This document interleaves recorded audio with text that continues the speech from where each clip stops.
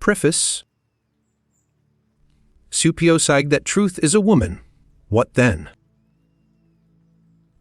Is there not ground for suspecting that all philosophers, in so far as they have been dogmatists, have failed to understand women, that the terrible seriousness and clumsy importunity with which they have usually paid their addresses to truth have been unskilled and unseemly methods for winning a woman?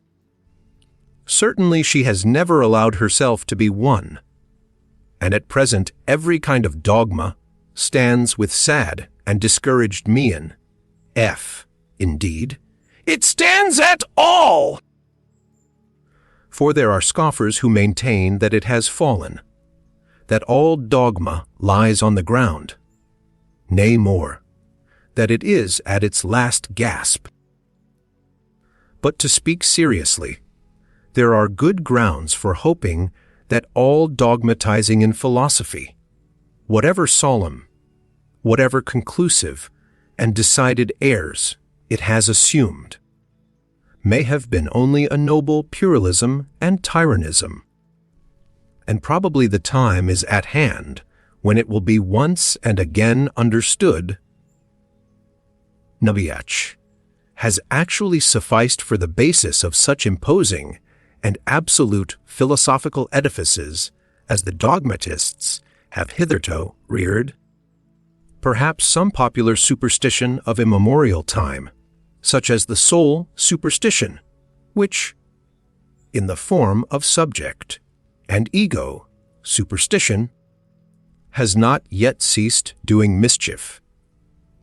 Perhaps some play upon words, a deception on the part of grammar, or an audacious generalization of very restricted, very personal, very human, all too human facts.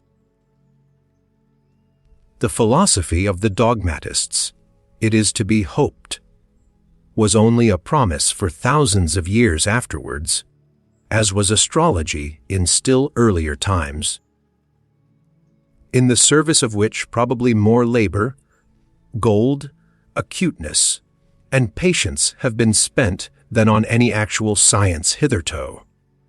We owe to it, and to its super-terrestrial pretensions in Asia and Egypt, the grand style of architecture.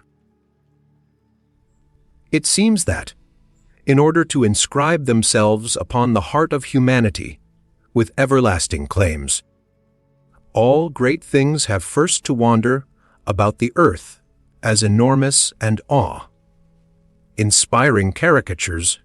Dogmatic philosophy has been a caricature of this kind. For instance, the Vedanta doctrine in Asia and Platonism in Europe. Let us not be ungrateful to it, although it must certainly be confessed that the worst, the most tiresome, and the most dangerous of errors hitherto has been a dogmatist error, namely, Plato's invention of pure spirit and the good in itself. But now, when it has been surmounted, when Europe, rid of this nightmare, can again draw breath freely, and at least enjoy a healthier sleep, the womomophostiut is wakifelonies itself are the heirs of all the strength which the struggle against this error has fostered. It amounted to the very inversion of truth, and the denial of the per spetive, the fundamental condition of life, to speak of spirit and the good as Plato spoke of them. Indeed, one might ask, as a physician, how did such a malady attack that finest product of antiquity, Plato? Had the wicked Socrates really corrupted him? Was Socrates, after all, a corrupter of youths, and deserved his hemlock? But the struggle against Plato, or, to speak plainer, and for the people, the struggle against the ecclesiastical oppression of millenniums of Christianity, for, cres, pitis, platonus mr, theople. Produced in Europe a magnificent tension of soul, such as had not existed anywhere previously. With such a tensely strained bow, one can now aim at the furthest goals.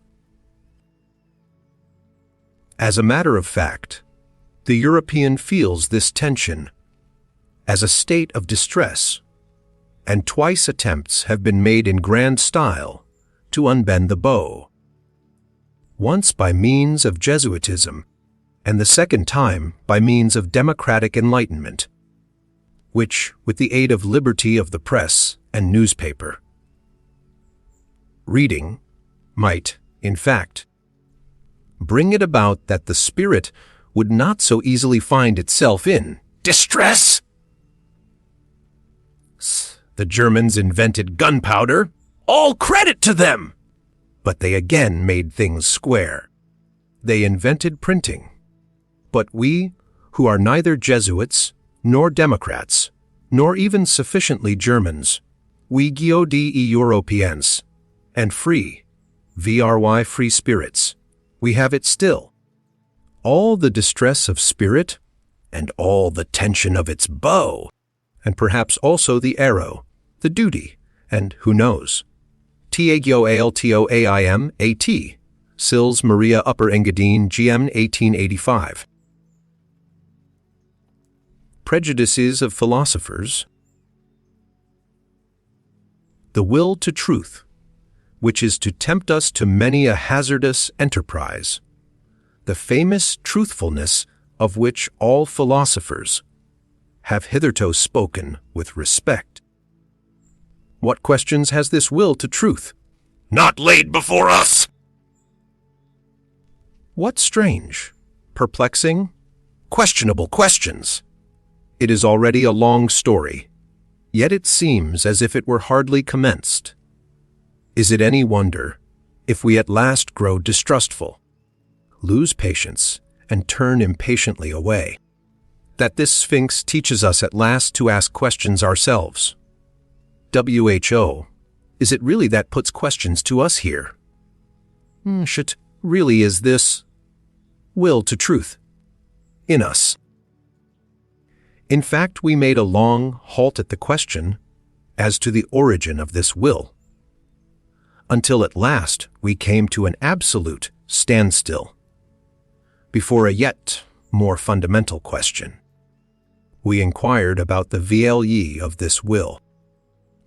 Granted that we want the truth, WHY-NO-T-RAT-HER untruth, and uncertainty, even ignorance. The problem of the value of truth presented itself before us. Or was it we who presented ourselves before the problem? Which of us is the Oedipus here? Which the Sphinx? It would seem to be a rendezvous of questions and notes of interrogation. And could it be believed that it at last seems to us as if the problem had never been propounded before, as if we were the first to discern it, get a sight of it, and rescere singi it? For there is risk in raising it. Perhaps there is no greater risk. O cold, anything originate out of its opposite. For example, truth out of error, or the will to truth out of the will to deception, or the generous deed out of selfishness, or the pure sun, bright vision of the wise man out of covetousness. Such genesis is impossible. Whoever dreams of it is a fool. Nay, worse than a fool, things of the highest value must have a different origin, an origin of THEIR own. In this transitory, seductive, illusory, paltry world, in this turmoil of delusion and cupidity, they cannot have their source, but rather in the lap of being, in the intransitory, in the concealed God, in the thing, in itself. The must be their source, and nowhere else. This mode of reasoning discloses the typical prejudice by which metaphysicians of all times can be recognized. This mode of valuation is at the back of all their logical procedure. Through this belief of theirs, they exert themselves for their knowledge, for something that is in the end solemnly christened the truth. The fundamental belief of metaphysicians is belif, INANTISS, OPH. It never occurred even to the wariest of them to doubt here on the very threshold.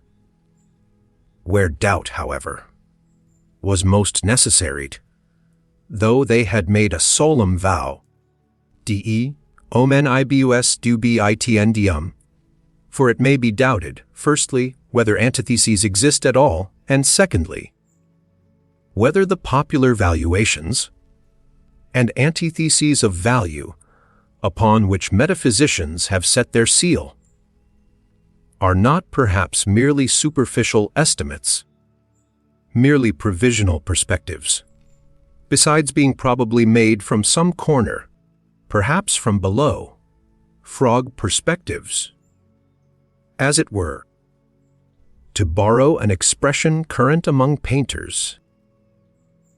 In spite of all the value which may belong to the true, the positive, and the unselfish, it might be possible that a higher and more fundamental value for life generally should be assigned to pretense, to the will to delusion, to selfishness, and cupidity. It might even be possible that W het constitutes the value of those good and respected things, consists precisely in their being insidiously related, knotted, and crocheted to these evil and apparently opposed things, perhaps even in being essentially identical with them. Perhaps! But who wishes to concern himself with such dangerous perhapses? For that investigation one must await the advent of a new order of philosophers, such as will have other tastes and inclinations, the reverse of those hitherto prevalent, philosophers of the dangerous, perhaps, in every sense of the term. And to speak in all seriousness, I see such new philosophers beginning to appear. Having kept a sharp eye on philosophers, and having read between their lines long enough, I now say to myself that the greater part of conscious thinking must be counted among the instinctive functions, and it is so even in the case of philosophical thinking. One has here to learn anew. Others Quan learned anew about heredity and innateness. As little as the act of birth comes into consideration in the whole process and procedure of heredity, just as little is being conscious. Opposite to the instinctive in any decisive sense. The greater part of the conscious thinking of a philosopher is secretly influenced by his instincts and forced into definite channels. And behind all logic and its seeming sovereignty of movement, there are valuations, or to speak more plainly, physiological demands. For the maintenance of a definite mode of life, for example, that the certain is worth more than the uncertain, that illusion is less valuable than truth. Such valuations, in spite of their regulative importance for us, might notwithstanding be only superficial valuations, special kinds of niaisery, such as may be necessary for the maintenance of beings such as ourselves. Supposing, in effect, that man is not just the measure of things. The falseness of an opinion is not for us any objection to it. It is here, perhaps, that our new language sounds most strangely. The question is, how far an opinion is life, furthering, life, preserving, species, preserving, perhaps species, rearing? And we are fundamentally inclined to maintain that the falsest opinions, to which the synthetic judgments a priori belong, are the most indispensable to us. That without a recognition of logical fictions, without a comparison of reality, with the purely imagined world of the absolute and immutable, without a constant counterfeiting of the world by means of numbers, man could not live. That the renunciation of false opinions would be a renunciation of life, a negation of life. Tio reichi ogimes, untruthasakioDIONOF, leaf, that is certainly to impugn the traditional ideas of value in a dangerous manner, and a philosophy which ventures to do so has thereby alone placed itself beyond good and evil. That which causes philosophers to be regarded half distrustfully and half mockingly is not the oft repeated discovery how innocent they are, how often and easily they make mistakes and lose their way, in short, how childish and childlike they are, but that there is not enough honest dealing with them, whereas they all raise a loud and virtuous outcry when the problem of truthfulness is even hinted at in the remotest manner. They all pose as though their real opinions had been discovered and attained through the self evolving of a cold, pure, divinely indifferent dialectic sacris, in contrast to all sorts of mystics who, fairer and foolisher, talk of inspiration, whereas, in fact, a prejudiced proposition, idea, or suggestion, which is generally their heart's desire, abstracted and refined, is defended by them with arguments sought out after the event. They are all advocates who do not wish to be regarded as such, generally astute defenders, also of their prejudices, which they dub truths. And vry far from having the conscience, which bravely admits this to itself, a very far from having the good taste of the courage, which goes so far as to let this be understood, perhaps to warn friend or foe, or in cheerful confidence and self-ridicule. The spectacle of the tartuffery of old Kant, equally stiff and decent, with which he entices us into the dialectic by ways that lead, more correctly mislead to his categorical imperative, makes us fastidious ones smile, we who find no small amusement in spying out the subtle tricks of old moralists and ethical preachers, or, still more so, the hocus-pocus in mathematical form, by means of which Spinoza has, as it were, clad his philosophy in mail and mask, in fact, the love of his wisdom, to translate the term fairly and squarely, in order thereby to strike terror at once into the heart of the assailant, who should dare to cast a glance on that invincible maiden, that Pallas Athene. How much of personal timidity and vulnerability does this masquerade of a sickly recluse betray? It has gradually become clear to me what every great philosophy up till now has consisted of, namely, the confession of its originator, and a species of involuntary and unconscious autobiography, and moreover that the moral or immoral purpose in every philosophy has constituted the true vital germ out of which the entire plant has always grown. Indeed, to understand how the abstrusest metaphysical assertions of a philosopher have been arrived at, it is always well and wise to first ask oneself, what morality do they or does he aim at? Accordingly, I do not believe that an impulse to knowledge is the father of philosophy, but that another impulse, here as elsewhere, has only made use of knowledge, and mistaken knowledge, as an instrument.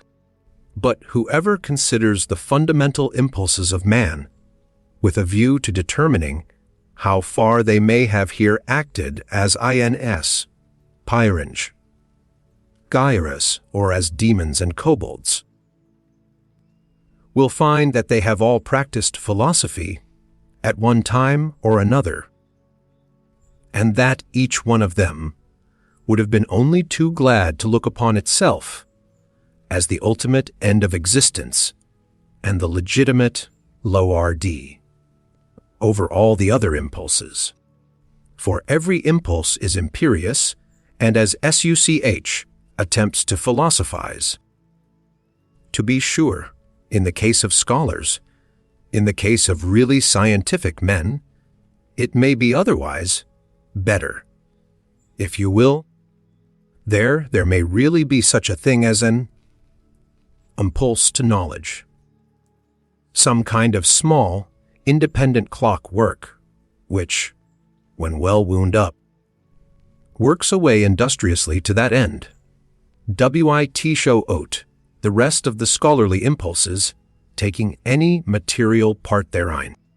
The actual interests of the scholar, therefore, are generally in quite another direction, in the family, perhaps, or in money, making, or in politics. It is, in fact, almost indifferent at what point of research his little machine is placed, and whether the hopeful young worker becomes a good philologist, a mushroom specialist, or a chemist. He is not rastaracity by becoming this or that. In the philosopher, on the contrary, there is absolutely nothing impersonal, and above all, his morality furnishes a decided and decisive testimony as to whoheis. That is to say, in what order the deepest impulses of his nature stand to each other. How malicious philosophers can be! I know of nothing more stinging than the joke Epicurus took the liberty of making on Plato and the Platonists.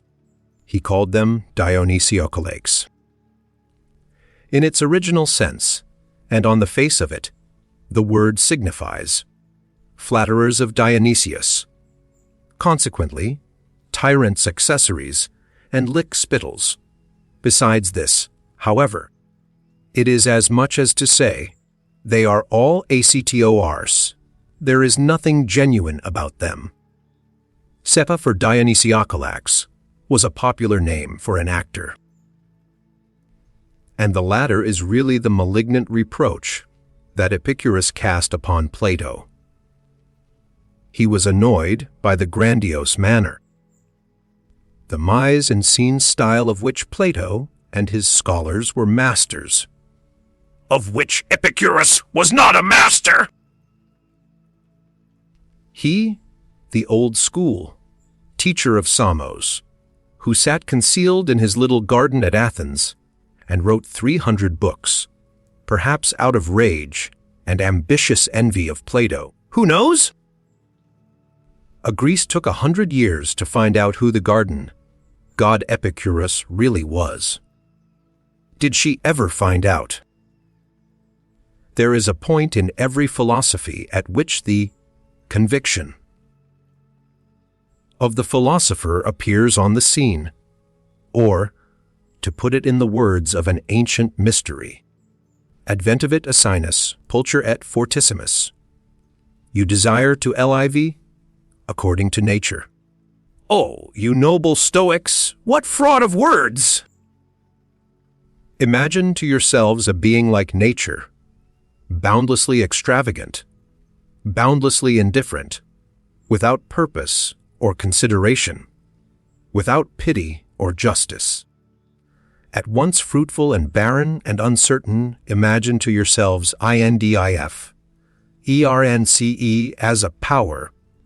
How QLD you live in accordance with such indifference. To live, is not that just endeavoring to be otherwise than this nature? Is not living valuing, preferring, being unjust, being limited, endeavoring to be different? And granted that your imperative, living according to nature, means actually the same as living according to life, how could you do differently? Why should you make a principle out of what you yourselves are and must be? In reality, however, it is quite otherwise with you.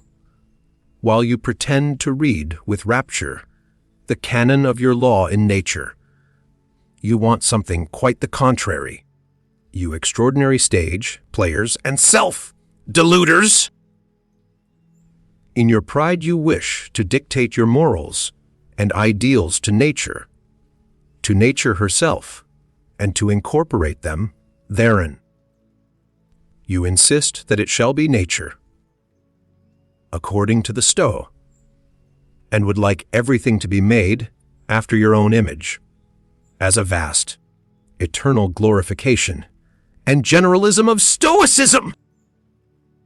With all your love for truth, you have forced yourselves so long, so persistently, and with such hypnotic rigidity to see nature fail CLY, that is to say, stoically, that you are no longer able to see it otherwise, and to crown all, some unfathomable superciliousness gives you the bedlamite hope that BEKSE, you are able to tyrannize over yourselves. Stoicism is self-tyranny. Nature will also allow herself to be tyrannized over. Is not the Stoic a part of nature? But this is an old and everlasting story. What happened in old times with the Stoics still happens today. As soon as ever a philosophy begins to believe in itself, it always creates the world in its own image. It cannot do otherwise. Philosophy is this tyrannical impulse itself, the most spiritual will to power, the will to creation of the world, the will to the causa prima. The eagerness and subtlety, I should even say craftiness, with which the problem of the real and the apparent world is dealt with at present throughout Europe, furnishes food for thought and attention, and he who hears only a will to truth in the background and nothing else cannot certainly boast of the sharpest ears. In rare and isolated cases, it may really have happened that such a will to truth, a certain extravagant and adventurous pluck, a metaphysician's ambition of the forlorn hope, has participated therein. That which in the end always prefers a handful of certainty to a whole cartload of beautiful possibilities. There may even be puritanical fanatics of conscience who prefer to put their last trust in a sure nothing rather than in an uncertain something. But that is nihilism, and the sign of a despairing, mortally wearied soul, notwithstanding the courageous bearing, such a virtue may display.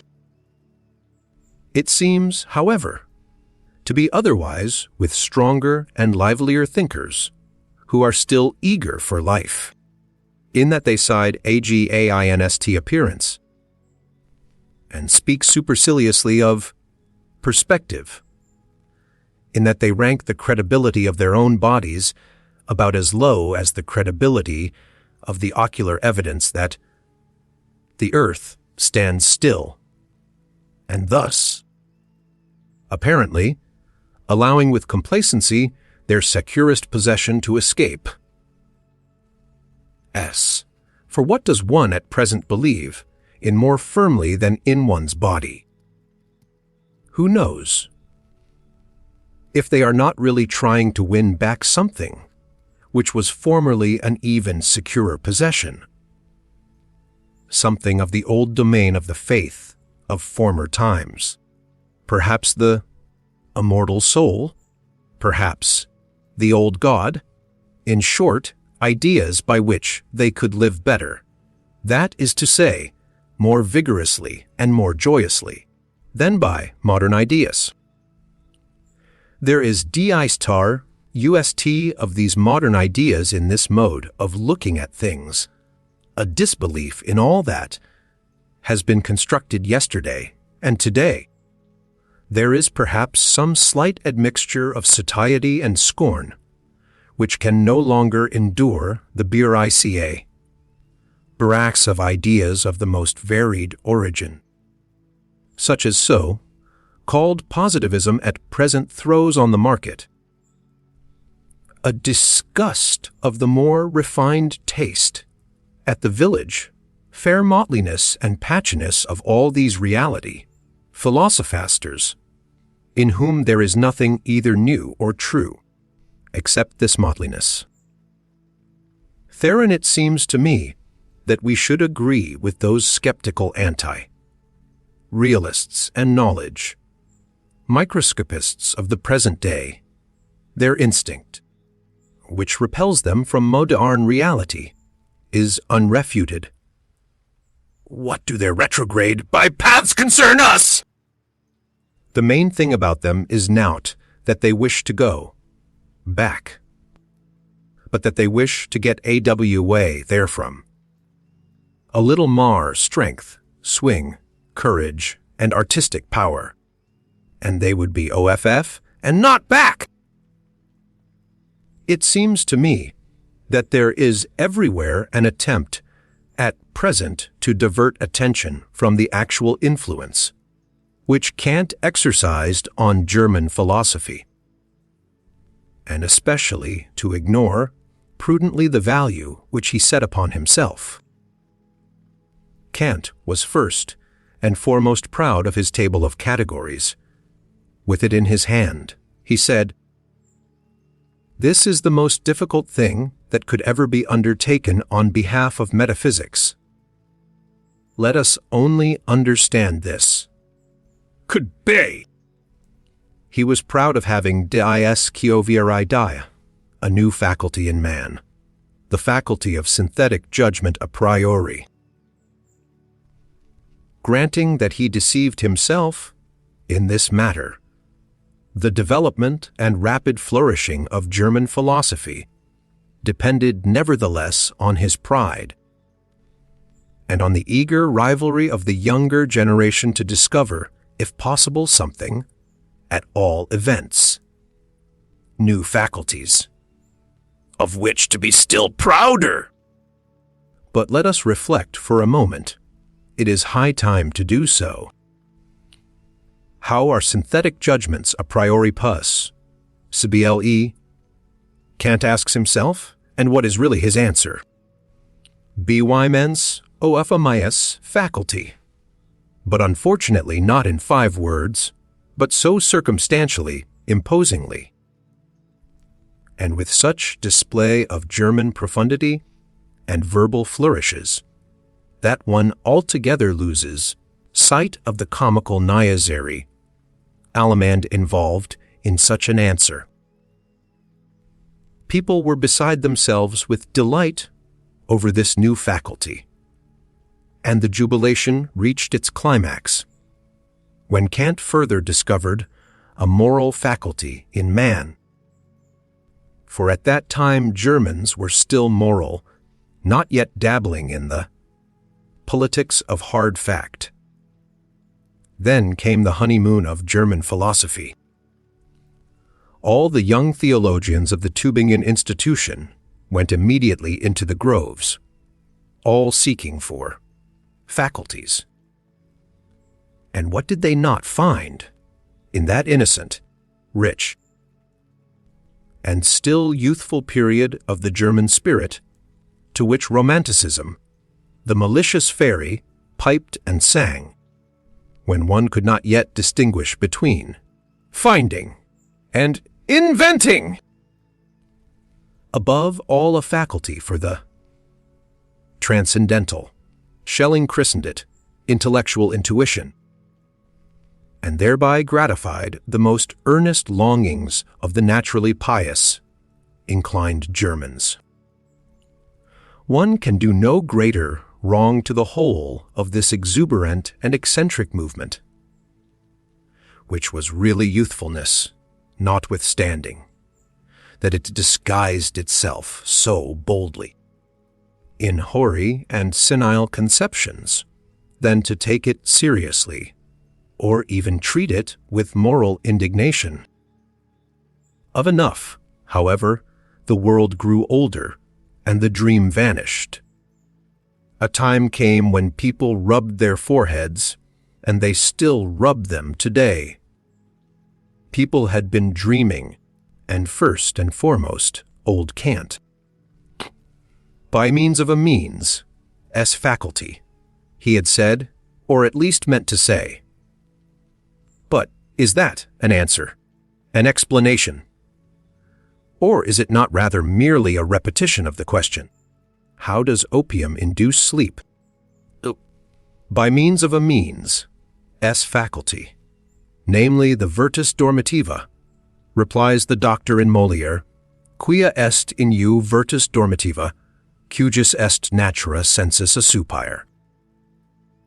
But such replies belong to the realm of comedy, and it is high time to replace the Kantian question, how are synthetic judgments a priori possible, by another question, why is belief in such judgments necessary? In effect, it is high time that we should understand that such judgments must be believed to be true, for the sake of the preservation of creatures like ourselves, though they still might naturally be false judgments. Or, more plainly spoken, and roughly and readily, synthetic judgments a priori should not be possible. At all, we have no right to them. In our mouths they are nothing but false judgments. Only, of course, the belief in their truth is necessary, as plausible belief and ocular evidence, belonging to the perspective view of life. And finally, to call to mind the enormous influence which German philosophy, I hope you understand its right to inverted commas, goose feet, has exercised throughout the whole of Europe. There is no doubt that a certain VRTUS, Daf Ormi Tiva, had a share in it, thanks to German philosophy.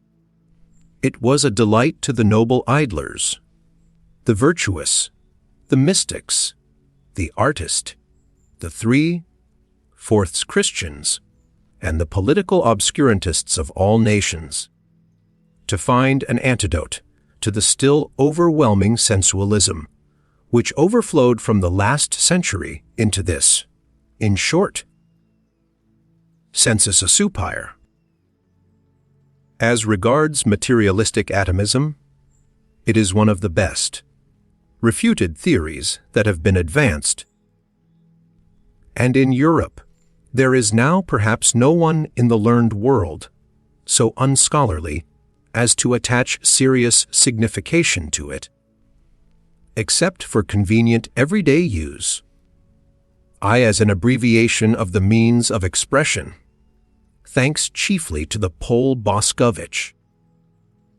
He and the Pole Copernicus have hitherto been the greatest and most successful opponents of ocular evidence.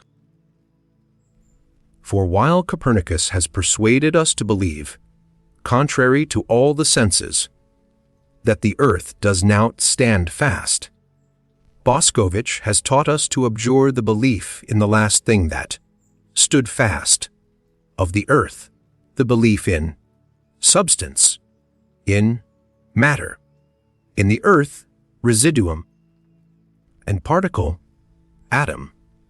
It is the greatest triumph over the senses that has hitherto been gained on earth. One must, however, go still further and also declare war, relentless war to the knife, against the atomistic requirements, which still lead a dangerous after life in places where no one suspects them, like the more celebrated metaphysical requirements. One must also above all give the finishing stroke to that other and more portentous atomism, which Christianity has taught best and longest, the soul atomism.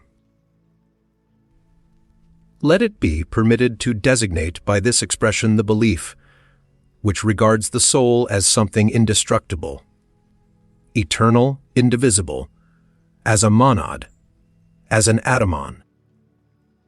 This belief ought to be expelled from science!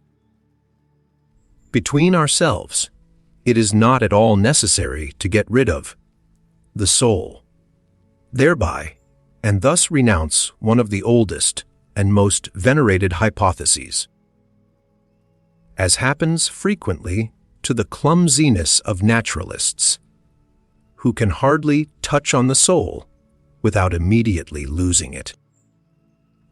But the way is open for new acceptations and refinements of the soul, hypothesis, and such conceptions as mortal soul and soul of subjective multiplicity and soul as social structure of the instincts and passions want henceforth to have legitimate rights in science. In that the NEW psychologist is about to put an end to the superstitions which have hitherto flourished with almost tropical luxuriance around the idea of the soul. Of he is really, as it were, thrusting himself into a new desert and a new distrust. It is possible that the older psychologists had a merrier and more comfortable time of it. Eventually, however, he finds that precisely thereby he is also condemned to INVMT, and, who knows, perhaps to Descovr the new. Psychologists should bethink themselves before putting down the instinct of self-preservation as the cardinal instinct of an organic being. A living thing seeks above all to disharg its strength. Life itself is wubuil to poor. Self-preservation is only one of the indirect and most frequent raiseltets thereof. In short, here, as everywhere else, let us beware of superfluous teleological principles, one of which is the instinct of self-preservation. We owe it to Spinoza's inconsistency. It is thus, in effect, that method ordains, which must be essentially economy of principles. It is perhaps just dawning on 5 or 6 minds that natural philosophy is only a world exposition and world arrangement. See, according to us, if I may say so, and not a world explanation. But in so far as it is based on belief in the senses, it is regarded as more. Other for a long time to come must be regarded as more, namely, as an explanation. It has eyes and fingers of its own. It has ocular evidence and palpableness of its own. This operates fascinatingly, persuasively. And Qiovncngl, why upon an age with fundamentally plebeian tastes? In fact, it follows instinctively the canon of truth of eternal popular sensualism. What is clear? What is explained? Only that which can be seen and felt. One must pursue every problem thus far. Obversely, however, the charm of the Platonic mode of thought, which was an aristocratic mode, consisted precisely in rasistancie, to obvious sense, evidence.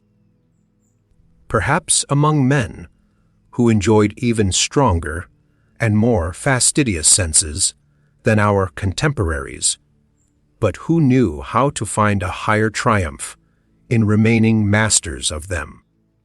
And this by means of pale, cold, gray conceptual networks which they threw over the motley whirl of the senses.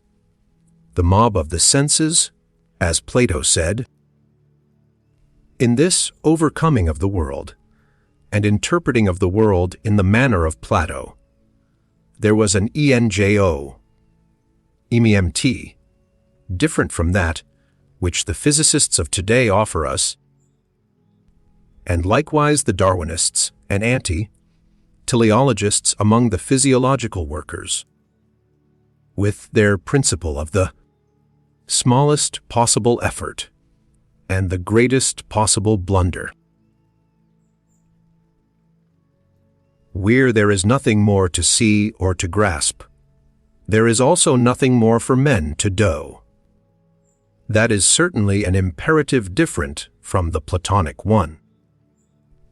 But it may notwithstanding be the right imperative for a hardy, laborious race of machinists and bridge builders of the future, who have nothing but ROUGH work to perform.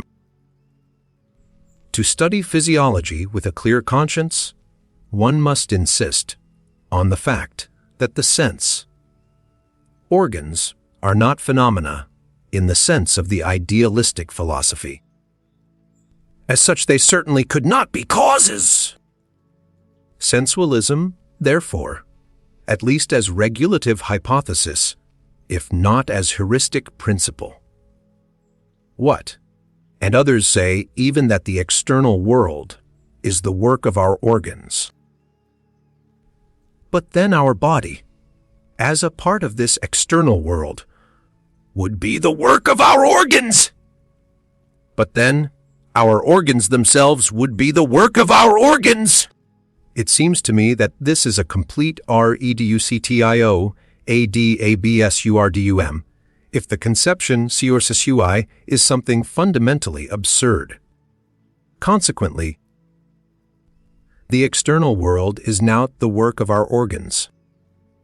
There are still harmless observers who believe that there are immediate certainties. For instance, I think, or as the superstition of Schopenhauer puts it, I will. As though cognition here got hold of its object purely and simply as the thing in itself, without any falsification taking place either on the part of the subject or the object. I would repeat it, however, 100 times, that immediate certainty, as well as absolute knowledge, and the thing in itself, involve axion trdictio ine djesto. We really ought to free ourselves from the misleading significance of words. The people on their part may think that cognition is knowing all about things. But the philosopher must say to himself, when I analyze the process that is expressed in the sentence, I think I find a whole series of daring assertions, the argumentative proof of which would be difficult. perhaps impossible, for instance. That it is I who think, that there must necessarily be something that thinks. That thinking is an activity and operation on the part of a being who is thought of as a cause, that there is an ego, and finally, that it is already determined what is to be designated by thinking, that I can bois what thinking is. For if I had not already decided within myself what it is, by what standard could I determine whether that which is just happening is not perhaps willing or feeling? In short, the assertion, I think, assumes that I compare my state at the present moment with other states of myself which I know, in order to determine what it is. On account of this retrospective connection with further knowledge, it has, at any rate, no immediate certainty for me. In place of the immediate certainty in which the people may believe in the special case, the philosopher thus finds a series of metaphysical questions presented to him, veritable conscience questions of the intellect, to wit, whence did I get the notion of thinking? Why do I believe in cause and effect? What gives me the right to speak of an ego, and even of an ego, as cause? And finally of an ego as cause of thought? He who ventures to answer these metaphysical questions at once by an appeal to a sort of intuitive perception, like the person who says, I think and know that this, at least, is true, actual, and certain, will encounter a smile and two notes of interrogation in a philosopher nowadays. Sir, the philosopher will perhaps give him to understand, it is improbable that you are not mistaken. But why should it be the truth? With regard to the superstitions of logicians, I shall never tire of emphasizing a small, terse fact which is unwillingly recognized by these credulous minds, namely, that a thought comes when it wishes, and not when I wish, so that it is a prvr scion of the facts of the case to say that the subject, I, is the condition of the predicate, think. Owen thinks, but that this Owen is precisely the famous old ego, is, to put it mildly, only a supposition, an assertion, and assuredly not an immediate certainty. After all, one has even gone too far with this. One thinks. Even the Owen contains an inter pation of the process, and does not belong to the process itself.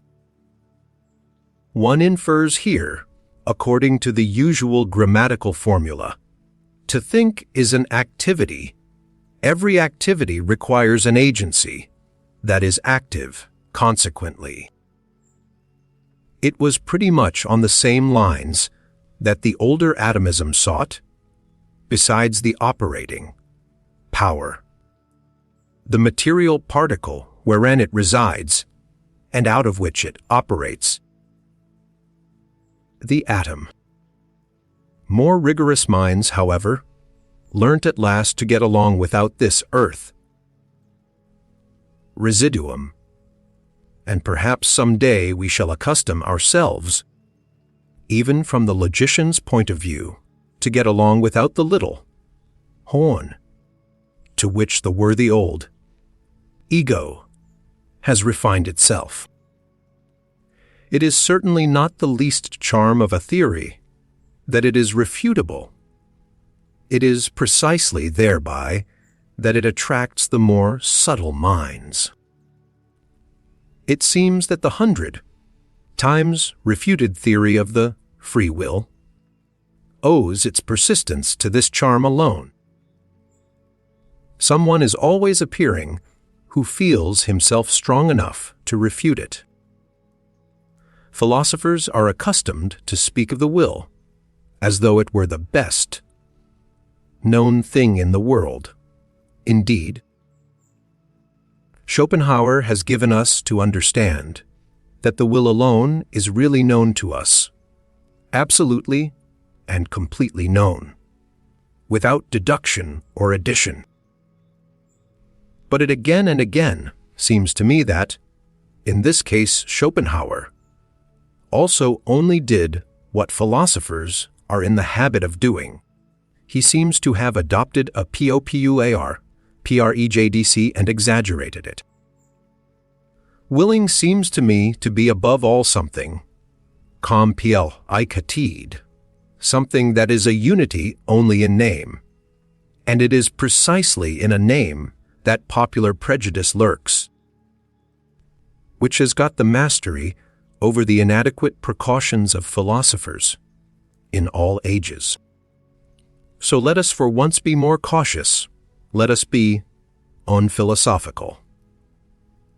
Let us say that in all willing there is firstly a plurality of sensations, namely, the sensation of the condition, awoafram bush we go, the sensation of the condition, towards bumhih we go, the sensation of this, Fram, and towards itself, and then besides, an accompanying muscular sensation, which, even without our putting in motion arms and legs, commences its action by force of habit, directly we will anything. Therefore, just as sensations, eps, and indeed many kinds of sensations, are to be recognized as ingredients of the will, so, in the second place, thinking is also to be recognized. In every act of the will there is a ruling thought, and let us not imagine it possible to sever this thought from the willing, as if the will would then remain over. In the third place, the will is not only a complex of sensation and thinking, but it is above all an emotion, and in fact the emotion of the command. That which is termed freedom of the will is essentially the emotion of supremacy in respect to him who must obey. I am free, must obey. This consciousness is inherent in every will, and equally so the straining of the attention, the straight look which fixes itself exclusively on one thing, the unconditional judgment that this and nothing else is necessary now, the inward certainty that obedience will be rendered, and whatever else pertains to the position of the commander. A man who guiles commands something within himself which renders obedience, or which he believes renders obedience. But now let us notice what is the strangest thing about the will, this affair so extremely complex, for which the people have only one name.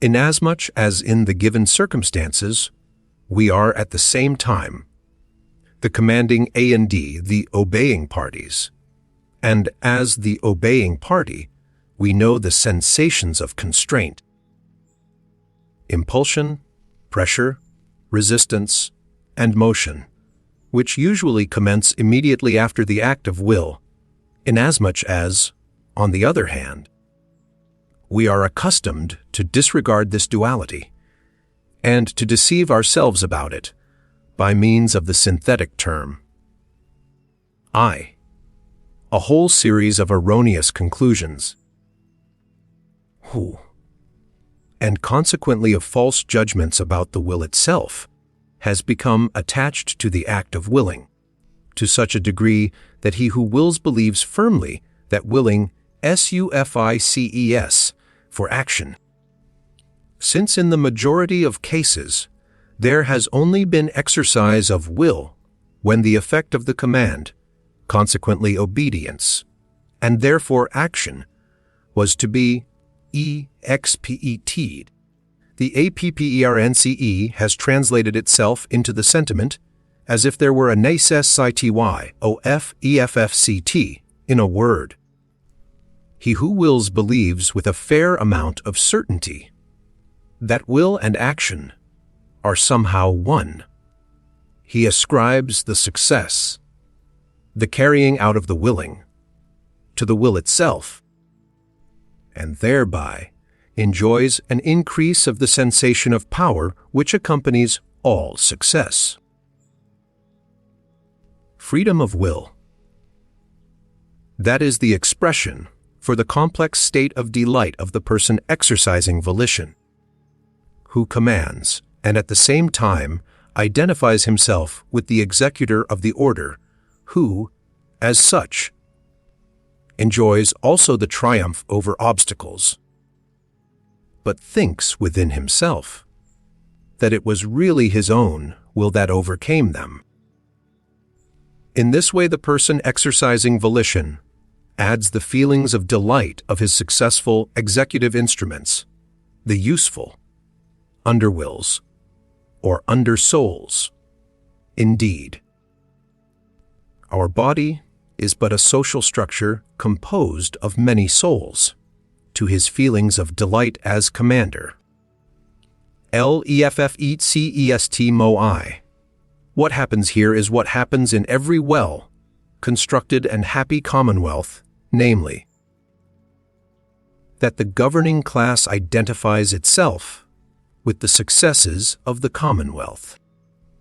In all willing, it is absolutely a question of commanding and obeying, on the basis, as already said, of a social structure composed of many souls, on which account a philosopher should claim the right to include willing as such within the sphere of morals, regarded as the doctrine of the relations of supremacy, under which the phenomenon of life manifests itself.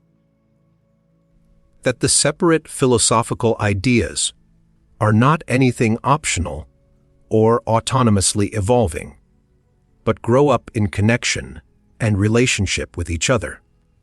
That, however, suddenly and arbitrarily, they seem to appear in the history of thought.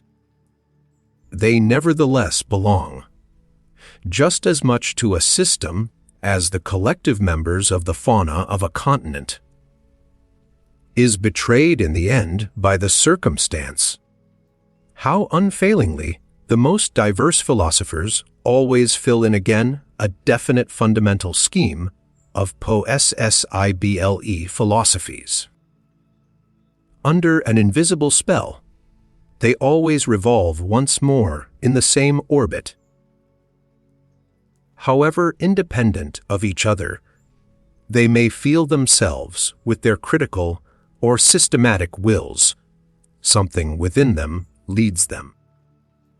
Something impels them in definite order, the one after the other, to wit, the innate methodology and relationship of their ideas. Their thinking is, in fact, far less a discovery than a recognizing, a remembering, a return and a home, coming to a far-off, ancient common, household of the soul, out of which those ideas formerly grew philosophizing, is so far a kind of atavism of the highest order. The wonderful family resemblance of all Indian, Greek, and German philosophizing is easily enough explained. In fact, where there is affinity of language owing to the common philosophy of grammar, owing to the unconscious domination and guidance of similar grammatical functions, it cannot but be that everything is prepared at the outset for a similar development and succession of philosophical systems, just as the way seems barred against certain other possibilities of world interpretation. It is highly probable that philosophers within the domain of the Ural Altaic languages, where the conception of the subject is least developed, look otherwise into the world, and will be found on paths of thought different from those of the Indo, Germans and Mussulmans. The spell of certain grammatical functions is ultimately also the spell of PHY, SIOL, OGICAL valuations and racial conditions. So much by way of rejecting Locke's superficiality with regard to the origin of ideas. The quia usus sui is the best self contradiction that has yet been conceived. It is a sort of logical violation and unnaturalness.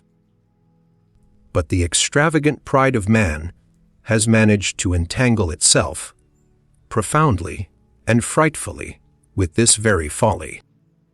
The desire for freedom of will in the superlative, metaphysical sense, such as still holds sway, unfortunately, in the minds of the half-educated, of the desire to bear the entire and ultimate responsibility for one's actions oneself, and to absolve God, the world, ancestors, chance, and society therefrom, involves nothing less than to be precisely this, cia usa sui, and, with more than Munchausen daring, to pull oneself up into existence by the hair, out of the slough of nothingness.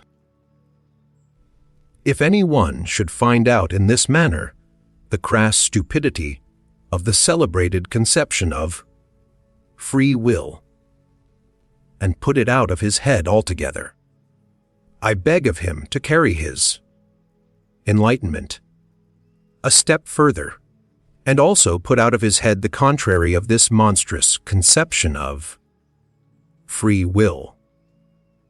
I mean non-free will, which is tantamount to a misuse of cause and effect. One should not wrongly materialis, cause, and effect, as the natural philosophers do and whoever like them naturalize in thinking at present, according to the prevailing mechanical doltishness which makes the cause press and push until it affects its end. One should use cause and effect only as pure conceptions, that is to say, as conventional fictions for the purpose of designation and mutual understanding, not for explanation. In being, in itself, there is nothing of casual connection, of necessity, or of psychological non-freedom. There the effect does not follow the cause, there law does not obtain. It is we alone who have devised cause, sequence, reciprocity, relativity, constraint, number, law, freedom, motive, and purpose.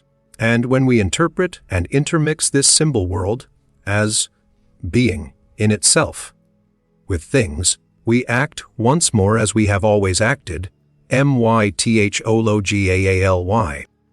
The non-free will is mythology. In real life, it is only a question of strng and LEAK wills. It is almost always a symptom of what is lacking in himself.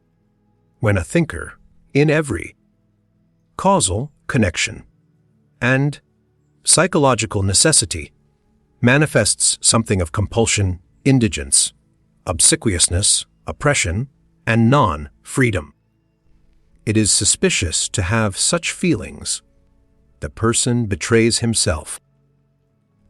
And, in general, if I have observed correctly, the non-freedom of the will is regarded as a problem from two entirely opposite standpoints. but always in a profoundly personnel manner. Some will not give up their responsibility. Their belief in THEMSLVS, the personal right to THEIR merits. At any price, the vain races belong to this class. Others, on the contrary, do not wish to be answerable for anything or blamed for anything, and owing to an inward self-contempt, seek to jeet o ut of the business, no matter how. The latter, when they write books, are in the habit, at present, of taking the side of criminals. A sort of socialistic sympathy is their favorite disguise. And as a matter of fact, the fatalism of the weak-willed embellishes itself surprisingly when it can pose as La religion de la souffrance humaine. That is its good taste. Let me be pardoned, as an old philologist who cannot desist from the mischief of putting his finger on bad modes of interpretation, but nature's conformity to law, of which you physicists talk so proudly, as though, why? It exists only owing to your interpretation and bad philology.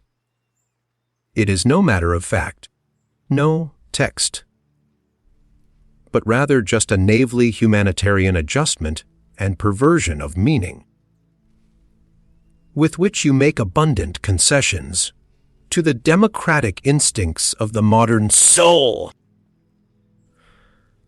Everywhere equality before the law, nature is not different in that respect, nor better than we. A fine instance of secret motive, in which the vulgar antagonism to everything privileged and autocratic, likewise a second and more refined atheism, is once more disguised. Ni Dieu, ni Mater. That also is what you want, and therefore, cheers for natural law! Is it not so?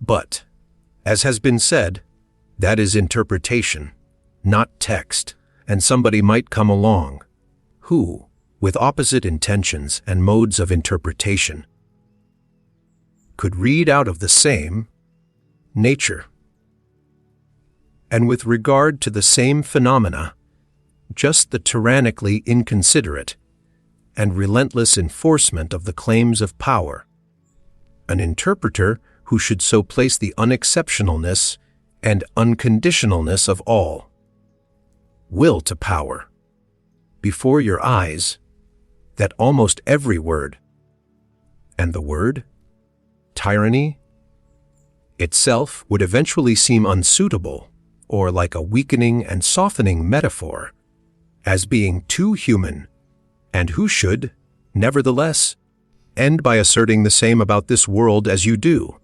namely, that it has a necessary and calculable course, not, however, because laws obtain in it, but because they are absolutely laking, and every power affects its ultimate consequences every moment.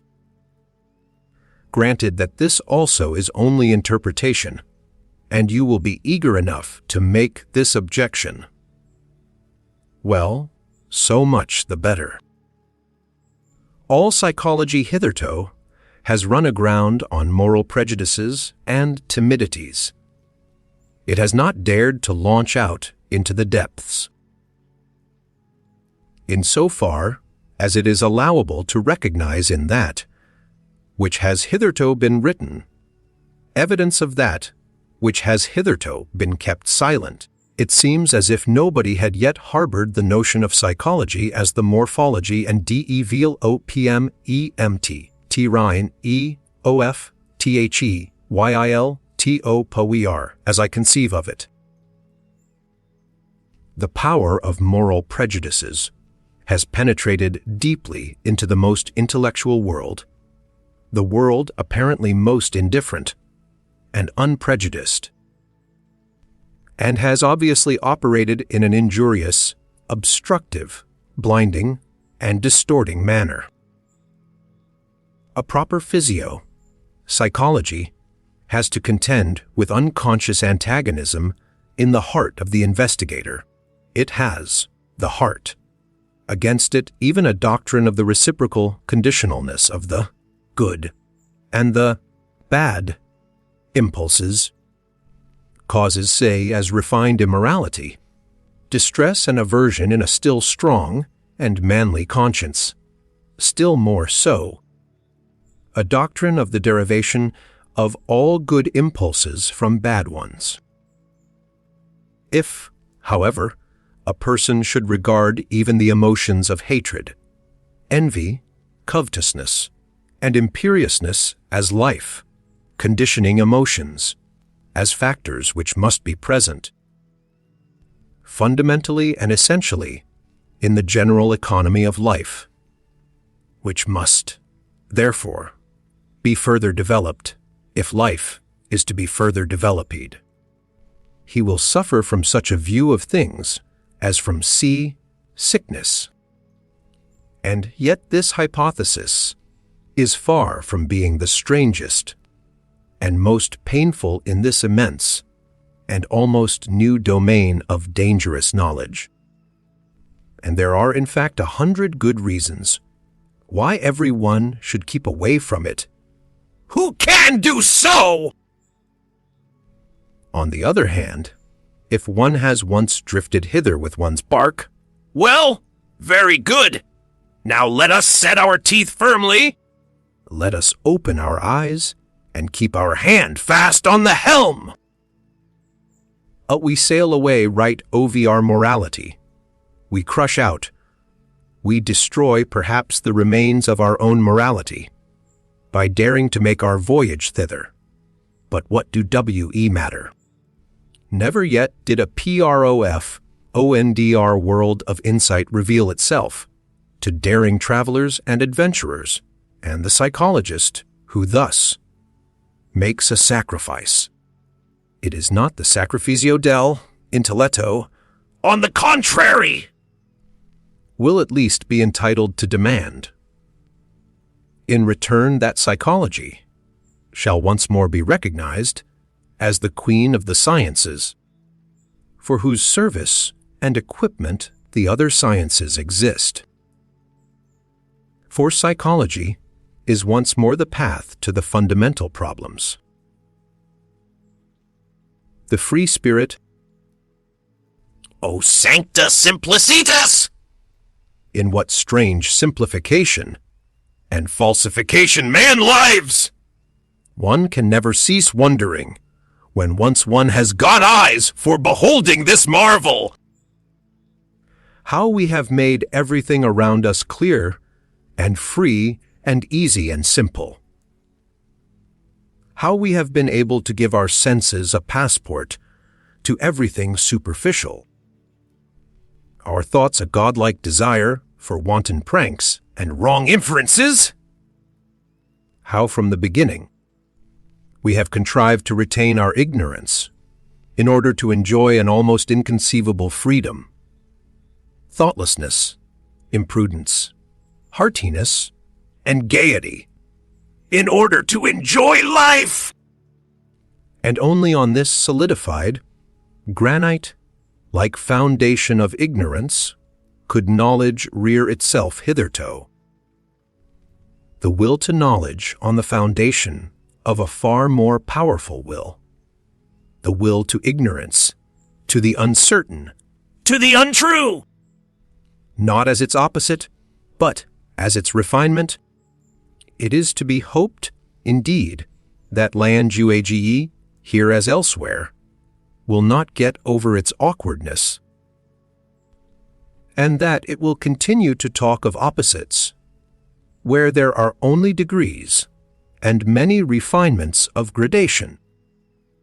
But it is equally to be hoped that the incarnated tartuffery of morals, which now belongs to our unconquerable flesh and blood, will turn the words round in the mouths of us discerning ones, Here and there we understand it, and laugh at the way in which precisely the best knowledge seeks most to retain us in this CMPL, IFIED, thoroughly artificial, suitably imagined, and suitably falsified world, at the way in which, whether it will or not, it loves error, because, as living itself, it loves life.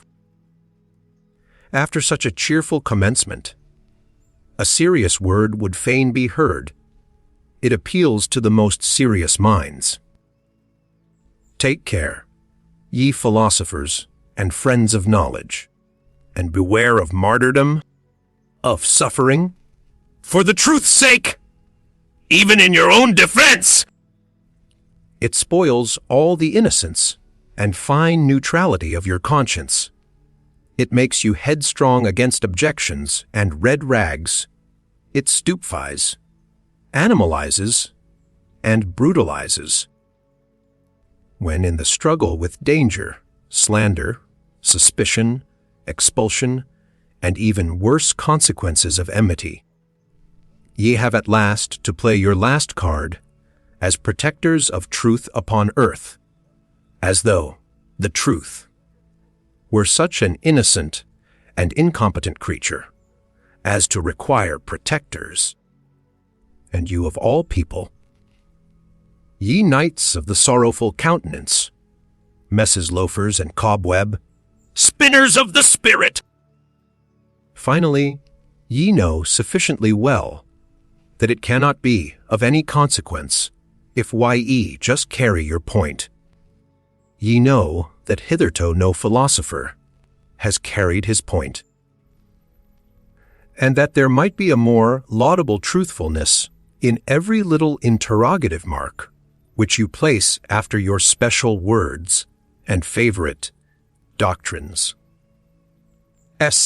and occasionally after yourselves, than in all the solemn pantomime and trumping games before accusers and law, courts. Rather go out of the way! Flee into concealment! And have your masks and your roses, that ye may be mistaken for what you are, or somewhat feared. And pray, don't forget the garden with golden trellis, work. And have people around you who are as a garden, or as music, on the waters at eventide, when already the day becomes a memory. Choose the Guiot solitude, the free, wanton, lightsome solitude, which also gives you the right still to remain good, in any sense whatsoever. How poisonous, how crafty, how bad does every long war make one, which cannot be waged openly by means of force? How personnel does a long fear make one, a long watching of enemies, of possible enemies? These pariahs of society, these long pursued, badly, persecuted ones, also the compulsory recluses, the Spinozas or Giordano Brunos, always become in the end. Even under the most intellectual masquerade, and perhaps without being themselves aware of it, refined vengeance, seekers and poison, brewers, just lay bare the foundation of Spinoza's ethics and theology, not to speak of the stupidity of moral indignation, which is the unfailing sign in a philosopher that the sense of philosophical humor has left him. The martyrdom of the philosopher, his sacrifice for the sake of truth, forces into the light whatever of the agitator and actor lurks in him. And if one has hitherto contemplated him only with artistic curiosity, with regard to many a philosopher, it is easy to understand the dangerous desire to see him also in his deterioration empts, deteriorated into a martyr, into a stage, and tribune baller. Only, that it is necessary with such a desire to be clear chat spectacle. One will see in any case merely a satiric play, merely an epilogue farce, merely the continued proof that the long, real tragedy, isatnend, supposing that every philosophy has been a long tragedy in its origin. Every select man strives, instinctively, for a citadel and a privacy, where he is free from the crowd, the many, the majority, where he may forget men who are the rule, as their exception, exclusive only of the case, in which he is pushed straight to such men by a still stronger instinct, as a discerner in the great and exceptional sense. Whoever, in intercourse with men, does not occasionally glisten in all the green and gray colors of distress, owing to disgust, satiety, sympathy, gloominess, and solitariness, is assuredly not a man of elevated tastes, supposing, however, that he does not voluntarily take all this burden and disgust upon himself, that he persistently avoids it, and remains, as I said, quietly and proudly hidden in his citadel. One thing is then certain: he was not made, he was not predestined for knowledge. For as such, he would one day have to say to himself, "The devil take my good taste!" But the rule is more interesting than the exception, than myself, the exception. And he would go DOBUN, and above all, he would go inside. The long and serious study of the avirage man, and consequently much disguise, self-overcoming, familiarity, and bad intercourse. All intercourse is bad intercourse, except with one's equals. That constitutes a necessary part of the life, history of every philosopher. Perhaps the most disagreeable, odious, and disappointing part. If he is fortunate, however, as a favorite child of knowledge should be, he will meet with suitable auxiliaries who will shorten and lighten his task.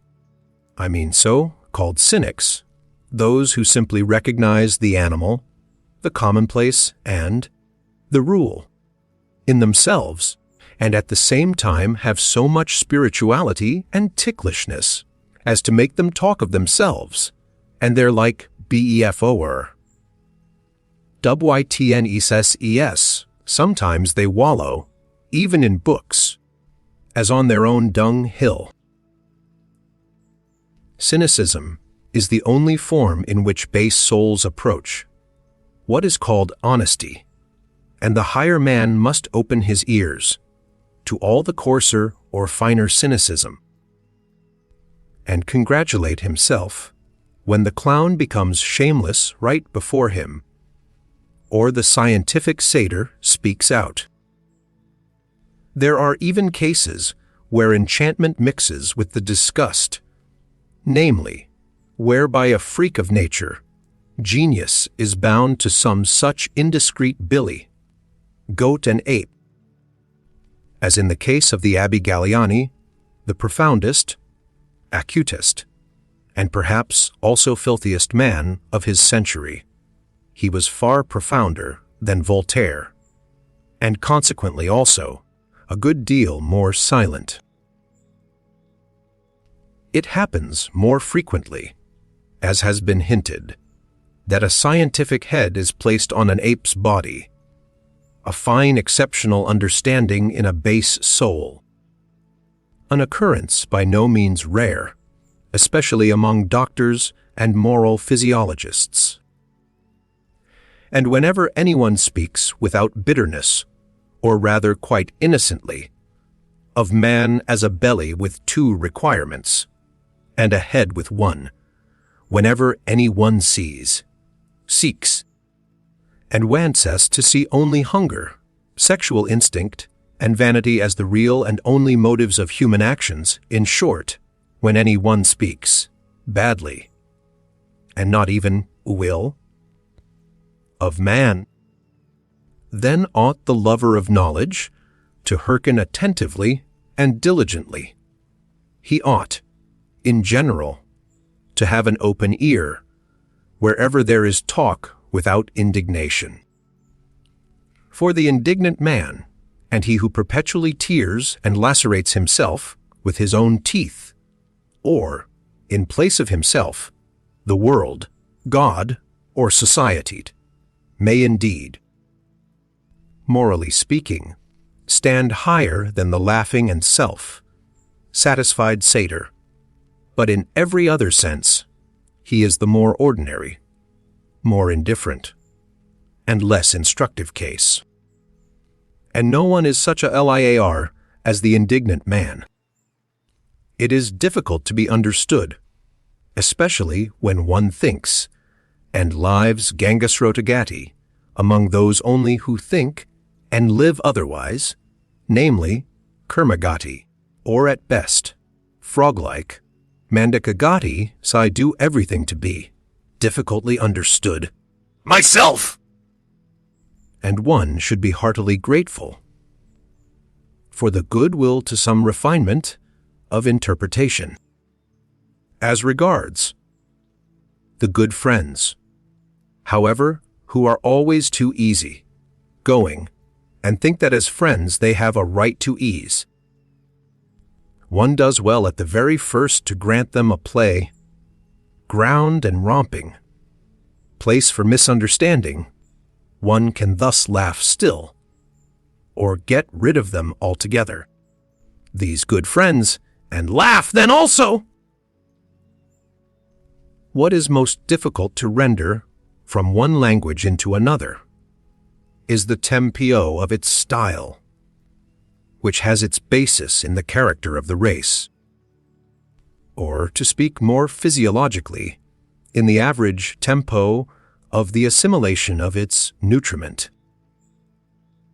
There are honestly meant translations, which, as involuntary vulgarizations, are almost falsifications of the original, merely because its lively and merry tempo, which overleaps and obviates all dangers in word and expression, could not also be rendered. A German is almost incapacitated for piaresto in his language, consequently also, as may be reasonably inferred, for many of the most delightful and daring nuances of free-spirited thought.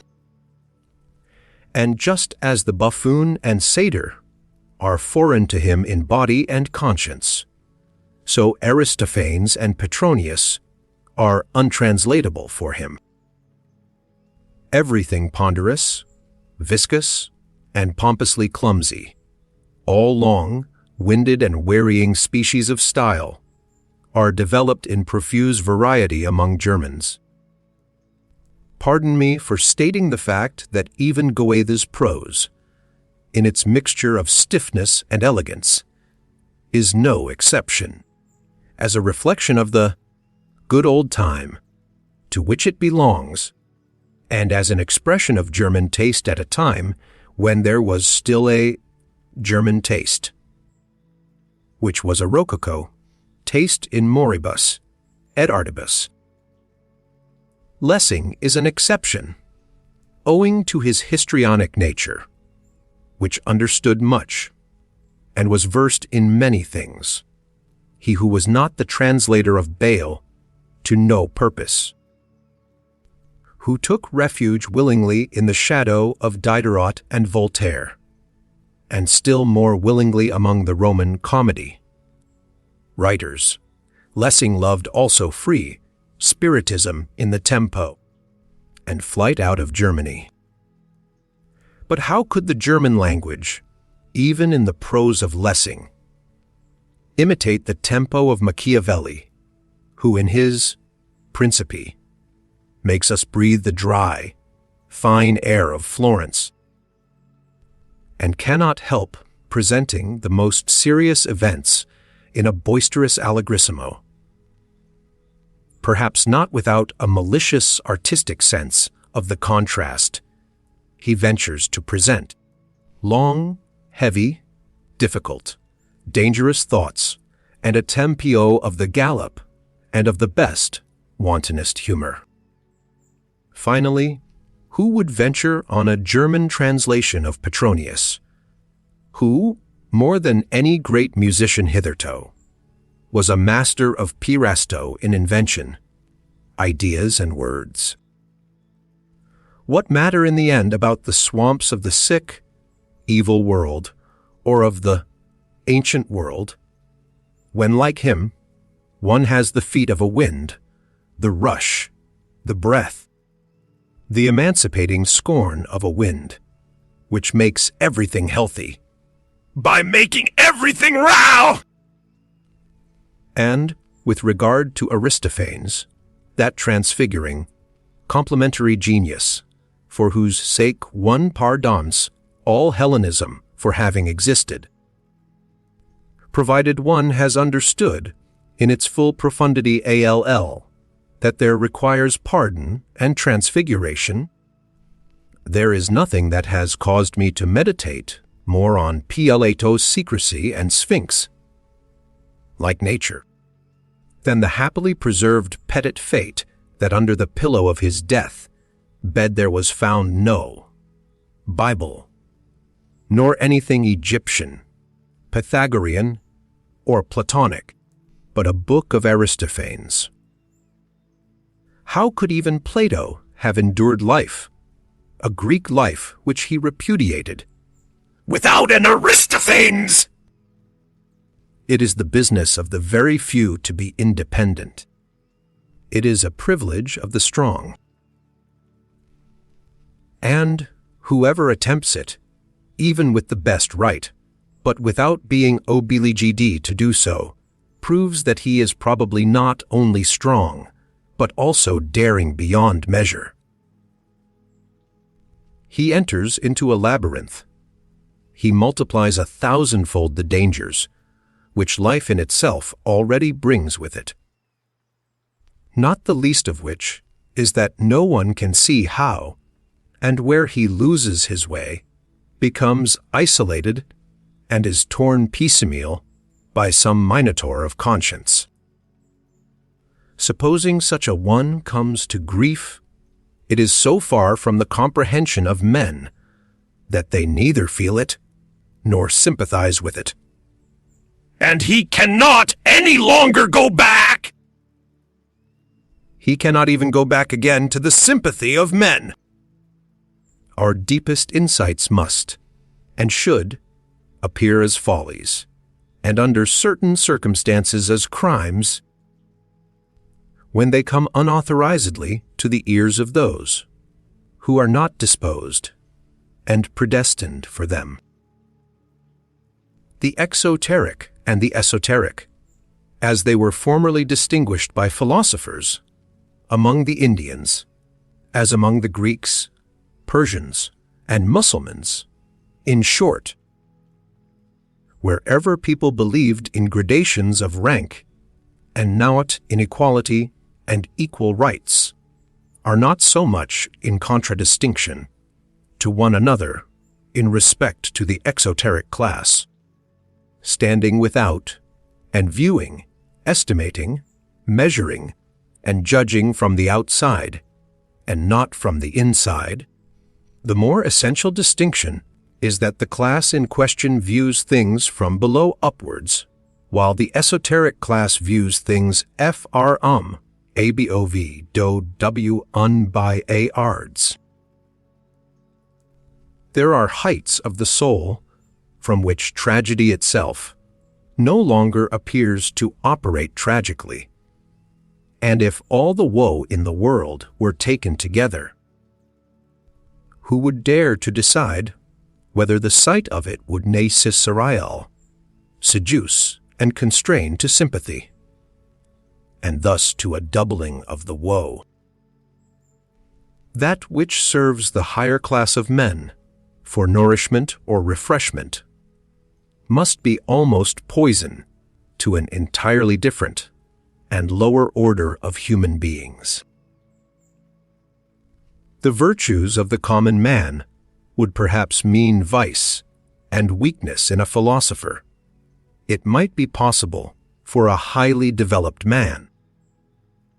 Supposing him to degenerate and go to ruin, to acquire qualities thereby alone, for the sake of which he would have to be honored as a saint in the lower world, into which he had sunk. There are books which have an inverse value for the soul, and the health according as the inferior soul, and the lower vitality, or the higher and more powerful, make use of them. In the former case, they are dangerous, disturbing, unsettling books. In the latter case, they are herald, calls which summon the bravest to their bravery.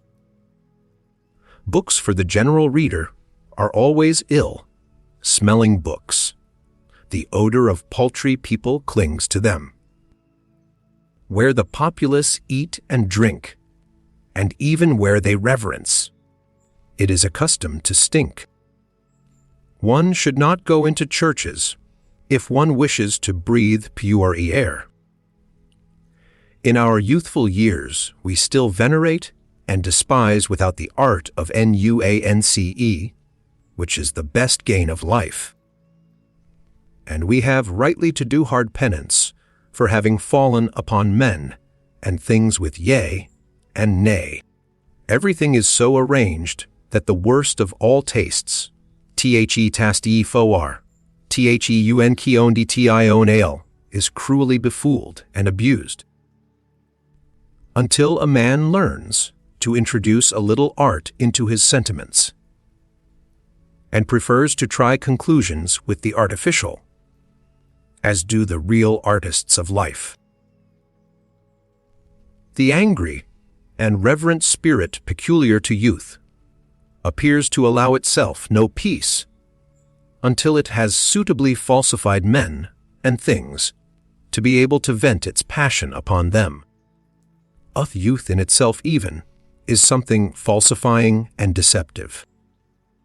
Later on, when the young soul, tortured by continual disillusions, finally turns suspiciously against itself, still ardent and savage, even in its suspicion and remorse of conscience, how it upbraids itself, how impatiently it tears itself, how it revenges itself for its long self, blinding, as though it had been a voluntary blindness. In this transition one punishes oneself by distrust of one's sentiments. One tortures one's enthusiasm with doubt. One feels even the good conscience to be a danger, as if it were the self-concealment and lassitude of a more refined uprightness, and above all, one espouses upon principle the cause, a gainst, youth. A decade later, and one comprehends that all this was also still youth. Throughout the longest period of human history, one calls it the prehistoric period. The value or non-value of an action was inferred from its cause ences.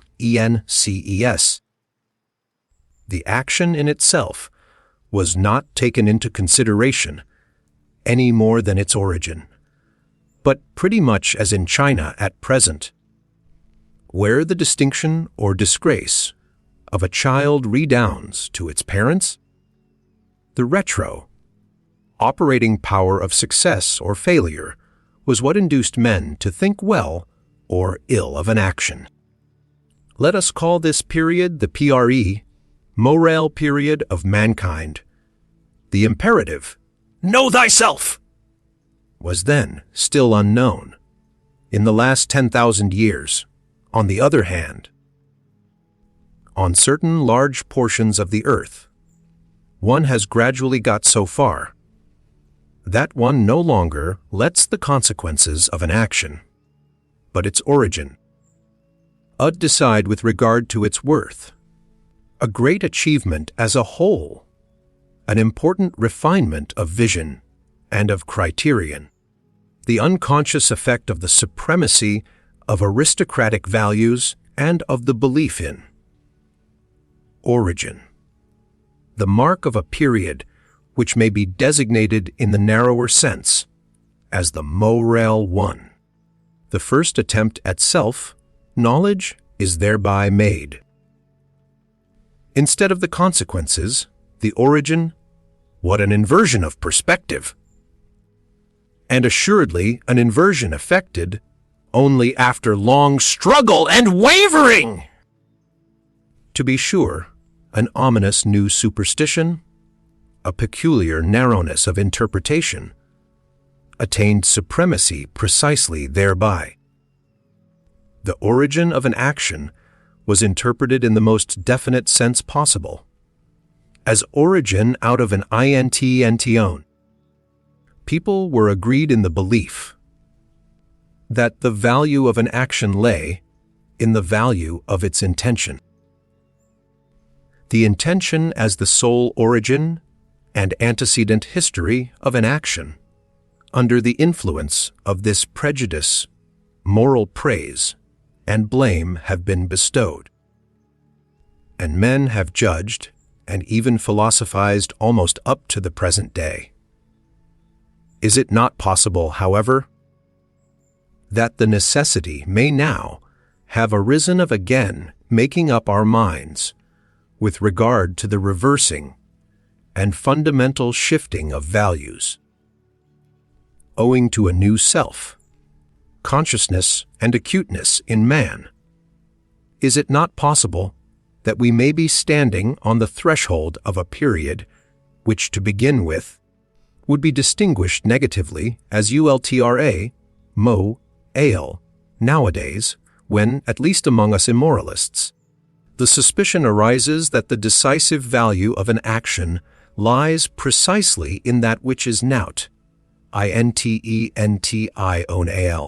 and that all its intentionalness, all that is seen, sensible, or sensed in it, belongs to its surface or skin, which, like every skin, betrays something, but else still more. In short, we believe that the intention is only a sign or symptom, which first requires an explanation, a sign, moreover, which has too many interpretations, and consequently hardly any meaning in itself alone, that morality, in the sense in which it has been understood hitherto, as intention, morality, has been a prejudice, perhaps a prematureness or preliminariness, probably something of the same rank as astrology and alchemy, but in any case something which must be surmounted. The surmounting of morality, in a certain sense, even the self-mounting of morality, let that be the name for the long, secret labor, which has been reserved for the most refined, the most upright, and also the most wicked consciences of today, as the living touchstones of the soul. It cannot be helped, the sentiment of surrender, of sacrifice for one's neighbor, and all self-renunciation, morality, must be mercilessly called to account and brought to judgment, just as the aesthetics of disinterested contemplation, under which the emasculation of art nowadays seeks insidiously enough to create itself a good conscience. There is far too much witchery and sugar in the sentiments for others, and not for myself, for one not needing to be doubly distrustful here, and for one asking promptly, are they not perhaps deceptions, that they pleas him who has them, and him who enjoys their fruit, and also the mere spectator. That is still no argument in their FAVOUR, but just calls for caution. Let us therefore be cautious! At whatever standpoint of philosophy one may place oneself nowadays, seen from every position, the our own usnenesis of the world in which we think we live is the surest and most certain thing our eyes can light upon. We find proof after proof thereof, which would fain allure us into surmises concerning a deceptive principle in the nature of things. He, however, who makes thinking itself, and consequently, the spirit, responsible for the falseness of the world, an honorable exit, which every conscious or unconscious advocatus die avails himself of, he who regards this world, including space, time, form, and movement, as falsely deduced, would have at least good reason in the end to become distrustful also of all thinking. Has it not hitherto been playing upon us the worst of scurvy tricks? And what guarantee would it give that it would not continue to do what it has always been doing?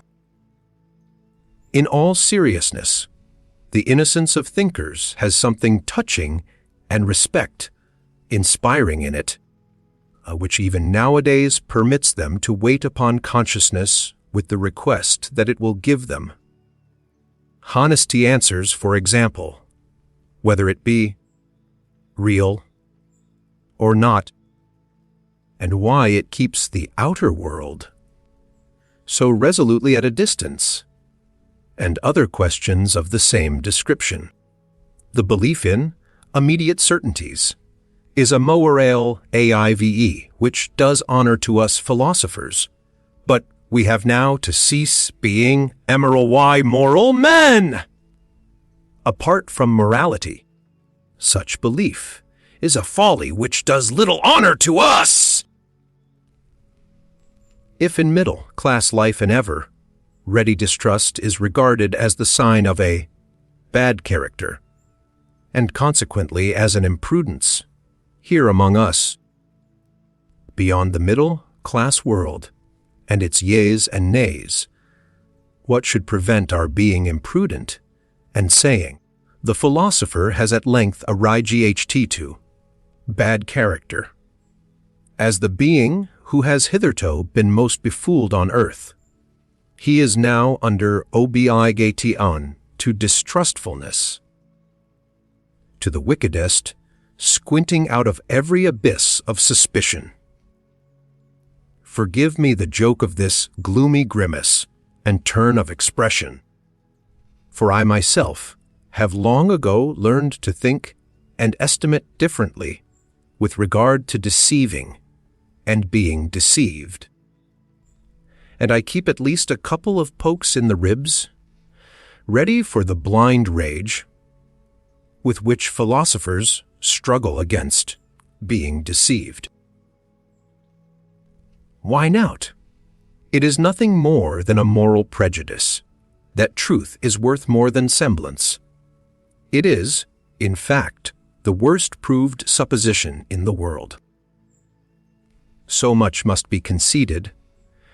There could have been no life at all, except upon the basis of perspective estimates and semblances, and if, with the virtuous enthusiasm and stupidity of many philosophers, one wished to do away altogether with the seeming world. Well, granted that you could do that, at least nothing of your truth would thereby remain. Indeed, what is it that forces us in general to the supposition that there is an essential opposition of true and false? Is it not enough to suppose degrees of seemingness, and as it were lighter and darker shades and tones of semblance, different values, as the painters say. Why might not the world which coinciars us be a fiction? And to any one who suggested, but to a fiction belongs an originator. Might it not be bluntly replied why? May not this also belong to the fiction? Is it not at length permitted to be a little ironical towards the subject, just as towards the predicate and object? Might not the philosopher elevate himself above faith in grammar? All respect to governesses, but is it not time that philosophy should renounce governess, faith? O Voltaire! O humanity! O idiocy! There is something ticklish in the truth, and in the carch for the truth, and if man goes about it too humanly. Oil ni church le vrai, qui pour faire le bien. I wager he finds nothing! Supposing that nothing else is given as real but our world of desires and passions, that we cannot sink or rise to any other reality, but just that of our impulses. For thinking is only a relation of these impulses to one another. Are we not permitted to make the attempt and to ask the question whether this which is given does not suffice by means of our counterparts for the understanding even of the so-called mechanical or material world? I do not mean as an illusion, a semblance, a representation. See in the Berkeleyan and Schopenhauerian sense, but as possessing the same degree of reality as our emotions themselves, as a more primitive form of the world of emotions, in which everything still lies locked in a mighty unity, which afterwards branches off and develops itself in organic processes. Naturally also refines and debilitates us, as a kind of instinctive life in which all organic functions, including self, regulation, assimilation, nutrition, secretion, and change of matter, are still synthetically united with one another, as a PRIMRR FORM of life. In the end, it is not only permitted to make this attempt, it is commanded by the conscience of logicl mtshod, not to assume several kinds of causality, so long as the attempt to get along with a single one has not been pushed to its furthest extent, essers to absurdity. If I may be allowed to say so, that is a morality of method which one may not repudiate nowadays. It follows from its definition, as mathematicians say. The question is ultimately whether we really recognize the will as operati, whether we believe in the causality of the will. If we do so, then fundamentally our belief chais is just our belief in causality itself. We make the attempt to posit, hypothetically, the causality of the will as the only causality. Will can naturally only operate on will and not on matter. See, not on nerves.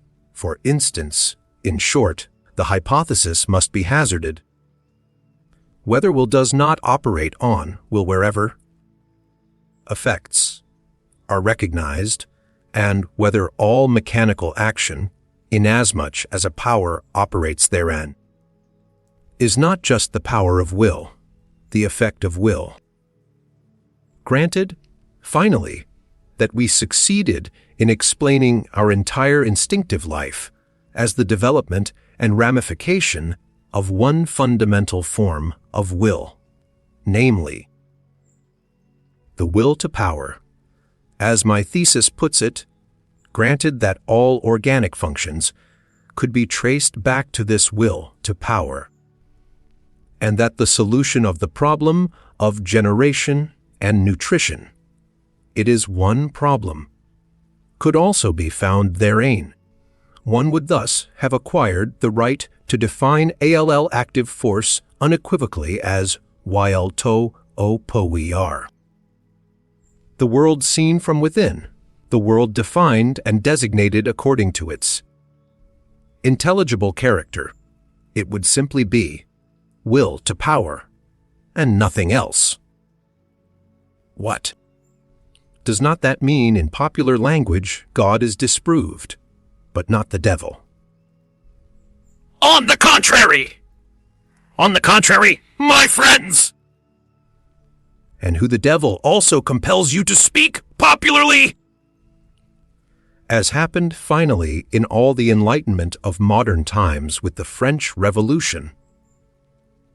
That terrible farce, quite superfluous when judged close at hand, into which, however, the noble and visionary spectators of all Europe have interpreted from a distance their own indignation and enthusiasm so long and passionately.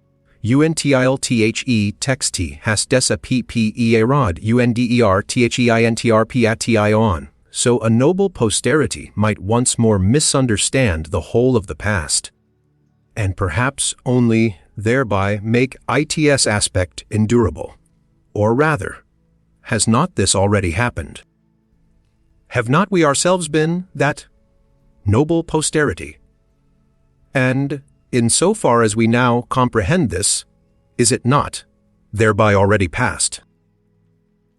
Nobody will very readily regard a doctrine as true merely because it makes people happy or virtuous, excepting, perhaps, the amiable idealists who are enthusiastic about the good, true, and beautiful, and let all kinds of motley, coarse, and good-natured desirabilities swim about promiscuously in their pond.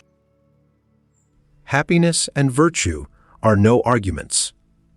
It is willingly forgotten, however, even on the part of thoughtful minds, that to make unhappy and to make bad are just as little counter-arguments.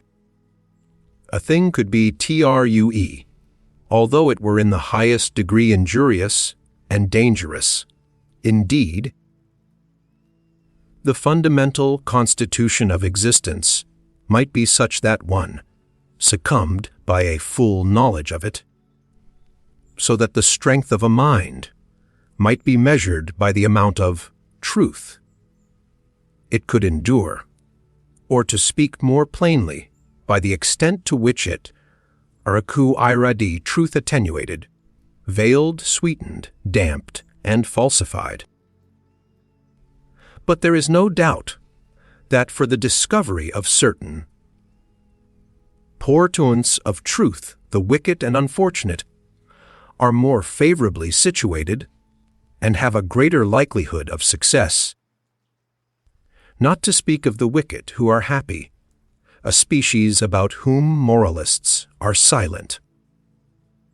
Perhaps severity and craft are more favorable conditions for the development of strong, independent spirits and philosophers than the gentle, refined, yielding good nature and habit of taking things easily, which are prized, and rightly prized in a learned man, presupposing always, to begin with, that the term philosopher be not confined to the philosopher who writes books, or even introduces Ascheiss philosophy into books! Stendhal furnishes a last feature of the portrait of the free, spirited philosopher, which for the sake of German taste, I will not omit to underline, for it is OPPOSD to German taste.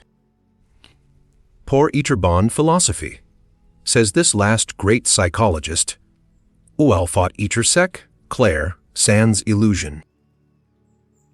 unbanquer, quae a fate fortune, a one-party do character, requis por faire dies de covertis in philosophy. Cesta, dire por voir clair dans, si quae est. Everything that is profound loves the mask. The profoundest things have a hatred, even of figure and likeness. Should not the quanarwar only be the right disguise for the shame of a god to go about in? A question worth asking. It would be strange if some mystic has not already ventured on the same kind of thing. There are proceedings of such a delicate nature that it is well to overwhelm them with coarseness and make them unrecognizable. There are actions of love and of an extravagant magnanimity after which nothing can be wiser than to take a stick and thrash the witness soundly. One thereby obscures his recollection. Many a one is able to obscure and abuse his own memory, in order at least to have vengeance on this sole party in the secret shame is inventive. They are not the worst things of which one is most ashamed. There is not only deceit behind a mask, there is so much goodness in craft. I could imagine that a man with something costly and fragile to conceal would roll through life clumsily and rotundly like an old, green, heavily hooped wine cask, the refinement of his shame requiring it to be so. A man who has depths in his shame meets his destiny and his delicate decisions upon paths which few ever reach, and with regard to the existence of which his nearest and most intimate friends may be ignorant. His mortal danger conceals itself from their eyes, and equally so his regained security. Such a hidden nature, which instinctively employs speech for silence and concealment, and is inexhaustible in evasion of communication, deisires and insists that a mask of himself shall occupy his place in the hearts and heads of his friends, and supposing he does not desire it, his eyes will some day be opened to the fact that there is nevertheless a mask of him there, and that it is well to be so. Every profound spirit needs a mask. Nay, more, around every profound spirit there continually grows a mask, owing to the constantly false, that is to say, a superficial interpretation of every word he utters, every step he takes, every sign of life he manifests. One must subject oneself to one's own tests, that one is destined for independence and command, and do so at the right time. One must not avoid one's tests, although they constitute perhaps the most dangerous game one can play, and are in the end tests made only before ourselves, and before no other judge. Not to cleave to any person, be it even the dearest. Every person is a prison, and also a recess. Not to cleave to a fatherland, be it even the most suffering and necessitous. It is even less difficult to detach one's heart from a victorious fatherland. Not to cleave to a sympathy, be it even for higher men, into whose peculiar torture and helplessness chance has given us an insight. Not to cleave to a science, though it tempt one with the most valuable discoveries, apparently specially reserved for us. Not to cleave to one's own liberation, to the voluptuous distance and remoteness of the bird, which always flies further aloft, in order always to see more under it. The danger of the flyer. Not to cleave to our own virtues, nor become as a whole a victim to any of our specialties, to our hospitality. For instance, which is the danger of dangers for highly developed and wealthy souls who deal prodigally, almost indifferently with themselves, and push the virtue of liberality so far that it becomes a vice. One must know how Tio cons RV, onus LF, the best test of independence. A new order of philosophers is appearing. I shall venture to baptize them by a name not without danger. As far as I understand them, as far as they allow themselves to be understood, for it is their nature to dubbies, IH, to remain something of a puzzle.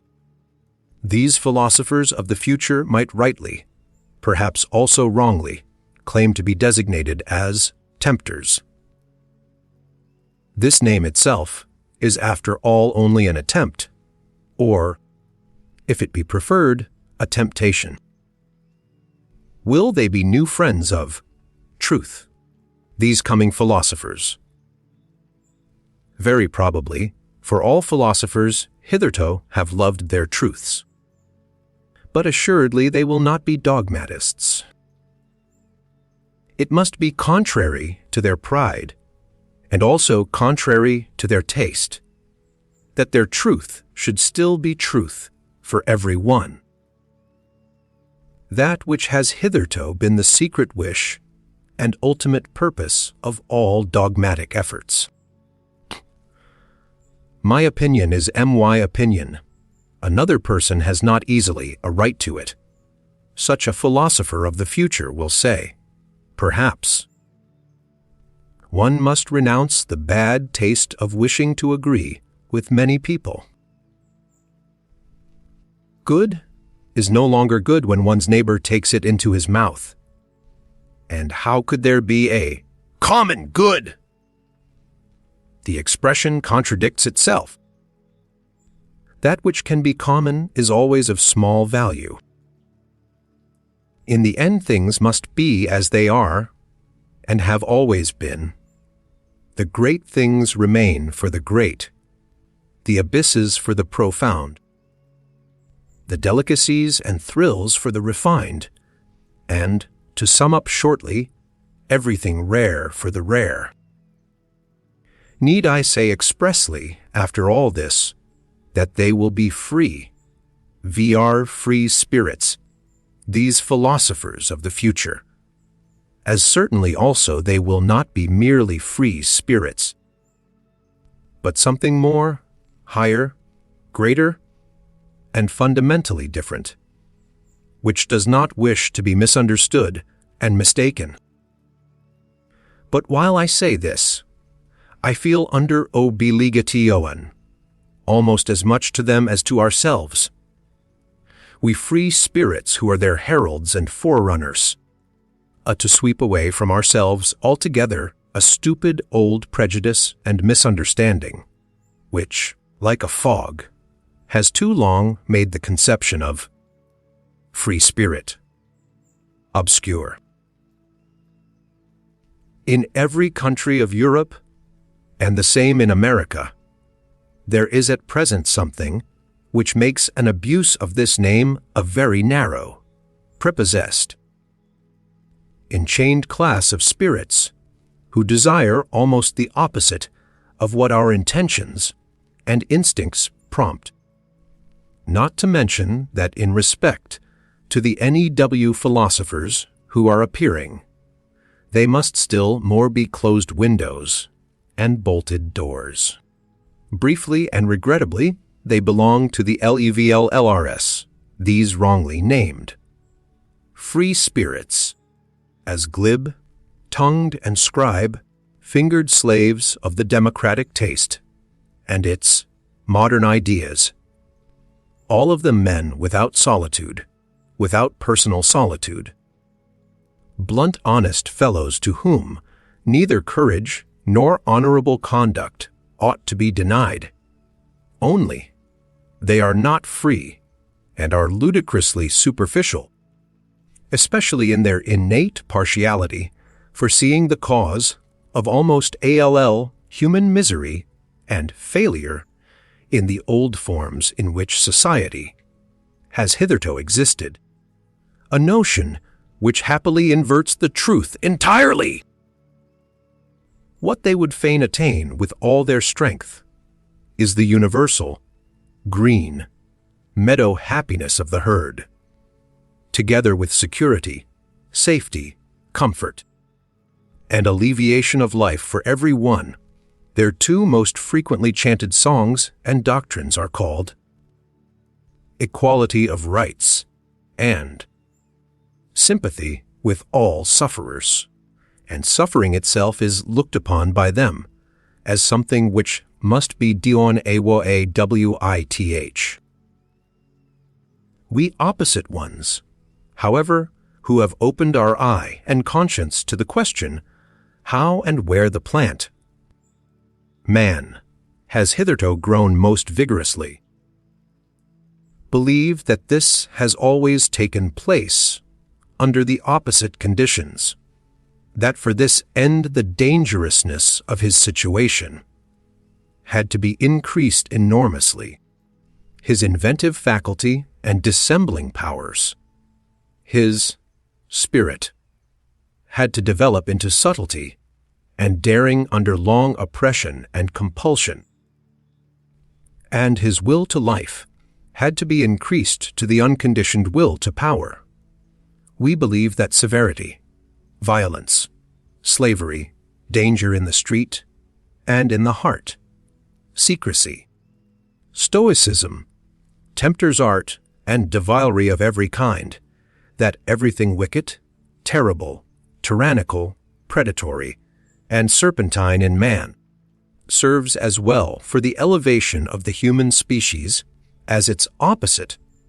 We do not even say enough when we only say thmuch, and in any case we find ourselves here, both with our speech and our silence, at the other extreme of all modern ideology and gregarious desirability, as their antipodes perhaps.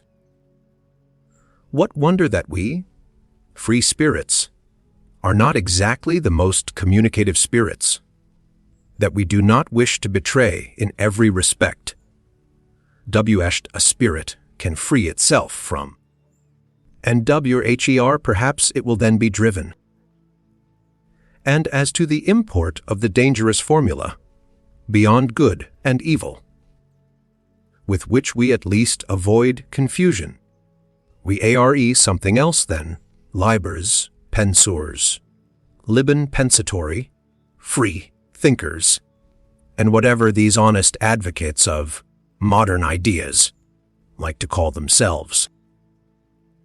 Having been at home, or at least guests, in many realms of the spirit, having escaped again and again from the gloomy, agreeable nooks in which preferences and prejudices, youth, origin, the accident of men and books, or even the weariness of travel seemed to confine us, full of malice against the seductions of dependency, which he concealed in honors, money, positions, or exaltation of the senses, grateful even for distress and the vicissitudes of illness, because they always free us from some rule and its prejudice, grateful to the god, devil, sheep, and worm in us, inquisitive to a fault, investigators to the point of cruelty, with unhesitating fingers for the intangible, with teeth and stomachs for the most indigestible, ready for any business that requires sagacity and acute senses, ready for every adventure, owing to an excess of free will, with anterior and posterior souls, into the ultimate intentions of which it is difficult to pry. Us with foregrounds and backgrounds, to the end of which no foot may run, hidden ones under the mantles of light, appropriators, although we resemble hares and spendthrifts, arrangers and collectors from morning till night, measers of our wealth and our full, crammed drawers, economical in learning and forgetting, inventive in scheming, sometimes proud of tables of categories, sometimes pedants, sometimes night, owls of work, even in full day. Yeah, if necessary, even scarecrows. And it is necessary nowadays. That is to say, inasmuch as we are the born, sworn, jealous friends of solitude, of our own profoundest midnight and midday solitude. Such kind of men are we free spirits! And perhaps ye are also something of the same kind, ye coming ones, ye NEW philosophers. The religious mood? The human soul and its limits, the range of man's inner experiences hitherto attained, the heights, depths, and distances of these experiences, the entire history of the soul TOTHEPRCNT and its still unexhausted possibilities. This is the preordained hunting, domain for a born psychologist and lover of a big hunt. But how often must he say despairingly to himself, "A single individual! Alice, only a single individual! And this great forest, this virgin forest!" So he would like to have some hundreds of hunting assistants and fine trained hounds that he could send into the history of the human soul to drive HAS game together. In vain again and again he experiences, profoundly and bitterly, how difficult it is to find assistants and dogs for all the things that directly excite his curiosity.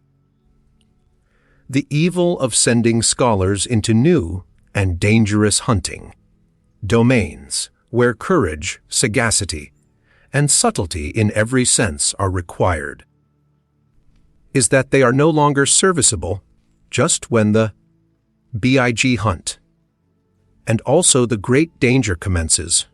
It is precisely then that they lose their keen eye and nose.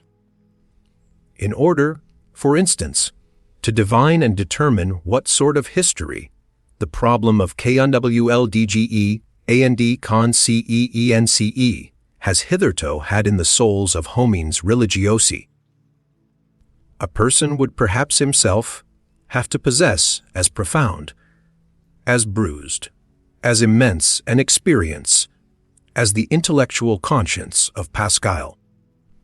And then he would still require that wide, spread heaven of clear, wicked spirituality, which, from above, would be able to oversee, arrange, and effectively formalize this mass of dangerous and painful experiences. But who could do me this service? And who would have time to wait for such servants? They evidently appear too rarely. They are so improbable at all times. Eventually one must do everything oni self in order to know something, which means that one has much to do. But a curiosity like mine is once for all the most agreeable of vices. Pardon me! I mean to say that the love of truth has its reward in heaven and already upon earth.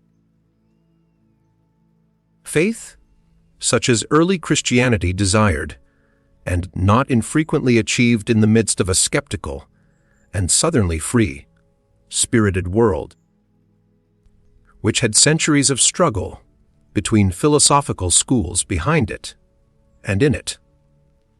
counting besides the education in tolerance, which the Imperium Romanum gave.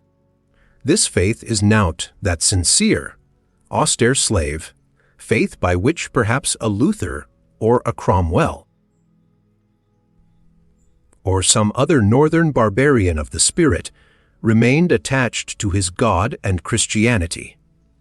It is much rather the faith of Pascal, which resembles in a terrible manner a continuous suicide of reason, a tough, long-lived worm like reason, which is not to be slain at once and with a single blow. The Christian faith from the beginning is sacrifice, the sacrifice of all freedom, all pride, all self, confidence of spirit.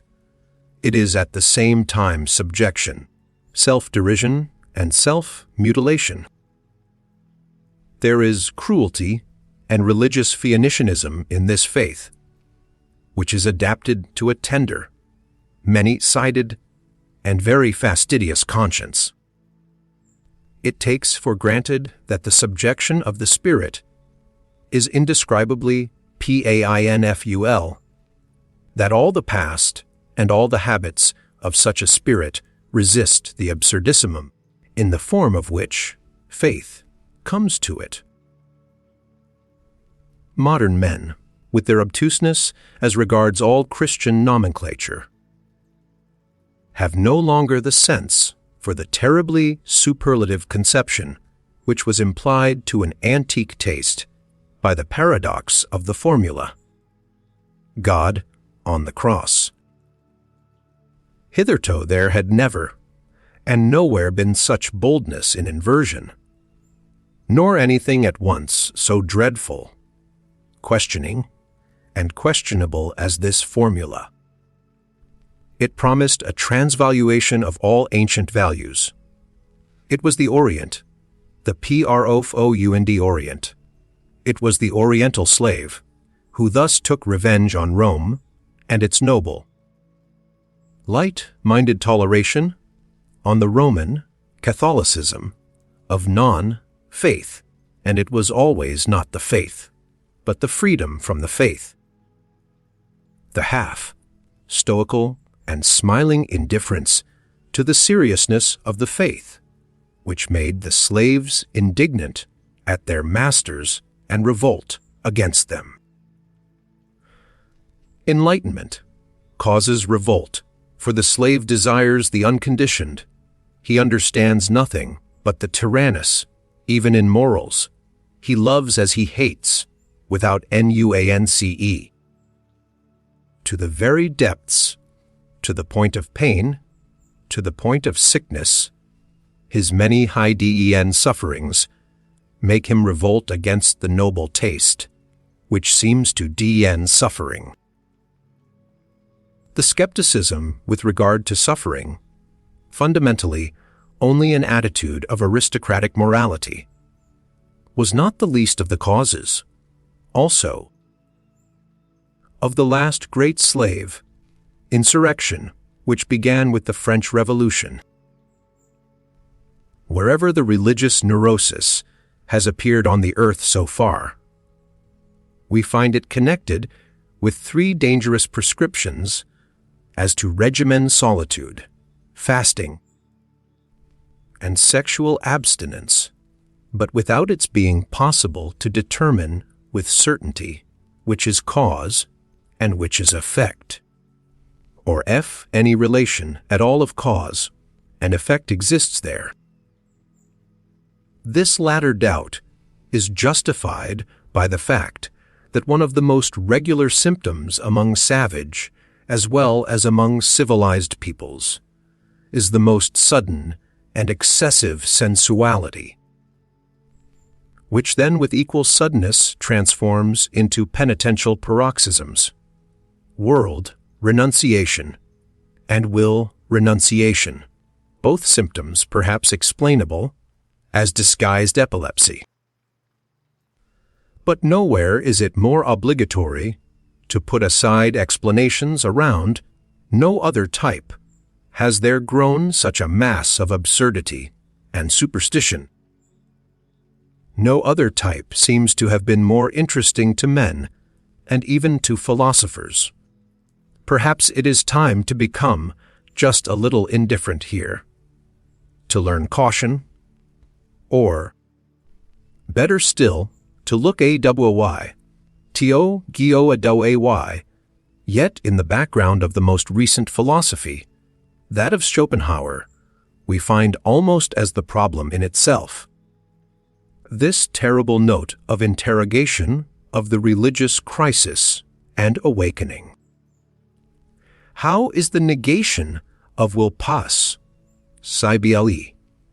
How is the saint possible? That seems to have been the very question with which Schopenhauer made a start and became a philosopher. And thus it was a genuine Schopenhauerian consequence that his most convinced adherent, of perhaps also his last, as far as Germany is concerned, namely Richard Wagner.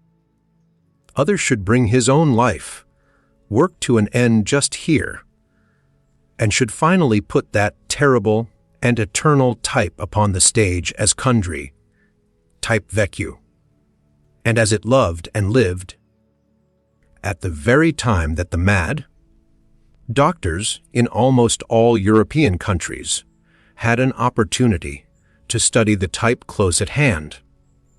Wherever the religious neurosis, or as I call it, the religious mood, made its latest epidemical outbreak and display as the Salvation Army. If it be a question, however, as to what has been so extremely interesting to men of all sorts in all ages, and even to philosophers, in the whole phenomenon of the saint, it is undoubtedly the appearance of the miraculous therein, namely the immediate succession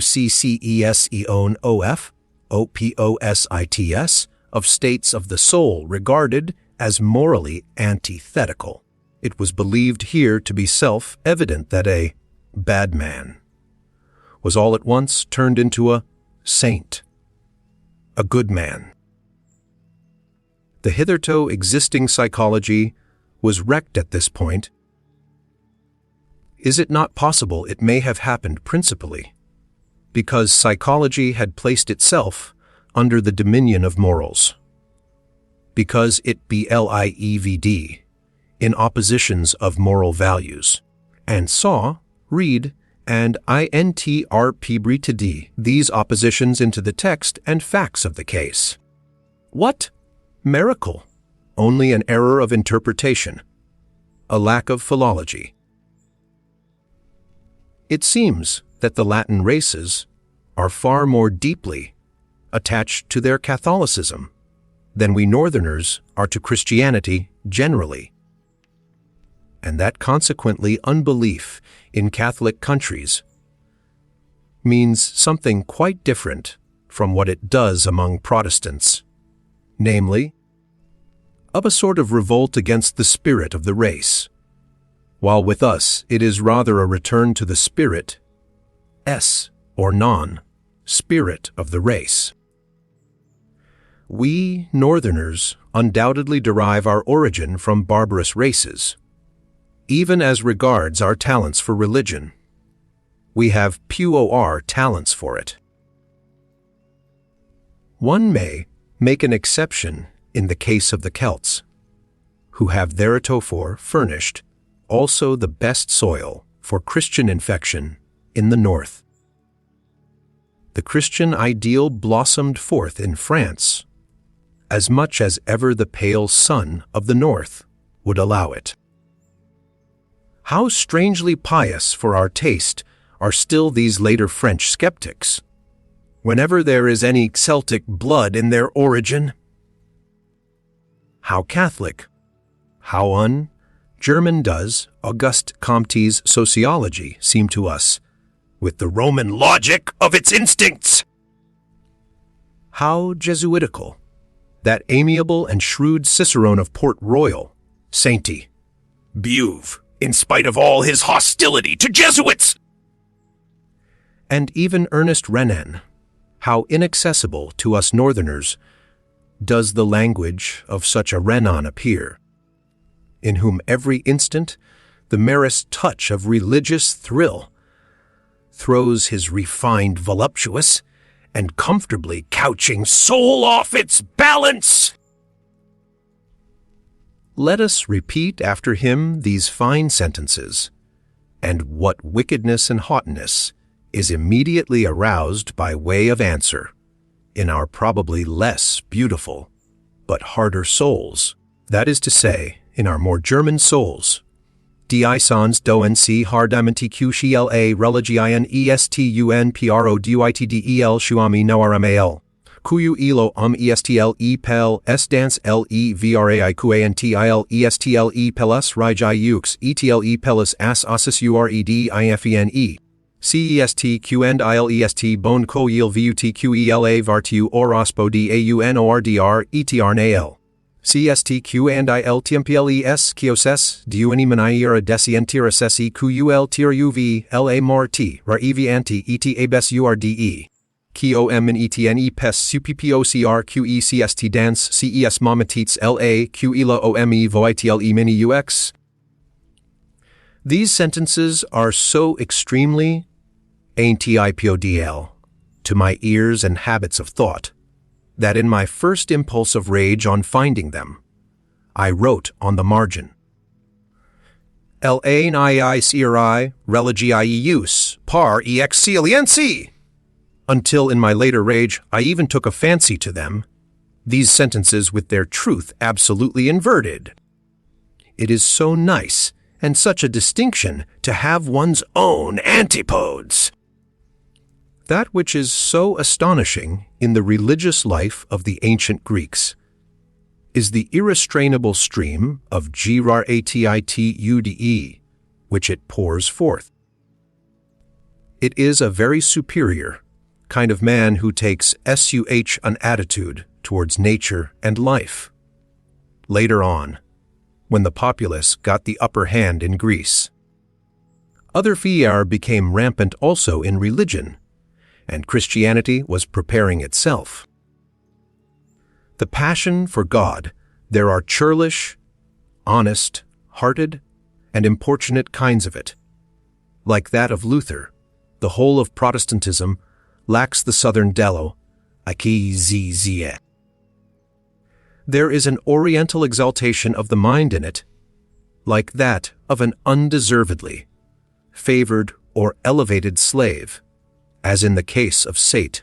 Augustine, for instance, who lacks in an offensive manner all nobility in bearing and desires.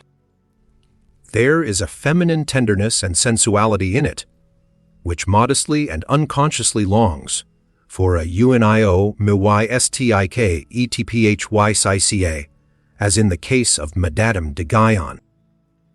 In many cases it appears, curiously enough, as the disguise of a girl's or youth's puberty.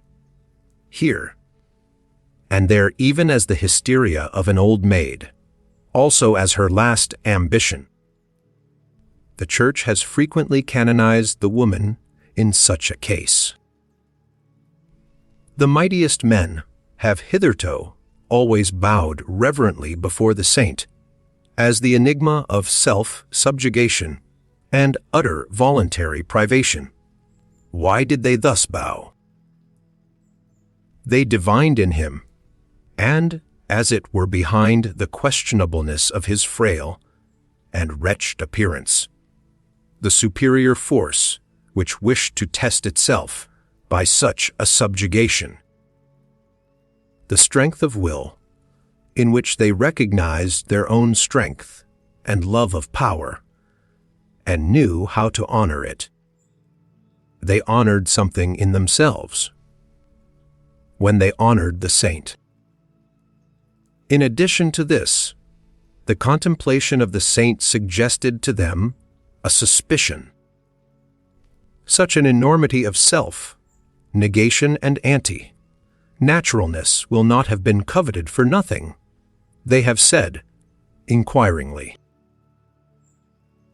there is perhaps a reason for it, some very great danger, about which the ascetic might wish to be more accurately informed through his secret interlocutors and visitors. In a word, the mighty ones of the world learned to have a new fear before him.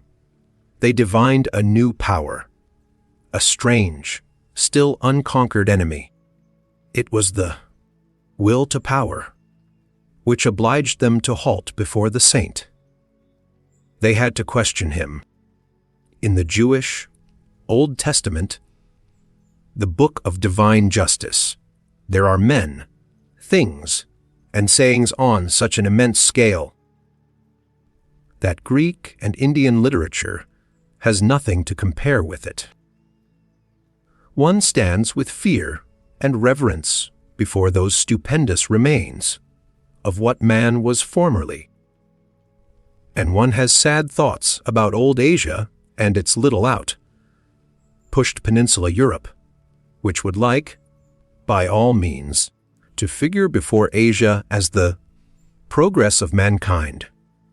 To be sure, he who is himself only a slender, tame house animal, and knows only the wants of a house animal, like our cultured people of today, including the Christians of cultured Christianity, need neither be amazed nor even sad amid those ruins. The taste for the Old Testament is a touchstone with respect to great and small. Perhaps he will find that the New Testament, the book of grace, still appeals more to his heart. There is much of the odor of the genuine, tender, stupid beadsman and petty soul in it. To have bound up this New Testament, a kind of roche-o of taste in every respect, along with the Old Testament into one book, as the Bible, as the book in itself, is perhaps the greatest audacity and sin against the spirit which literary Europe has upon its conscience. Why atheism nowadays? The Father in God is thoroughly refuted, equally so the judge, the rewarder, also his free will. He does not hear, and even if he did, he would not know how to help. The worst is that he seems incapable of communicating himself clearly. Is he uncertain? This is what I have made out by questioning and listening at a variety of conversations to be the cause of the decline of European theism. It appears to me that though the religious instinct is in vigorous growth, it rejects the theistic satisfaction with profound distrust. What does all modern philosophy mainly do? Since Descartes, and indeed more in defiance of him than on the basis of his procedure, an attnt has been made on the part of all philosophers on the old conception of the soul, under the guise of a criticism of the subject and predicate conception, that is to say, an attent on the fundamental presupposition of Christian doctrine.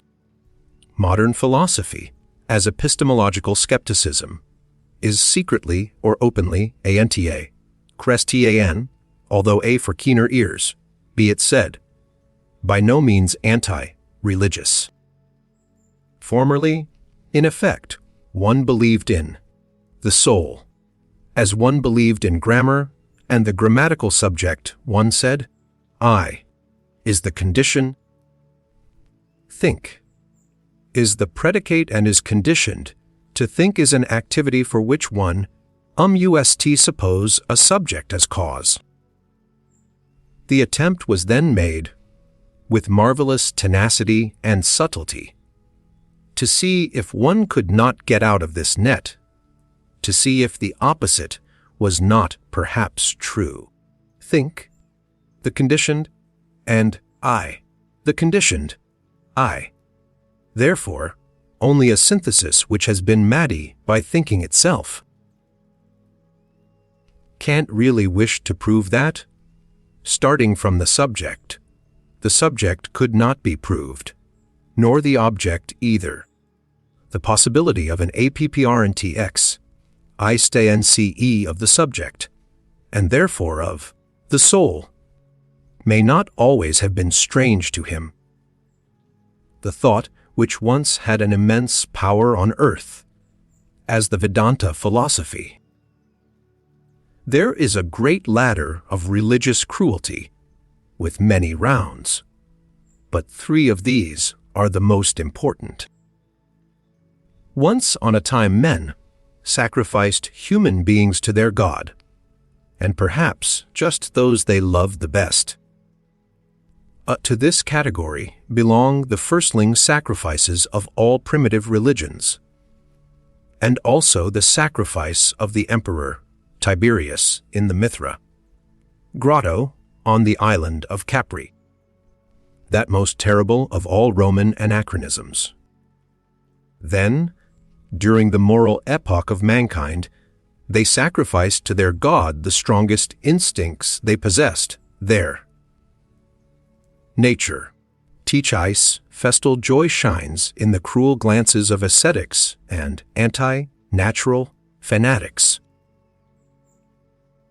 Finally, what still remained to be sacrificed? Was it not necessary in the end for men to sacrifice everything comforting, holy, healing, all hope, all faith in hidden harmonies, in future blessedness and justice? Was it not necessary to sacrifice God himself, and out of cruelty to themselves to worship stone, stupidity, gravity, fate, nothingness? To sacrifice God for nothingness, this paradoxical mystery of the ultimate cruelty has been reserved for the rising generation. We all know something thereof already. Whoever, like myself, prompted by some enigmatical desire, has long endeavored to go to the bottom of the question of pessimism and free it from the half Christian,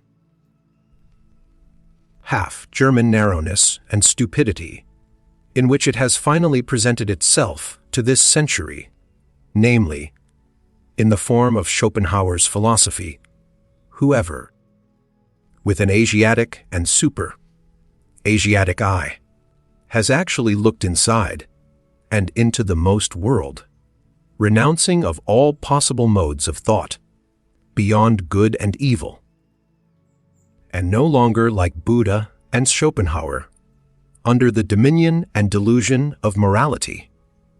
Whoever has done this has perhaps just thereby, without really desiring it, opened his eyes to behold the opposite ideal, the ideal of the most world, approving, exuberant, and vivacious man, who has not only learnt to compromise and arrange with that which was and is, but wishes to have it again, as, it mus, and is, for all eternity.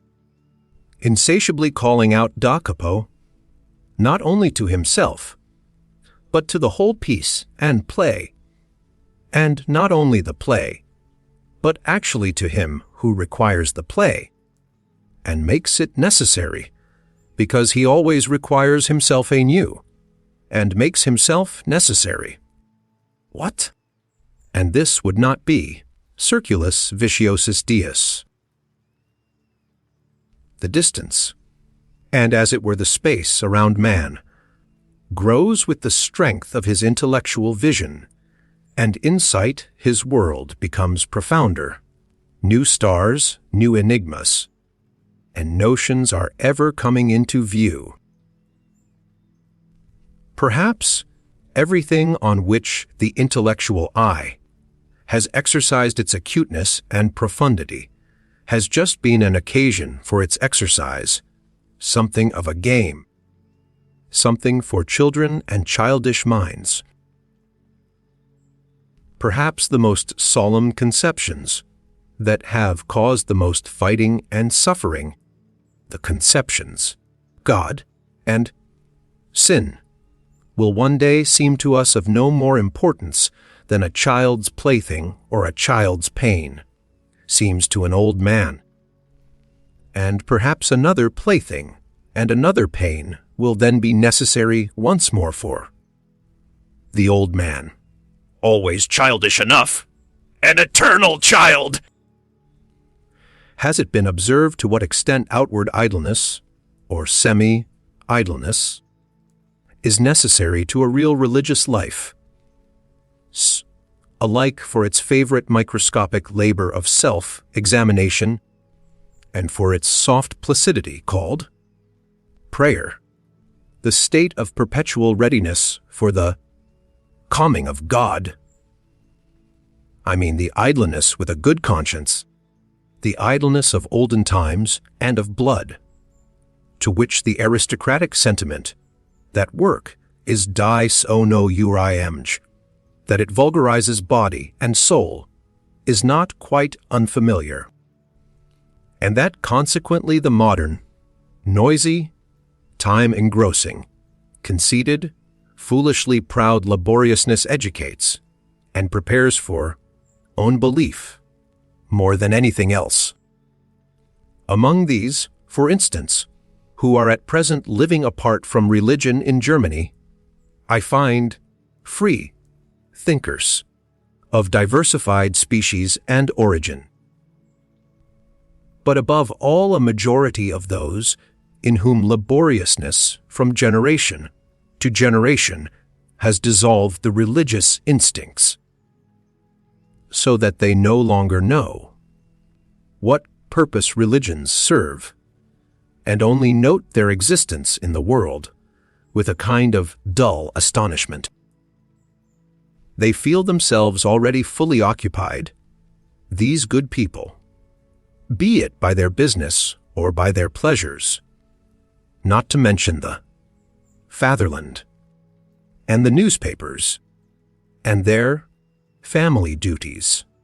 It seems that they have no time whatever left for religion, and above all, it is not obvious to them whether it is a question of a new business or a new pleasure, for it is impossible, they say to themselves, that people should go to church merely to spoil their tempers. They are by no means enemies of religious customs. Should certain circumstances, state affairs perhaps, require their participation in such customs, they do what is required, as so many things are done, with a patient and unassuming seriousness, and without much curiosity or discomfort. They live too much apart and outside to feel even the necessity for AFOR or a JINST in such matters. Among those indifferent persons may be reckoned nowadays the majority of German Protestants of the middle classes, especially in the great laborious centers of trade and commerce, also the majority of laborious scholars, and the entire university personnel, with the exception of the theologians, whose existence and possibility there always gives psychologists new and more subtle puzzles to solve. On the part of pious or merely church-going people, there is seldom any idea of HOWMUCH good will. One might say arbitrary will is now necessary for a German scholar to take the problem of religion seriously. His whole profession, and as I have said, his whole workmanlike laboriousness, to which he is compelled by his modern conscience, inclines him to a lofty and almost charitable serenity as regards religion. with which is occasionally mingled a slight disdain for the uncleanliness of spirit, which he takes for granted wherever any one still professes to belong to the Church. It is only with the help of history, Sinon, Ati through his own personal experience, therefore, that the scholar succeeds in bringing himself to a respectful seriousness, and to a certain timid deference in presence of religions. But even when his sentiments have reached the stage of gratitude towards them, he has not personally advanced one step nearer to that which still maintains itself as church or as piety, perhaps even the contrary.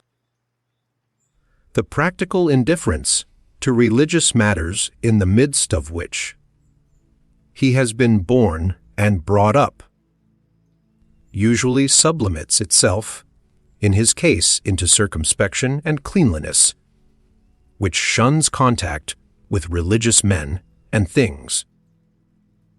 And it may be just the depth of his tolerance and humanity which prompts him to avoid the delicate trouble which tolerance itself brings with it. Every age has its own divine type of Navite, for the discovery of which other ages may envy it, and how much naivete, adorable, childlike, and boundlessly foolish naivete is involved in this belief of the scholar in his superiority, in the good conscience of his tolerance, in the unsuspecting, simple certainty with which his instinct treats the religious man as a lower and less valuable type. Beyond, before, and abov, which he himself has developed, he, the little arrogant dwarf and mob man, the sedulously alert head and hand drudge of ideas, of modern ideas. Whoever has seen deeply into the world has doubtless divined what wisdom there is in the fact that men are superficial. It is their preservative instinct which teaches them to be flighty, lightsome, and false. Here and there, one finds a passionate and exaggerated adoration of pure forms. In philosophers as well as in artists, it is not to be doubted that whoever has need of the cult of the superficial to that extent has at one time or another made an unlucky dive. Beat it. Perhaps there is even an order of rank with respect to those burnt children, the born artists who find the enjoyment of life only in trying to falsify its image, as if taking wearisome revenge on it.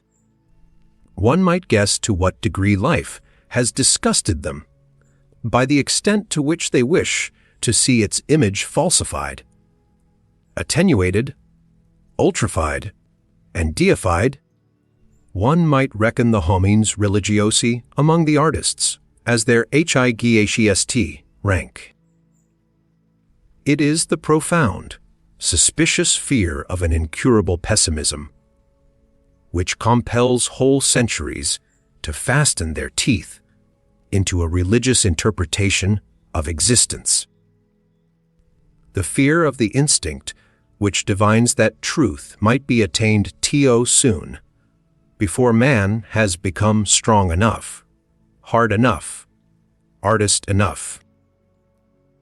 Piety, life in God, regarded in this light, would appear as the most elaborate and ultimate product of the effet of truth. As artist, adoration and artist, intoxication in presence of the most logical of all falsifications, as the will to the inversion of truth, to untruth at any price. Perhaps there has hitherto been no more effective means of beautifying man than piety. By means of it man can become so artful, so superficial, so iridescent, and so good that his appearance no longer offends. To love mankind for Geodis, this has so far been the noblest and remotest sentiment to which mankind has attained. That love to mankind, without any redeeming intention in the background, is only an additio folly and brutishness. That the inclination to this love has first to get its proportion, its delicacy, its gram of salt and sprinkling of ambergris from a higher inclination, whoever first perceived and experienced. This, however his tongue may have stammered as it attempted to express such a delicate matter, let him for all time be holy and respected as the man who has so far flown highest and gone astray In the finest fashion.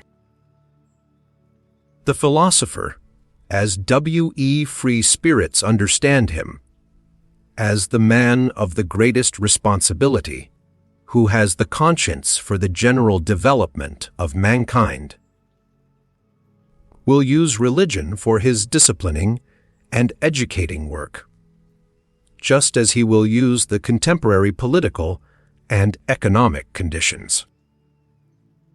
The selecting and disciplining influence, destructive as well as creative and fashioning, which can be exercised by means of religion, is manifold and varied, according to the sort of people placed under its spell and protection. For those who are strong and independent, destined and trained to command, in whom the judgment and skill of a ruling race is incorporated, religion is an additional means for overcoming resistance in the exercise of authority, as a bond which binds rulers and subjects in common, betraying and surrendering to the former the conscience of the latter, their inmost heart, which would fain escape obedience. And in the case of the unique natures of noble origin, if by virtue of superior spirituality they should incline to a more retired and contemplative life, reserving to themselves only the more refined forms of government, over chosen disciples or members of an order, religion itself may be used as a means for obtaining peace from the noise and trouble of managing GROSCR affairs, and for securing immunity from the UAVOIDBLE filth of all political agitation. The Brahmins, for instance, understood this fact. With the help of a religious organization, they secured to themselves the power of nominating kings for the people, while their sentiments prompted them to keep apart and outside as men with a higher and regal mission. At the same time, religion gives inducement and opportunity to some of the subjects to qualify themselves for future ruling and commanding the slowly ascending ranks and classes, in which, through fortunate marriage customs, volitional power and delight in self-control are on the increase. To them, religion offers sufficient incentives and temptations to aspire to higher intellectuality and to experience the sentiments of authoritative self-control, of silence, and of solitude. Asceticism and Puritanism are almost indispensable means of educating and ennobling a race which seeks to rise above its hereditary baseness and work itself upwards to future supremacy.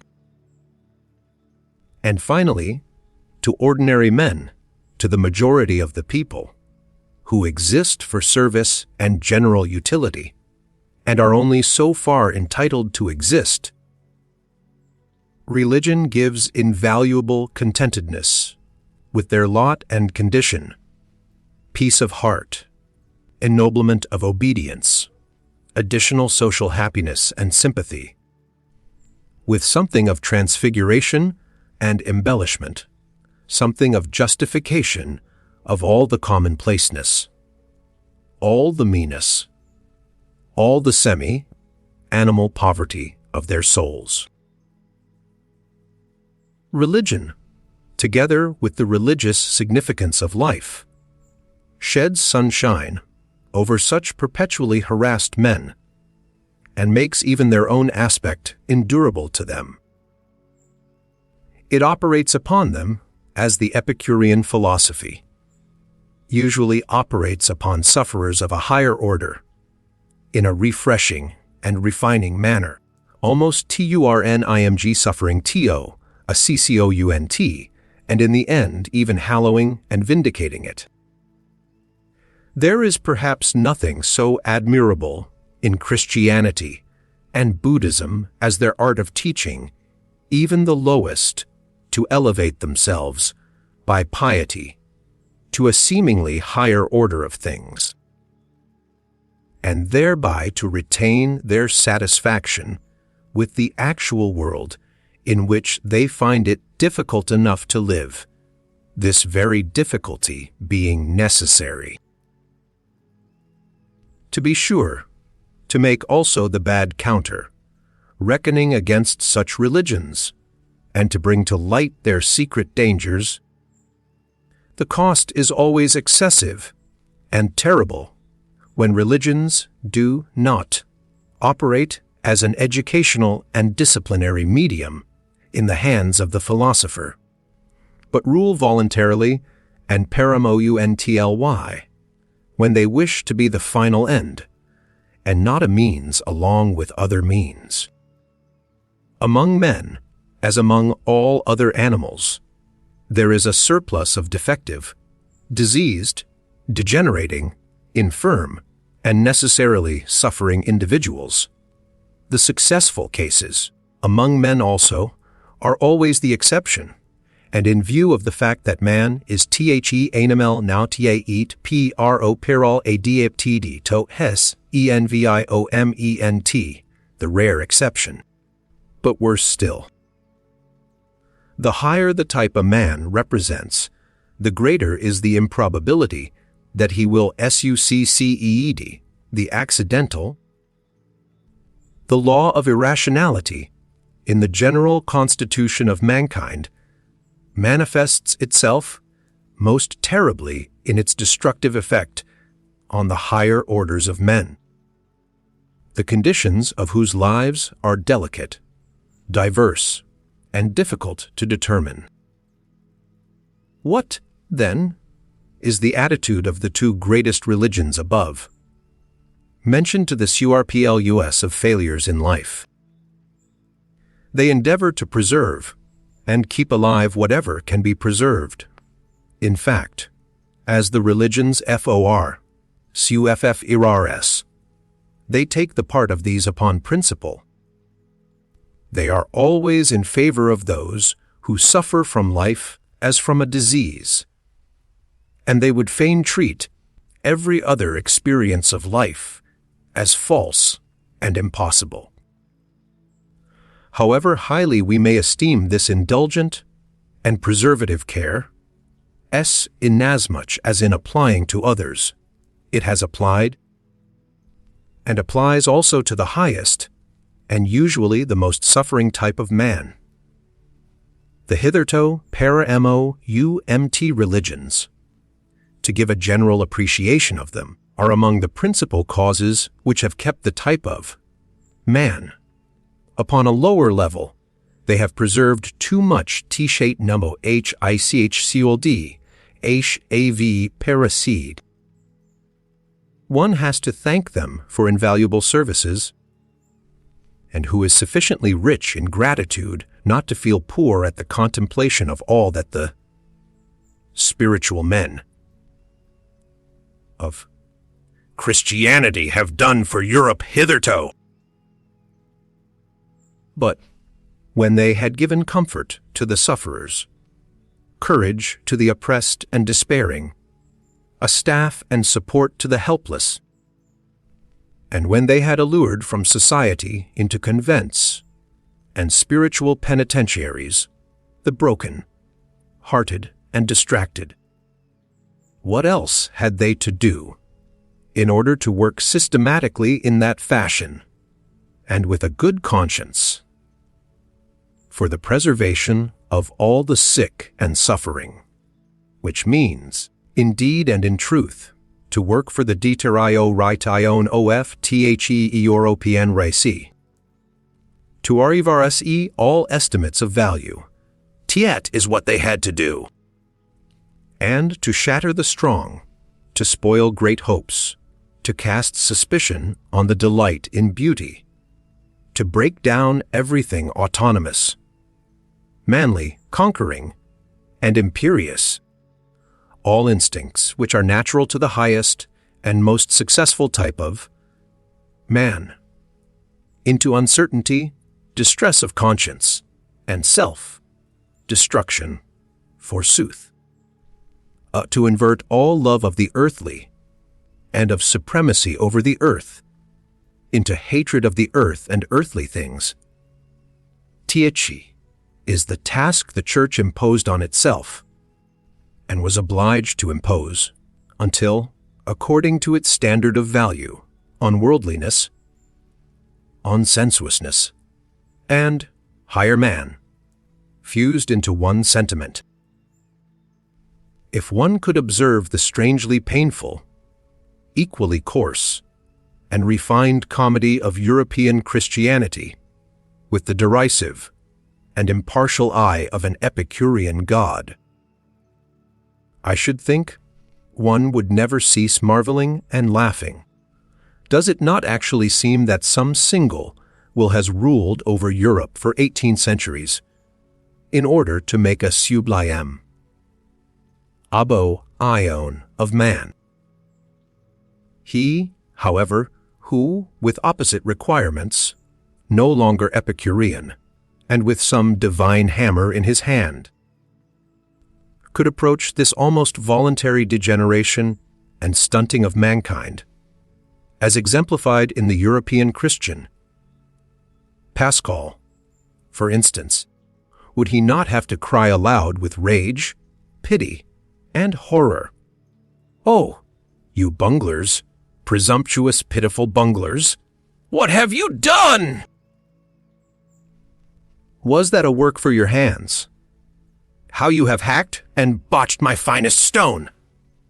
What have you presumed to do?" I should say that Christianity has hitherto been the most portentous of presumptions.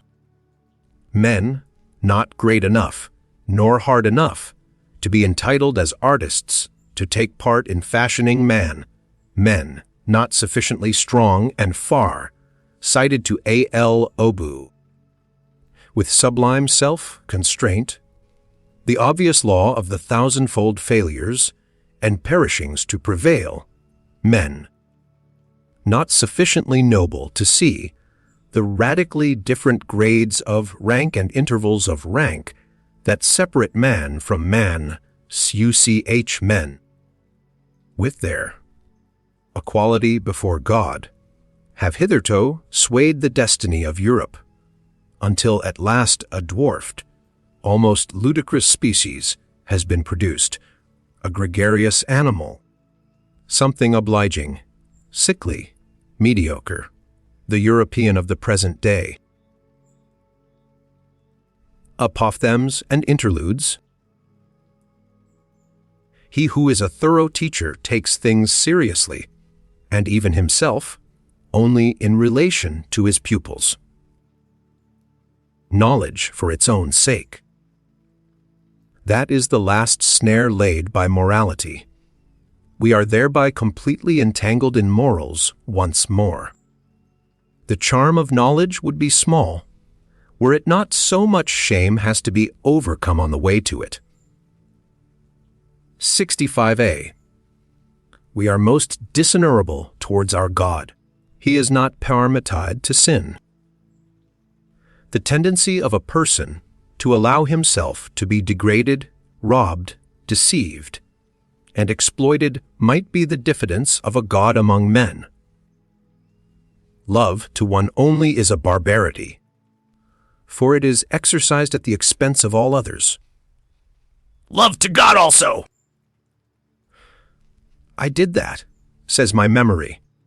I could not have done that, says my pride, and remains inexorable. Eventually, the memory yields. One has regarded life carelessly. If one has failed to see the hand that kills with leniency. If a man has character, he has also his typical experience, which always recurs. Th sagiasst ronom So long as thou feelest the stars as an above thee, thou lackest the eye of the discerning one. It is not the strength, but the duration of great sentiments that makes great men.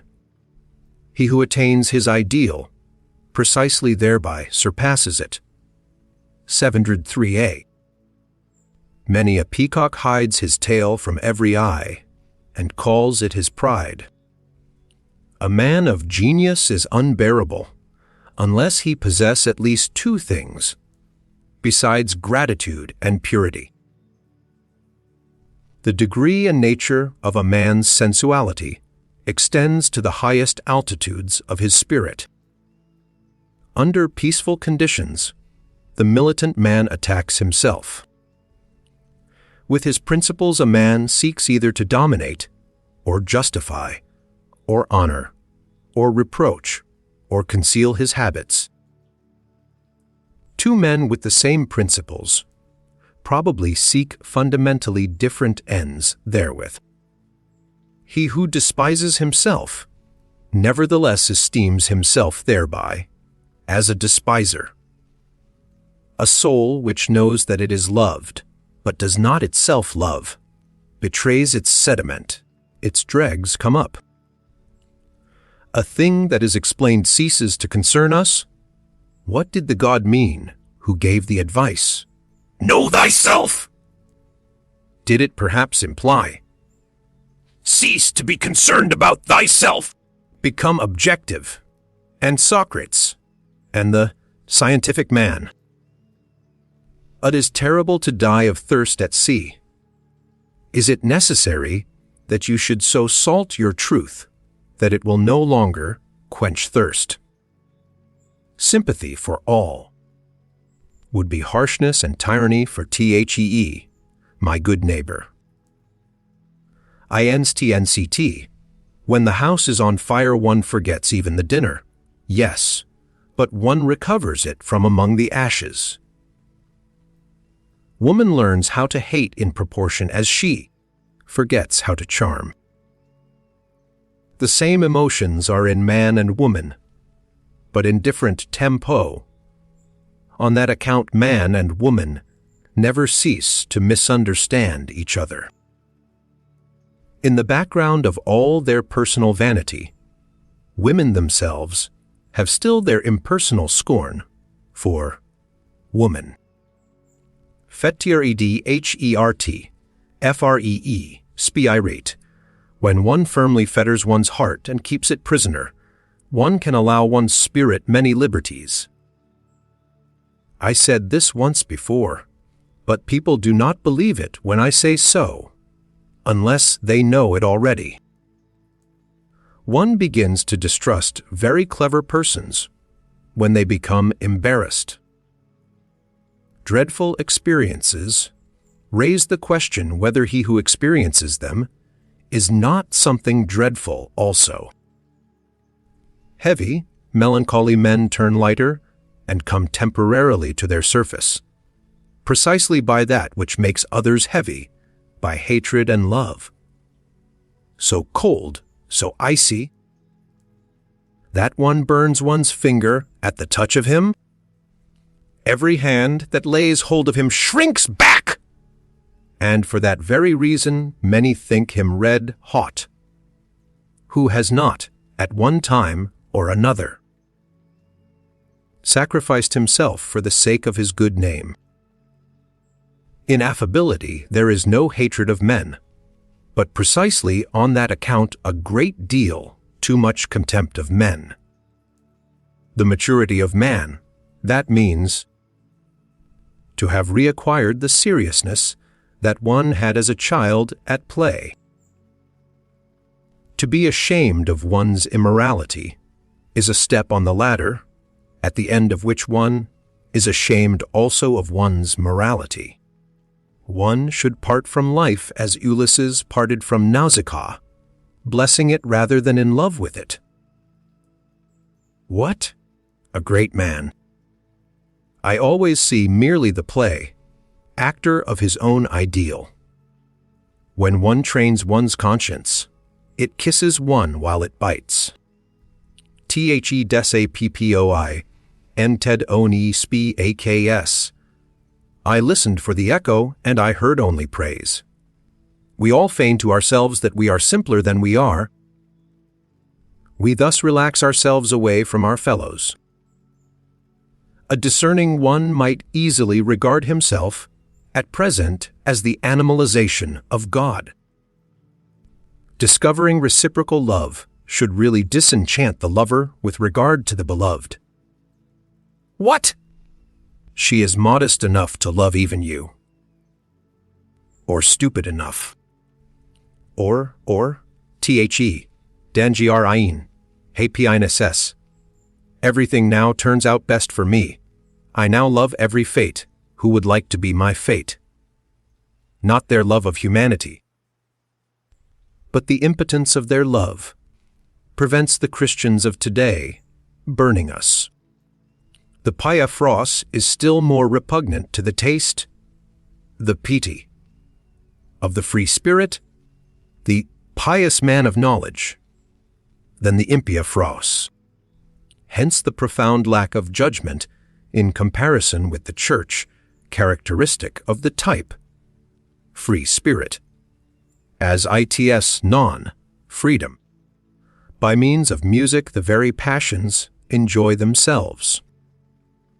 A sign of strong character, when once the resolution has been taken, to shut the ear even to the best counter-arguments. Occasionally, therefore, a will to stupidity. There is no such thing as moral phenomena, but only a moral interpretation of phenomena. The criminal is often enough not equal to his deed. He extenuates and maligns it.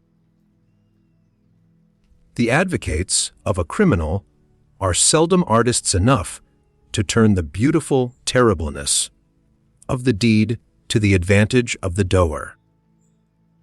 Our vanity is most difficult to wound, just when our pride has been wounded. To him who feels himself preordained to contemplation and not to belief, all believers are too noisy and obtrusive. He guards against them. You want to prepossess him in your favor. Then you must be embarrassed before him. The immense expectation with regard to sexual love, and the coyness in this expectation, spoils all the perspectives of women at the outset. Where there is neither love nor hatred in the game, woman's play is mediocre. The great epochs of our life are at the points when we gain courage to rebaptize our badness as the best in us. The will to overcome an emotion is ultimately only the will of another, or of several other, emotions. There is an innocence of admiration. It is possessed by him to whom it has not yet occurred that he himself may be admired some day. Our loathing of dirt may be so great as to prevent our cleaning ourselves, justifying ourselves. Sensuality often forces the growth of love too much, so that its root remains weak and is easily torn up. It is a curious thing that God learned Greek when he wished to turn author, and that he did not learn it better. To rejoice on account of praise is in many cases merely politeness of heart, and the very opposite of vanity of spirit. Even concubinage has been corrupted by marriage. He who exults at the stake does not triumph over pain, but because of the fact that he does not feel pain where he expected it. A parable. When we have to change an opinion about anyone, we charge heavily. To his account the inconvenience. He thereby causes us. A nation is a detour of nature to arrive at 6 or 7 great men. Yes, and then to get round them. In the eyes of all true women, science is hostile to the sense of shame. They feel as if one wished to peep under their skin with it, or worse still, under their dress and finery. The more abstract the truth you wish to teach, the more must you allure the senses to it. The devil has the most extensive perspectives for God. On that account he keeps so far away from him. The devil, in effect, as the oldest friend of knowledge. What a person begins to betray itself when his talent decreases, when he ceases to show what he can do. Talent is also an adornment is also a concealment. The sexes deceive themselves about each other. The reason is that in reality they honor and love only themselves, or their own ideal, to express it more agreeably. Thus man wishes woman to be peaceable, but in fact woman is essentially unpeaceable, like the cat, however well she may have assumed the peaceable demeanor. One is punished best for one's virtues. He who cannot find the way to his ideal lives more frivolously and shamelessly than the man without an ideal. From the senses originate all trustworthiness, all good conscience, all evidence of truth. Pharisaism is not a deterioration of the good man. A considerable part of it is rather an essential condition of being good. The one seeks an coacher for his thoughts. The other seeks someone whom he can assist. A good conversation thus originates. In intercourse with scholars and artists, one readily makes mistakes of opposite kinds. In a remarkable scholar one not infrequently finds a mediocre man. And often, even in a mediocre artist, one finds a very remarkable man. We do the same when awake as when dreaming. We only invent and imagine him with whom we have intercourse, and forget it immediately. In revenge and in love woman is more barbarous than man. Adviceas If the band is not to break, bite it first. Secure to make! The belly is the reason why man does not so readily take himself for a god. The chastest utterance I ever heard. Of Dansley veritable amour ceased, lame qui enveloppe le corpse. Our vanity would like what we do best to pass precisely for what is most difficult to us. Concerning the origin of many systems of morals. When a woman has scholarly inclinations, there is generally something wrong with her sexual nature. Barrenness itself conduces to a certain virility of taste. Man, indeed, if I may say so, is the barren animal. Comparing man and woman generally, One may say that woman would not have the genius for adornment if she had not the instinct for the sekodry role. He who fights with monsters should be careful lest he thereby become a monster. And if thou gaze long into an abyss, the abyss will also gaze into thee. From old Florentine novels, moreover, from Life buona femmina, e mala femmina vul bestone, Sacchetti, Nov. To seduce their neighbor to a favorable opinion, and afterwards to believe implicitly in this opinion of their neighbor. Who can do this conjuring trick so well as women? That which an age considers evil is usually an unseasonable echo of what was formerly considered good, the atavism of an old ideal. Around the hero everything becomes a tragedy, around the demigod everything becomes a satyr, play, and around God everything becomes what? Perhaps a world. It is not enough to possess a talent one, must also have your permission to possess it. My friends. Where there is the tree of knowledge, there is always paradise. So say the most ancient and the most modern serpents. What is done out of love always takes place beyond good and evil. Objection, evasion, joyous distrust, and love of irony are signs of health. Everything absolute belongs to pathology. The sense of the tragic increases and declines with sensuousness.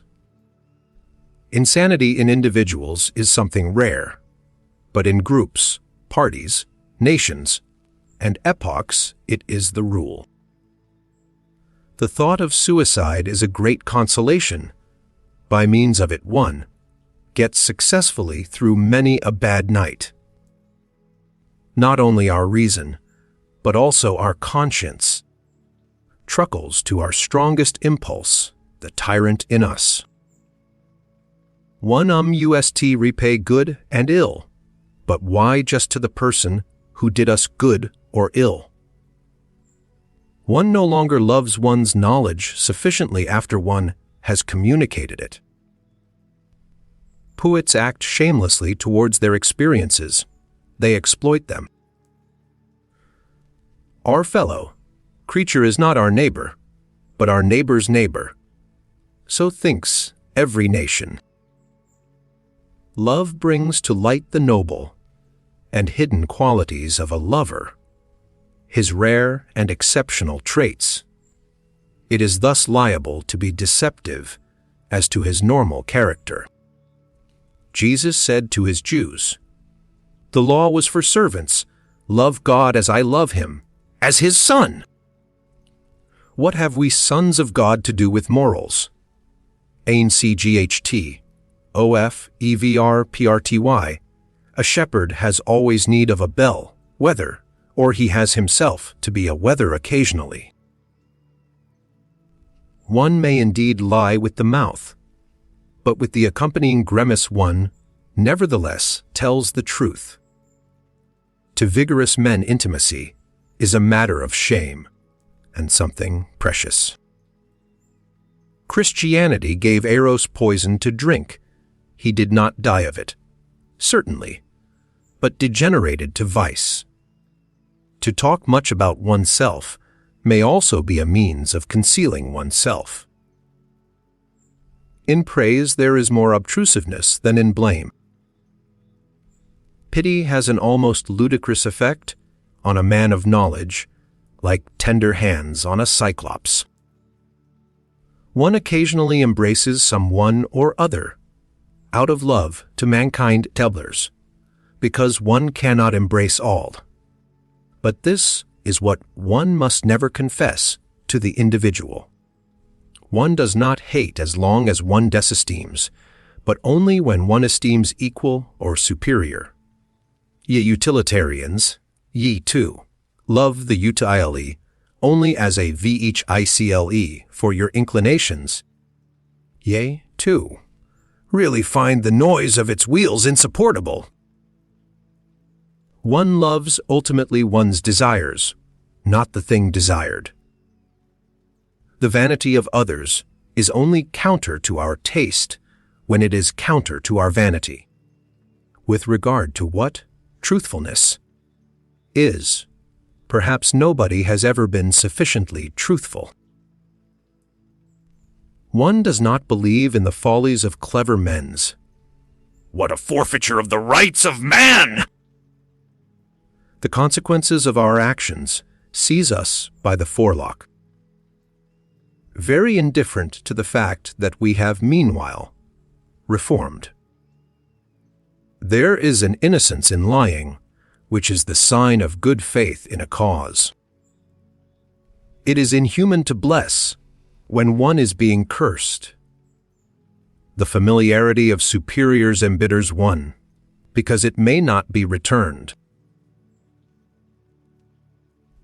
I am affected, not because you have deceived me, but because I can no longer believe in you. There is a haughtiness of kindness, which has the appearance of wickedness. I dislike him. Why? I am not a match for him. Did anyone ever answer so? The natural history of morals. The moral sentiment in Europe at present is perhaps as subtle, belated, diverse, sensitive, and refined as the science of morals. Belonging thereto is recent, initial, awkward, and coarse, fingered an interesting contrast, which sometimes becomes incarnate and obvious in the very person of a moralist. Indeed, the expression, science of morals, is, in respect to what is designated thereby, far too presumptuous and counter to guilloty taste, which is always a foretaste of more modest expressions. One ought to avow with the utmost fairness, doubly het is still necessary here for a long time. Double het is alone proper for the present, namely, the collection of material, the comprehensive survey and classification of an immense domain of delicate sentiments of worth and distinctions of worth, which live, grow, propagate, and perish, and perhaps attempts to give a clear idea of the recurring and more common forms of these living crystallizations, as preparation for a THEOR, OFTYPES of morality. To be sure, people have not hitherto been so modest. All the philosophers, with a pedantic and ridiculous seriousness, demanded of themselves something very much higher, more pretentious, and ceremonious. When they concerned themselves with morality as a science, they wanted to give a BSIC to morality. And every philosopher hitherto has believed that he has given it a basis. Morality itself, however, has been regarded as something given. How far from their awkward pride was the seemingly insignificant problem, left in dust and decay, of a description of forms of morality, notwithstanding that the finest hands and senses could hardly be fine enough for it. It was precisely owing to moral philosophers, knowing the moral facts imperfectly, in an arbitrary epitome, or an accidental abridgment, perhaps as the morality of their environment, their position, their church, their zeitgeist, their climate and zone. It was precisely because they were badly instructed with regard to nations, eras, and past ages, and were by no means eager to know about these matters, that they did not even come in sight of the real problems of morals, problems which only disclose themselves by a comparison of may and why kinds of morality. In every science of morals, hitherto, strange as it may sound, the problem of morality itself has been omitted. There has been no suspicion that there was anything problematic there. That which philosophers called giving a basis to morality and endeavored to realize has, when seen in a right light, proved merely a learned form of good ih in prevailing morality, a new means of its expressione. Consequently, just a matter of fact within the sphere of a definite morality, in its ultimate motive. Other sort of denial that it is lawful for this morality to be called in question, and in any case the reverse of the testing, analyzing, doubting, and vivisecting of this very faith. Here, for instance, with what innocence, almost worthy of honor, Schopenhauer represents his own task, and draw your conclusions concerning the scientificness of a science, whose latest master still talks in the strain of children and old wives.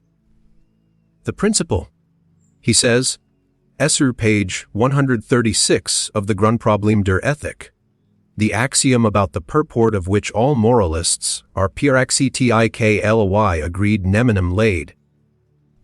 Immo omnes quantum potes juva, is rely the proposition which all moral teachers strive to establish, the real basis of ethics which has been sought, like the philosopher's stone, for centuries. The difficulty of establishing the proposition referred to may indeed be great. It is well known that Schopenhauer also was unsuccessful in his efforts, and whoever has thoroughly realized how absurdly false and sentimental this proposition is, in a world whose essence is will to power, may be reminded that Schopenhauer, although a pessimist, actually, played the flute daily after dinner. One may read about the matter in his biography. A question by the way a pessimist, a repudiator of God and of the world, who macaes a hailty at morality, who assents to morality, and plays the flute to laid neminem morals. What? Is that really a pessimist? Apart from the value of such assertions as, there is a categorical imperative in us, one can always ask, what does such an assertion indicate about him who makes it?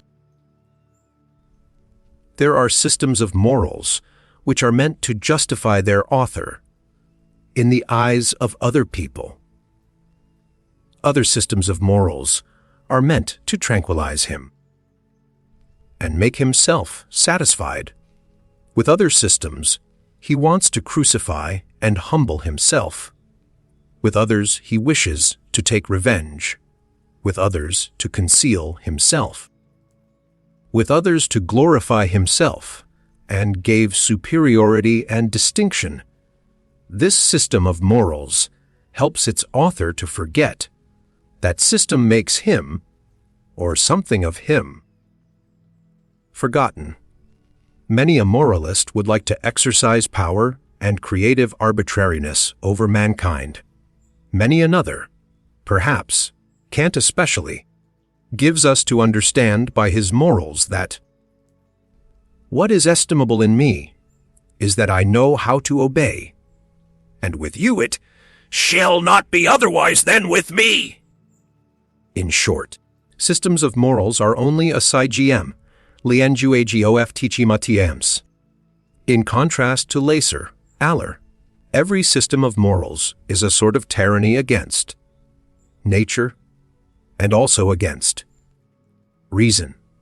That is, however, no objection, unless one should again decree, by some system of morals, that all kinds of tyranny and unreasonableness are unlawful.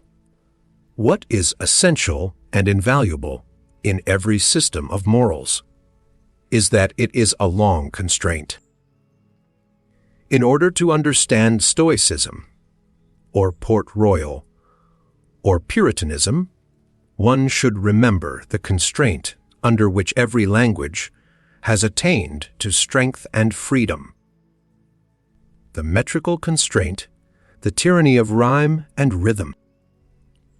How much trouble have the poets and orators of every nation given themselves? Not excepting some of the prose writers of today, in whose ear dwells an inexorable conscientiousness, for the sake of a folly, as utilitarian bunglers say, and thereby deem themselves wise, from submission to arbitrary laws, as the anarchists say, and thereby fancy themselves free, even free-spirited. The singular fact remains, however, that everything of the nature of freedom, elegance, boldness, dance, and masterly certainty, which exists or has existed, whether it be in thought itself, or in administration, or in speaking and persuading, in art just as in conduct, has only developed by means of the tyranny of such arbitrary law, and in all seriousness, it is not at all improbable that precisely this is nature, and natural, and Not laser aller! every artist knows how different from the state of letting himself go is his most natural condition, the free arranging, locating, disposing, and constructing in the moments of inspiration, and how strictly and delicately he then obeys 1,000 laws, which, by their very rigidness and precision, defy all formulation by means of ideas.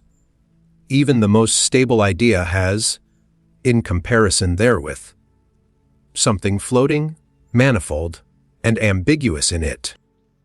The essential thing, in heaven and in earth, is apparently to repeat it once more, that there should be long obedience in the same direction, there thereby results, and has always resulted in the long run, something which has made life worth living, for instance, virtue, art, music, dancing, reason, spirituality. Anything whatever that is transfiguring, refined, foolish, or divine. The long bondage of the spirit, the distrustful constraint in the communicability of ideas, the discipline which the thinker imposed on himself to think in accordance with the rules of a church or a court, or conformable to Aristotelian premises. The persistent spiritual will to interpret everything that happened according to a Christian scheme, and in every occurrence to rediscover and justify the Christian God. All this violence, arbitrariness, severity, dreadfulness, and unreasonableness has proved itself the disciplinary means whereby the European spirit has attained its strength, its remorseless curiosity, and subtle mobility. Granted also that much irrecoverable strength and spirit had to be stifled, suffocated, and spoilt in the process, for here, as everywhere, nature shows herself as she is, in all her extravagant and indiferamt magnificence, which is shocking, but nevertheless noble. That, for centuries, European thinkers only thought in order to prove something, Nowadays, on the contrary, we are suspicious of every thinker who wishes to prove something, that it was always settled beforehand what dull asto, be the result of their strictest thinking, as it was perhaps in the Asiatic astrology of former times, or as it is still at the present day in the innocent, Christian, moral explanation of immediate personal events, for the glory of God, or for the good of the soul. This tyranny, this arbitrariness, this severe and magnificent stupidity has edukt, the spirit, slavery, both in the coarser and the finer sense, is apparently an indispensable means even of spiritual education and discipline. One may look at every system of morals in this light. It is nature, therein which teaches to hate the lesser, aller, the too great freedom, and implants the need for limited horizons, for immediate duties. It teaches the narrow ienge, of perspectives, and thus, in a certain sense, that stupidity is a condition of life and development. Thou must obey someone, and for a long time, otherwise thou wilt come to grief, and lose all respect for thyself. This seems to me to be the moral imperative of nature, which is certainly neither categorical, as old Kant wished consequently the Otherwise, nor does it address itself to the individuals. What does nature care for the individual? But to nations, races, ages, and ranks, above all, however, to the animal, man, generally to mankind. Industrious races find it a great hardship to be idle. It was a master stroke of Engelos instinct to hallow and begloom Sunday to such an extent that the Englishman unconsciously hankers for his week, and work day again, as a kind of cleverly devised, cleverly intercalated fast, such as is also frequently found in the ancient world, although, as is appropriate in southern nations, not precisely with respect to work. Many kinds of fasts are necessary, and wherever powerful influences and habits prevail, legislators have to see that intercalary days are appointed, on which such impulses are fettered, and learn to hunger anew.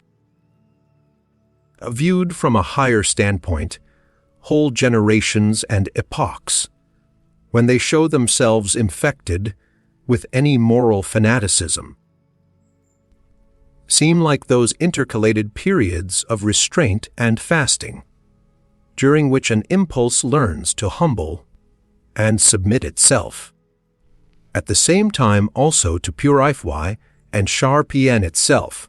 Certain philosophical sects likewise admit of a similar interpretation. For instance, the Stoa, in the midst of Hellenic culture, with the atmosphere rank and overcharged with aphrodisiacal odors. Here also is a hint for the explanation of the paradox. Why it was precisely in the most Christian period of European history, and in general only under the pressure of Christian sentiments, that the sexual impulse sublimated into love, amour, passion. There is something in the morality of Plato which does not really belong to Plato, but which only appears in his philosophy. One might say, in spite of him, namely, Socratism, for which he himself was too noble. No one desires to injure himself, hence all evil is done unwittingly. The evil man inflicts injury on himself. He would not do so, however, if he knew that evil is evil. The evil man, therefore, is only evil through error. If one free him from error, one will necessarily make him good. This mode of reasoning savors of the populace, who perceive only the unpleasant consequences of evil doing, and practically judge that it is stupid to do wrong, while they accept good as identical with useful and pleasant, without further thought. As regards every system of utilitarianism, one may at once assume that it has the same origin, and follow the sent one will seldom err. Plato did all he could to interpret something refined and noble into the tenets of his teacher, and above all to interpret himself into them.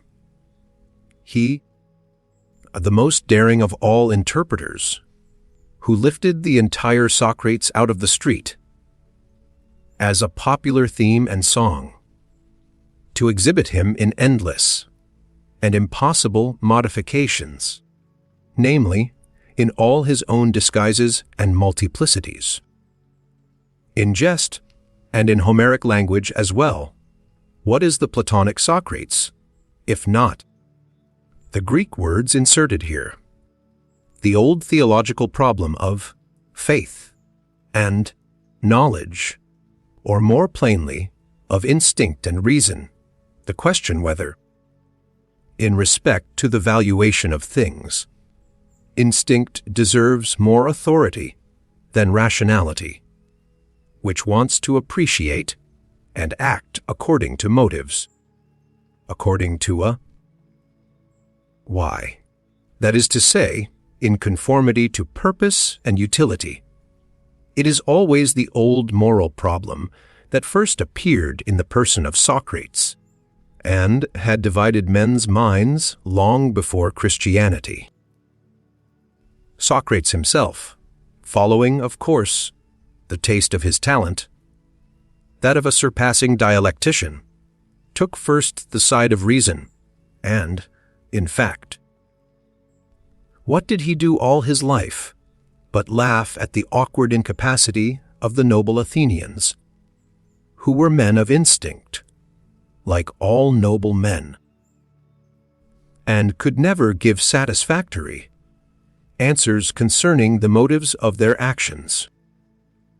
In the end, however, though silently and secretly, he laughed also at himself with his finer conscience and introspection. He found in himself the same difficulty and incapacity.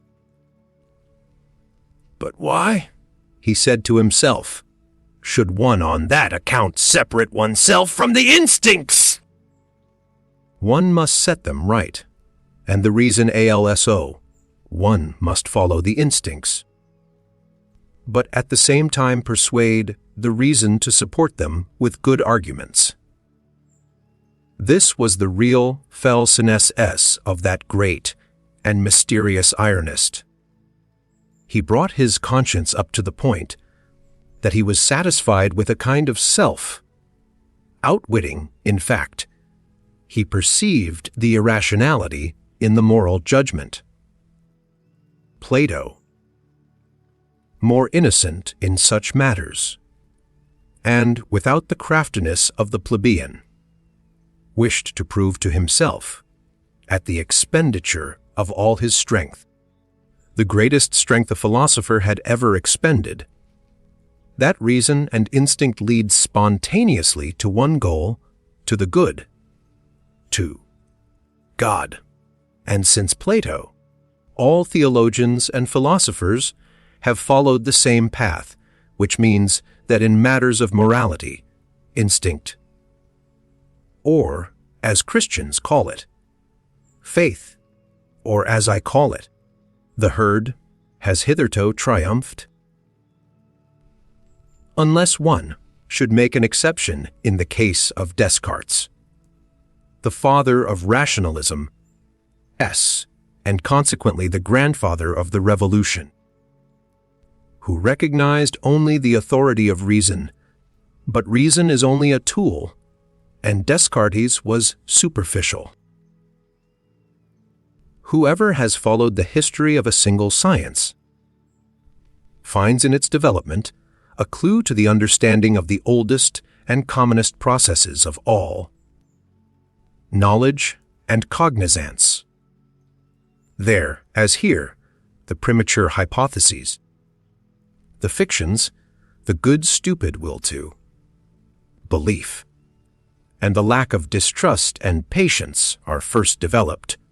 Our senses learn late, and never learn completely, to be subtle, reliable, and cautious organs of knowledge.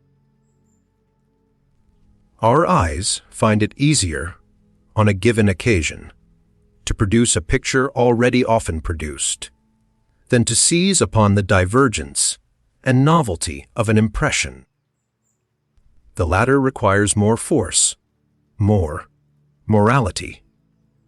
It is difficult and painful for the ear to listen to anything new. We hear strange music badly. When we hear another language spoken, we involuntarily attempt to form the sounds into words with which we are more familiar and conversant. It was thus, for example, that the Germans modified the spoken word arcublsta into armbarusts, cross, both. Our senses are also hostile and averse to the new, and generally, even in the simplest processes of sensation, the emotions dominati, such as fear, love, hatred, and the passive emotion of indolence. As little as a reader nowadays reads all the single words, not to speak of syllables, of a page. He rather takes about 5 out of every 20 words at random, and guesses the probably appropriate sense to them. Just as little do we see a tree correctly and completely in respect to its leaves, branches, color, and shape. We find it so much easier to fancy the chance of a tree. Even in the midst of the most remarkable experiences, we still do just the same. We fabricate the greater part of the experience, and can hardly be made to contemplate any event, exct as inventors, thereof. All this goes to prove that from our fundamental nature, and from remote ages we have been, ACCUSTOMTOLWEIMG.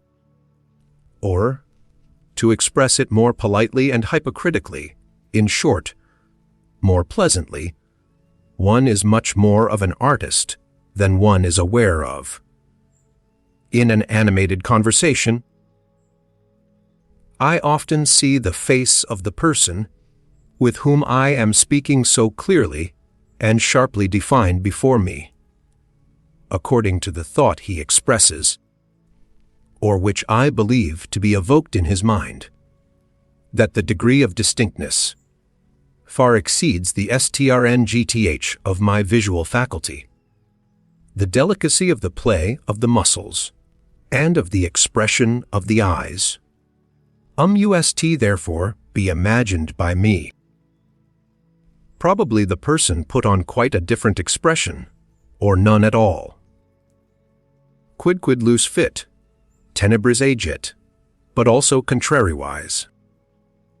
What we experience in dreams, provided we experience it often, pertains at last just as much to the general belongings of our soul as anything actually experienced. By virtue thereof, we are richer or poorer. We have a requirement more or less, and finally, in broad daylight, and even in the brightest moments of our waking life, we are ruled to some extent by the nature of our dreams. Supposing that someone has often flown in his dreams, and that at last, as soon as he dreams, he is conscious of the power and art of flying as his privilege, and his peculiarly enviable happiness. Such a person, who believes that on the slightest impulse, he can actualize all sorts of curves and angles, who knows the sensation of a certain divine levity, and upwards, without effort or constraint, downwards, without descending or lowering, Without TRU bow! how could the man with such dream, experiences, and dream habits fail to find happiness? Differently colored and defined, even in his waking hours! How could he fail to long DFFERNTLY for happiness? Flight, such as is described by poets, must, when compared with his own, flying, be far too earthly, muscular, violent, far too troublesome for him. The difference among men does not manifest itself only in the difference of their lists of desirable things, in their regarding different good things as worth striving for, and being disagreed as to the greater or less value. The order of rank of the commonly recognized desirable things. It manifests itself much more in what they regard as actually HVING and possis is CNG, a desirable thing. As regards a woman, for instance, the control over her body and her sexual gratification serves as an amply sufficient sign of ownership and possession to the more modest man. Another with a more suspicious and ambitious thirst for possession sees the questionableness, the mere apparentness of such ownership, and wishes to have finer tests in order to know especially whether the woman not only gives herself to him, but also gives up for his sake what she has or would like to have. Only THEN does he look upon her as possessed. A third, however, has not even here got to the limit of his distrust and his desire for possession.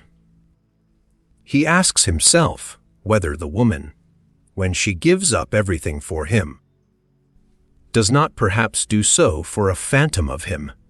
He wishes first to be thoroughly, indeed, profoundly well known, in order to be loved at all he ventures to let himself be found out. Only then does he feel the beloved one fully in his possession, when she no longer deceives herself about him, when she loves him just as much for the sake of his devilry and concealed insatiability as for his goodness, patience, and spirituality. One man would like to possess a nation, and he finds all the higher arts of Cagliostro and Catalina suitable for his purpose. Another, with a more refined thirst for possession, says to himself, "One may not deceive where one desires to possess." Of he is irritated and impatient at the idea that a mask of him should rule in the hearts of the people. I must, therefore, make myself known, and first of all learn to know myself. Among helpful and charitable people, one almost always finds the awkward craftiness, which first gets up suitably him who has to be helped, as though, for instance, he should merit help, seek just THEIR help, and would show himself deeply grateful, attached, and subservient to them for all help. With these conceits, they take control of the needy as a property, just as in general they are charitable and helpful out of a desire for property. One finds them jealous when they are crossed or forestalled in their charity. parents involuntarily make something like themselves out of their children, they call that education. No mother doubts at the bottom of her heart that the child she has borne is thereby her property. No father hesitates about his right to ace OWN ideas and notions of worth. Indeed, in former times, fathers deemed it right to use their discretion concerning the life or death of the newly borns, as among the ancient Germans. And, like the father, so also do the teacher, the class, the priest, and the prince still see in every new individual an unobjectionable opportunity for a new possession. The consequence is the Jews, a people born for slavery. As Tacitus and the whole ancient world say of them, the chosen people among the nations, as they themselves say and believe. The Jews performed the miracle of the inversion of valuations, by means of which life on earth obtained a new and dangerous charm for a couple of millenniums. Their prophets fused into one the expressions rich, godless, wicked, violent, sensual, and for the first time coined the word world as a term of reproach. In this inversion of valuations, in which is also included the use of the word poor as synonymous with saint and friend, the significance of the Jewish people is to be found. It is with THEM that the SLANSURA morales commences. It is to be INFERID that there are countless dark bodies near the sun, such as we shall never see. Among ourselves, this is an allegory. And the psychologist of morals reads the whole star, writing merely as an allegorical and symbolic language in which much may be unexpressed. The beast of prey and the man of preyes, for instance, Caesar Borgia, are fundamentally misunderstood. Nature is misunderstood so long as one seeks a morbidness in the constitution of these healthiest of all tropical monsters and growths, or even an innate hell in them, as almost all moralists have done hitherto. Does it not seem that there is a hatred of the virgin forest and of the tropics among moralists, and that the tropical man must be discredited at all costs, whether as disease and deterioration of mankind, or as his own hell and self-torture? And why? In favor of the temperate zones, in favor of the temperate men, the moral, the mediocre. This for the chapter, Morals as Timidity. All the systems of morals which address themselves with a view to their happiness, as it is called, what else are they but suggestions for behavior adapted to the degree of danger from themselves in which the individuals live, recipes for their passions, their good and bad propensities, insofar as such have the will to power, and would like to play the master, small and great expediencies and elaborations, permeated with the musty odor of old family medicines and old wife wisdom, all of them grotesque and absurd in their form, because they address themselves to all, because they generalize where generalization is not authorized, all of them speaking unconditionally, and taking themselves unconditionally, all of them flavored not merely with one grain of salt, but rather endurable only, and sometimes even seductive. When they are over, spiced and begin to smell dangerously, especially of the other world. That is all of little value when estimated intellectually, and is far from being science, much less wisdom, but, repeated once more, and 3 times repeated, it is expediency, expediency, expediency mixed with stupidity. Stupidity, stupidity, whether it be the indifference and statuesque coldness towards the heated folly of the emotions, which the Stoics advised and fostered, or the no more laughing and no more weeping of Spinoza, the destruction of the emotions by their analysis and vivisection, which he recommended so naively, or the lowering of the emotions to an innocent mean, at which they may be satisfied, the Aristotelianism of morals, or even morality as the enjoyment of the emotions in a voluntary attenuation and spiritualization by the symbolism of art, perhaps as music, or as love of God, and of mankind for God's sake, for in religion the passions are once more enfranchised,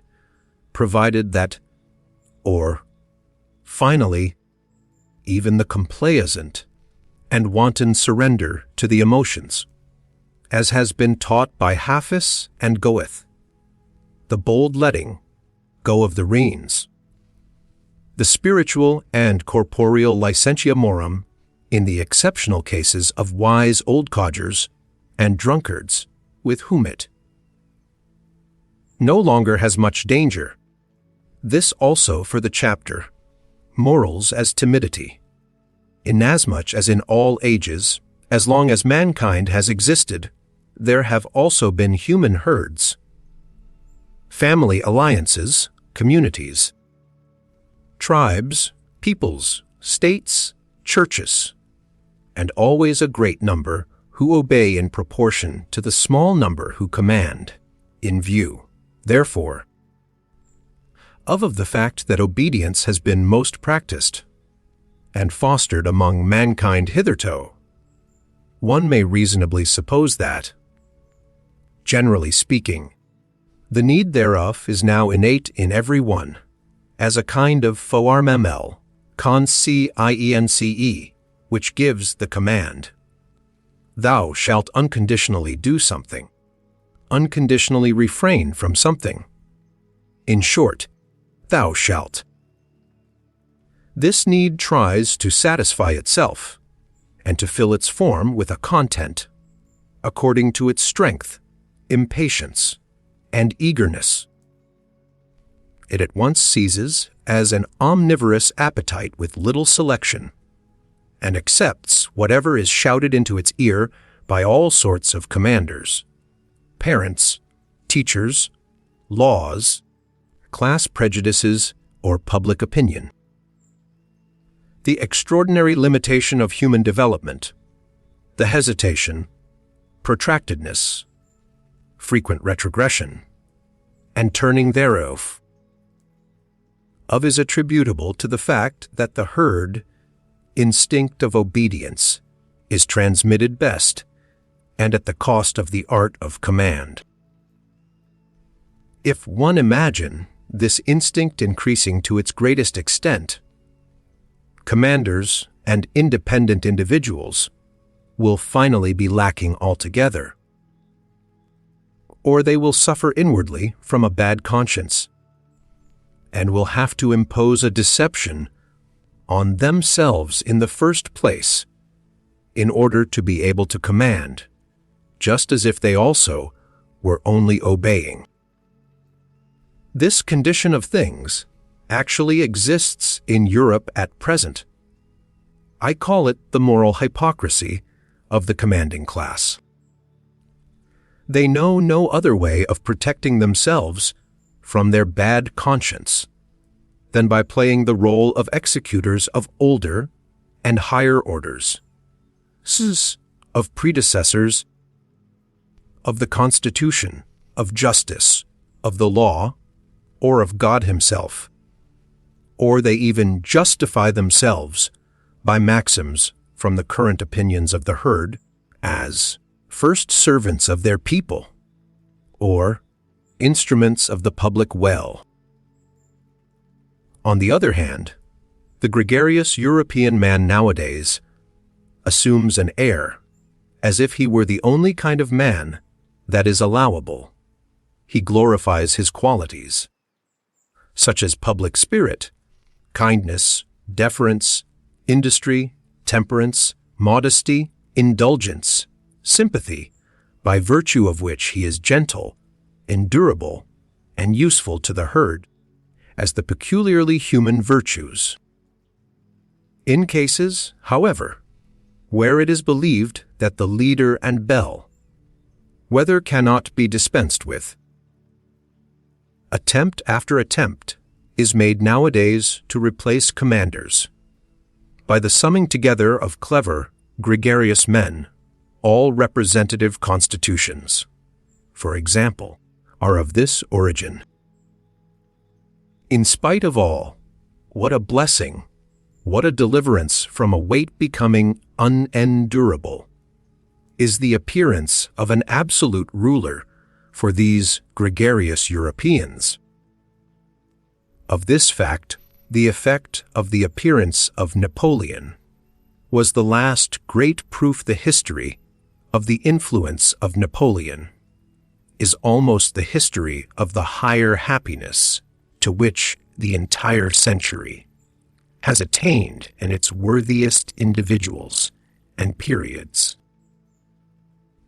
The man of an age of dissolution, which mixes the races with one another, who has the inheritance of a diversified descent in his body, that is to say, contrary, and often not only contrary, instincts and standards of value, which struggle with one another and are seldom at peace.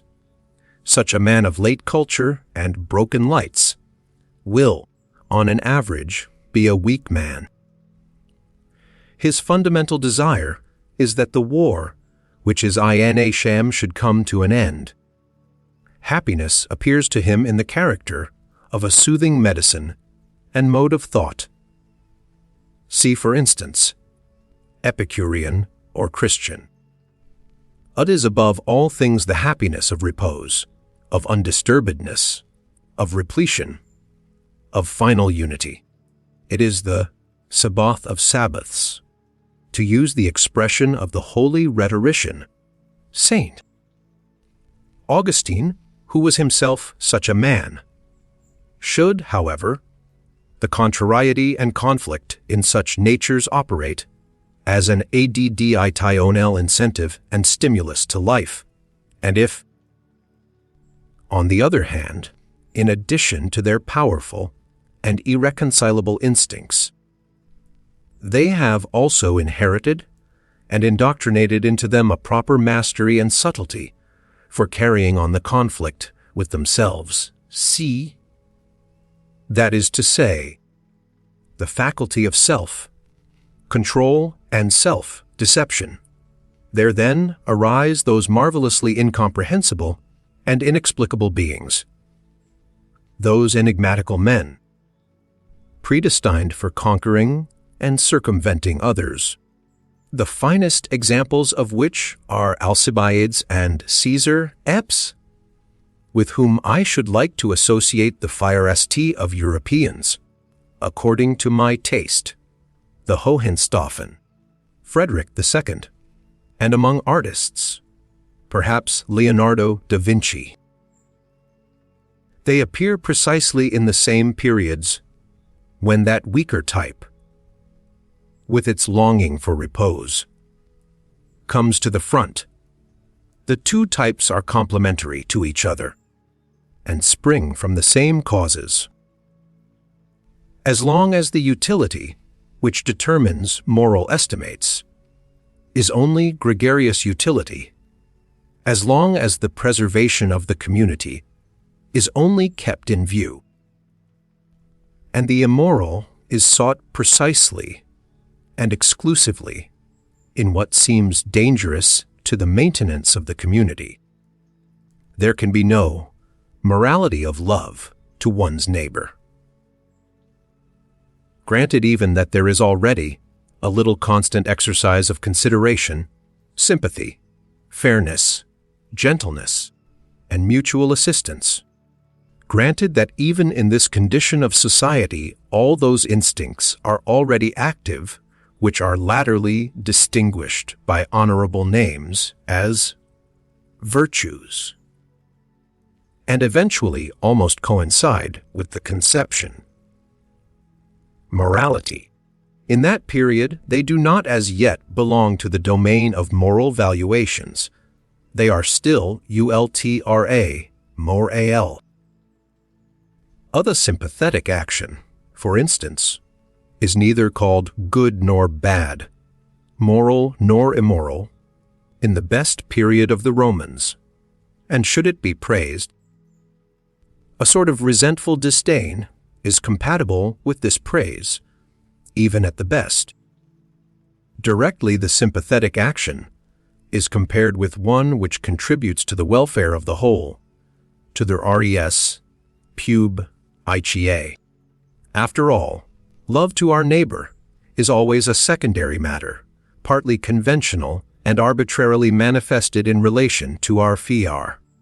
Ofour, nenighbur. After the fabric of society seems on the whole established and secured against external dangers, it is this fear of our neighbor which again creates new perspectives of moral valuation. Certain strong and dangerous instincts, such as the love of enterprise, foolhardiness, revengefulness, astuteness, rapacity, and love of power, which up till then had not only to be honored from the point of view of general utility, under other names, of course, than those here given, but had to be fostered and cultivated as, because they were perpetually required in the common danger against the common enemies,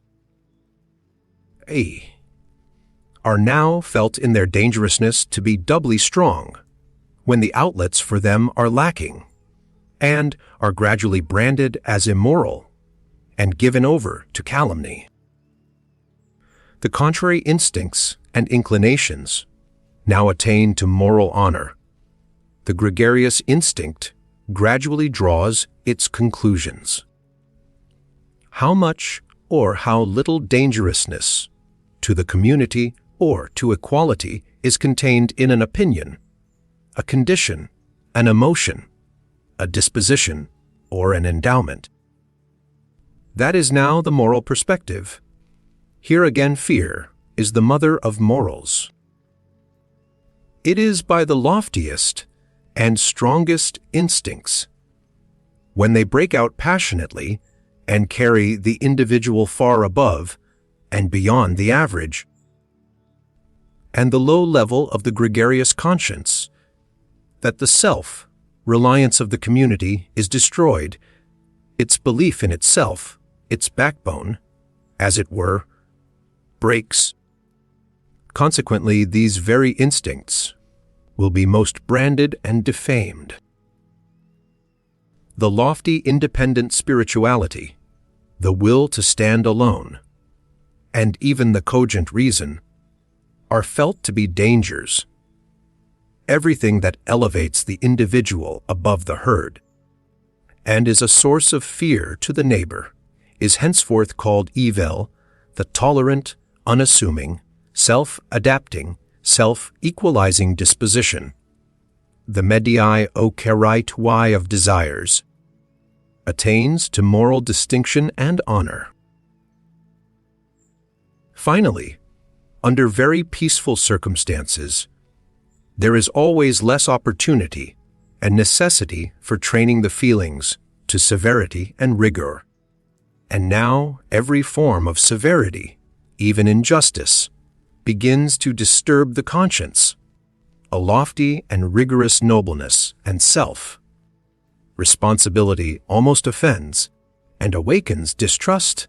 The lamb, and still more, the sheep, wins respect. There is a point of diseased mellowness and effeminacy in the history of society, at which society itself takes the part of him who injures it, the part of the Rye mine ale, and does so, in fact, seriously and honestly. To punish appears to it to be somehow unfair. It is certain that the idea of punishment and the obligation to punish are then painful and alarming to people. Is it not sufficient if the criminal be rendered harmless? Why should we still punish? Punishment itself is terrible. With these questions, gregarious morality, the morality of fear, draws its ultimate conclusion. If one could at all do away with danger, the cause of fear, one would have done away with this morality at the same time. It would no longer be necessary. It do ould not consider itself any longer necessary. Whoever examines the conscience of the present day European will always elicit the same imperative from its thousand moral folds and hidden recesses, the imperative of the timidity of the herd. We wish that some time or other there may be. Now chai mg more, to fiao. Some time or other, the will and the way Thirito is nowadays called progress all over Europe. Let us at once say again what we have already said 100 times. For people's ears nowadays are unwilling to hear such truths. Truths. We know well enough how offensive it sounds when any one plainly, and without metaphor, counts man among the animals, but it will be accounted to us, almost a rhyme, that it is precisely in respect to men of modern ideas that we have constantly applied the terms herd, instincts, and such like expressions. What avail is it? We cannot do otherwise, for it is precisely here that our new insight is. We have found that, in all the principal moral judgments, Europe has become unanimous, including likewise the countries where European influence prevails in Europe people. Evidently, Kenobu, what Socrates thought he did not know, and what the famous serpent of old once promised to teach, they know today what is good and evil. It must then sound hard and be distasteful to the ear when we always insist that that which here thinks it knows, that which here glorifies itself with praise and blame, and calls itself good, is the instinct of the herding human animal, the instinct which has come and is ever coming more and more to the front, to preponderance and supremacy over other instincts, according to the increasing physiological approximation and resemblance of which it is the symptom. Amorlityn, EURPEATPECENTSERD, ING ANML morality, and therefore, as we understand the matter, only one kind of human morality, beside which, before which, and after which many other moralities, and above all HIGHER moralities, are or should be possible. Against such a possibility, against such a should be, however, this morality defends itself with all its strength. It says obstinately and inexorably, I am morality itself, and nothing else is morality. Indeed, with the help of a religion which has humored and flattered the sublimest desires of the herding animal. Things have reached such a point that we always find a more visible expression of this morality, even in political and social arrangements. The D'Imamokir Atic movement is the inheritance of the Christian movement. That its tempo, however, is much too slow and sleepy for the more impatient ones, for those who are sick and distracted by the herding instinct. Of is indicated by the increasingly furious howling and always less disguised teeth, gnashing of the anarchist dogs, who are now roving through the highways of European culture, apparently in opposition to the peacefully industrious democrats and revolution ideologues, and still more so to the awkward philosophisters and fraternity visionaries who call themselves socialists and want a free society. Those are really at one with them all in their thorough and instinctive hostility to every form of society other than that of the AUONOO's herd, to the extent even of repudiating the notions Massman, Stern, and servant. Ni diu ni mater, says a socialist formulaf, at one in their tenacious opposition to every special claim, every special right and privilege.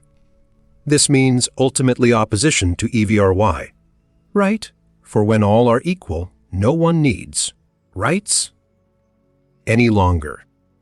At one in their distrust of punitive justice, as though it were a violation of the weak, unfair to the nens SR, consequences of all former society.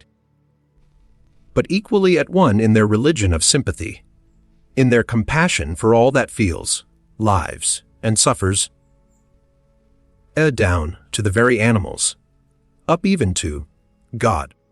The extravagance of sympathy for God belongs to a democratic age, altogether at one in the cry and impatience of their sympathy, in their deadly hatred of suffering generally, in their almost feminine incapacity for witnessing it, or aloing it, at one in their involuntary beglooming and heart softening under the spell of which Europe seems to be threatened with a new Buddhism, at one in their belief in the morality of mutual sympathy, as though it were morality in itself, the climax, the ationed climax of mankind, the sole hope of the future, the consolation of the present, the great discharge from all the obligations of the past,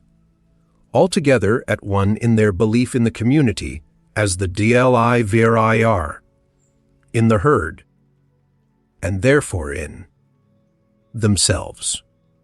We who hold a different belief, we who regard the democratic movement not only as a degenerating form of political organization, but as equivalent to a degenerating, a waning type of man, as involving his mediocrizing and depreciation, where have we to fix our hopes.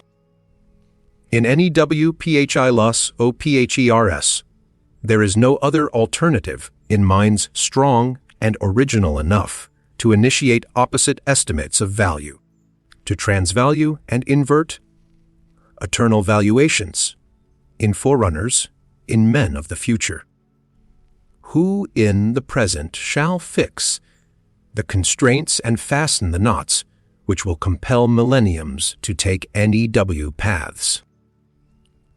To teach man the future of humanity as his YL, as depending on human will, and to make preparation for vast hazardous enterprises and collective attempts in rearing and educating, in order thereby to put an end to the frightful rule of folly and chance which has hitherto gone by the name of history.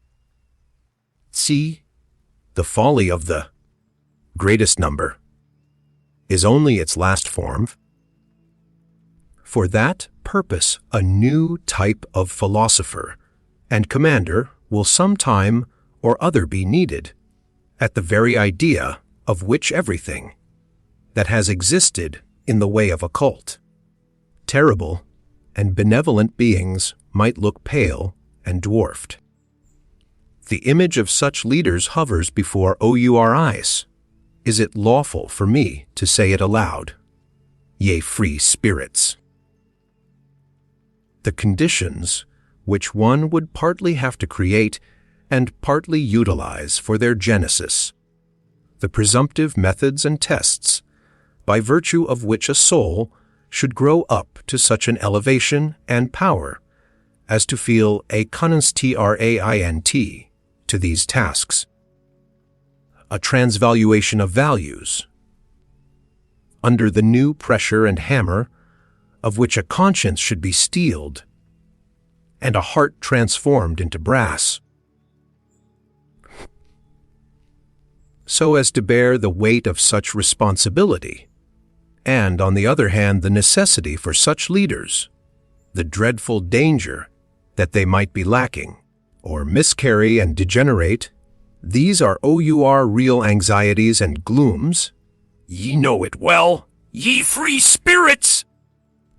These are the heavy distant thoughts and storms which sweep across the heaven of life. There are few pains so grievous as to have seen, divined, or experienced how an exceptional man has missed his way and deteriorated, but he who has the rare eye for the universal danger of man, himself deterior etiimgi, he who, like us, has recognized the extraordinary fortuitousness which has hitherto played its game in respect to the future of mankind, a game in which neither the hand nor even a finger of God has participated, he who divines the fate that is hidden under the idiotic unwariness and blind confidence of modern ideas, and still more under the whole of European morality, suffers from an anguish with which no other is to be compared. He sees at a glance all that could still be madi, of man through a favorable accumulation and augmentation of human powers and arrangements. He knows with all the knowledge of his conviction how unexhausted man still is for the greatest possibilities, and how often in the past the type man has stood in presence of mysterious decisions and new paths. He knows, till better from his painfulest recollections, on what wretched obstacles promising developments of the highest rank have hitherto usually gone to pieces, broken down, sunk, and become contemptible. The universal degenerar, YOFMEKND to the level of the man of the future, as idealized by the socialistic fools and shallow pates. This degeneracy and dwarfing of man to an absolutely gregarious animals, or as they call it, to a man of free society.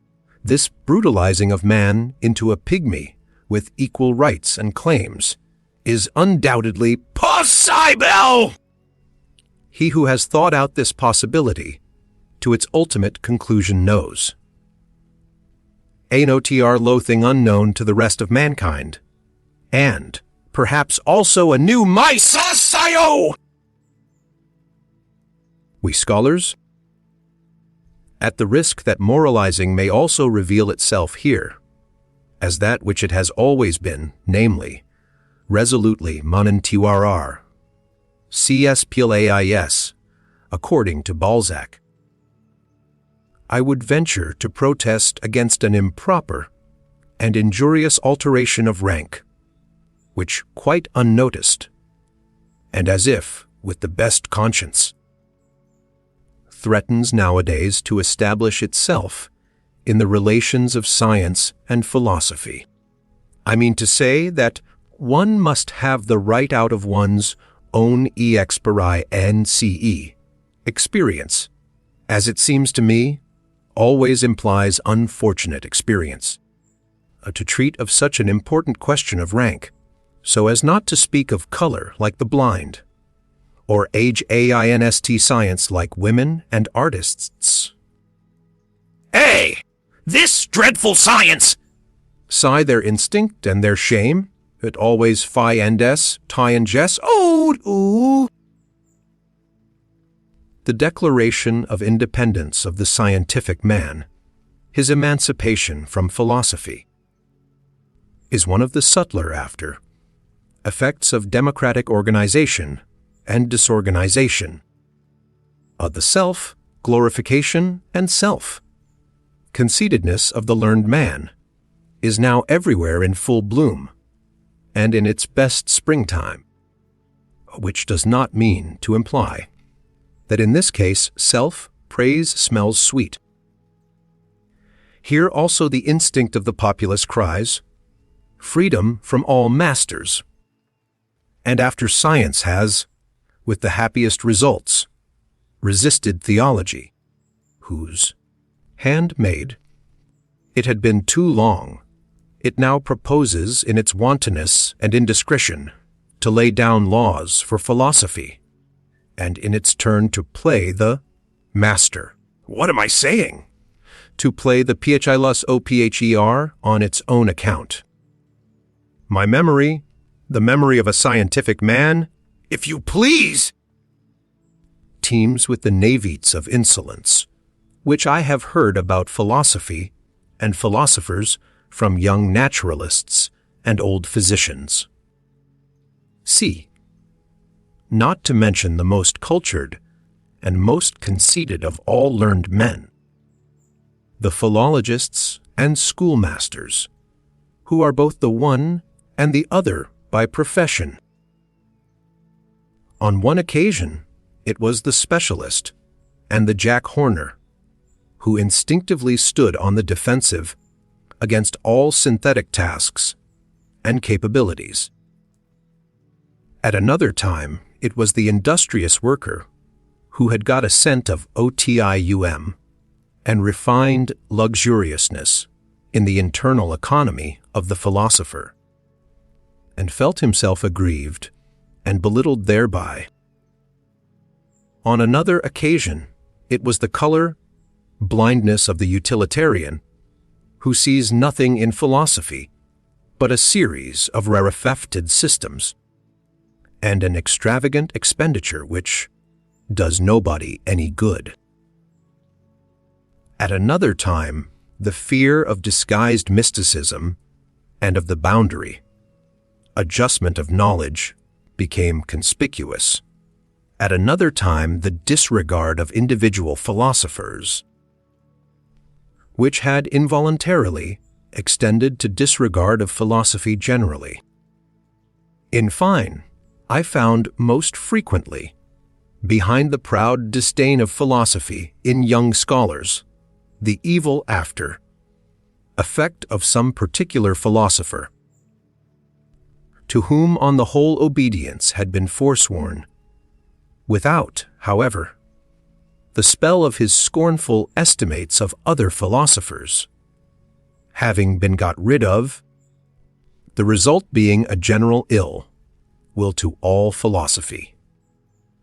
Such seems to me, for instance, the effect of Schopenhauer on the most modern Germany.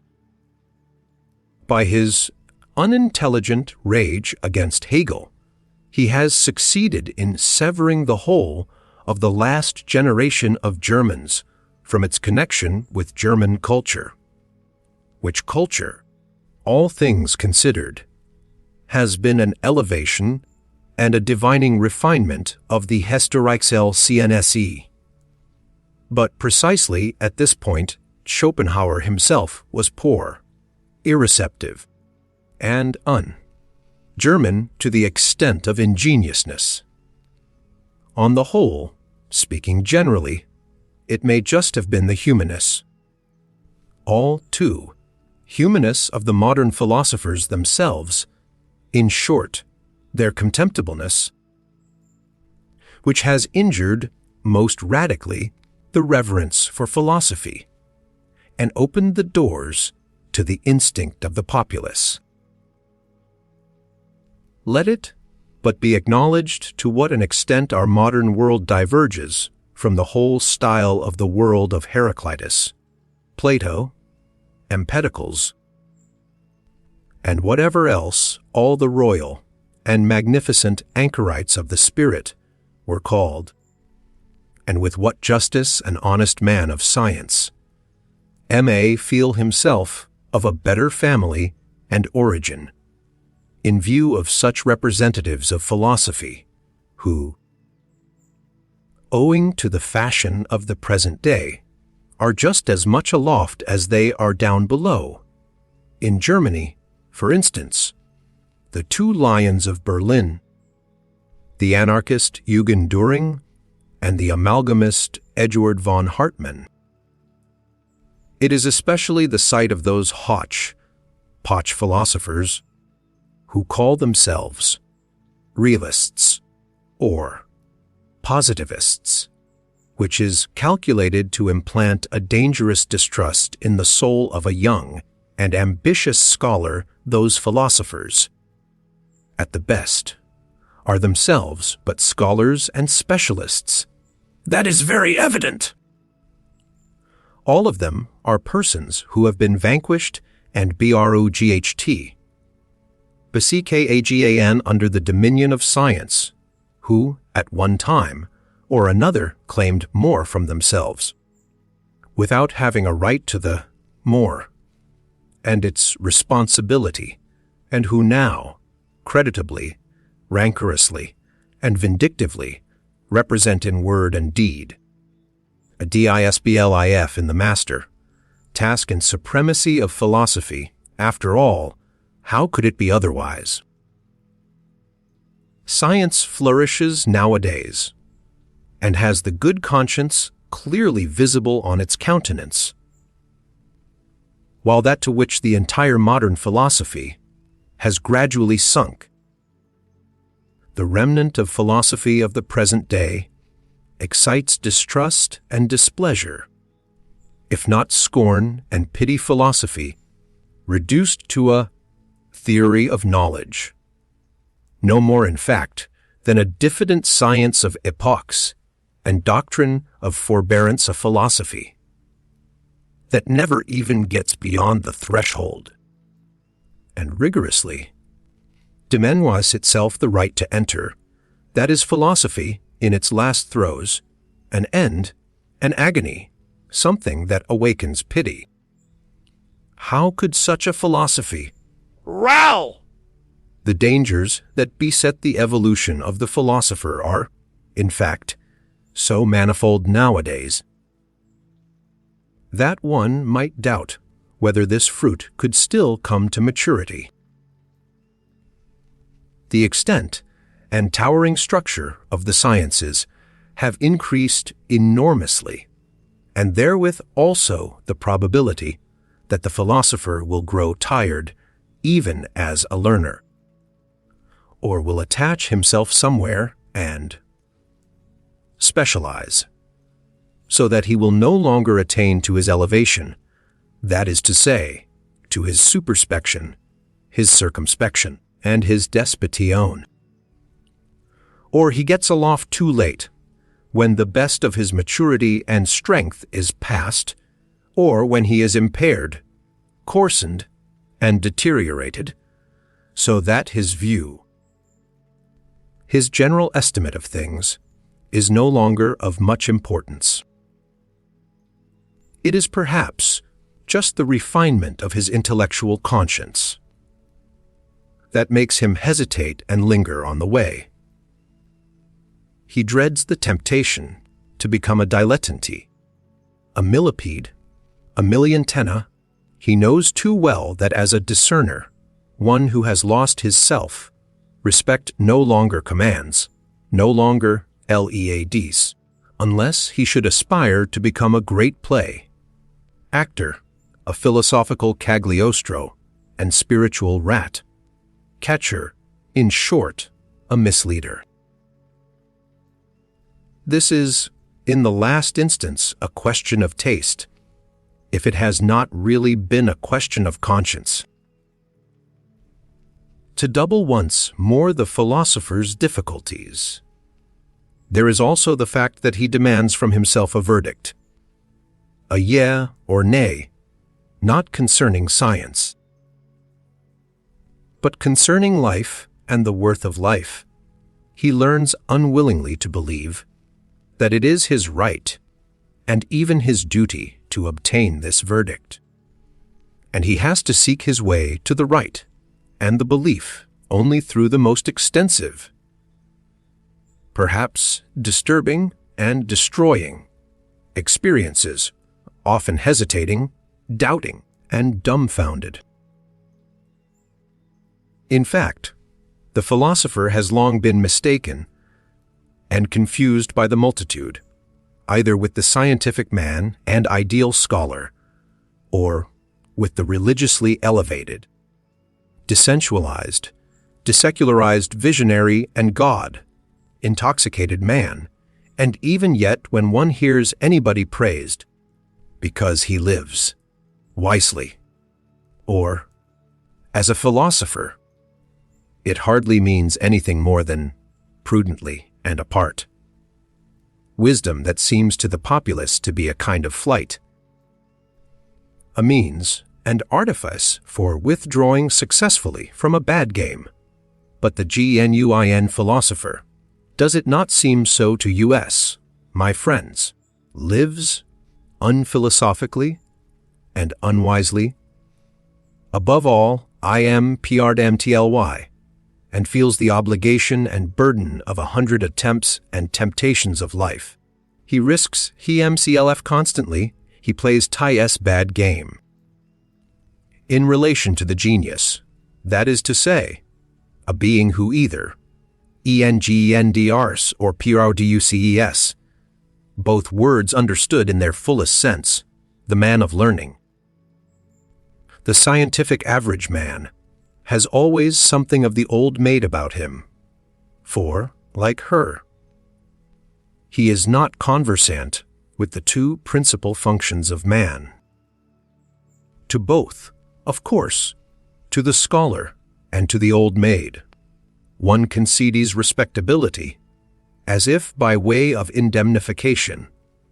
In these cases one emphasizes the respectability.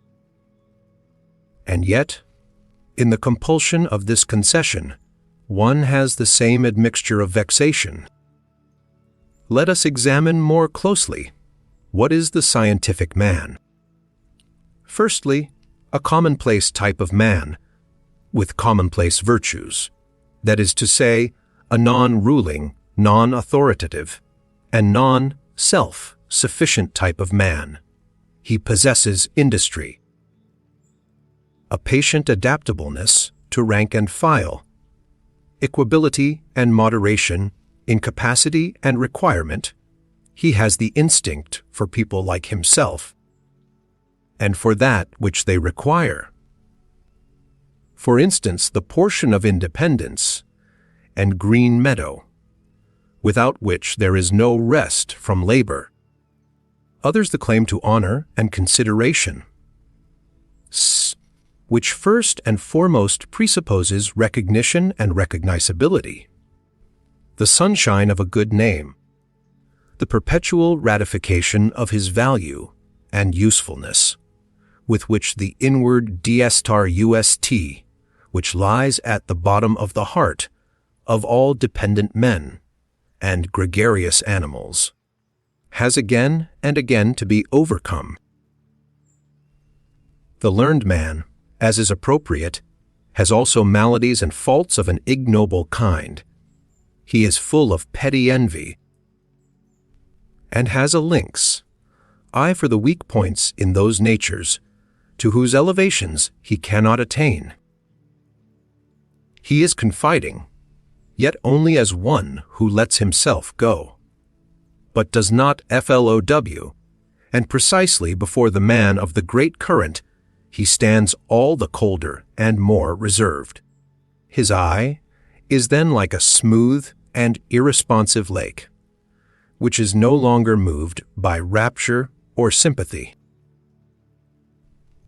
The worst and most dangerous thing of which a scholar is capable results from the instinct of mediocrity of his type, from the Jesuitism of mediocrity, which labors instinctively for the destruction of the exceptional man, and endeavors to break, or still better, to relax every bent bow. To relax, of course, with consideration, and naturally with an indulgent hand, to relax with confiding sympathy, that is the real art of Jesuitism, which has always understood how to introduce itself as the religion of sympathy. However gratefully one may welcome the objective spirit, and who has not been sick to death of all subjectivity, and its confounded IPCCI. In the end, however, one must learn caution, even with regard to one's gratitude, and put a stop to the exaggeration with which the unselfing and depersonalizing of the spirit has recently been celebrated, as if it were the goal in itself, as if it were salvation and glorification, as is especially accustomed to happen in the pessimist school, which has also in its turn good reasons for paying the highest honors to disinterested knowledge. The objective man, who no longer curses and scolds like the pessimist, the ideal man of learning in whom the scientific instinct blossoms forth, fully after 1,000 complete and partial failures, is assuredly one of the most costly instruments that exist. But his place is in the hand of one who is more powerful. He is only an instrument. We may say he is a myROR. He is no purpose in himself. The objective man is in truth a mirror, accustomed to prostration before everything that wants to be known, with such desires only as knowing or reflecting implies. He waits until something comes, and then expands himself sensitively, so that even the light footsteps and gliding past of spiritual beings may not be lost on his surface and film. Whatever personality he still possesses seems to him accidental, arbitrary, or still oftener, disturbing. So much has he come to regard himself as the passage and reflection of outside forms and events. He calls up the recollection of himself with an effort, and not infrequently wrongly. He readily confounds himself with other persons. He makes mistakes with regard to his own needs. And here, only is he unrefined and negligent perhaps. He is troubled about the health, or the pettiness, and confined atmosphere of wife and friend, or the lack of companions and society. Indeed, he sets himself to reflect on his suffering, but in vain. His thoughts already rove away to the more general case, and tomorrow he knows as little as he knew yesterday how to help himself. He does not now take himself seriously and devote time to himself. He is serene, not from lack of trouble, but from lack of capacity for grasping and dealing with HI's trouble. the habitual complaisance with respect to all objects and experiences, the radiant and impartial hospitality with which he receives everything that comes his way, his habit of inconsiderate, good nature, of dangerous indifference as to yea, and nay, alas! There are enough of cases in which he has to atone for these virtues of his. And as man generally, he becomes far too easily the caput mortuum of such virtues. Should one wish love or hatred from him, I mean love and hatred as God, woman, and animal understand them, he will do what he can and furnish what he can. But one must not be surprised if it should not be much, if he should show himself just at this point to be false, fragile, questionable, and deteriorated.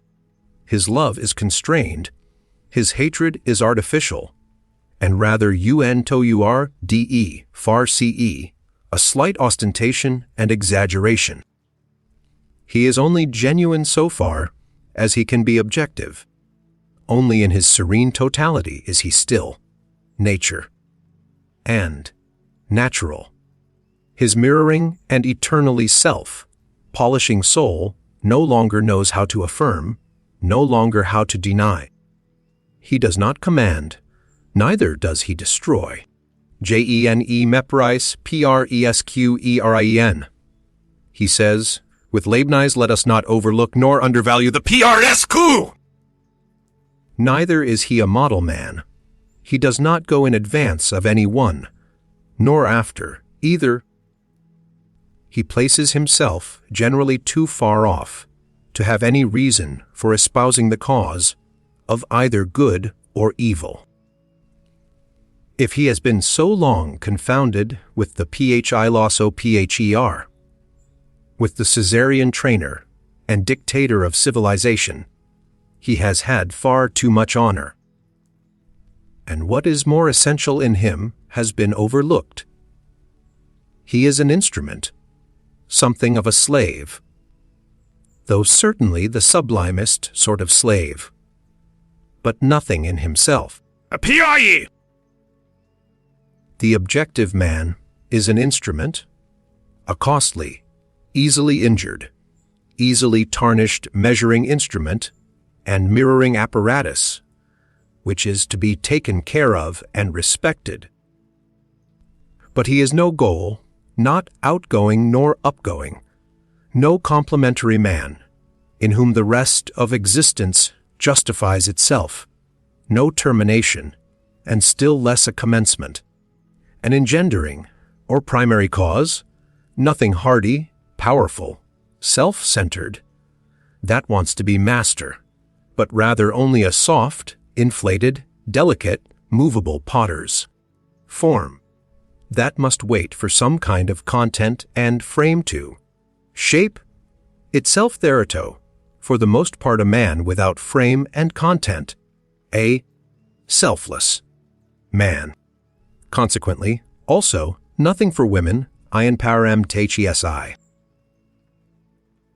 When a philosopher nowadays makes known that he is not a skeptic, I hope that has been gathered from the foregoing description of the objective spirit. People all hear it impatiently. They regard him on that account with some apprehension. They would like to ask so many questions. Indeed, among timid hearers, of whom there are now so many, he is henceforth said to be dangerous. With his repudiation of skepticism, it seems to them as if they heard some evil, threatening sound in the distance, as if a new kind of explosive were being tried somewhere, a dynamite of the spirit, perhaps a newly discovered Russian Nenshi, a pessimism, bodei vo unttis, that not only denies, means denial, but dreadful thought, prtss denial.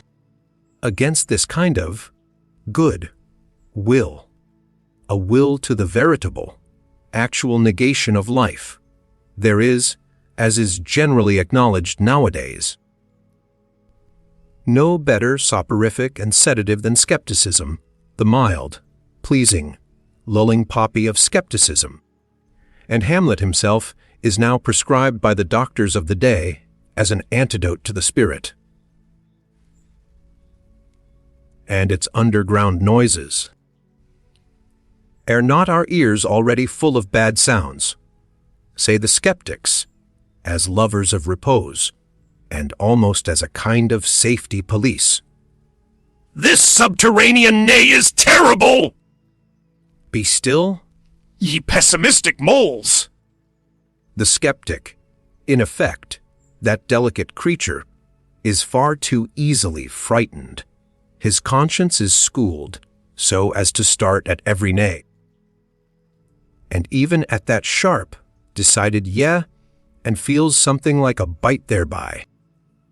Yeah, and nay, they seem to him opposed to morality. He loves, on the contrary, to make a festival to his virtue by a noble aloofness. While perhaps he says with Montaigne, "What do I know?" Or with Socrates, "I know that I know nothing." Or, "Here I do not trust myself, no door is open to me." Or, "Even if the door were open, why should I enter immediately?" Or, "What is the use of any hasty hypotheses?" It might quite well be in good taste to make no hypotheses at all. Are you absolutely obliged to straighten, at once, what is crooked? To stuff every hole with some kind of oakum? Is there not time enough for that? Has not the time leisure?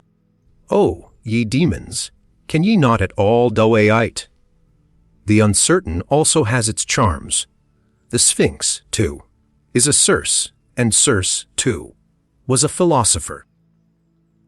Thus does a skeptic console himself, and in truth he needs some consolation.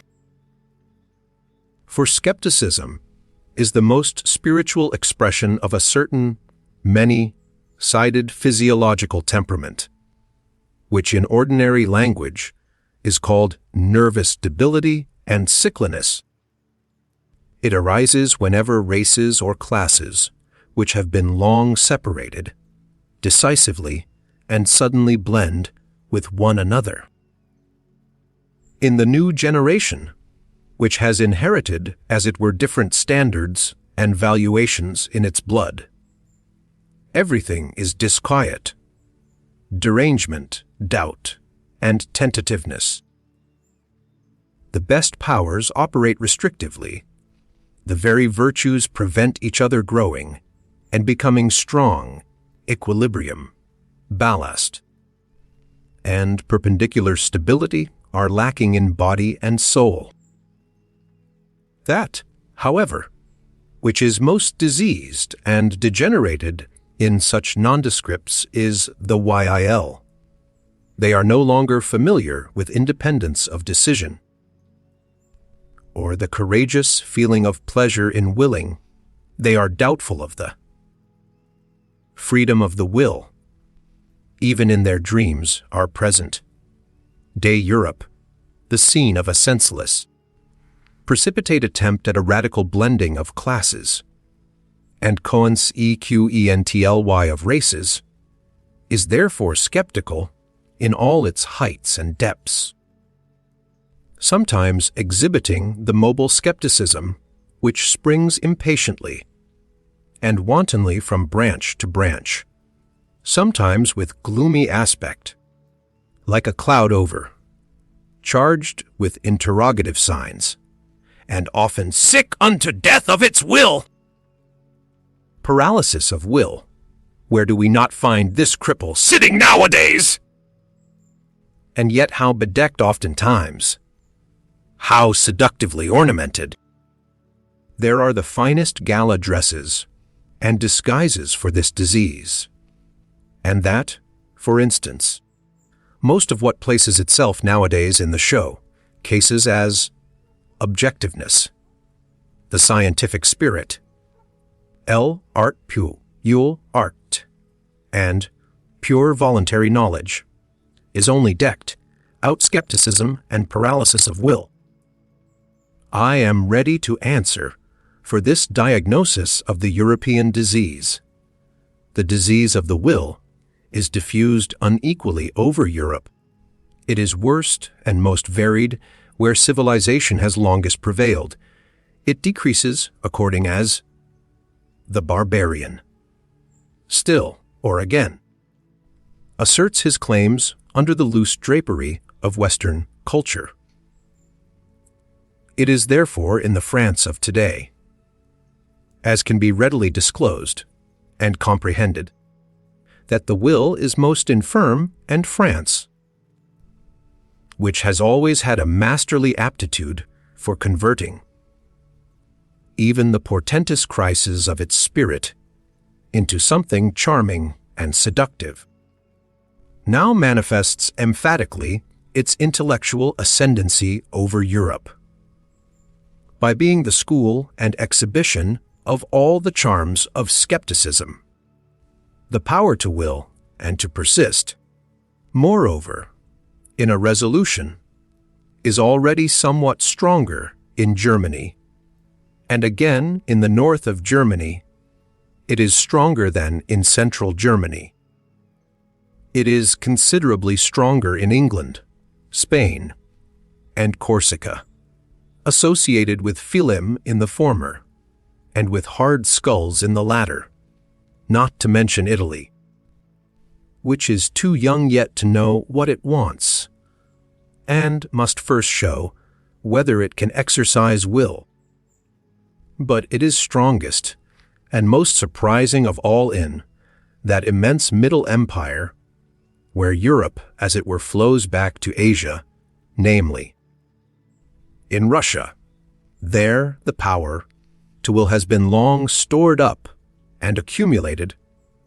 There the will, uncertain whether to be negative or affirmative, waits threateningly to be discharged. To borrow their pet phrase from our physicists, perhaps not only Indian wars and complications in Asia would be necessary to free Europe from its greatest danger, but also internal subversion, the shattering of the empire into small states, and above all the introduction of parliamentary imbecility, together with the obligation of every one to read his newspaper at breakfast. I do not say this as one who desires it. In my heart, I should rather prefer the contrary. I mean such an increase in the threatening attitude of Russia that Europe would have to make up its mind to become equally threatening, namely, to a CQIR, onen, well, by means of a new caste to rule over the continent, a persistent, dreadful will of its own, that can set its aims thousands of years ahead, others so that the long-spun out-comedy of its petty statism and its dynastic as well as its democratic many-willed ness might finally be brought to a close. The time for petty politics is past. The next century will bring the struggle for the dominion of the world, the compulsion to great politics. As to how far the new warlike age, on which we Europeans have evidently entered, may perhaps favor the growth of another and stronger kind of skepticism, I should like to express myself preliminarily merely by a parable, which the lovers of German history will already understand. That unscrupulous enthusiast for big, handsome grenadiers, who, as King of Prussia, brought into being a military and skeptical genius, and therewith, in reality, The new, and now triumphantly emerged type of German, the problematic, crazy father of Friedrich the Great, had on one point the very knack and lucky grasp of the genius. He knew what was then lacking in Germany, the want of which was 100 times more alarming and serious than any lack of culture and social form. His ill will to the young Friedrich resulted from the anxiety of a profound instinct. A memoir Lacheinji, and he suspected, to his bitterest regret, that his own son was not man enough. There, however, he deceived himself. But who would not have deceived himself in his place? He saw his son lapsed to atheism, to the es purite, to the pleasant frivolity of clever Frenchmen. He saw in the background the great bloodsucker, the spider skepticism. He suspected the incurable wretchedness of a heart no longer hard enough, either for evil or good, and of a broken will that no longer commands, is no longer able to command. Meanwhile, however, there grew up in his son that new kind of harder and more dangerous skepticism. Who knows Tio, wo est extenti? It was encouraged just by his father's hatred and the icy melancholy of a will condemned to solitude. The skepticism of daring manliness, which is closely related to the genius for war and conquest, and made its first entrance into Germany in the person of the great Friedrich. This skepticism despises and nevertheless grasps. It undermines and takes possession. It does not believe, but it does not thereby lose itself. It gives the spirit a dangerous liberty, but it keeps strict guard over the heart. It is the German form of skepticism, which, as a continued Friderichianism, risen to the highest spirituality, has kept Europe for a considerable time under the dominion of the German spirit and its critical and historical distrust, owing to the insuperably strong and tough masculine character of the great German philologists and historical critics, who, rightly estimated, were also all of them artists of destruction and dissolution. A NEW conception of the German spirit gradually established itself.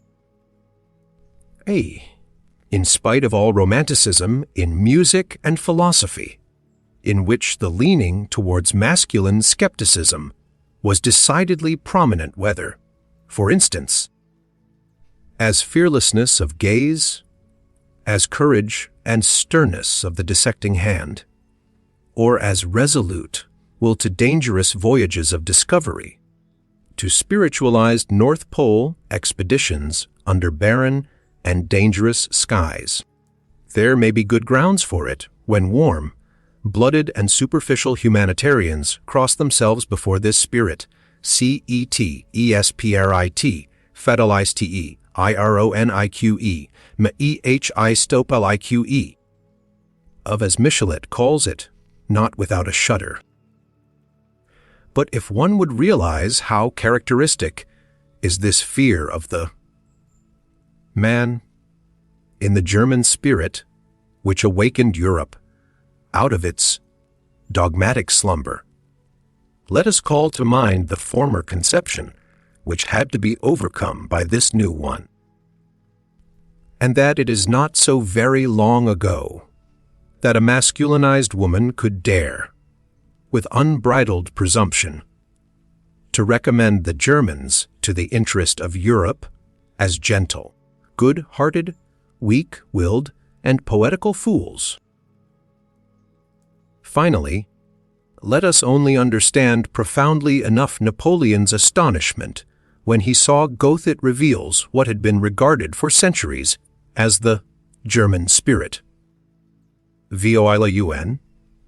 Oh, Mom! That was as much as to say, But this is a man! and I only expected to see a German, supposing, then, that in the picture of the philosophers of the future.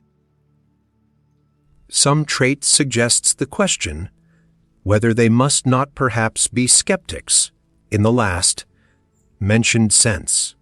Something in them would only be designated thereby, and not they themselves.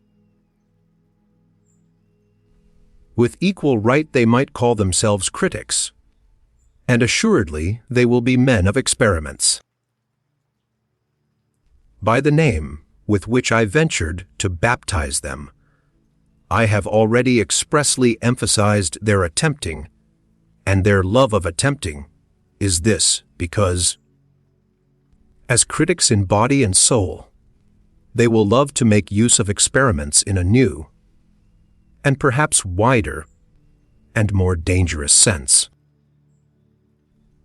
In their passion for knowledge, will they have to go further in daring and painful attempts than the sensitive and pampered taste of a democratic century can approve of?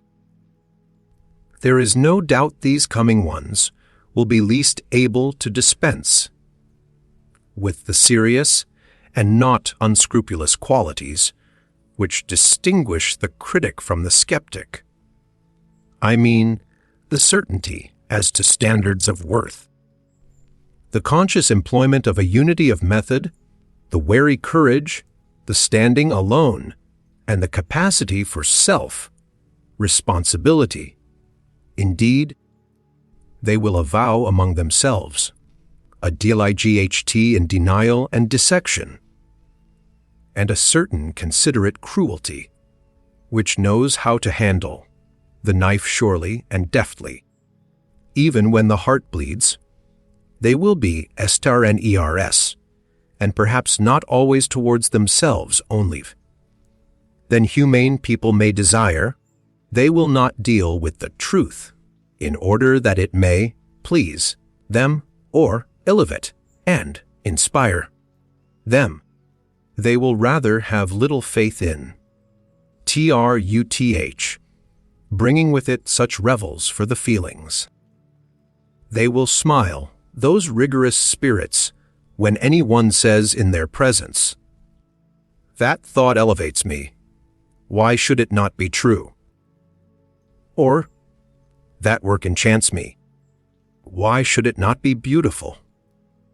Or, "That artist enlarges me. Why should he not be great?"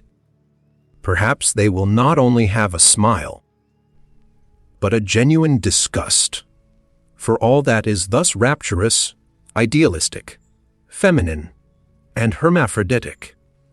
And if any one could look into their inmost hearts, he would not easily find therein the intention to reconcile Christian sentiments with antique taste, or even with modern parliamentarism, the kind of reconciliation necessarily found even among philosophers in our very uncertain and consequently very conciliatory century.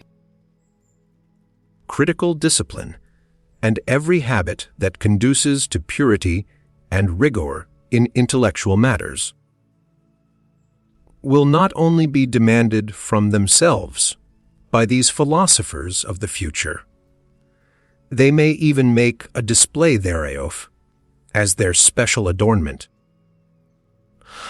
Nevertheless, they will not want to be called critics on that account. It will seem to them no small indignity to philosophy to have it decreed, as is so welcome nowadays, that philosophy itself is criticism and critical science. And nothing else whatever. Though this estimate of philosophy may enjoy the approval of all the positivists of France and Germany. and possibly it even flattered the heart and taste of Chianti. Let us call to mind the titles of his principal works. Our new philosophers will say, notwithstanding that critics are instruments of the philosopher, and just on that account, as instruments, they are far from being philosophers themselves. Even the great Chinaman of Königsberg was only a great critic. I insist upon it that people finally cease confounding philosophical workers, and in general scientific men, with philosophers. That precisely here one should strictly give each his own, and not give those far too much, these far too little. It may be necessary for the education of the real philosopher that he himself should have once stood upon all those steps upon which his servants, the scientific workers of philosophy, remain standing, and must remain standing. He himself must perhaps have been critic and dogmatist and historian, and besides, poet and collector and traveler and riddle, reader and moralist and seer and free spirit, and almost everything, in order to traverse the whole range of human values and estimations, and that he may be able, with a variety of eyes and consciences, to look from a height to any distance, from a depth up to any height, from a nook into any expanse. But all these are only preliminary conditions for his task. This task itself demands something else. It requires him to cr8 VUS. The philosophical workers, after the excellent pattern of Kant and Hegel, have to fix and formalize some great existing body of valuations. That is to say, former datrimations, OFVALE, creations of value, which have become prevalent and are for a time called truths, whether in the domain of the Logikale, the Politische Moral, or the Artestische. It is for these investigators to make whatever has happened and been esteemed hitherto conspicuous, conceivable, intelligible, and manageable, to shorten everything long, even time itself, and to subjugate the entire past, an immense and wonderful task, in the carrying out of which all refined pride, all tenacious will, can surely find satisfaction. The real piloso pheris, hubo evr, areqmandrs, andlao, givrs, they say, thus shall it be. They determine first the whither and the why of mankind, and thereby set aside the previous labor of all philosophical workers and all subjugators of the past. They grasp at the future with a creative hand, and whatever is and was becomes for them thereby a means, an instrument, and a hammer. Their knowing is cr8, their creating is a law, giving, their will to truth is, wiwile to poar. Are there at present such philosophers? Have there ever been such philosophers? Must there not be such philosophers some day?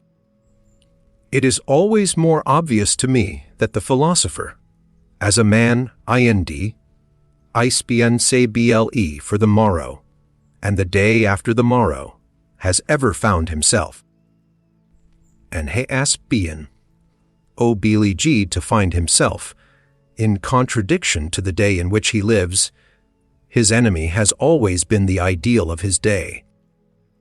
Hitherto, all those extraordinary furtherers of humanity, whom one calls philosophers, who rarely regarded themselves as lovers of wisdom, but rather as disagreeable fools and dangerous interrogators, have found their mission, their hard, involuntary, imperative mission, in the end. However, the greatness of their mission in being the bad conscience of their age, in putting the vivisector's knife to the breast of the very virtues. Ophthegirage, they have betrayed their own secret. It has been for the sake of a new greatness of man, a new untrodden path to his aggrandizement. They have always disclosed how much hypocrisy, indolence, self-indulgence, and self-neglect, how much falsehood was concealed under the most venerated types of contemporary morality, how much virtue was outlived. They have always said, "We must remove hence to where you are least at home," in the face of a world of modern ideas, which would like to confine everyone in a corner, in a specialty. A philosopher, if there could be philosophers nowadays, would be compelled to place the greatness of man, the conception of greatness, precisely in his comprehensiveness and multifariousness, in his all-roundness. He would even determine worth and rank according to the amount and variety of that, which a man could bear and take upon himself, according to the extent to which a man could stretch his responsibility. Nowadays the taste and virtue of the age weaken and attenuate the will. Nothing is so adapted to the spirit of the age as weakness of will. Consequently, in the ideal of the philosopher, strength of will, sternness, and capacity for prolonged resolution must specially be included in the conception of greatness, with as good a right as the opposite doctrine, with its ideal of a silly, renouncing, humble, selfless humanity, was suited to an opposite age, such as the 16th century, a which suffered from its accumulated energy of will, and from the wildest torrents and floods of selfishness.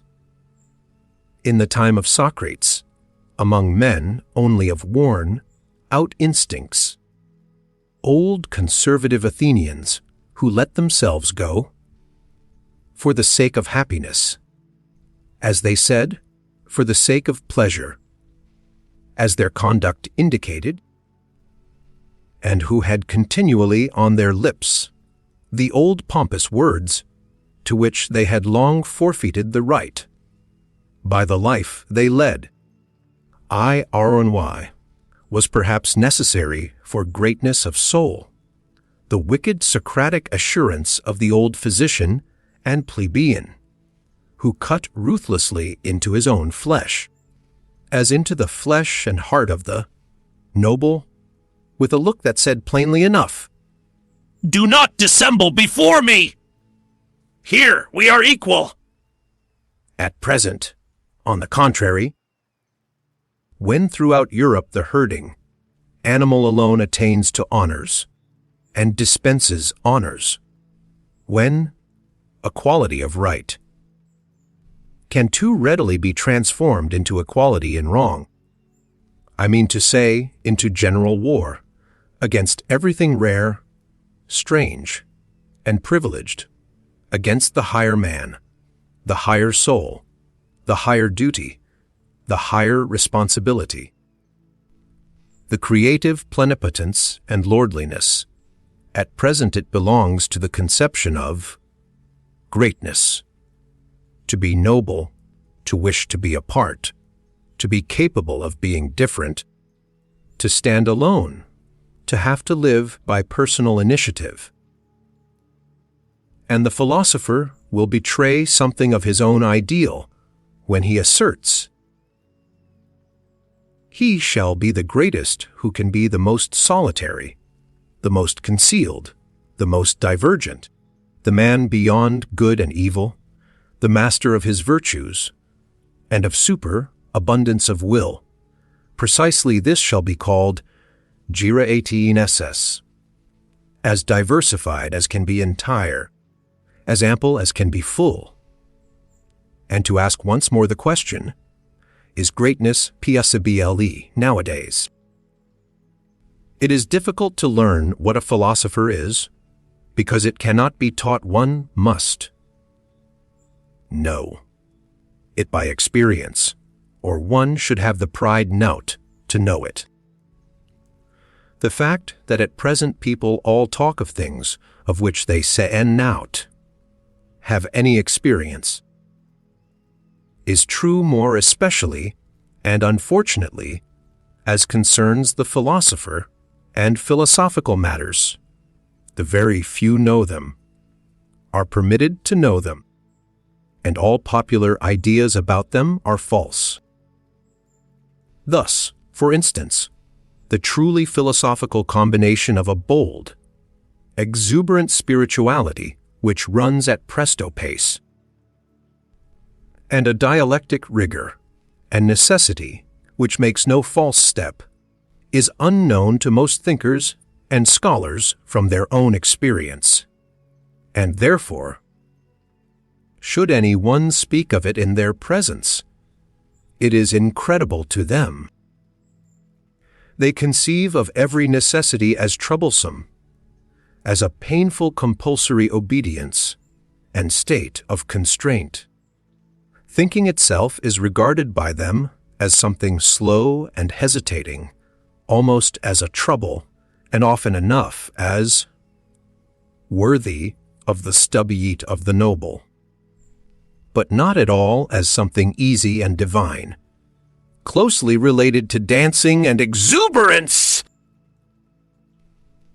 To think and to take a matter seriously, arduously, that is one and the same thing to them. Such only has been their experience. Artists have here perhaps a finer intuition, they who know only too well that precisely when they no longer do anything arbitrarily and everything of necessity, their feeling of freedom, of subtlety, of power, of creatively fixing, disposing, and shaping reaches its climax. In short, that necessity and freedom of will are then the same thing with them. There is, in fine, a gradation of rank in psychical states, to which the gradation of rank in the problems corresponds, and the highest problems repel ruthlessly every one who ventures too near them, without being predestined for their solution by the loftiness and power of his spirituality. What use is it for nimble, everyday intellects, or clumsy, honest mechanics and empiricists to press, in their plebeian ambition, close to such problems, and as it were into this, holy of holies, as so often happens nowadays? But coarse feet must never tread upon such carpets. This is provided for in the primary law of things. The doors remain closed to those intruders, though they may dash and break their heads thereon. People have always to be born to a high station, or, more definitely, they have to be beried for it. A person has only a right to philosophy, taking the word in its higher significance, in virtue of his descent. The ancestors, the blood, decide here also. Many generations must have prepared the way for the coming of the philosopher. Each of his virtues must have been separately acquired, nurtured, transmitted, and embodied. Not only the bold, easy, delicate course and current of his thoughts, but above all the readiness for great responsibilities. the majesty of ruling glance and contemning look, the feeling of separation from the multitude with their duties and virtues, the kindly patronage and defense of whatever is misunderstood and calumniated, be it God or devil, the delight and practice of supreme justice, the art of commanding, the amplitude of will, the lingering eye which rarely admires, rarely looks up, rarely loves. Our virtues? You our virtues. It is probable that we, too, have still our virtues, although naturally they are not those sincere and massive virtues on account of which we hold our grandfathers in esteem, and also at a little distance from us. We Europeans of the day after tomorrow, we firstlings of the 20th century, with all our dangerous curiosity, our multifariousness and art of disguising, our mellow and seemingly sweetened cruelty in sense and spirit, we shall presumably, if we must have virtues, have those only which have come to agreement with our most secret and heartfelt inclinations, with our most ardent requirements. Well, then, let us look for them in our labyrinths, where, as we know, so many things lose themselves. So many things get quite lost! And is there anything finer than to CARCH for one's own virtues? Is it not almost to believe in one's own virtues? But this, believing in one's own virtues, is it not practically the same as what was formerly called one's good conscience? That long, respectable pigtail of an idea which our grandfathers used to hang behind their heads, and often enough also behind their understandings.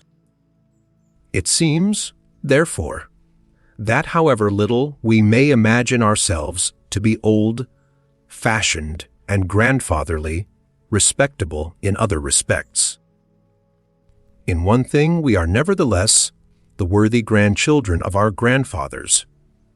We last Europeans with good consciences, we also still wear their pigtail. Ah! If you only knew how soon, so very soon, it will be different. As in the stellar firmament, there are sometimes two suns, which determine the path of one planet. And in certain cases suns of different colors shine around a single planet, now with red light, now with green, and then simultaneously illumine and flood it with motley colors. So we modern men, owing to the complicated mechanism of our firmament, are determined by different moralities. Our actions shine alternately in different colors, and are seldom unequivocal, and there are often cases, also, in which our actions are mao tiaoi, kolo uredi, to love one's enemies. I think that has been well learnt. It takes place thousands of times, at present on a large and small scale. Indeed, at times the higher and sublimer thing takes place. We learn to despise when we love, and precisely when we love best. All of it, however, unconsciously, without noise, without ostentation, with the shame and secrecy of goodness, which forbids the utterance of the pompous word and the formula of virtue. Morality as attitude is opposed to our taste nowadays. This is also an advance, as it was an advance in our fathers that religion as an attitude finally became opposed to their taste, including the enmity and Voltairean bitterness against religion, and all that formerly belonged to freethinker, pantomime. It is the music in our conscience, the dance in our spirit, to which Puritan litanies, moral sermons, and goodness won't chime. Let us be careful in dealing with those who attach great importance to being credited with moral tact and subtlety in moral discernment. They never forgive us if they have once made a mistake before us, or even with regard to us. They inevitably become our instinctive calumniators and detractors, even when they still remain our friends. Blessed are the forgetful, for they get the better, even of their blunders. The psychologists of France, and where else are there still psychologists nowadays, have never yet exhausted their bitter and manifold enjoyment of the bêtise bourgeoise, just as though, in short, they betray something thereby. Flaubert, for instance, the honest citizen of ruin, neither saw, heard, nor tasted anything else in the end. It was his mode of self-torment and refined cruelty. As this is growing wearisome, I would now recommend, for a change, something else for a pleasure, namely, the unconscious astuteness with which good, fat, honest mediocrity always behaves towards loftier spirits, and the tasks they have to perform, the subtle, barbed, Jesuitical astuteness, which is 1,000 times subtler than the taste and understanding of the middle class in its best moments, subtler even than the understanding of its victims. A repeated proof that instinct is the most intelligent of all kinds of intelligence which have hitherto been discovered. In short, you psychologists study the philosophy of the rule. In its struggle with the exception, there you have a spectacle fit for gods and godlike malignity. Or, in plainer words, practice vivisection on good people, on the homo bonae voluntatis. Oh, and you are salvis! The practice of judging and condemning morally is the favorite revenge of the intellectually shallow on those who are less so. But it is also a kind of indemnity for their being badly endowed by nature. And finally, it is an opportunity for acquiring spirit. And b com eng subtle, malice spiritualizes. They are glad in their inmost heart that there is a standard according to which those who are over, endowed with intellectual goods and privileges, are equal to them. They contend for the equality of all before God, and almost the belief in God for this purpose. It is among them that the most powerful antagonists of atheism are found. If anyone were to say to them, a lofty spirituality is beyond all comparison with the honesty and respectability of a merely moral man, it would make them furious. I shall take care not to say so. I would rather flatter them with my theory that lofty spirituality itself exists only as the ultimate product of moral qualities, that it is a synthesis of all qualities attributed to the merely moral man, after they have been acquired singly through long training and practice. Perhaps during a whole series of generations, that lofty spirituality is precisely the spiritualizing of justice and the beneficent severity which knows that it is authorized to maintain grations, of rank in the world, even among things, and not only among men. Now that the praise of the disinterested person is so popular, one must, probably not without some danger, get an idea of what people actually take an interest in.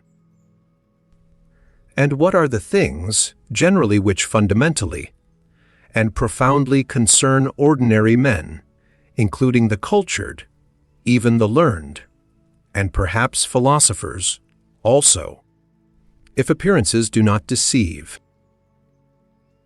The fact thereby becomes obvious that the greater part of what interests and charms higher natures and more refined and fastidious tastes seems absolutely uninteresting to the average man, if, notwithstanding, he perceive devotion to these interests, he calls it disinterest, and wonders how it is possible to act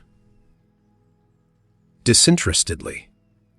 There have been philosophers who could give this popular astonishment a seductive and mystical, other worldly expression.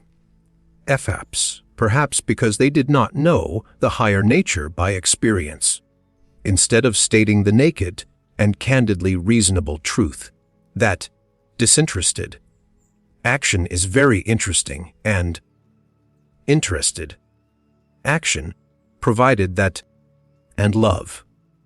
What? Even an action for love's sake shall be unegoistic. But you fools! And the praise of the self-sacrificer. But whoever has really offered sacrifice knows that he wanted and obtained something for it. Perhaps something from himself, for something from himself that he relinquished here in order to have more there. Perhaps in general to be more, or even feel himself more. But this is a realm of questions and answers, in which a more fastidious spirit does not like to stay. For here truth has to stifle her yawns, so much when she is obliged to answer. And after all, truth is a woman, one must not use force with her. It sometimes happens, said a moralistic pedant and trifle retailer, that I honor and respect an unselfish man not, however, because he is unselfish, but because I think he has a right to be useful to another man at his own expense. In short, the question is always who he is, and who other is. For instance, in a person created and destined for command, self-denial, and modest retirement, instead of being virtues, would be the waste of virtues, so it seems to me. Every system of unegoistic morality, which takes itself unconditionally and appeals to every one, not only sins against good taste, but is also an incentive to sins of omission, an addional seduction under the mask of philanthropy, and precisely a seduction and injury to the higher, rarer, and more privileged types of men. Moral systems must be compelled first of all to bow before the grations of rank. Their presumption must be driven home to their conscience, until they thoroughly understand, at last, that it is immoral to say that what is right for one is proper for another. So said my moralistic pedant and bonhomie. Did he perhaps deserve to be laughed at when he thus exhorted systems of morals to practice morality? But one should not be too much in the right if one wishes to have the laughers on own side. A grain of wrong pertains even to good taste. Wherever sympathy, fellow suffering, is preached nowadays, and, if I gather rightly, no other religion is any longer preached. Let the psychologist have his ears open through all the vanity, through all the noise which is natural to these preachers. As to all preachers, he will hear a hoarse, groaning, genuine note of CLF, co-TMPT. It belongs to the overshadowing and uglifying of Europe, which has been on the increase for a century, the first symptoms of which are already specified documentarily in a thoughtful letter of Galliani to Madame d'Epinay. IFITS L-I-T Kaustov! The man of modern ideas. The conceited ape is excessively dissatisfied with himself. This is perfectly certain. He suffers, and his vanity wants him only to suffer with his fellows. The hybrid European, a tolerably ugly plebeian, taken all in all, absolutely requires a costume. He needs history as a storeroom of costumes. To be sure, he notices that none of the costumes fit him properly. He changes and changes. Let us look at the 19th century with respect to these hasty preferences and changes in its masquerades of style, and also with respect to its moments of desperation on account of nothing suiting us. It is in vain to get ourselves up as romantic, or classical, or Christian, or Florentine, or Barocco, or national, in moribus et artibus. It does not clothe us! But the spirit, especially the historical spirit, profits even by this desperation. Once and again a new sample of the past, or of the foreign, is tested, put on, taken off, packed up, and above all studied. We are the first studious age in puncto of costumes. I mean as concerns morals, articles of belief, artistic tastes. We and religions. We are prepared as no other age has ever been for a carnival in the grand style, for the most spiritual festival, laughter and arrogance, for the transcendental height of supreme folly and Aristophanic ridicule of the world. Perhaps we are still discovering the domain of our invention just here, the domain where even we can still be original, probably as parodists of the world's history and as God's merry Andrews, perhaps, though nothing else of the present have a future. Our laughter itself may have a future! The historical sense, or the capacity for divining, quickly the order of rank of the valuations, according to which a people, a community, or an individual has lived. The divining instinct. For the relationships of these valuations, for the relation of the authority of the valuations to the authority of the operating forces. This historical sense, which we Europeans claim as our specialty, has come to us in the train of the enchanting and mad barbarity into which Europe has been plunged by the democratic mingling of classes and races. It is only the 19th century that has recognized this faculty as its sixth sense.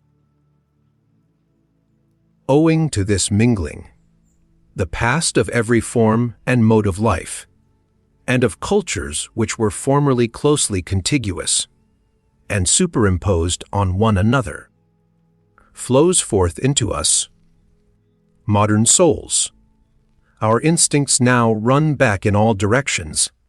We ourselves are a kind of chaos in the end, as we have said. the spirit perceives its advantage therein. By means of our barbarity in body and in desire, we have secret access everywhere, such as a noble age never had.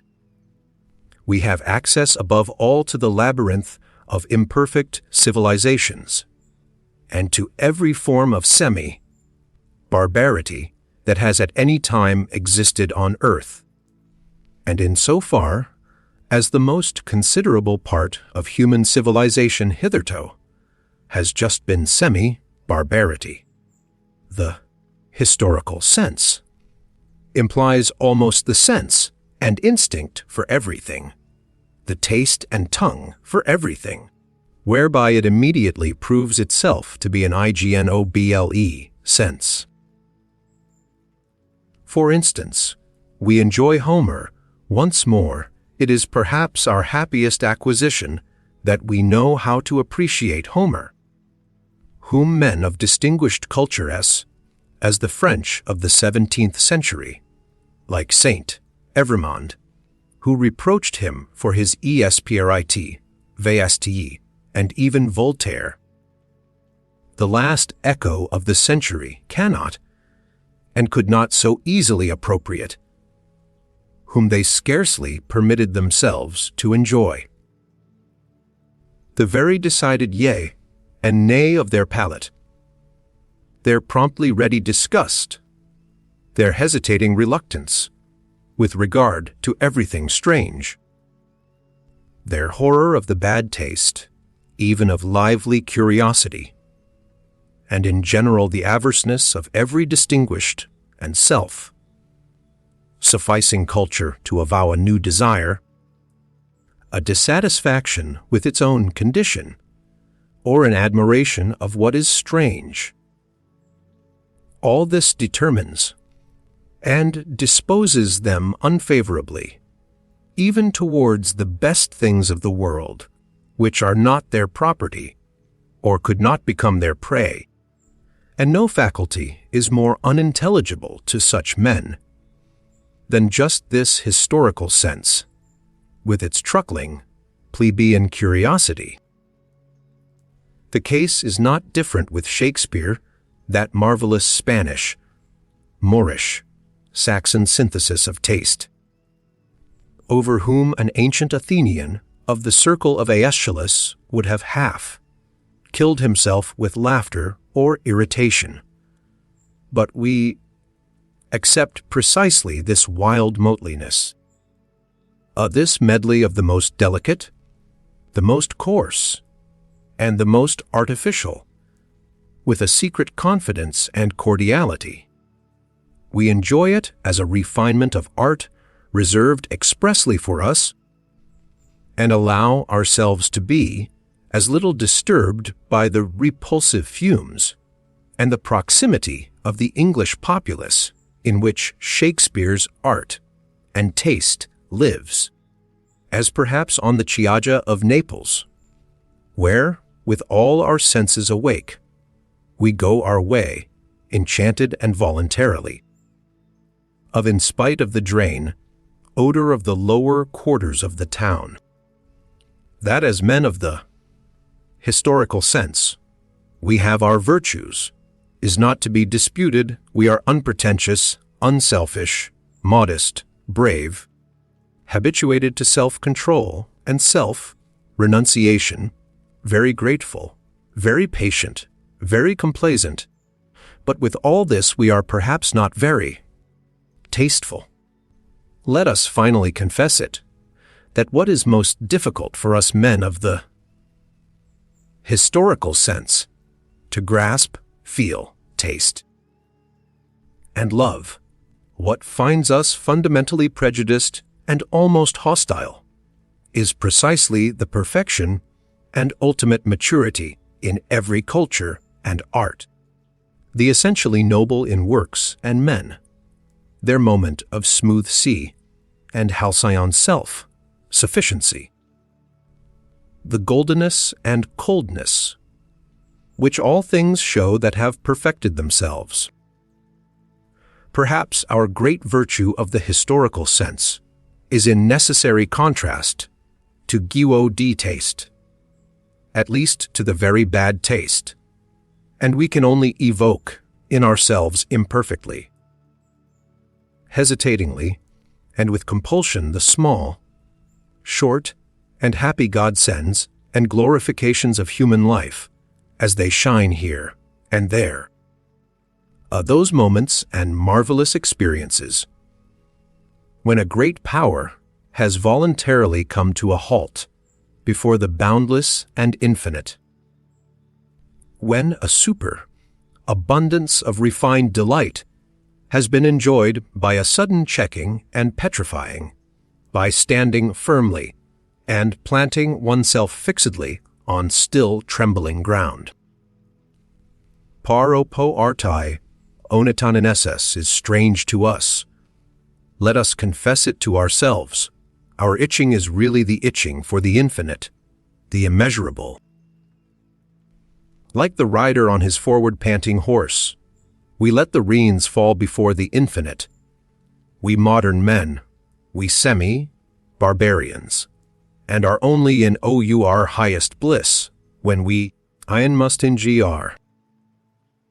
Whether it be hedonism, pessimism, utilitarianism, or eudaimonism, all those modes of thinking which measure the worth of things according to pleasur and pain, that is, according to accompanying circumstances and secondary considerations, are plausible modes of thought and naivetes, which every one conscious of creative powers and an artist's conscience will look down upon with scorn, though not without sympathy. Sympathy for you, to be sure, that is not sympathy as you understand it. It is not sympathy for social distress, for society, with its sick and misfortune, for the hereditarily vicious and defective who lie on the ground around us. Still less is it sympathy for the grumbling, vexed, revolutionary slave, classes who strive after power. They call it freedom. Our sympathy is a loftier and further sighted sympathy. We see how man dwarfs himself. How you dwarf him? And there are moments when we view our sympathy with an indescribable anguish, when we resist it, when we regard your seriousness as more dangerous than any kind of levity. You want, if possible, and there is not a more foolish, if possible. Tio duo aua dui ith suffering and we. It really seems that we would rather have it increased and made worse than it has ever been. Well, being, as you understand it, is certainly not a goal. It seems to us an E&D, a condition which at once renders man ludicrous and contemptible, and makes his destruction desirable. The discipline of suffering, of great suffering. Know ye not that it is only this discipline that has produced all the elevations of humanity hitherto? The tension of soul in misfortune, which communicates to it its energy, its shuddering in view of rack and ruin, its inventiveness and bravery in undergoing, enduring, interpreting, and exploiting misfortune, and whatever depth, mystery, disguise, spirit, artifice, or greatness has been bestowed upon the soul. Has it not been bestowed through suffering, through the discipline of great suffering? In man CRA2RE and CRE2OR are united. In man there is not only matter, shred, excess, clay, mire, folly, chaos, but there is also the creator, the sculptor, the hardness of the hammer, the divinity of the spectator, and the seventh day. Do ye understand this contrast? and that Yao you are sympathy for the creature in man applies to that which has to be fashioned, bruised, forged, stretched, roasted, annealed, refined, to that which must necessarily suffer and isment to suffer. And our sympathy, do ye not understand what our are? Evaresi sympathy applies to, when it resists your sympathy as the worst of all pampering and enervation. So it is sympathy. AJINST sympathy. But to repeat it once more, there are higher problems than the problems of pleasure and pain and sympathy, and all systems of philosophy, which deal only with these are navites.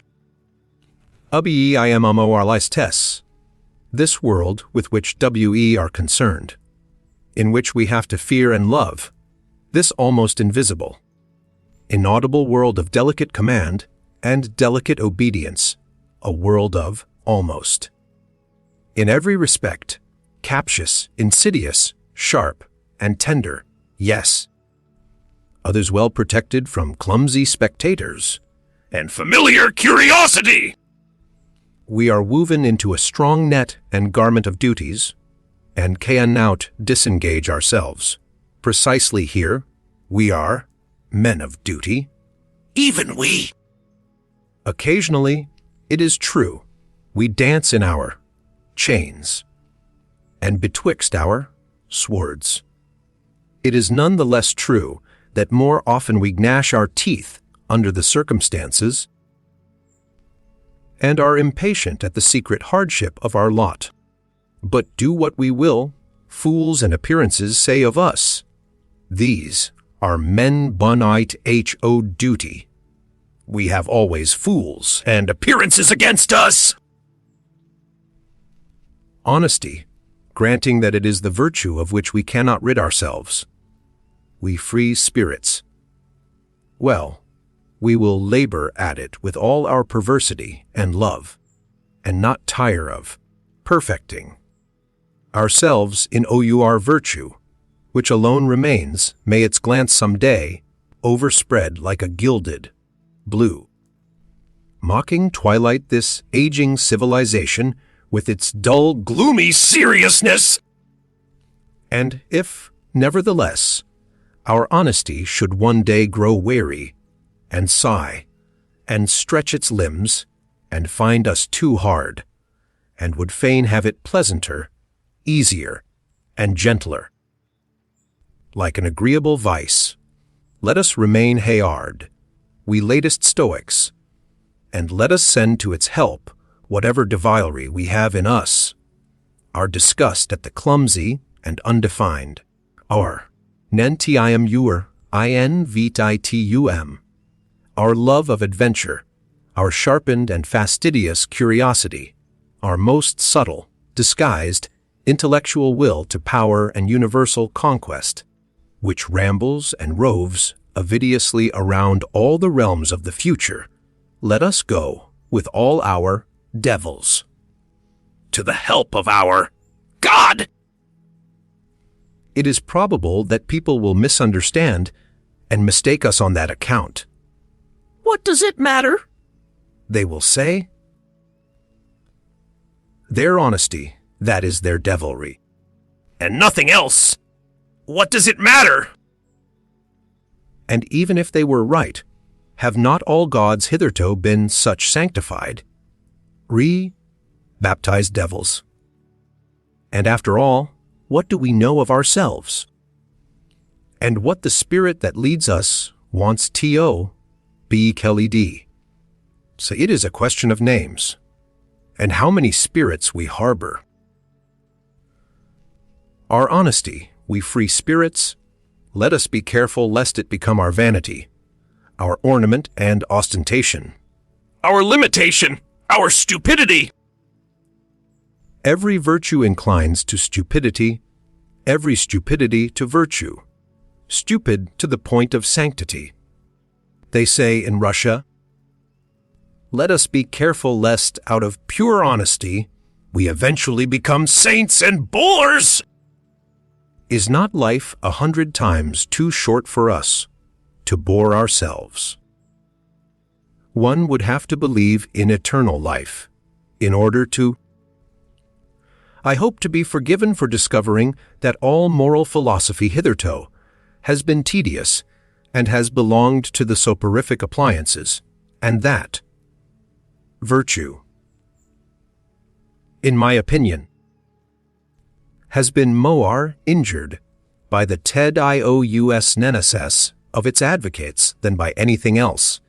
At the same time, however, I would not wish to overlook their general usefulness. It is desirable that as few people as possible should reflect upon morals, and consequently, it is very desirable that morals should not someday become interesting. But let us not be afraid.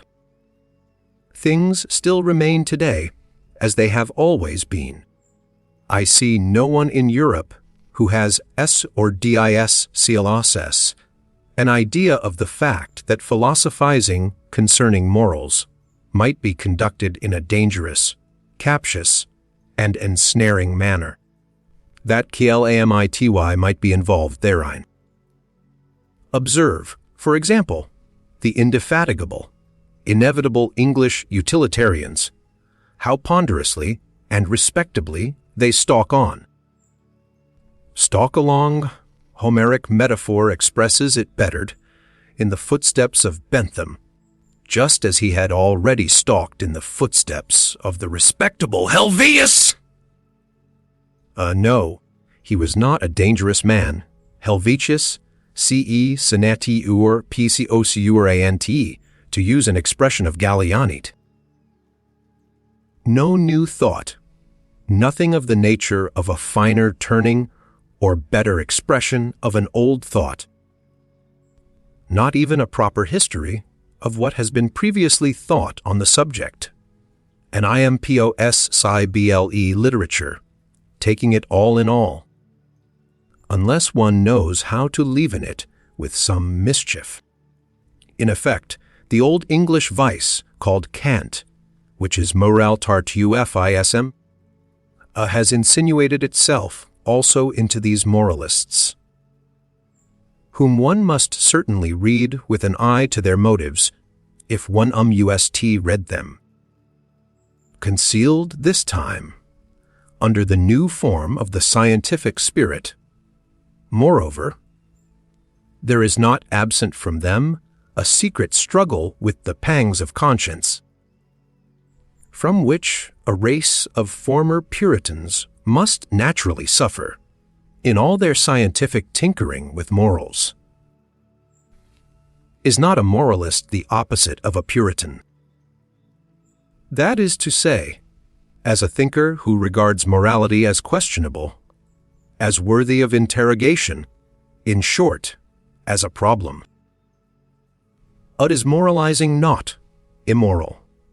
In the end, they all want English morality to be recognized as authoritative, inasmuch as mankind, or the general utility, or the happiness of the greatest number, no, the happiness of E.N.G. Lund, will be best served thereby. They would like, by all means, to convince themselves that the striving after English happiness, I mean after FOMFORT and FACIONS, and in the highest instance, a seat in Parliament, is at the same time the true path of virtue. In fact, that in so far as there has been virtue in the world hitherto, it has just consisted in such striving. Not one of those ponderous, conscience-stricken herding animals who undertake to advocate the cause of egoism as conducive to the general welfare, wants to have any knowledge or inkling of the facts that the general welfare is no ideal, no goal, no notion that can be at all grasped, but is only a nostrum that what is fair to one may naughty at all be fair to another. that the requirement of one morality for all is really a detriment to higher men. In short, that there is a des dienction, of, rank, between man and man, and consequently between morality and morality. They are an unassuming and fundamentally mediocre species of men, these utilitarian Englishmen, and, as already remarked, insofar as they are tedious, one cannot think highly enough of their utility. One ought even to encourage them, as has been partially attempted in the following rhymes: Hail, ye worthies, barrow, wheeling, longer, better. I revealing, stiffer eye and head and knee, unenraptured, never jesting, mediocre everlasting. Sans! Gien I et sans, east by! In these later ages, which may be proud of their humanity, there still remains so much fear, so much supr, stion of the fear, of the cruel wild beast, the mastering of which constitutes the very pride of these humaner ages, that even obvious truths, as if by the agreement of centuries, have long remained unuttered, because they have the appearance of helping the finally slain wild beast back to life again. I perhaps risk something when I allow such a truth to escape. Let others capture it again, and give it so much milk of pious sentiment. Chenef o not, an expression from Schiller's William Tell, Act IV, seen he to drink, that it will lie down quiet and forgotten. In its old corner, one ought to learn anew about cruelty. One and open one's eyes, one ought at last to learn impatience, in order that such immodest gross errors, as, for instance, have been fostered by ancient and modern philosophers with regard to tragedy, may no longer wander about virtuously and boldly. Almost everything that we call higher culture is based upon the spiritualizing and intensifying of crulty. This is my thesis. The wild beast has not been slain at all. It lives, it flourishes, it has only been transfigured. That which constitutes the painful delight of tragedy is cruelty, that which operates agreeably in so, called tragic sympathy, and at the basis even of everything sublime. Up to the highest and most delicate thrills of metaphysics, obtains its sweetness solely from the intermingled ingredient of cruelty. What the Roman enjoys in the arena, the Christian in the ecstasies of the cross, the Spaniard at the sight of the fagot and stake, or of the bull, fight. The present-day Japanese who presses his way to the tragedy, the workman of the Parisian suburbs who has a homesickness for bloody revolutions, the Wagnerian who, with unhinged will, undergoes the performance of Tristan and Isolde. What all these enjoy, and strive with mysterious ardor to drink in, is the filter of the great source, cruelty. Here, to be sure, we must put aside entirely the blundering psychology of former times, which could only teach with regard to cruelty that it originated at the sight of the suffering of othrs. There is an abundant, superabundant enjoyment even in one's own suffering, in causing one's own suffering, and wherever man has allowed himself to be persuaded to self-denial in the rallo-igious sense, or to self-mutilation, as among the Phoenicians and ascetics, or in general, to desensualization decarnalization, and contrition to puritanical repentance, spasms to vivisection of conscience, and to Pascal, like sacrificei adl, intel. He is secretly allured and impelled forwards by his cruelty, by the dangerous thrill of cruelty, towards himself. Finally, let us consider that even the seeker of knowledge operates as an artist and glorifier of cruelty, in that he compels his spirit to perceive against its own inclination, and often enough against the wishes of his heart. He forces it to say nay, where he would like to affirm, love, and adore. Indeed, every instance of taking a thing profoundly and fundamentally is a violation, an intentional injuring of the fundamental will of the spirit, which instinctively aims at appearance and superficiality. Even in every desire for knowledge, there is a drop of cruelty. Perhaps what I have said here about a fundamental will of the spirit may not be understood without further details. I may be allowed a word of explanation. That imperious something which is popularly called the spirit wishes to be master internally and externally, and to feel itself master. It has the will of a multiplicity, for a simplicity, a binding, taming, imperious, and essentially ruling will. Its requirements and capacities here are the same as those assigned by physiologists to everything that lives, grows, and multiplies.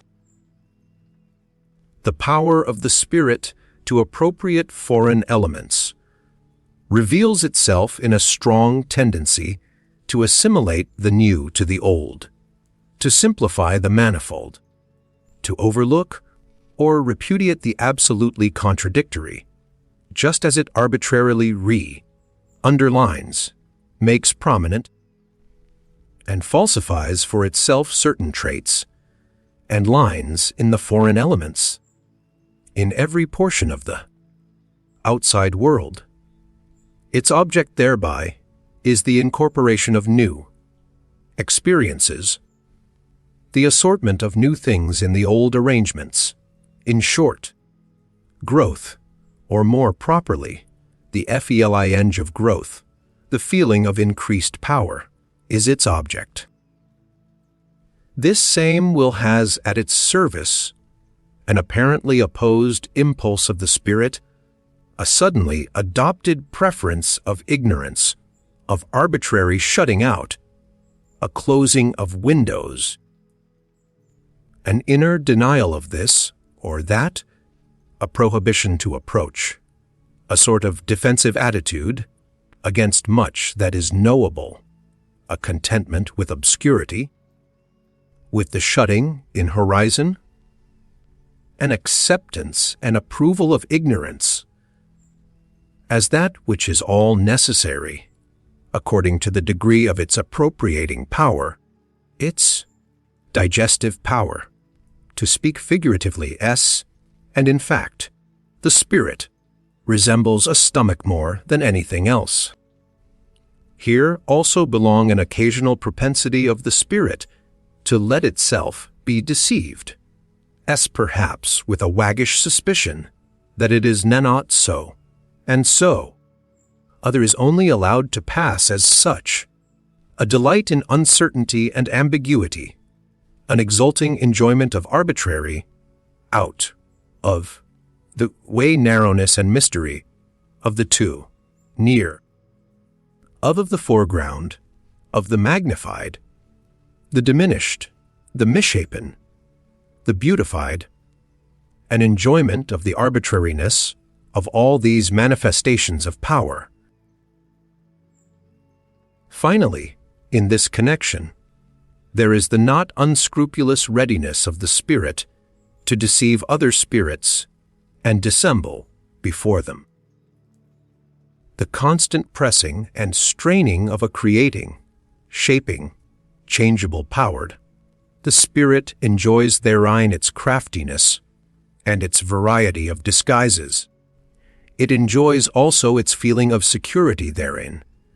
It is precisely by its protean arts that it is best protected and concealed. Suo enter, to this propensity for appearance, for simplification, for a disguise, for a cloak, in short, for an outside, for every outside is a cloak. There operates the sublime tendency of the man of knowledge, which takes, and insists on taking things profoundly, variously and thoroughly, as a kind of cruelty of the intellectual conscience and taste, which every courageous thinker will acknowledge in himself, provided, as it ought to be, that he has sharpened and hardened his eye sufficiently long for introspection, and is accustomed to severe discipline and even severe words. He will say, "There is something cruel in the tendency of my spirit. Let the virtuous and amiable try to convince him that it is not so." In fact, it would sound nicer if, instead of our cruelty, perhaps our extravagant honesty were talked about, whispered about, and glorified. We free spirits, and someday perhaps SUCH will actually be our posthumous glory. Meanwhile, for there is plenty of time until then, we should be least inclined to deck ourselves out in such florid and fringed moral verbiage. Our whole former work has just made us sick of this taste and its sprightly exuberance. They are beautiful, glistening, jingling, festive words: honesty, love of truth, love of wisdom, sacrifice for knowledge, heroism of the truthful. There is something in them that makes one's heart swell with pride. But we anchorites and marmots have long ago persuaded ourselves, in all the secrecy of an anchoret's conscience, that this worthy parade of verbiage also belongs to the old false adornment, frippery, and gold, dust of unconscious human vanity, and that even under such flattering color and repainting, the terrible original text, homo, natura, must again be recognized.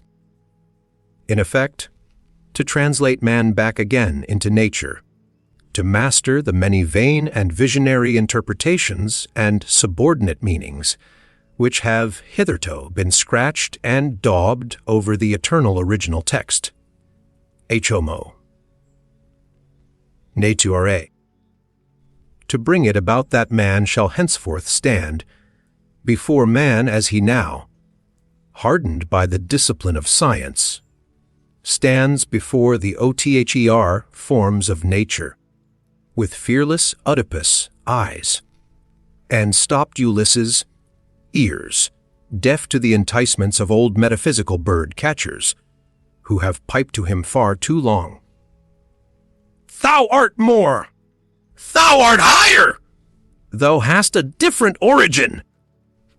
This may be a strange and foolish task, but that it is a task! Who can deny? Why did we choose it, this foolish task? Or, to put the question differently, why knowledge at all? Every one will ask us about this. And thus pressed, we, who have asked ourselves the question 100 times, have not found and cannot find any better answer. Learning alters us. It does what all nourishment does that does not merely conserve, as the physiologist knows, but at the bottom of our souls, quite down below, there is certainly something unteachable, a granite of spiritual fate, of predetermined decision and answer to predetermined, chosen questions. In each cardinal problem there speaks an unchangeable, I am this. A thinker cannot learn anew about man and woman, for instance, but can only learn fully. He can only follow to the end what is fixed about them in himself. Occasionally we find certain solutions of problems, which make strong beliefs for us. Perhaps they are henceforth called convictions. Later on, one sees in them only footsteps to self-knowledge, guide, posts to the problem which we ourselves are, or more correctly to the great stupidity which we embody, our spiritual fate, the UNTESBLE in us, quite down below. In view of this liberal compliment, which I have just paid myself, permission will perhaps be more readily allowed me to utter some truths about woman as she is, provided that it is known at the outset how literally they are merely my truths. Woman wishes to be independent, and therefore she begins to enlighten men about woman as she is. A THIS is one of the worst developments of the general UGLIFING of Europe. For what must these clumsy attempts of feminine scientificality and self exposure bring to light? Woman has so much cause for shame. In woman there is so much pedantry, superficiality, schoolmasterliness, petty presumption, unbridledness, and indiscretion concealed. Study only woman's behavior towards children, which has really been best restrained and dominated hitherto by the FEAR of man. Alice, if ever the eternally tedious in woman, she has Plenty of it, is allowed to venture forth. If she begins radically and on principle to unlearn her wisdom and art of charming, of playing, of frightening away sorrow, of alleviating and taking easily, if she forgets her delicate aptitude For agreeable desires, female voices are already raised, which, by Saint Aristophanes, make one afraid.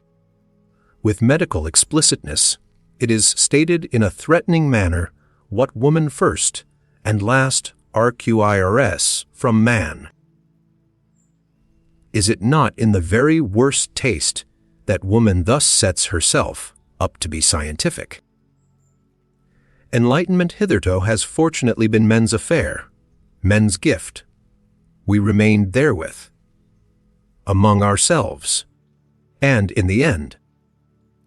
But in view of all that women write about woman, we may well have considerable doubt as to whether woman really desires enlightenment about herself, and say and desire it. If woman does not thereby seek a new ORNAMMT for herself, I believe ornamentation belongs to the eternally feminine. Why, then, she wishes to make herself feared. Perhaps she thereby wishes to get the mastery. But she does not want truth. What does woman care for truth? From the very first, nothing is more foreign, more repugnant, or more hostile to woman than truth. Her great art is falsehood. Her chief concern is appearance and beauty. Let us confess it. We men we honor and love this very art and this very instinct in woman, we who have the hard task, and for our recreation gladly seek the company of beings under whose hands, glances, and delicate follies, our seriousness, our gravity, and profundity appear almost like follies to us. Finally, I ask the question, did a woman herself ever acknowledge profundity in a woman's mind or justice in a woman's heart? And is it not true that, on the whole, woman has hitherto been most despised by woman herself, and not at all by us? We men desire that woman should not continue to compromise herself by enlightening us, just as it was man's care and the consideration for woman when the Church decreed mulier tacit in ecclesia. It was to the benefit of woman when Napoleon gave the too eloquent Madame de Staël to understand mulier tacit in politicis. And in my opinion, he is a true friend of woman who calls out to women today, mulier tacit de mulieral. It betrays corruption of the instincts, apart from the fact that it betrays bad taste when a woman refers to Madame Roland, or Madame de Staël, or Monsieur George Sand, as though something were proved thereby in favor of woman as she is. Among men, these are the three comical women as they are. Nothing more!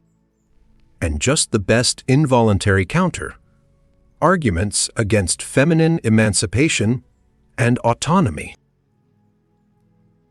Stupidity in the kitchen, woman as cook, the terrible thoughtlessness with which the feeding of the family and the master of the house is managed. Woman does not understand what food means, and she insists on being cook. If woman had been a thinking creature, she should certainly, as cook for thousands of years, have discovered the most important physiological facts, and should likewise have got possession of the healing art. Through bad female cooks, through the entire lack of reason in the kitchen, the development of mankind has been longest retarded and most interfered with. Even today matters are very little better. A word to high school girls. There are turns and casts of fancy. There are sentences, little handfuls of words, in which a whole culture, a whole society, suddenly crystallizes itself. Among these is the incidental remark of Madame de Lambert to her son, Amo ami, envius prmetes jamasqueds felice, qi vous firamt griend plaicr. The motherliest and wisest remark, by the way, that was ever addressed to a son. I have no doubt that every noble woman will oppose what Dante and Goethe believed about woman, the former when he sang, Ella, guardava, suso, edo inlei, and the latter when he interpreted it. The eternally feminine draws us aloft, for this is just what she believes of the eternally masculine.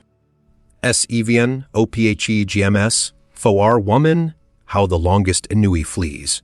When a man comes to our knees, age alas, and science stayed, furnish even weak virtue aid. Somber garb and silence meet, dress for every dame, discreet, whom I thank when in my bliss. God, and my good tailoress! Young, a flower, decked cavern home, old, a dragon thence doth roam. Noble title, leg that's fine, man as well. Oh, were he mine! Speech in brief and sense in mass, slippery for the Jenny ass. 237a. Woman has hitherto been treated by men like birds, which, losing their way, have come down among them from an elevation as something delicate, fragile, wild, strange, sweet, and animating, but as something also which must be cooped up to prevent it flying away. to be mistaken in the fundamental problem of man and woman, to deny here the profoundest antagonism and the necessity for an eternally hostile tension, to dream here perhaps of equal rights, equal training, equal claims and obligations. That is a typical sign of shallow-mindedness, and a thinker who has proved himself shallow at this dangerous spot, shallow in instinct, may generally be regarded as suspicious, nay more, as betrayed, as discovered. He will probably prove too short for all fundamental questions of life, future as well as present, and will be unable to descend into ANY of the depths. On the other hand, a man who has depth of spirit as well as of desires, and has also the depth of benevolence, which is capable of severity and harshness, and easily confounded with them, can only think of woman as orienteos docei. He must conceive of her as a possession, as confinable property, as a being predestined for service, and accomplishing her mission therein. He must take his stand, in this matter, upon the immense rationality of Asia, upon the superiority of the instinct of Asia, as the Greeks did formerly, those best heirs and scholars of Asia, who, as is well known, with their increasing culture and amplitude of power, from Homer to the time of Pericles, became gradually stricter towards woman, in short, more oriental. AW necessary, HW logical, even HOW humanly desirable this was. Let us consider for ourselves. The weaker sex has in no previous age been treated with so much respect by men as at present. This belongs to the tendency and fundamental taste of democracy. In the same way as disrespectfulness to old age, what wonder is it that abuse should be immediately made of this respect? They want more. They learn to make claims. The tribute of respect is at last felt to be nigh galling. Rivalry for rights, indeed actual strife itself, would be preferred. In a word, woman is losing modesty. And let us immediately add that she is also losing taste. She is unlearning to fear man, but the woman who unlearns to fear sacrifices her most womanly instincts. That woman should venture forward when the fear, inspiring quality in man, or more definitely, the man in man, is no longer either desired or fully developed, is reasonable enough and also intelligible enough. What is more difficult to understand is that precisely thereby woman deteriorates. This is what is happening nowadays. Let us not deceive ourselves about it. Wherever the industrial spirit has triumphed over the military and aristocratic spirit, woman strives for the economic and legal independence of a clerk. Woman as clerkess is inscribed on the portal of the modern society, which is in course of formation. While she thus appropriates new rights, aspires to be master, and inscribes progress of woman on her flags and banners, the very opposite realizes itself with terrible obviousness. Woman retrogrades. Since the French Revolution, the influence of woman in Europe has declined in proportion as she has increased her rights and claims, and the emancipation of woman, insofar as it is desired and demanded by women themselves, and not only by masculine shallow pates. Thus proves to be a remarkable symptom of the increased weakening and deadening of the most womanly instincts. There is stupidity in this movement, an almost masculine stupidity, of which a well-reared woman, who is always a sensible woman, might be heartily ashamed. To lose the intuition as to the ground upon which she can most surely achieve victory, to neglect exercise in the use of her proper weapons, to let herself go before man, perhaps even to the book, where formerly she kept herself in control and in refined, artful humility, to neutralize with her virtuous audacity man's faith in a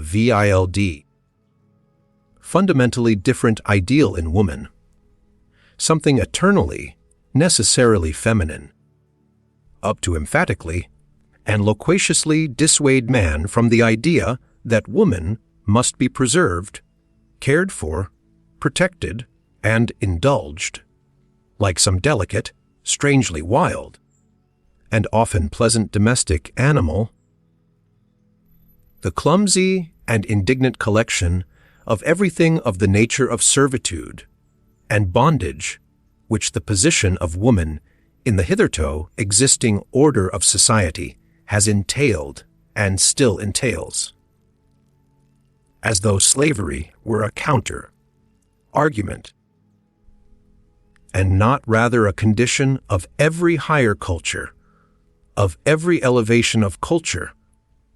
What does all this betoken, if not a disintegration of womanly instincts, a defeminizing?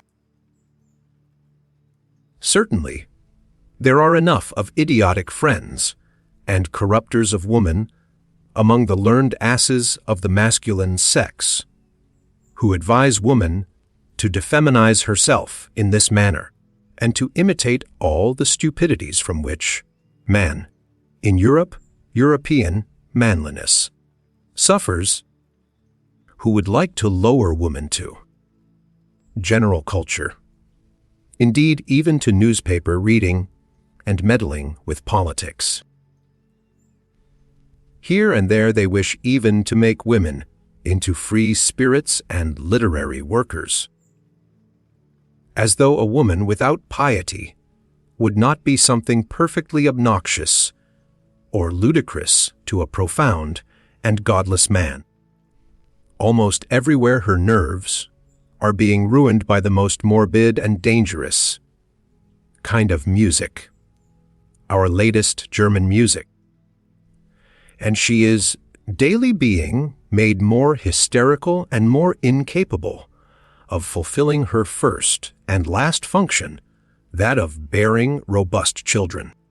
They wish to cultivate her in general still more, and intend, as they say, to make the weaker sex stiarmg by culture, as if history did not teach in the most emphatic manner that the cultivating of mankind and his weakening, that is to say, the weakening, dissipating, and languishing of his rce, ofyl, have always kept pace with one another, and that the most powerful and influential women in the world and lastly, the mother of Napoleon, had just to thank their force of will, and not their schoolmasters, for their power and ascendancy over men. That which inspires respect in woman, and often enough fear also, is her nature, which is more natural than that of man, her genuine carnivora, like cunning flexibility, her tiger claws beneath the glove, her naivete in egoism, her untrainableness and innate wildness, the incomprehensibleness, extent, and deviation of her desires and virtues.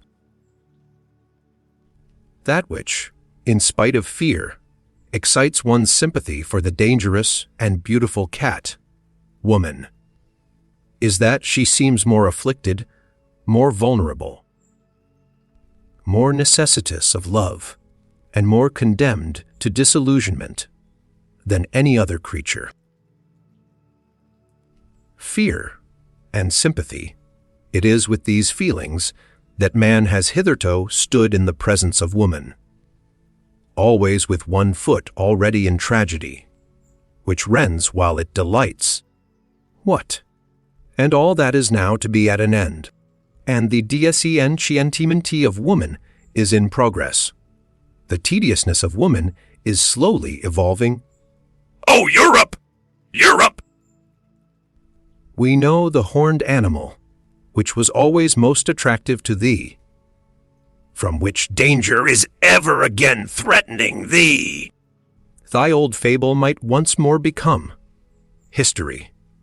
An immense stupidity might once again overmaster thee, and carry thee away, and no God concealed beneath it. No. Modern idea! Peoples and countries. I heard, once again for the first time, Richard Wagner's overture to the Mastersinger. It is a piece of magnificent, gorgeous, heavy, latter-day art, which has the pride to presuppose 2 centuries of music as still living, in order that it may be understood. It is an honor to Germans that such a pride did not miscalculate. What flavors and forces, what seasons and climes do we not find mingled in it? It impresses us at one time as ancient, at another time as foreign, bitter, and too modern. It is as arbitrary as it is pompously traditional. It is not infrequently roguish, still oftener rough and coarse. It has fire and courage, and at the same time the loose, dun, colored skin of fruits, which ripen too late. It flows broad and full, and suddenly there is a moment of inexplicable hesitation, like a gap that opens between cause and effect, an oppression that makes us dream. Almost a nightmare, but already it broadens and widens anew. The old stream of delight, the most manifold delight of old and new happiness, including ESPSIALY, the joy of the artist in himself, which he refuses to conceal, his astonished, happy cognizance of his mastery of the expedients here employed, the newly acquired, imperfectly tested expedients of art, which he apparently betrays to us.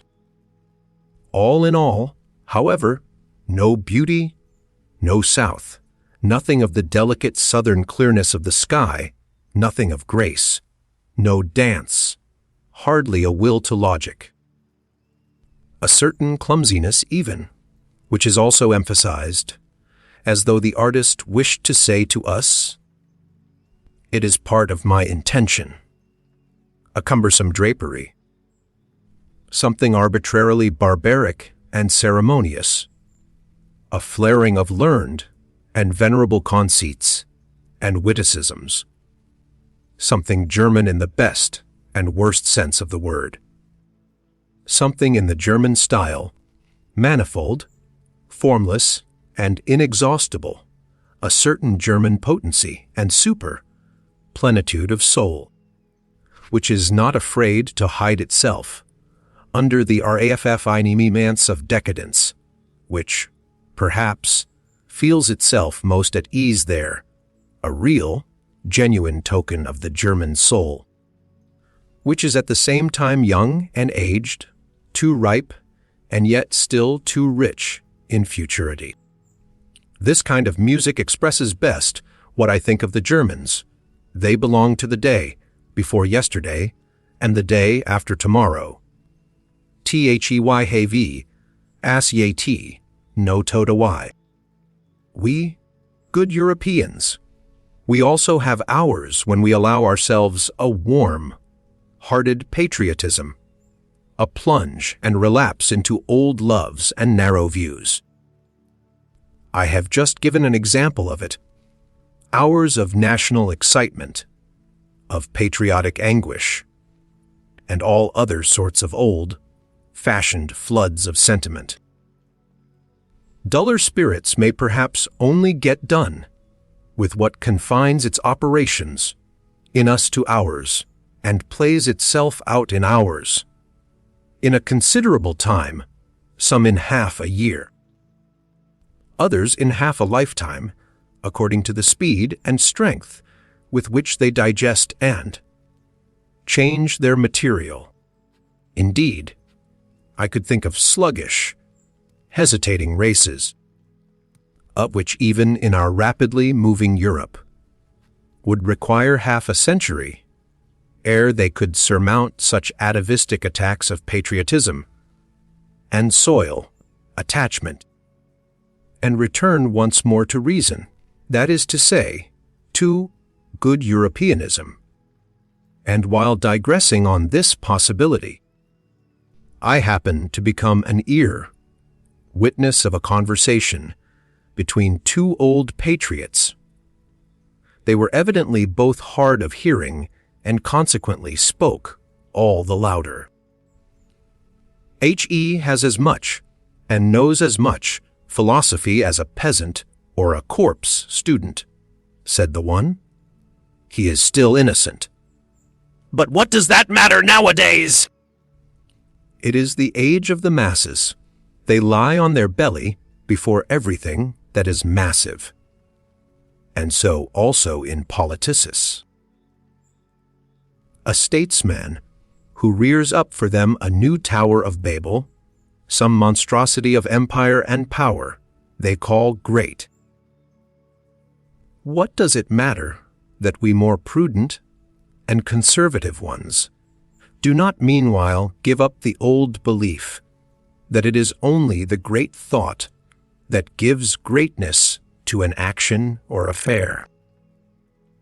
Supposing a statesman were to bring his people into the position of being obliged henceforth to practice high politics, for which they were by nature badly endowed and prepared, so that they would have to sacrifice their old and reliable virtues out of love to a new and doubtful mediocrity. Supposing a statesman were to condemn his people generally to practice politics, when they have hitherto had something better to do and think about, and when in the depths of their souls they have been unable to free themselves from a prudent loathing of the restlessness, emptiness, and noisy wranglings of the essentially politics, practicing nations, supposing such a statesman were to stimulate the slumbering passions and avidities of his people, were to make a stigma out of their former diffidence and delight in aloofness, an offense out of their exoticism and hidden permanency, were to depreciate their most radical proclivities, subvert their consciences, make their minds narrow, and their tastes national. What? A statesman who should do all this, which his people would have to do penance for throughout their whole future. If they had a future, such a statesman would be jarate, would he? Undoubtedly, replied the other old patriot vehemently. Otherwise he would not have done it. It was mad, perhaps, to wish such a thing. But perhaps everything great has been just as mad at its commencement. Misuse of words, cried his interlocutor, contradictorily. Strong, strong, strong and mad. Not great. The old men had obviously become heated as they thus shouted their truths, in each other's faces, but I, in my happiness and apartness.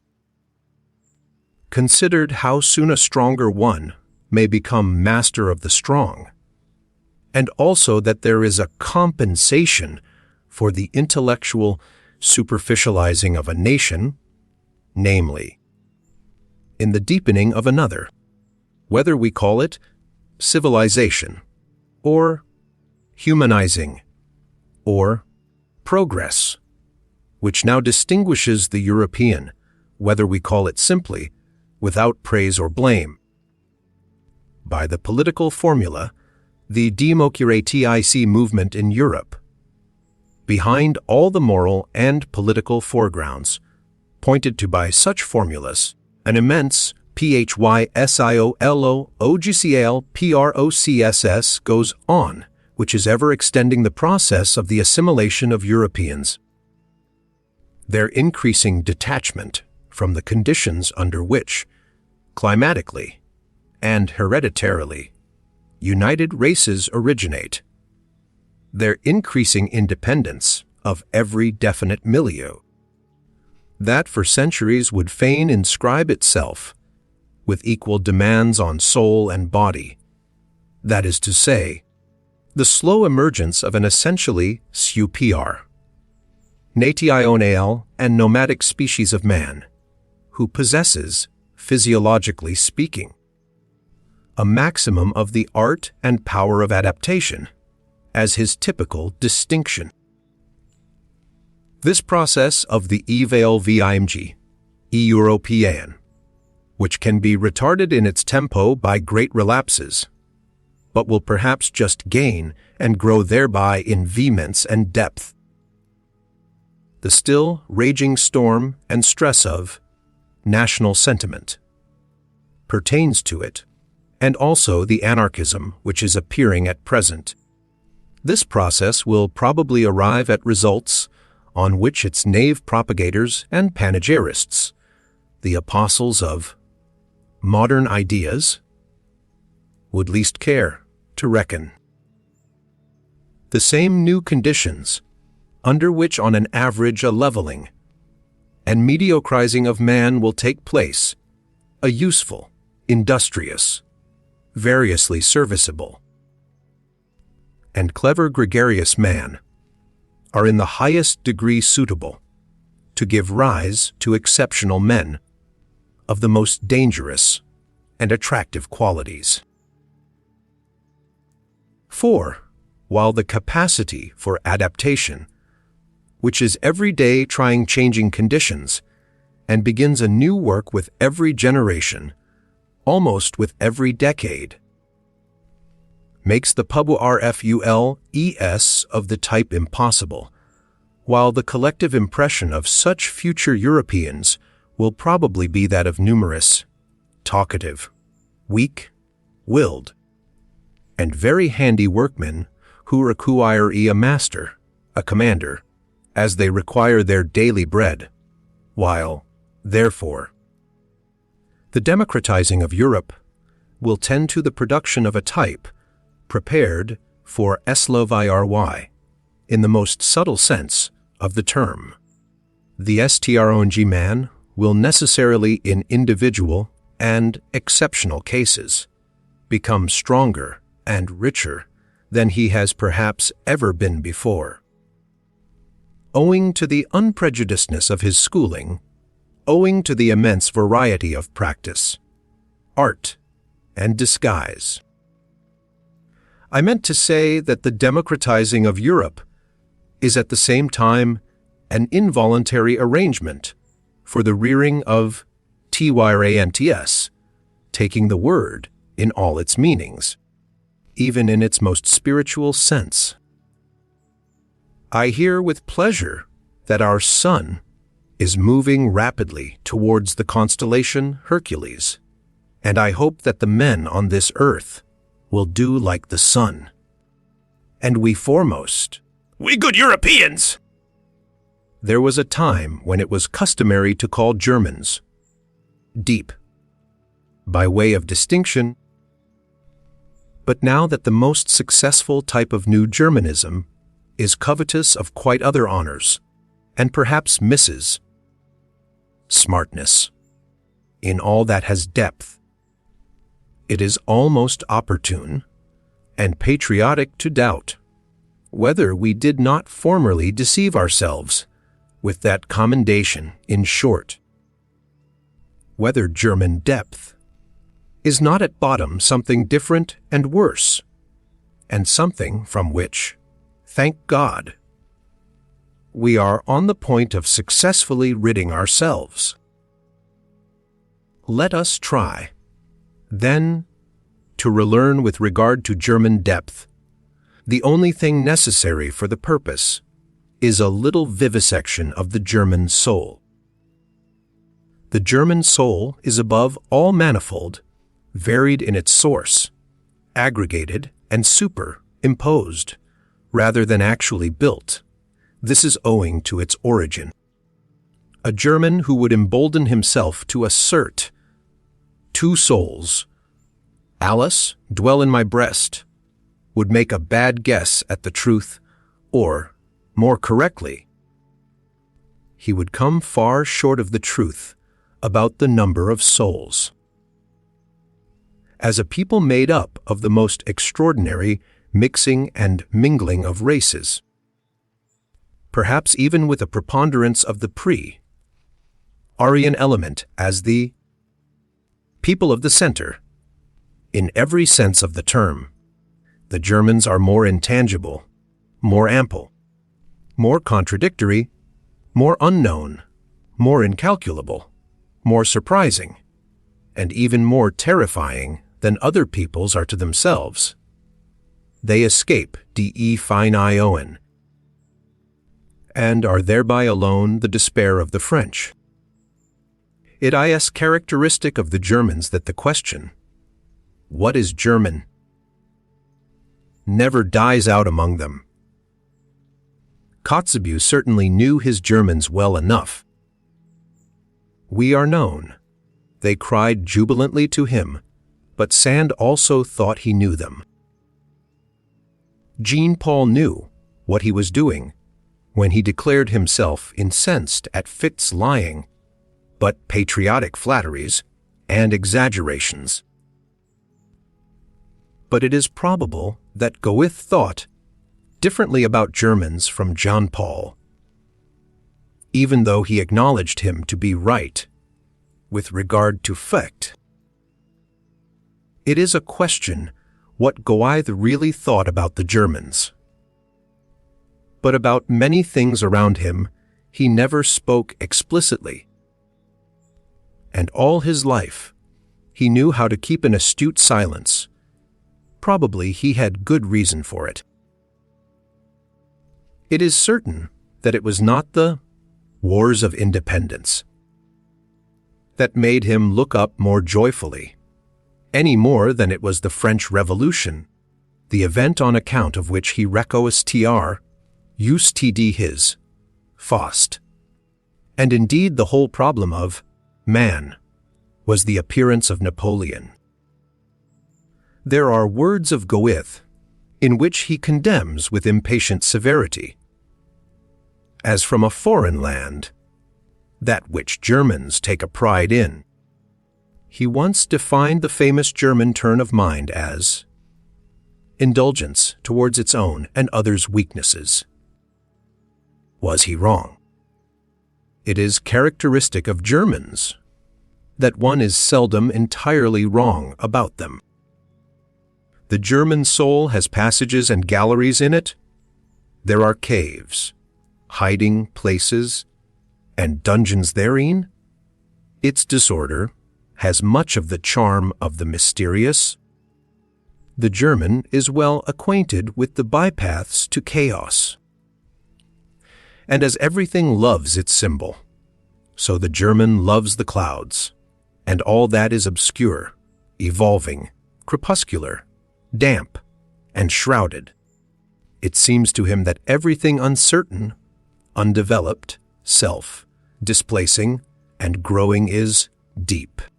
The German himself does not exist, he is becoming, he is developing himself. Development is therefore the essentially German discovery and hit in the great domain of philosophical formulas, a ruling idea, which, together with German beer and German music, is laboring to Germanize all Europe. Foreigners are astonished and attracted by the riddles which the conflicting nature at the basis of the German soul propounds to them as riddles, which Hegel systematized and Richard Wagner has in the end set to music. Good, natured, and spiteful. Such a juxtaposition, preposterous in the case of every other people, is unfortunately only too often justified in Germany. One has only to live for a while among Swabians to know this. The clumsiness of the German scholar and his social distastefulness agree alarmingly well with his physical rope, dancing, and nimble boldness, of which all the gods have learnt to be afraid. If anyone wishes to see the German soul demonstrated ad oculos, let him only look at German taste, at German arts and manners. What boorish indifference to taste! How the noblest and the commonest stand there in juxtaposition! How disorderly and how rich is the whole constitution of this soul! The German drags at his soul. He drags at everything he experiences. He digests his events badly. He never gets done with them, and German depth is often only a difficult, hesitating digestion. And just as all chronic invalids, all dyspeptics like what is convenient, so the German loves frankness and honesty. It is so convenient to be frank and honest. This confidingness, this complaisance, this showing the cards of German honesty is probably the most dangerous and most successful disguise which the German is up to nowadays. It is his proper Mephistophelian art. With this he can still achieve much. The German lets himself go, and thereby gazes with faithful, blue, empty German eyes, and other countries immediately confound him with his dressing gown. I meant to say that, let German depth be what it will, among ourselves alone, we perhaps take the liberty to laugh at it. We shall do well to continue henceforth to honor its appearance and good name, and not barter away too cheaply our old reputation as a people of depth for Prussian smartness and Berlin wit and sand. It is wise for a people to pose, and elity itself be regarded as profound, clumsy, good-natured, honest, and foolish. It might even be profound to do so. Finally, we should do honor to our name. We are not called the Tiusche, Velki, see deceptive peopled, for nothing. The good old time is past. It sang itself out in Mozart. How happy are we that his Rocco still speaks to us, that his good company, his tender enthusiasm, his childish delight in the Chinese and its flourishes, his courtesy of heart, his longing for the elegant, the amorous, the tripping, the tearful, and his belief in the South can still appeal to some left in us. Ah, some time or other it will be over with it. But who can doubt that it will be over still sooner with the intelligence and taste for Beethoven? For he was only the last echo of a break and transition in style, and now it, like Mozart, the last echo of a great European taste which had existed for centuries. Beethoven is the intermediate event between an old mellow soul that is constantly breaking down and a future over, young soul that is always img. There is spread over his music the twilight of eternal loss and eternal extravagant hope, the same light in which Europe was bathed when it dreamed with Rousseau, when it danced round the tree of liberty of the Revolution, and finally almost fell down in adoration before Napoleon. But how rapidly does THI's very sentiment now pale? How difficult nowadays is even the APPR, Ian of this sentiment? How strangely does the language of Rousseau, Schiller, Shelley, and Byron sound to our ear, in whom Kollekti, the same fate of Europe, was able to speak, which knew how to sing in Beethoven.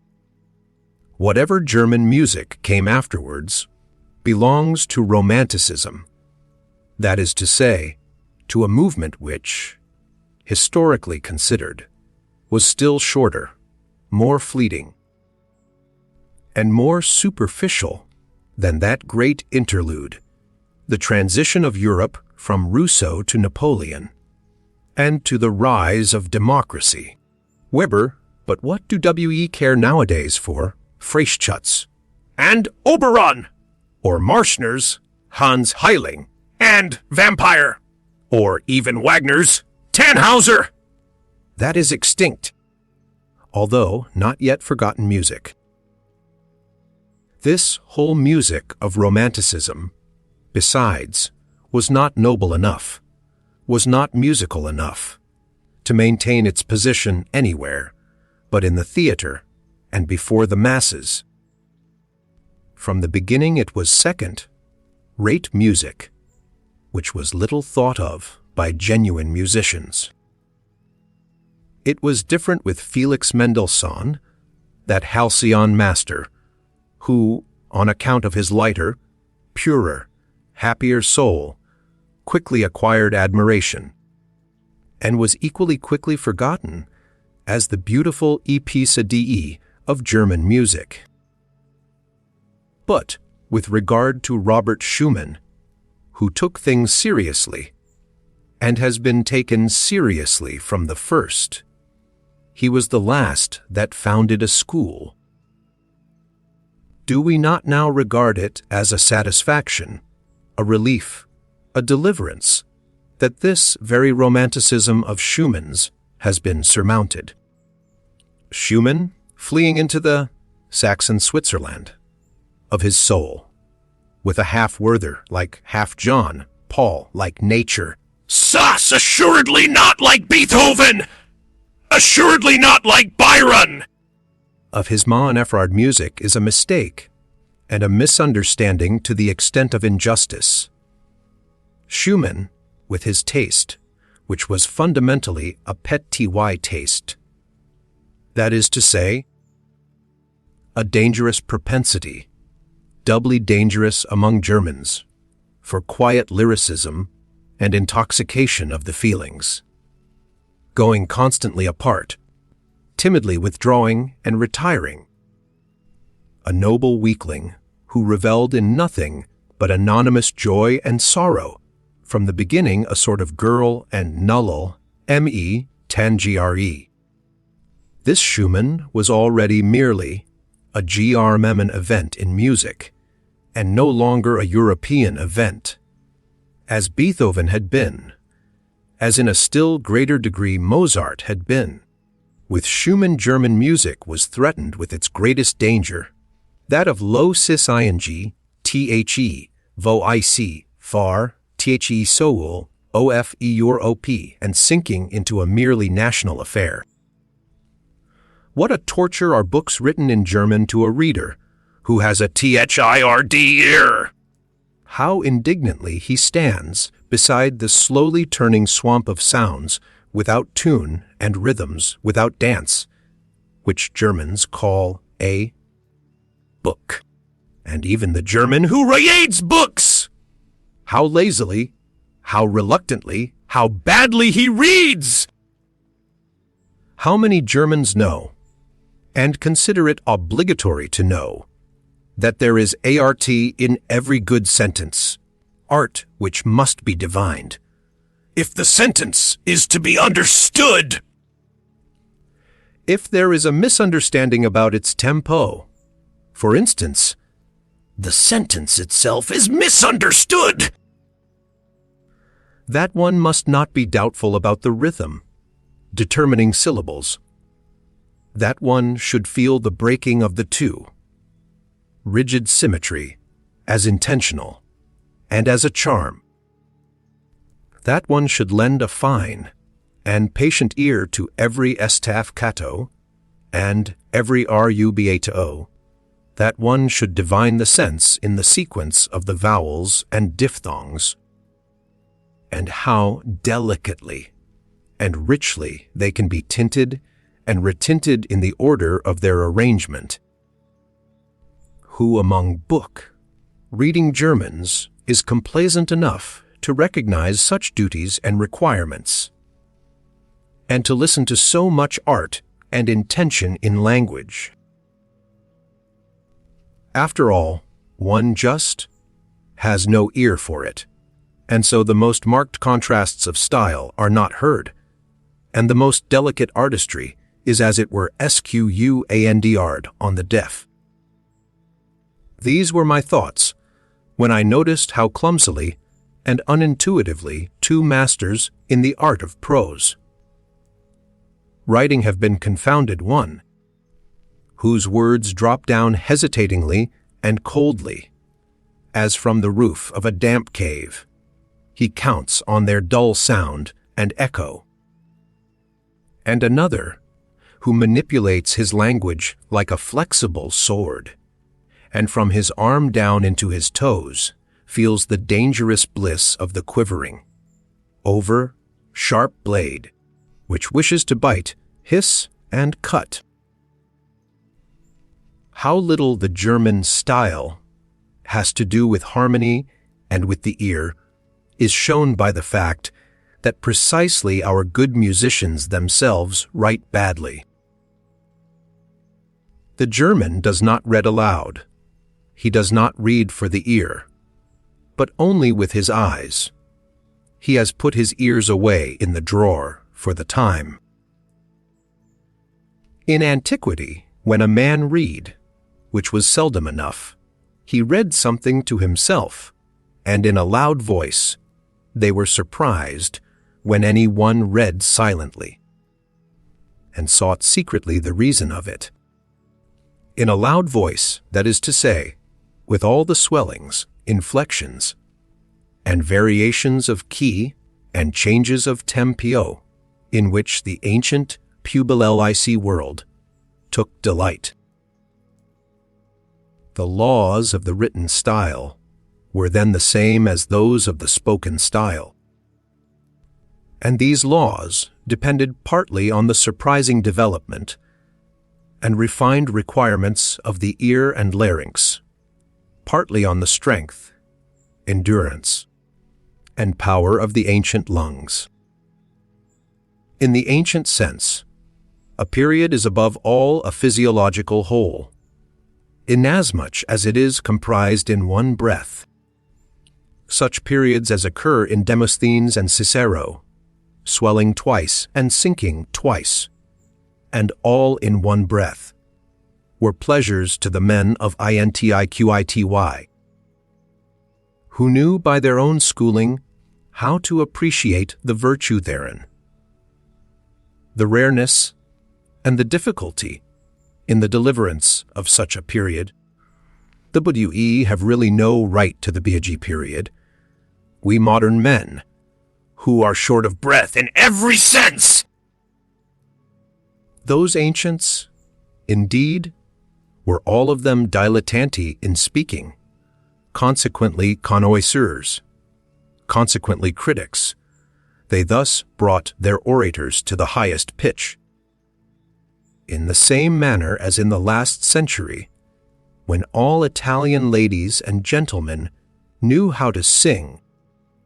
The virtuosoship of song and with it also the art of melody, reached its elevation. In Germany, however, until quite recently, when a kind of platform eloquence began shyly and awkwardly enough to flutter its young wings, there was properly speaking only one kind of public and artistical discourse, that delivered from the pulpit. The preacher was the only one in Germany who knew the weight of a syllable or a word, in what manner a sentence strikes, springs, rushes, flows, and comes to a close.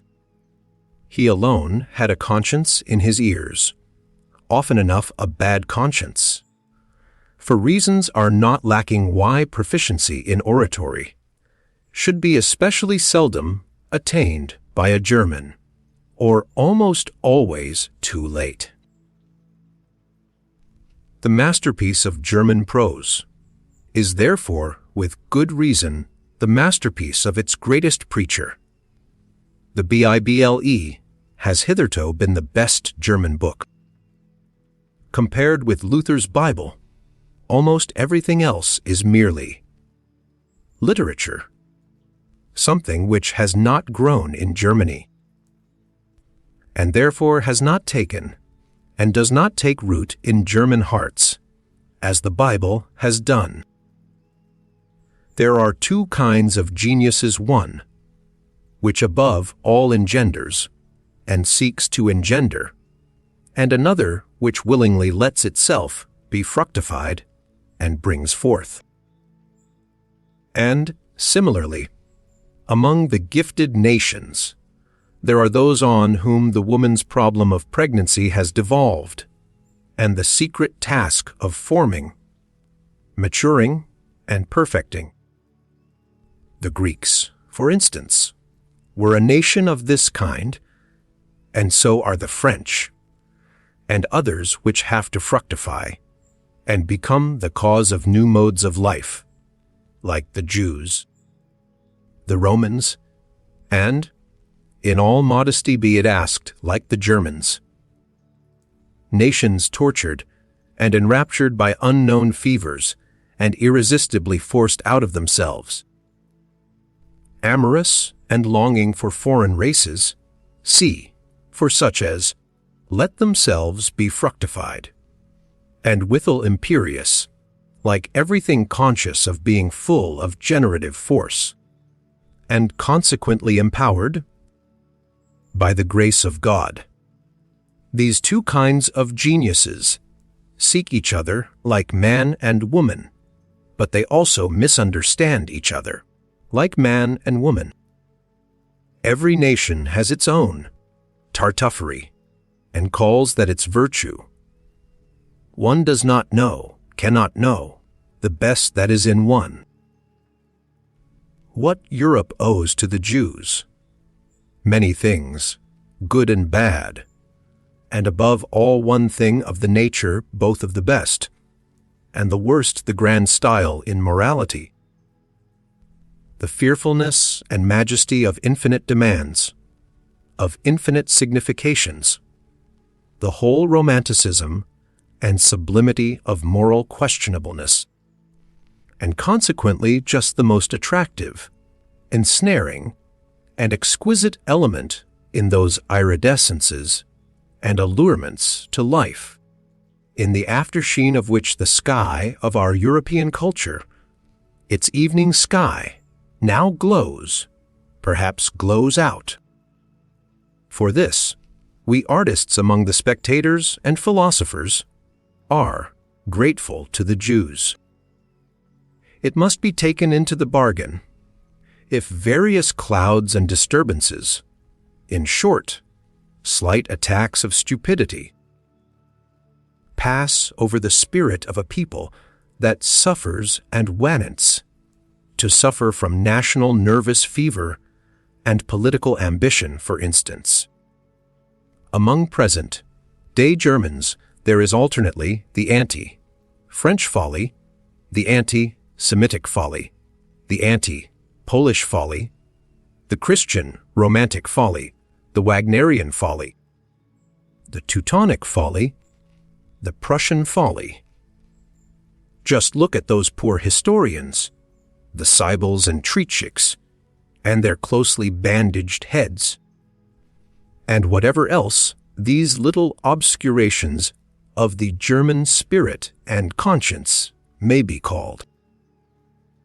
May it be forgiven me that I, too, when on a short daring sojourn on very infected ground, did not remain wholly exempt from the disease, but like everyone else, began to entertain thoughts about matters which did not concern me, the first symptom of political infection. About the Jews, for instance, listen to the following. I have never yet met a German who was favorably inclined to the Jews, and however decided the repudiation of actual anti-Semitism may be on the part of all prudent and political men. This prudence and policy is not perhaps directed against the nature of the sentiment itself, but only against its dangerous excess, and especially against the distasteful and infamous expression of this excess of sentiment. On this point, we must not deceive ourselves. That Germany has amply sufficient Jews, that the German stomach, the German blood, has difficulty, and will long have difficulty, in disposing only of this quantity of Joe, as the Italian, the Frenchman, and the Englishman have done, by means of a stronger digestion. That is the unmistakable declaration and language of a general instinct, to which one must listen, and according to which one must act. Let no more Jews come in! And shut the doors, especially towards the east side. Also towards Austria? Thus commands the instinct of a people whose nature is still feeble and uncertain, so that it could be easily wiped out, easily extinguished, by a stronger race. The Jews, however, are beyond all doubt the strongest, toughest, and purest race at present living in Europe. They know how to succeed even under the worst conditions. In fact, better than under favorable ones, by means of virtues of some sort, which one would like nowadays to label as vices, owing above all to a resolute faith, which does not need to be ashamed before. Modern ideas. They alter only. Hen they do alter, in the same way that the Russian Empire makes its conquest, as an empire that has plenty of time and is not of yesterday, namely, according to the principle, as slowly as possible. A thinker who has the future of Europe at heart will, in all his perspectives concerning the future, calculate upon the Jews, as he will calculate upon the Russians, as above all the surest and likeliest factors in the great play and battle of forces.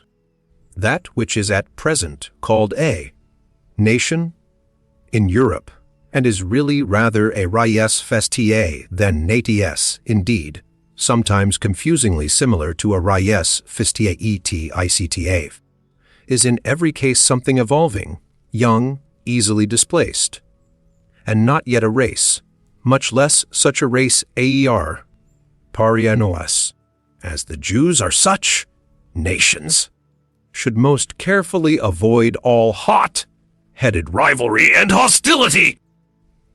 It is certain that the Jews, if they desired, or if they were driven to it, as the anti-Semites seem to wish, so ULD, now have the ascendancy, nay, literally the supremacy over Europe, that they are not working and planning for that end, is equally certain. Meanwhile, they rather wish and desire, even somewhat importunately, to be insorbed and absorbed by Europe. They long to be finally settled, authorized, and respected somewhere, and wish to put an end to the nomadic life, to the wandering Jew. And one should certainly take account of this impulse and tendency, and make advances.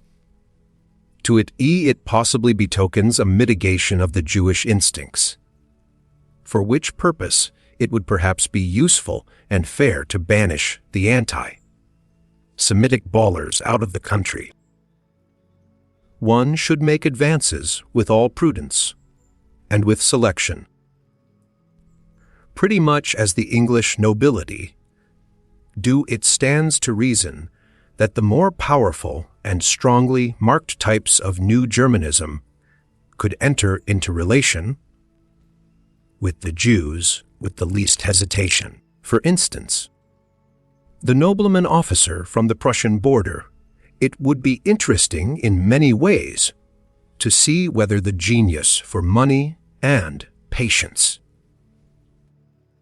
and especially some intellect and intellectuality, sadly lacking in the place referred to, could not in addition be annexed and trained to the hereditary art of commanding and obeying, for both of which the country in question has now a classic reputation. But here it is expedient to break off my festal discourse and my sprightly Teutonomania, for I have already reached my Sarajeus. To opise the European problem, as I understand it, the rearing of a new ruling caste for Europe. They are not a philosophical race. The English, Bacon represents an ATTCK on the philosophical spirit generally, Hobbes, Hume, and Locke, an abasement, and a depreciation of the idea of a philosopher. For more than a century, it was against Hume that Kant uprose and raised himself. It was Locke of whom Schelling, Ghtly, said, Je mepris lo cké. In the struggle against the English mechanical stultification of the world, Hegel and Schopenhauer, along with Goethe, were of one accord. The two hostile brother geniuses in philosophy, who pushed in different directions towards the opposite poles of German thought, and thereby wronged each other as only brothers will do. What is lacking in England, and has always been lacking, that half actor and rhetorician knew well enough.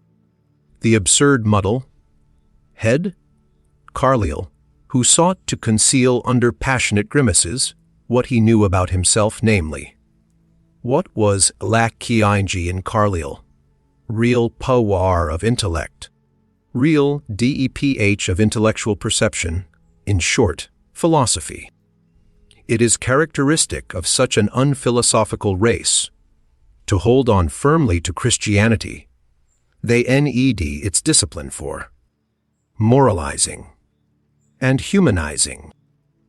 The Englishman, more gloomy, sensual, headstrong, and brutal than the German, is for that very reason, as the baser of the two, also the most pious. He has all the moar need of Christianity. To finer nostrils, this English Christianity itself has still a characteristic English taint of spleen and alcoholic excess, for which, owing to good reasons, it is used as an antidote, the finer poison to neutralize the coarser. A finer form of poisoning is in fact a step in advance with coarse, mannered people, a step towards spiritualization.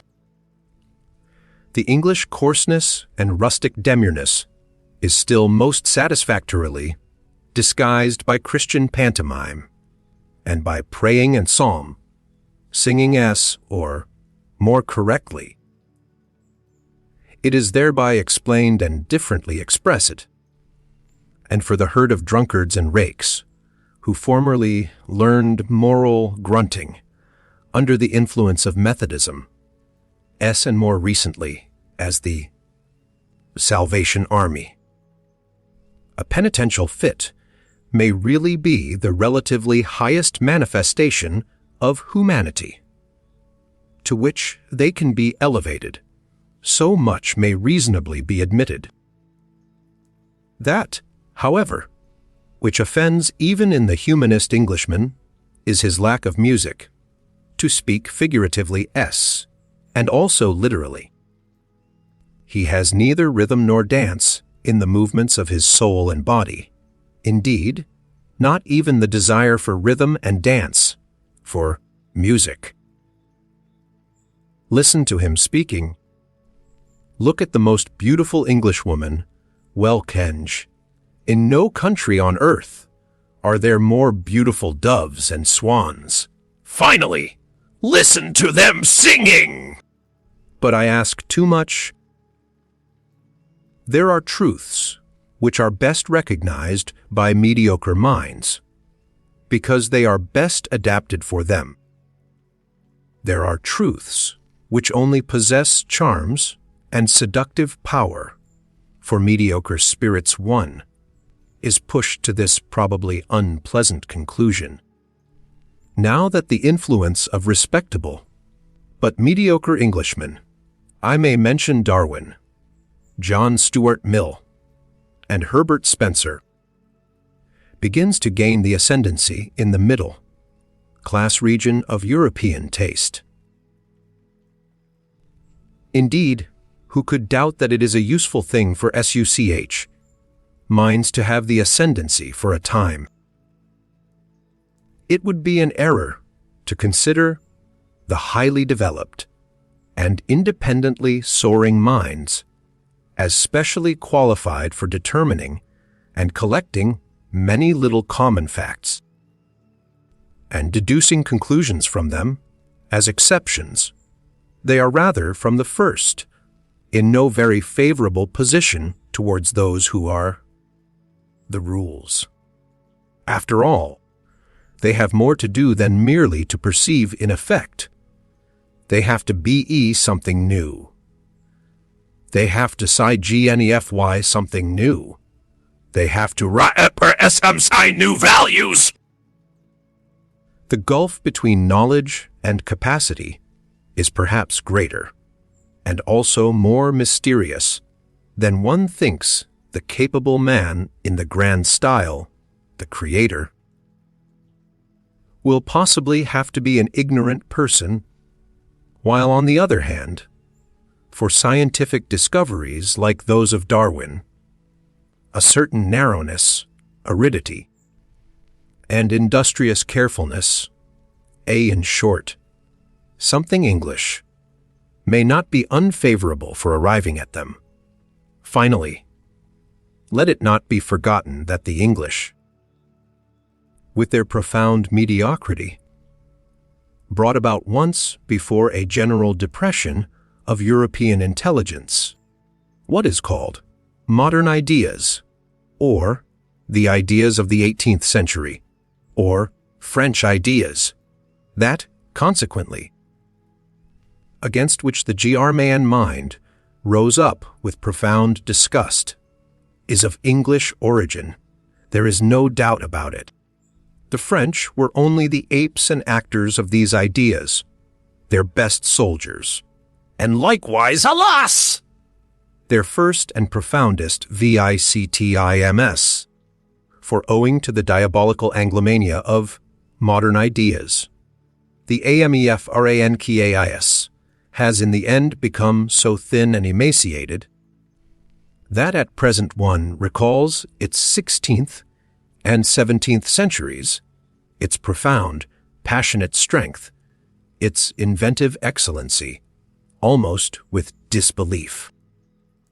One must, however, maintain this verdict of historical justice in a determined manner and defend it against present prejudices and appearances, the European nonobal of sentiment, taste, and manners, taking the word in every high sense, is the work and invention of France, the European ignobleness.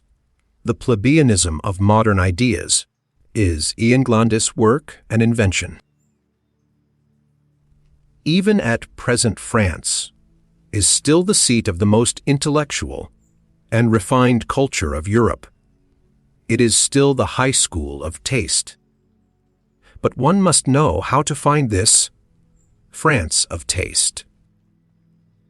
He who belongs to it keeps himself well concealed. They may be a small number in whom it lives, and is embodied, besides perhaps being men who do not stand upon the strongest legs, in part fatalists, hypochondriacs, invalids, in part persons over-indulged, over-refined, such as have the ambition to conceal themselves. They have all something in common. They keep their ears closed in presence of the delirious folly and noisy spouting of the democratic beaux-yeux, gois. In fact, a besotted and brutalized France at present sprawls in the foreground. It recently celebrated a veritable orgy of bad taste. And at the same time of self-admiration, at the funeral of Victor Hugo, there is also something else common to them, a predilection to resist intellectual Germanizing, and a still greater inability to do so. In this France of intellect, which is also a France of pessimism, Schopenhauer has perhaps become more at home and more indigenous than he has ever been in Germany. Not to speak of Heinrich Heine, who has long ago been reincarnated in the more refined and fastidious lyrists of Paris, or of Hegel, who at present, in the form of Taine, the Fierste of living historians, exercises an almost tyrannical influence. As regards Richard Wagner, however, the more French music learns to adapt itself to the actual needs of the AME, moderne, the more will it, Wagner it. One can safely predict that beforehand it is already taking place sufficiently. There are, however, three things which the French can still boast of with pride as their heritage and possession, and as indelible tokens of their ancient intellectual superiority in Europe, in spite of all voluntary or involuntary Germanizing and vulgarizing of taste. Firstly, the capacity for artistic emotion, for devotion to, form, for which the expression l'art, along with numerous others, has been invented. Such capacity has not been lacking in France for 3 centuries, and owing to its reverence for the small number, it has again and again made a sort of chamber music of literature possible, which is sought for in vain elsewhere in Europe. The S-eco-and-D thing, whereby the French can lay claim to a superiority over Europe, is their ancient, many-sided, moralistique culture, owing to which one finds on an average, even in the petty romancirs of the newspapers and chants, beau l'hiver diers Paris, a psychological sensitiveness and curiosity, of which, for example, one has no conceptions, to say nothing of the thing itself. In Germany, the Germans lack a couple of centuries of the moralistic work requisite thereto, which, as we have said, France has not grudged. Others who call the Germans knave, on that account give them commendation for a defect.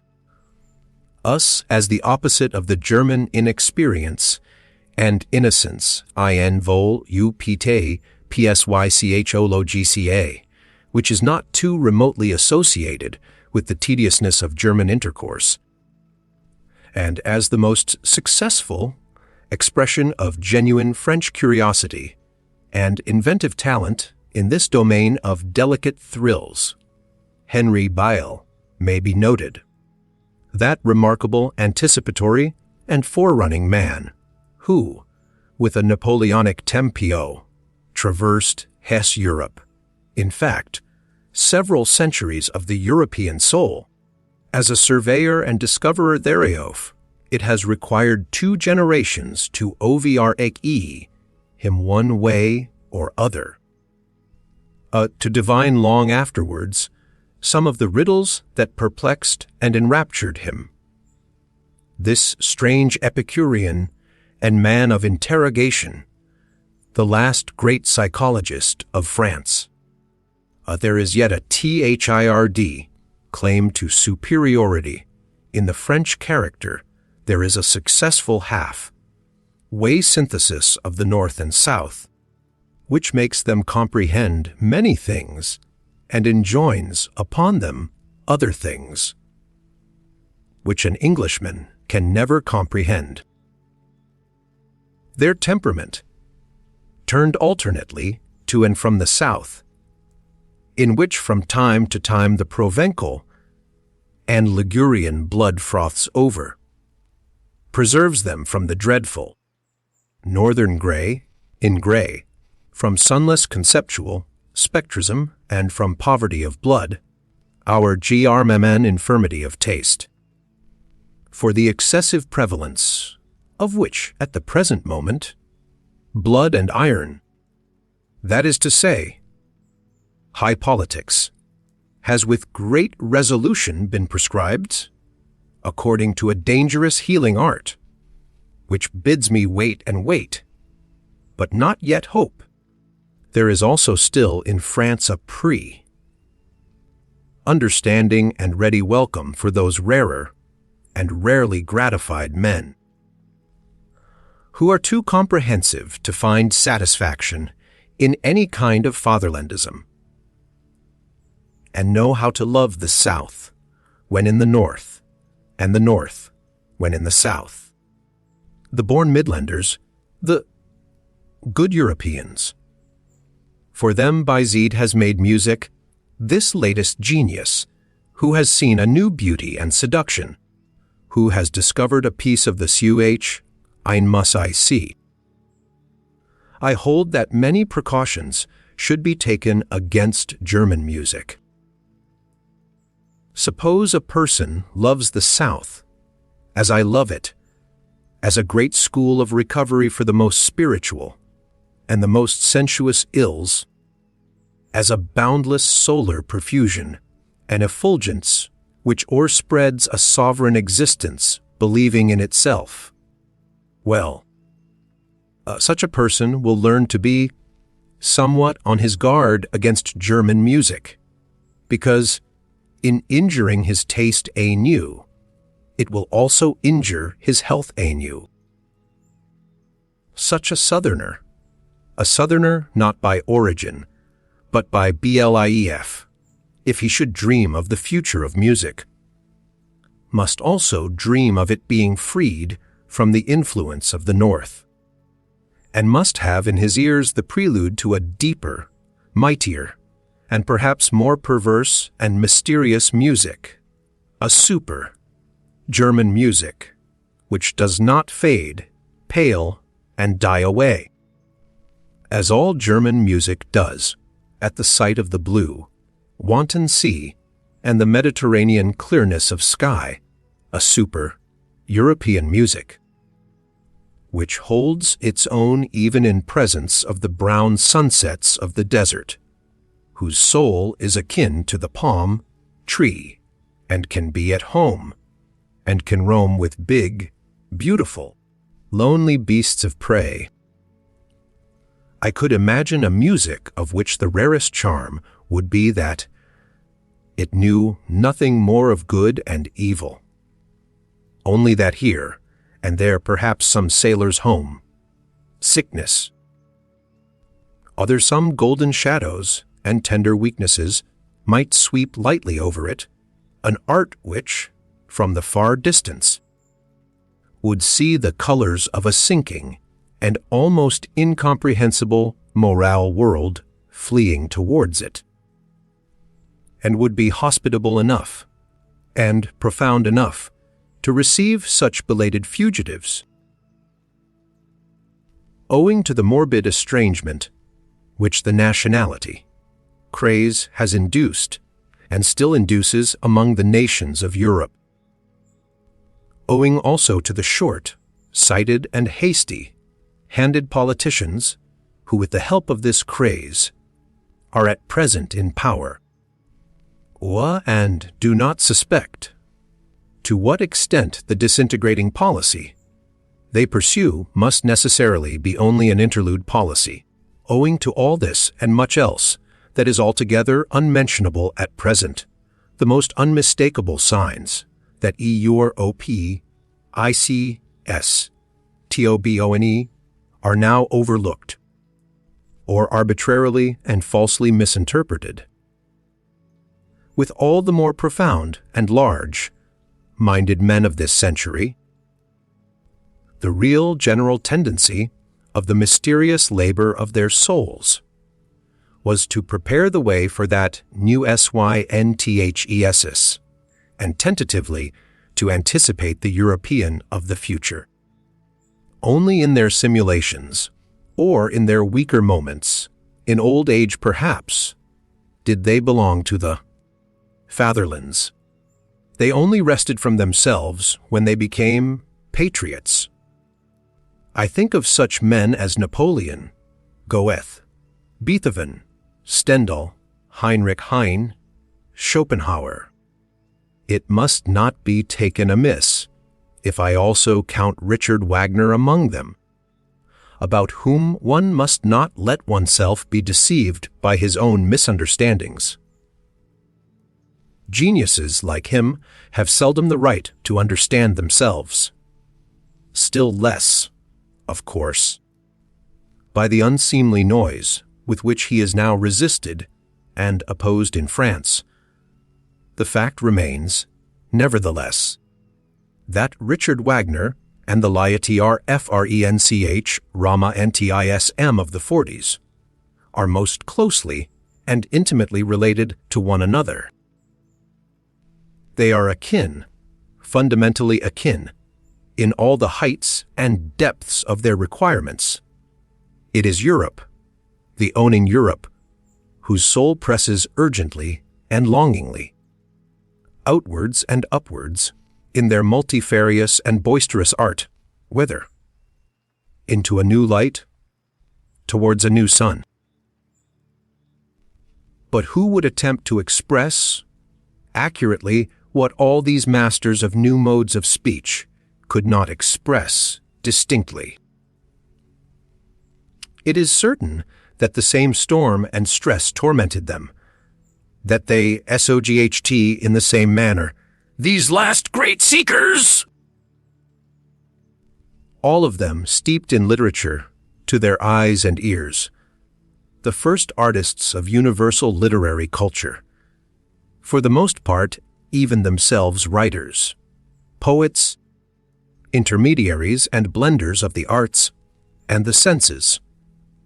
Wagner, as musician, is reckoned among painters, as poet among musicians, as artist generally among actors, all of them fanatics for expression. At any cost.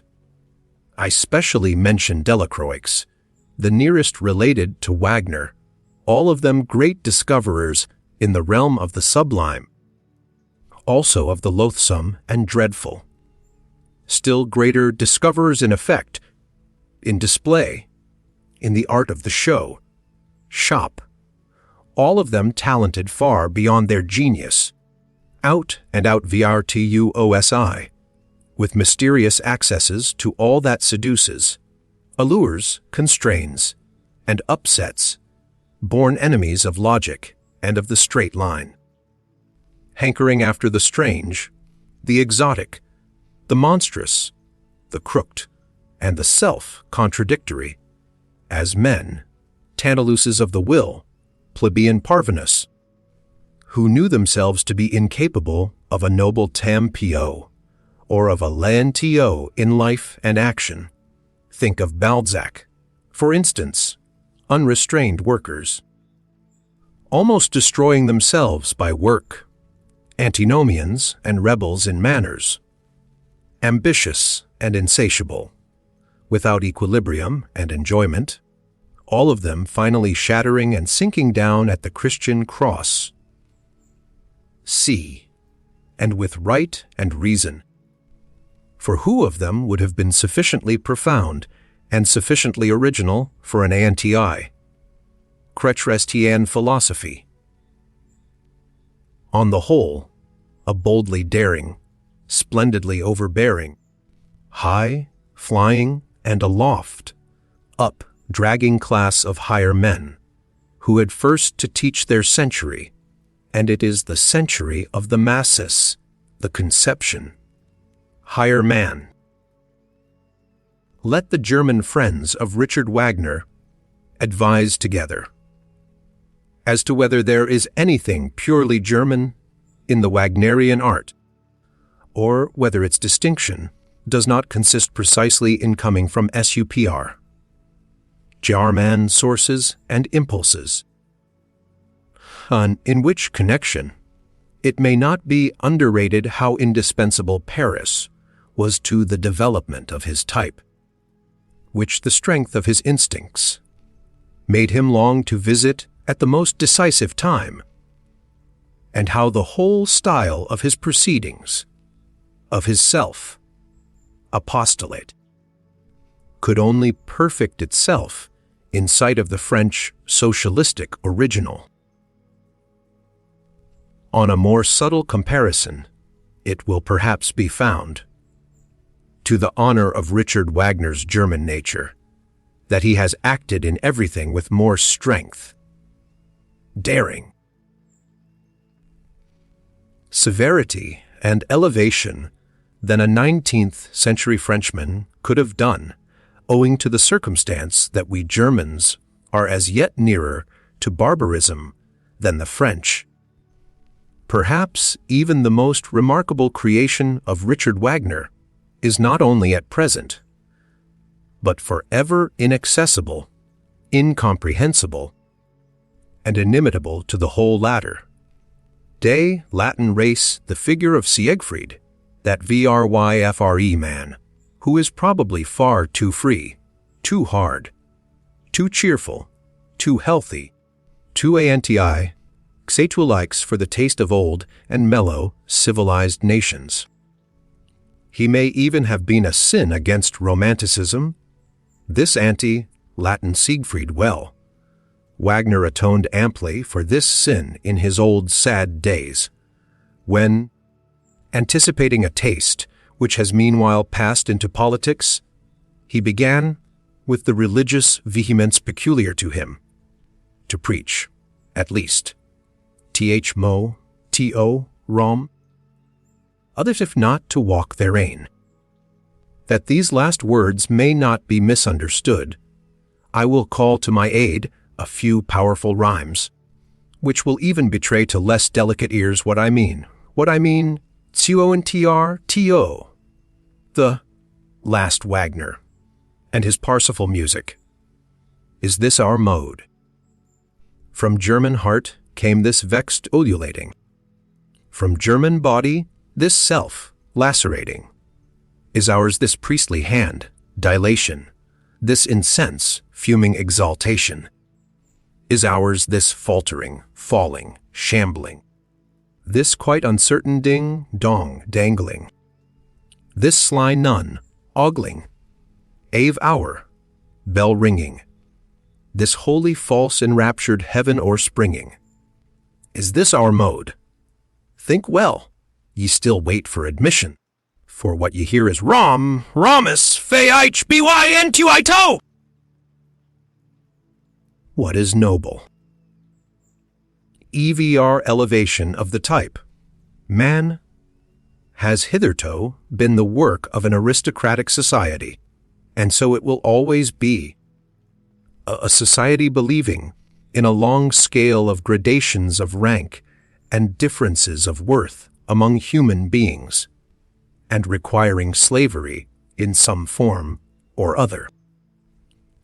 Without the pied des choses, of destin ce, such as grows out of the incarnated difference of classes, out of the constant out, looking and down, looking of the ruling caste on subordinates and instruments, and out of their equally constant practice of obeying and commanding, of keeping down and keeping at a distance, that other more mysterious pathos could never have arisen.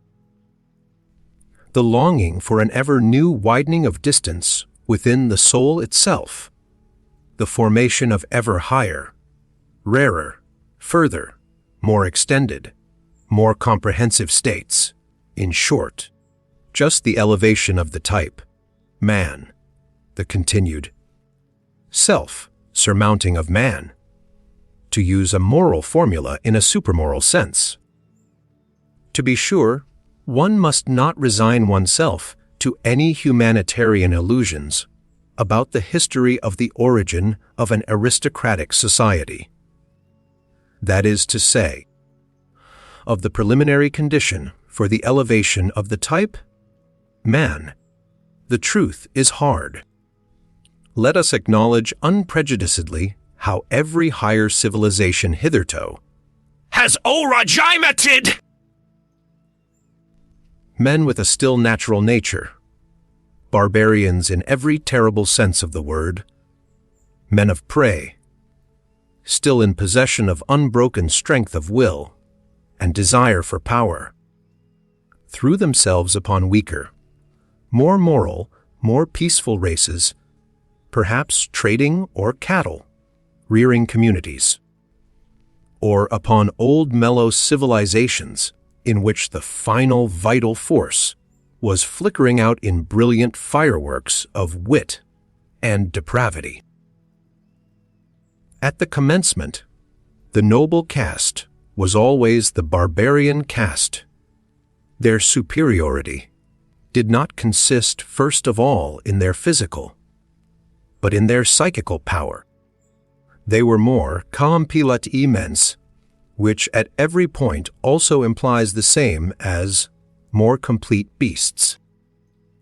Corruption, as the indication that anarchy threatens to break out among the instincts, and that the foundation of the emotions, called life, is convulsed, is something radically different according to the organization in which it manifests itself.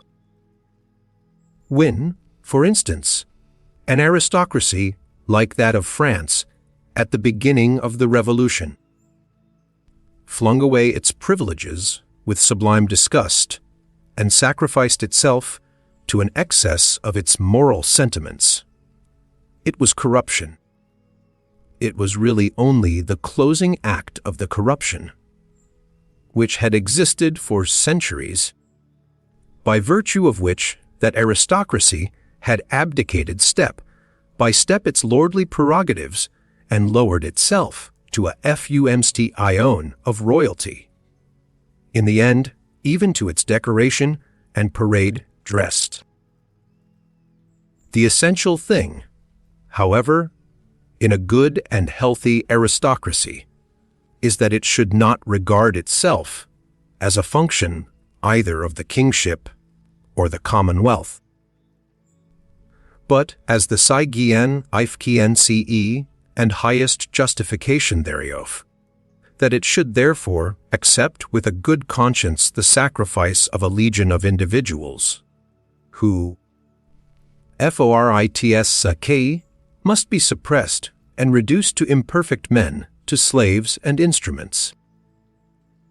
Its fundamental belief must be precisely that society is nought, allowed to exist for its own sake, but only as a foundation and scaffolding, by means of which a select class of beings may be able to elevate themselves to their higher duties, and in general to a higher Eastien, CE. Like those sun-seeking climbing plants in Java, they are called Sipo Matador, which encircle an oak so long and so often with their arms, until at last, high above it, but supported by it, they can unfold their tops in the open light and exhibit their happiness. To refrain mutually from injury, from violence, from exploitation, and put one's will on a par with that of others. This may result in a certain rough sense in good conduct among individuals, when the necessary conditions are given, namely, the actual similarity of the individuals in amount of force and degree of worth, and their relation within one organization. As soon, however, as one wished to take this principle more generally, and, if possible, even as the fundamentalprinciple of society, it would immediately disclose what it really is, namely, a will to the denial of life, a principle of dissolution and decay. Here one must think profoundly to the very basis and resist all sentimental weakness. Life itself is essentially appropriation, injury, conquest of the strange and weak, suppression, severity, obtrusion of peculiar forms, incorporation, and at the least, putting it mildest, exploitation. But why should one forever use precisely these words on which for ages a disparaging purpose has been stamped? Even the organization within which, as was previously supposed, the individuals treat each other as equal, it takes place in every healthy aristocracy, must itself, if it be a living and not a dying organization, do all that towards other bodies, which the individuals within it refrain from doing to each other. It will have to be the incarnated will to power. It will endeavor to grow, to gain ground, attract to itself, and acquire ascendancy, not owing to any morality or immorality, but because it lives, and because life is precisely will to power. On no point, however, is the ordinary consciousness of Europeans more unwilling to be corrected than on this matter. People now rave everywhere, even under the guise of science, about coming conditions of society in which the exploiting character is to be absent. That sounds to my ears as if they promised to invent a mode of life which should refrain from all organic functions. Exploitation does not belong to a depraved or imperfect and primitive society. It belongs to the nature of the living being as a primary organic function. It is a consequence of the intrinsic will to power, which is precisely the will to life. Granting that, as a theory, this is a novelty, as a reality it is the fundamental of all history, let us be so far honest towards ourselves. In a tour through the many finer and coarser moralities, which have hitherto prevailed, or still prevail, on the earth, I found certain traits recurring regularly together, and connected with one another, until finally two primary types revealed themselves to me, and a radical distinction was brought to light. There is Mastar, Morlity, and Slay, Morlity. I would at once add, however, that in all higher and mixed civilizations, there are also attempts at the reconciliation of the two moralities. But one finds still oftener the confusion and mutual misunderstanding of them. Indeed, sometimes their close juxtaposition, even in the same man, within one soul. The distinctions of moral values have either originated in a ruling caste, pleasantly conscious of being different from the ruled, or among the ruled class, the slaves and dependents of all sorts. In the first case, when it is the rulers who determine the conception, good, it is the exalted, proud disposition which is regarded as the distinguishing feature, and that which determines the order of rank. The noble type of man separates from himself the beings, in whom the opposite of this exalted, proud disposition displays itself. He despises them. Let it at once be noted that, in this first kind of morality, the antithesis, good and bad, means practically the same as noble and despicable. The antithesis, good and evil, is of a different origin. The cowardly, the timid, the insignificant, and those thinking merely of narrow utility are despised. Moreover, also, the distrustful, with their constrained glances, the self-abasing, the dog, like kind of men who let themselves be abused, the mendicant flatterers, and above all the liars. It is a fundamental belief of all aristocrats that the common people are untruthful. With truthful ones, the nobility in ancient Greece called themselves. It is obvious that everywhere the designations of moral value were at first applied to men, and were only derivatively, and at a later period, applied to actions. It is a gross mistake, therefore, when historians of morals start with questions like, why have sympathetic actions been praised? The noble type of man regards himself as a determiner of values. He does not require to be approved of. He passes the judgment. What is injurious to me is injurious in itself. He knows that it is he himself only who confers honor on things. He is a creator, values. He honors whatever he recognizes in himself. Such morality equals self-glorification. In the foreground there is the feeling of plenitude, of power, which seeks to overflow, the happiness of high tension, the consciousness of a wealth which would fain give and bestow. The noble man also helps the unfortunate, but not, or scarcely, out of pity, but rather from an impulse generated by the super-abundance of power. The noble man honors in himself the powerful one, him also who has power over himself, who knows how to speak and how to keep silence, who takes pleasure in subjecting himself to severity and hardness, and has reverence for all that is severe and hard. Wotan placed a hard heart in my breast, says an old Scandinavian saga.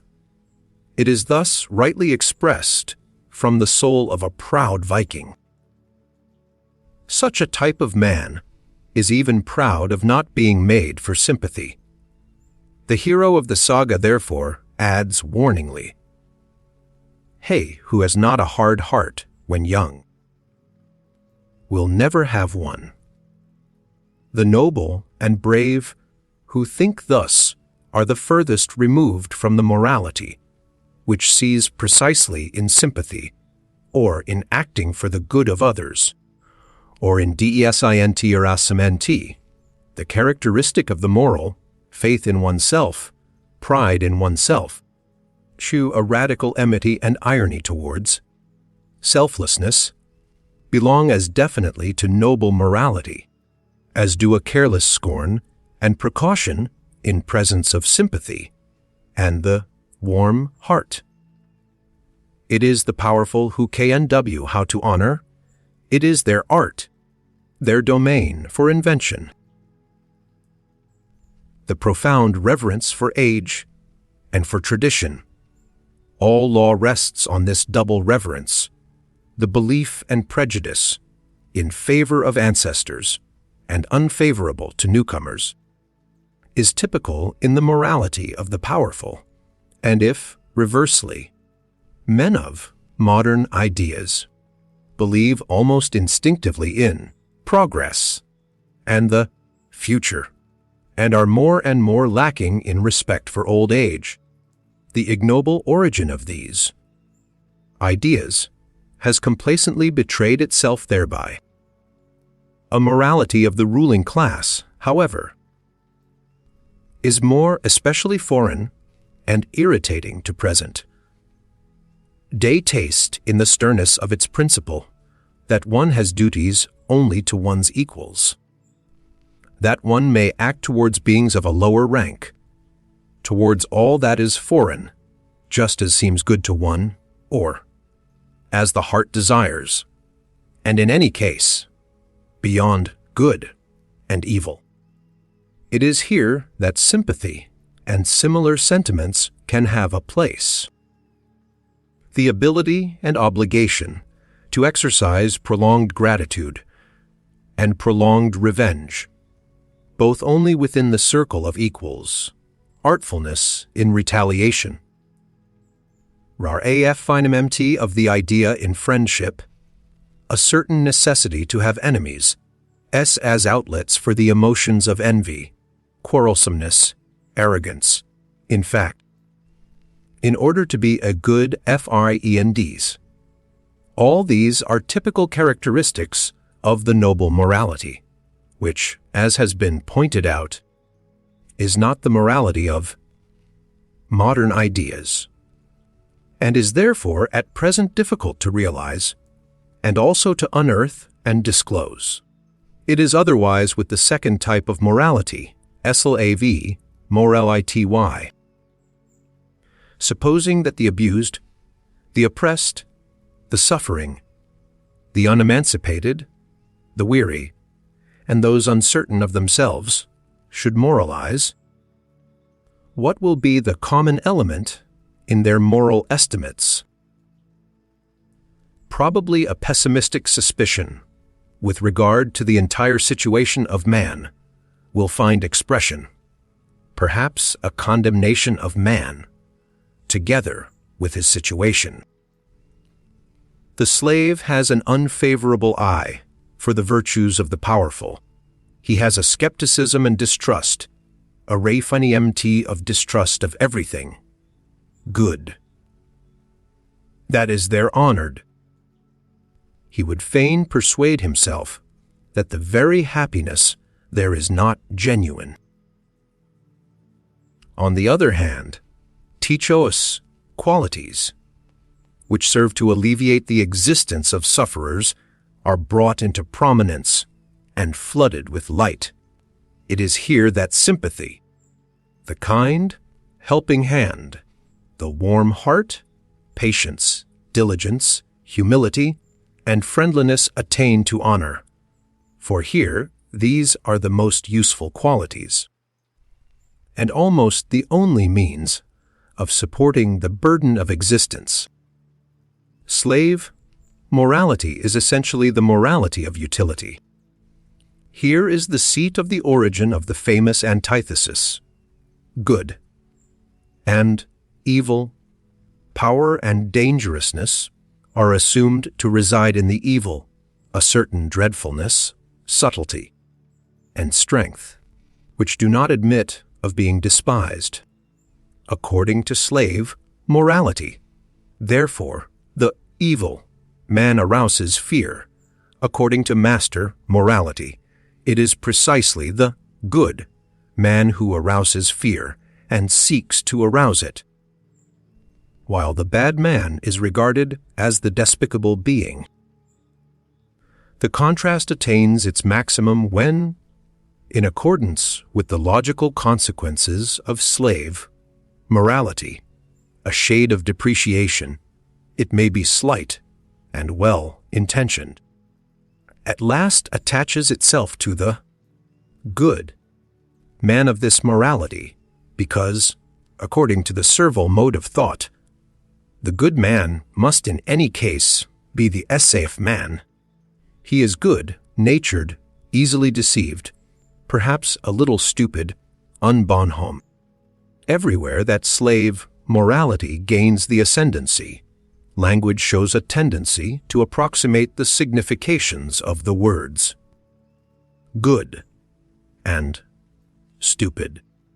A last fundamental difference, the desire for freedom, the instinct for happiness, and the refinements of the feeling of liberty belong as necessarily to slave morals and morality as artifice and enthusiasm in reverence and devotion are the regular symptoms of an aristocratic mode of thinking and estimating. Hence we can understand without further detail why love as a passion, it is our European specialty, must absolutely be of noble origin, as is well known. Its invention is due to the Provençal poet, cavaliers, those brilliant, ingenious men of the Guy Sabre, to whom Europe owes so much, and almost owes itself. Vanity is one of the things which are perhaps most difficult for a noble man to understand. He will be tempted to deny it, where another kind of man thinks he sees itself evidently. The problem for him is to represent to his mind beings who seek to arouse a good opinion of themselves, which they themselves do not possess, and consequently also do not deserve, and who yet believe in this good opinion afterwards. This seems to him on the one hand such bad taste, and so self-disrespectful, and on the other hand so grotesquely unreasonable, that he would like to consider vanity an exception, and is doubtful about it in most cases when it is spoken of. He will say, for instance, I may be mistaken about my value, and on the other hand may nevertheless demand that my value should be acknowledged by others, precisely as I rate it. That, however, is not vanity, but self-conceit, or, in most cases, that which is called humility and also modesty. Or he will even say, for many reasons I can delight in the good opinion of others, perhaps because I love and honor them and rejoice in all their joys, perhaps also because their good opinion endorses and strengthens my belief in my own good opinion, perhaps because the good opinion of others, even in cases where I do not share it, is useful to me, or gives promise of usefulness.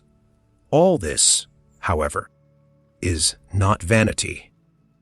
The man of noble character must first bring it home forcibly to his mind, especially with the aid of history, that, from time immemorial, in all social strata in any way dependent, the ordinary man was only that which he passe de foire, Not being at all accustomed to fix values, he did not assign even to himself any other value than that which his master assigned to him.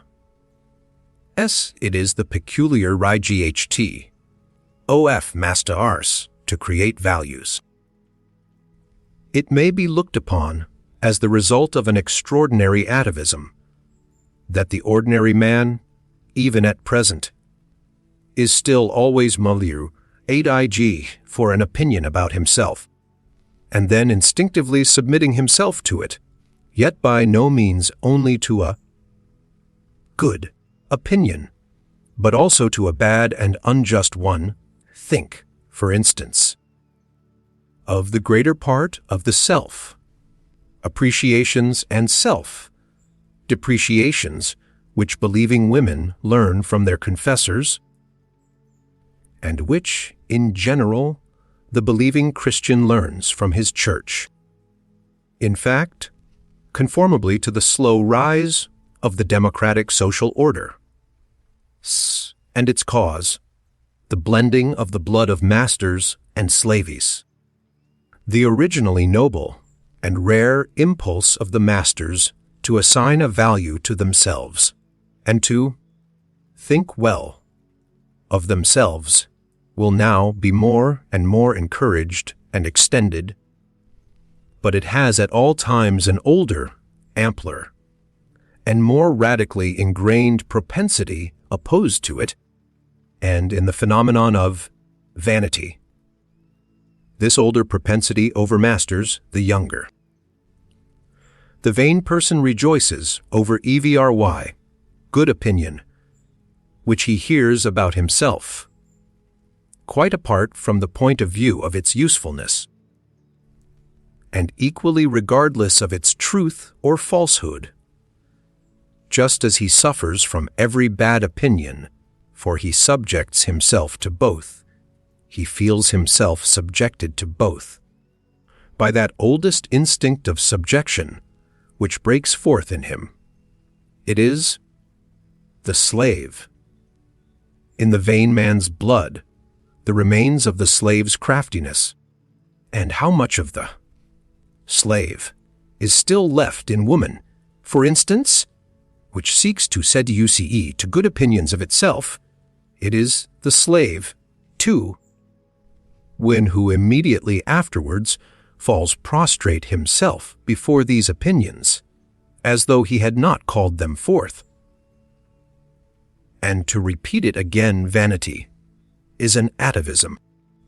ASPIES originates, and a type becomes established and strong in the long struggle, with essentially constant UNFAOURABLE conditions. On the other hand, it is known by the experience of breeders that species which receive abundant nourishment, and in general a surplus of protection and care, immediately tend in the most marked way to develop variations, and are fertile in prodigies and monstrosities, also in monstrous vices. Now look at an aristocratic commonwealth, say an ancient Greek polis, or Venice, as a voluntary or involuntary contrivance for the purpose of human beings. There are there men beside one another, thrown upon their own resources, who want to make their species prevail, chiefly because they must prevail, or else run the terrible danger of being exterminated. The favor, the superabundance, the protection are there lacking under which variations are fostered.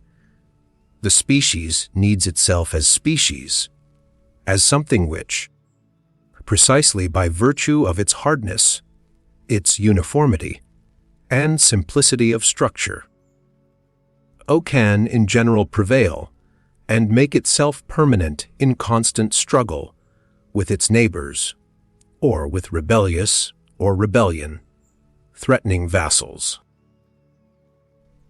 The most varied experience teaches it what are the qualities, to which it principally owes the fact that it still exists in spite of all gods and men, and has hitherto been victorious.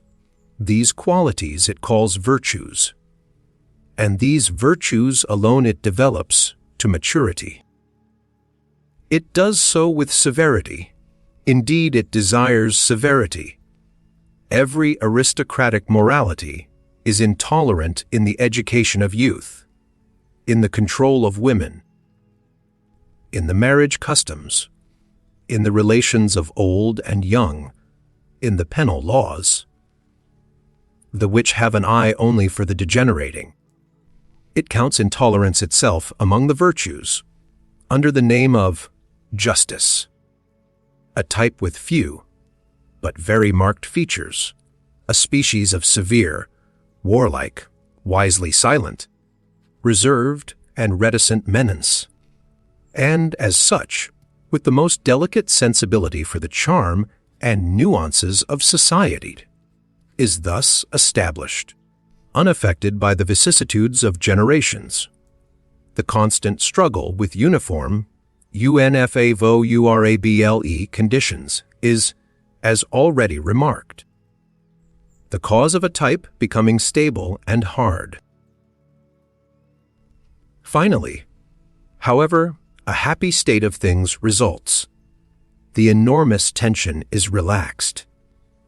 There are perhaps no more enemies among the neighboring peoples, and the means of life, even of the enjoyment of life, are present in superabundance. With one stroke the bond and constraint of the old discipline severs. It is no longer regarded as necessary, as a condition of existence, if it would continue. It can only do so as a form of luxury, as an archaizing tasty. Variations, whether they be deviations into the higher, finer, and rarer, or deteriorations and monstrosities, appear suddenly on the scene in the greatest exuberance and splendor. The individual dares to be individual and detach himself. At this turning point of history, there manifest themselves, side by side, and often mixed and entangled together, a magnificent, manifold, virgin forest, like up-growth and up-striving, a kind of tropical tempio in the rivalry of growth, and an extraordinary decay and self-destruction, owing to the savagely opposing and seemingly exploding egoisms which strive with one another for sun and light, and can no longer assign any limit, restraint, or forbearance for themselves by means of the hitherto existing morality. It was this morality itself which piled up the strength so enormously, which bent the bow in so threatening a manner. Of it is now out of date. It is getting out of date. The dangerous and disquieting point has been reached when the greater, more manifold, more comprehensive life livided bod the old morality, the individual, stands out, and is obliged to have recourse to his own law, giving his own arts and artifices for self-preservation, self-elevation, and self-deliverance. Nothing but new, wise.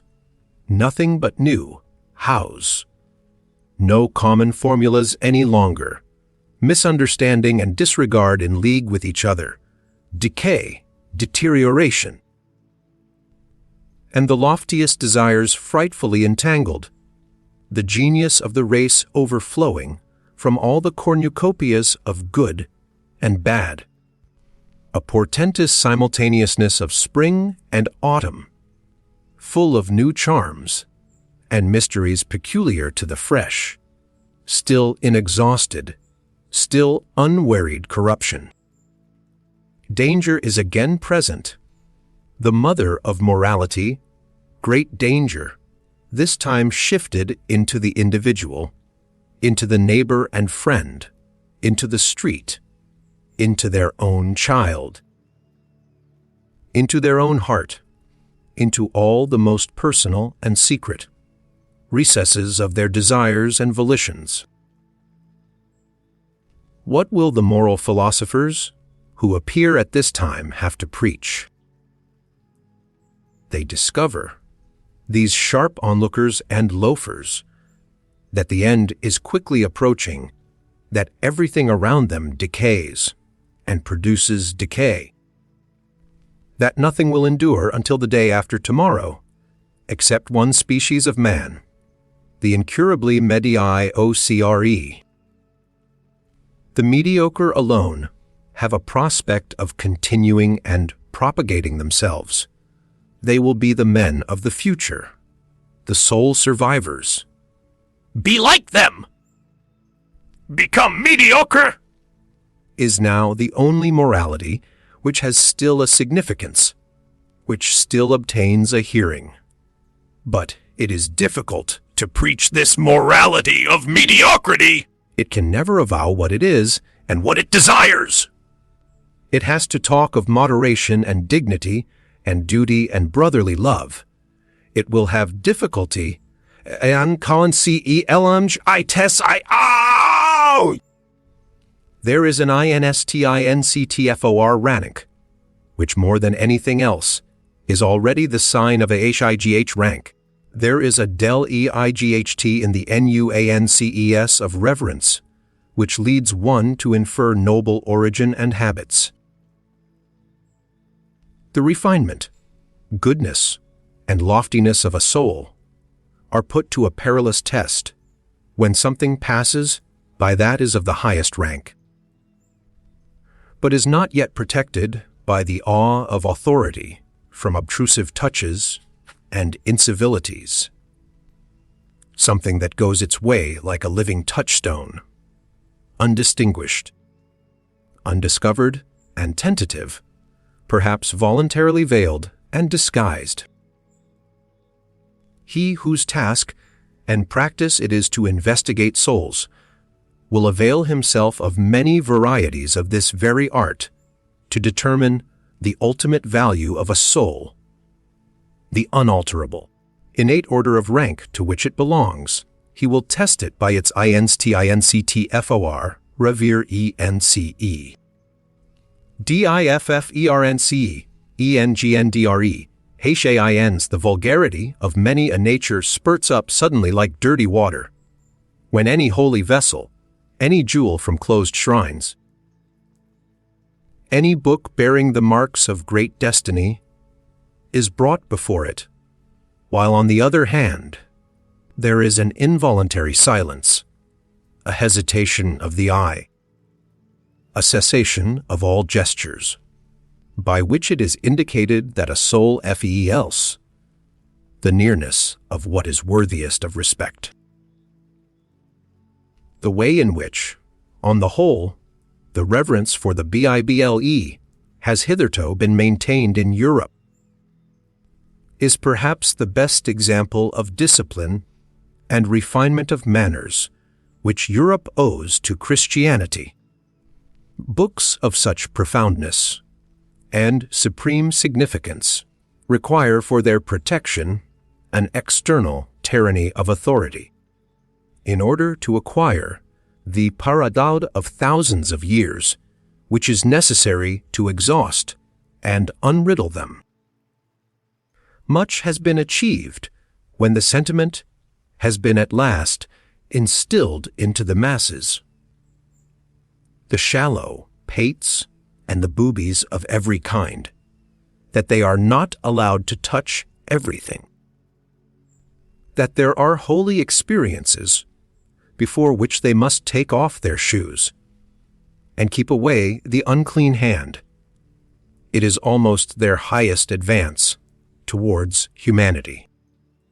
On the contrary, in the so-called cultured classes, the believers in modern ideas, nothing is perhaps so repulsive as their lack of shame.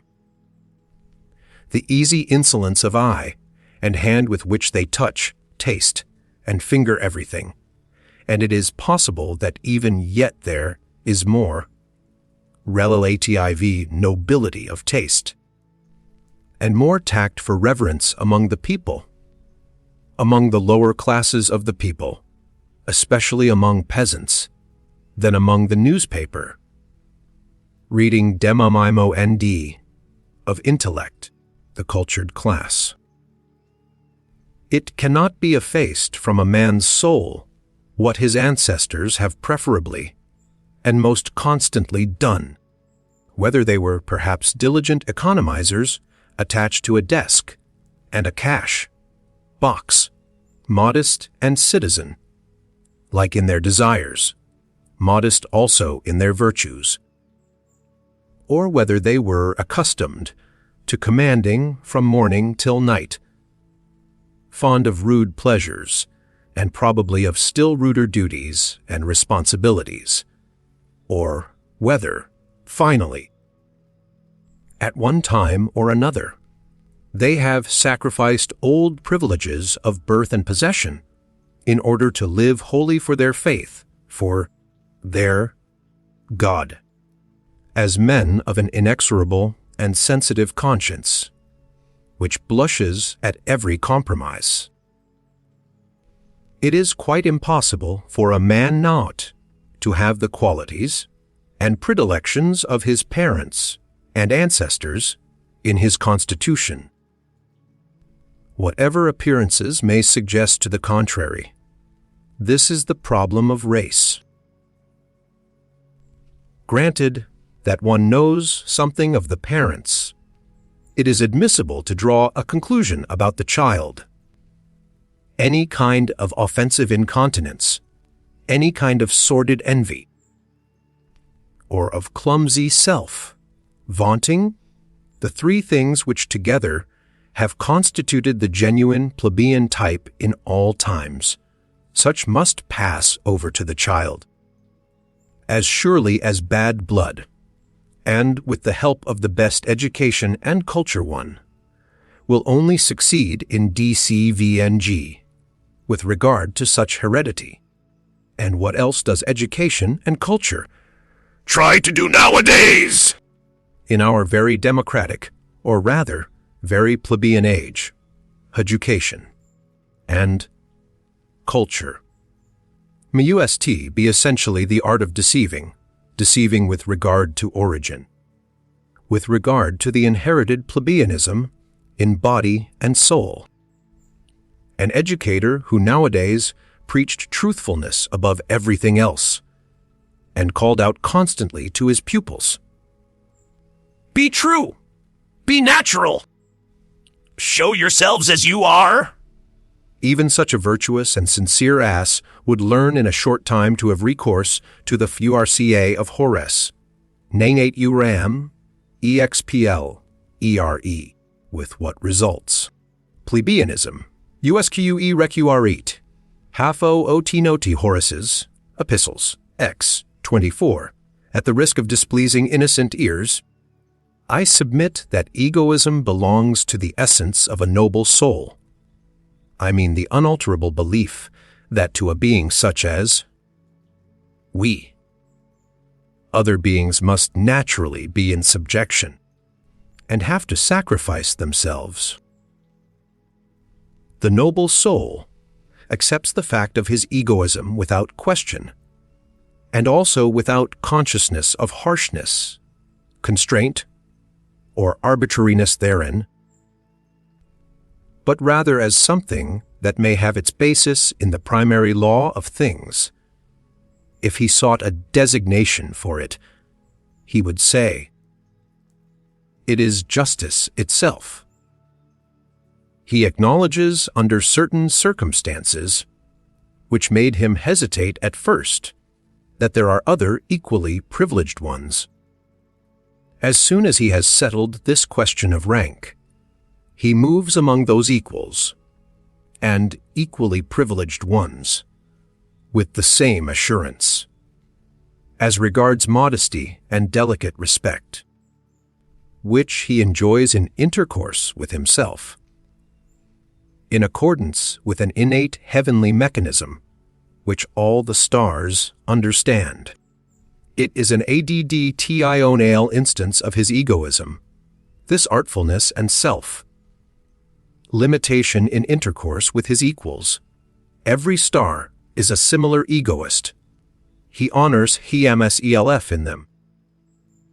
And in the rights which he concedes to them, he has no doubt that the exchange of honors and rights, as the essence of all intercourse, belongs also to the natural condition of things.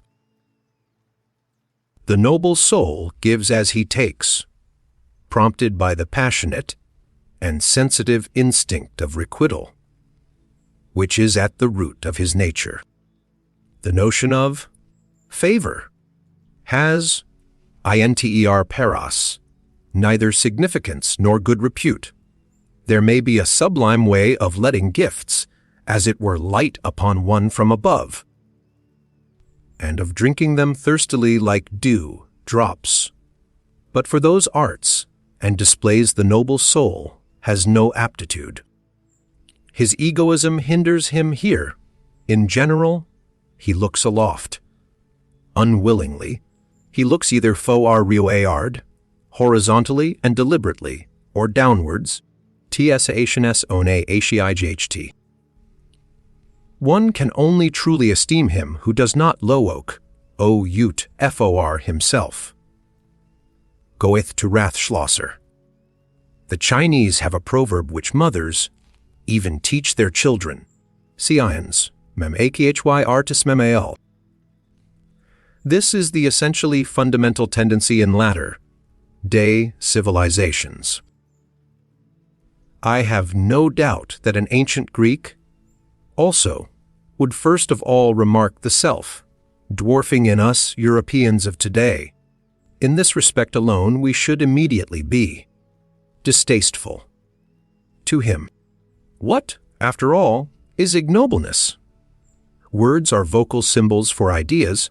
Ideas, however, are more or less definite mental symbols for frequently returning and concurring sensations, for groups of sensations.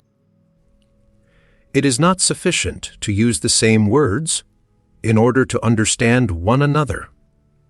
We must also employ the same words for the same kind of internal experiences. We must in the end have experiences en commun.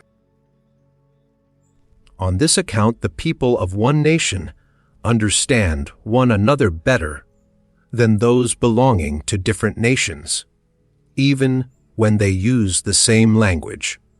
Or rather, when people have lived long together under similar conditions. Second, of climate, soil, danger, requirement, toil, their orignates, therefrom an entity that understands itself, namely, a nation.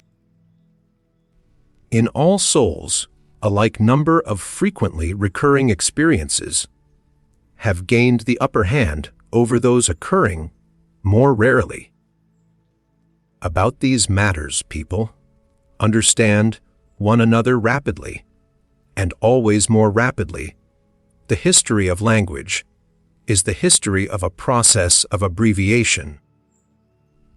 On the basis of this quick comprehension, people always unite closer and closer. The greater the danger, the greater is the need of agreeing quickly and readily about what is necessary, not to misunderstand one another in danger.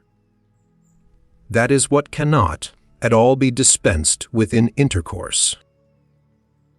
Also, in all loves and friendships, one has the experience that nothing of the kind continues when the discovery has been made that, in using the same words, one of the two parties has feelings, thoughts, intuitions, wishes, or fears different from those of the other. The fear of the eternal misunderstanding. That is the good genius, which so often keeps persons of different sexes from too hasty attachments, to which sense and heart prompt them. And note some Schopenhauerian. Genius of the species? Whichever groups of sensations within a soul awaken most readily, begin to speak and give the word of command. These decide as to the general order of rank of its values, and determine ultimately its list of desirable things. A man's estimates of value betray something of the structur of his soul, and wherein it sees its conditions of life, its intrinsic needs. Supposing now that necessity has from all time drawn together only such men as could express similar requirements and similar experiences by similar symbols, it results on the whole that the easy ko y of need, which implies ultimately the undergoing only of average and kommon experiences, must have been the most potent of all the forces which have hitherto operated upon mankind. The more similar, the more ordinary people have always had and are still having the advantage, the more select, more refined, more unique, and difficultly comprehensible, are liable to stand alone. They succumb to accidents in their isolation, and seldom propagate themselves. One must appeal to immense opposing forces in order to thwart this natural, all, too, natural progressusen semi-ile, the evolution of man to the similar, the ordinary, the average, the gregarious, to the ignoble. The more a psychologist, a born, an unavoidable psychologist and soul, diviner, turns his attention to the more select cases and individuals, the greater is his danger of being suffocated by sympathy. He then needs sternness and cheerfulness more than any other man. For the corruption, the ruination of higher men, of the more unusually constituted souls, is in fact the rule. It is dreadful to have such a rule always before one's eyes. The manifold torment of the psychologist who has discovered this ruination, who discovers once, and then discovers almost repeatedly throughout all history this universal inner desperateness of higher men, this eternal, too late, in every sense, may perhaps one day be the cause of his turning with bitterness against his own lot, and of his making an attempt at self-destruction, of his going to ruin himself. One may perceive in almost every psychologist a tale inclination for delightful intercourse with commonplace and well-ordered men. The fact is thereby disclosed that he always requires healing, that he needs a sort of flight and forgetfulness, away from what his insight and incisiveness, from what his business has laid upon his conscience. The fear of his memory is peculiar to him. He is easily silenced by the judgment of others. He hears with unmoved countenance how people honor, admire, love, and glorify, where he has parrceid. Or he even conceals his silence by expressly assenting to some plausible opinion. Perhaps the paradox of his situation becomes so dreadful that, precisely where he has learnt greatsympathy, together with great co-tmpt, the multitude, the educated, and the visionaries,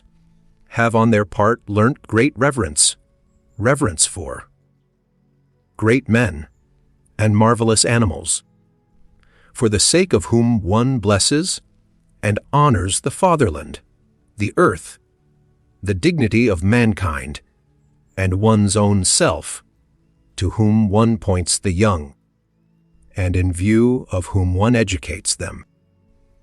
And who knows, but in all great instances hitherto, just the same happened, that the multitude worshipped a god, and that the god was only a poor sacrificial animal. Success has always been the greatest liar, and the work itself is a success. The great statesman, the conqueror, the discoverer, are disguised in their creations until they are unrecognizable.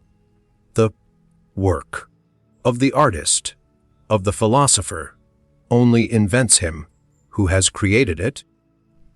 Others corrupted to have created it, the great men, as they are reverenced, are poor little fictions composed afterwards. In the world of historical values, spurious coinage prevails. Those great poets, for example, such as Byron, Musset, Poe, Leopardi, Kleist, Gogol's I, do not venture to mention much greater names, but I have them in my mind, as they now appear, and were perhaps obliged to be men of the moment, enthusiastic, sensuous, and childish, light-minded and impulsive in their trust and distrust. Others call me Mother Nature, in which usually some flaw has to be concealed, often taking revenge with their works for an internal defilement, often seeking forgetfulness in their soaring from a too true memory, often lost in the mud and almost in love with it, until they become like the willow, the wisps around the swamps, and pretend to be stars. The people then call them idealists, often struggling with protracted disgust, with an ever reappearing phantom of disbelief, which makes them cold and obliges them to languish for glora and devour faith as it is, out of the hands of intoxicated adulators. What a teormt these great artists are, and the so called higher men in general, to him who has once found them out. It is thus conceivable that it is just from woman, who is clairvoyant in the world of suffering, and also unfortunately eager to help and save to an extent far beyond her powers, that they have learnt so readily those outbreaks of boundless, devoted sympathy, which the multitude, above all the reverent multitude, do not understand, and overwhelm with prying and self-gratifying interpretations. This sympathizing invariably deceives itself as to its power. Woman would like to believe that love can do everything. It is the superstition peculiar to her. Alice, he who knows the heart finds out how poor, helpless, pretentious, and blundering even the best and deepest love is. He finds that it rather destroys than saves.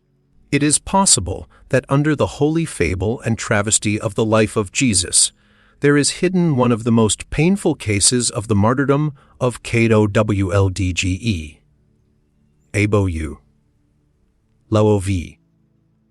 The martyrdom of the most innocent and most craving heart that never had enough of any human love, that dmanded love, that demanded inexorably and frantically to be loved and nothing else, with terrible outbursts against those who refused him their love.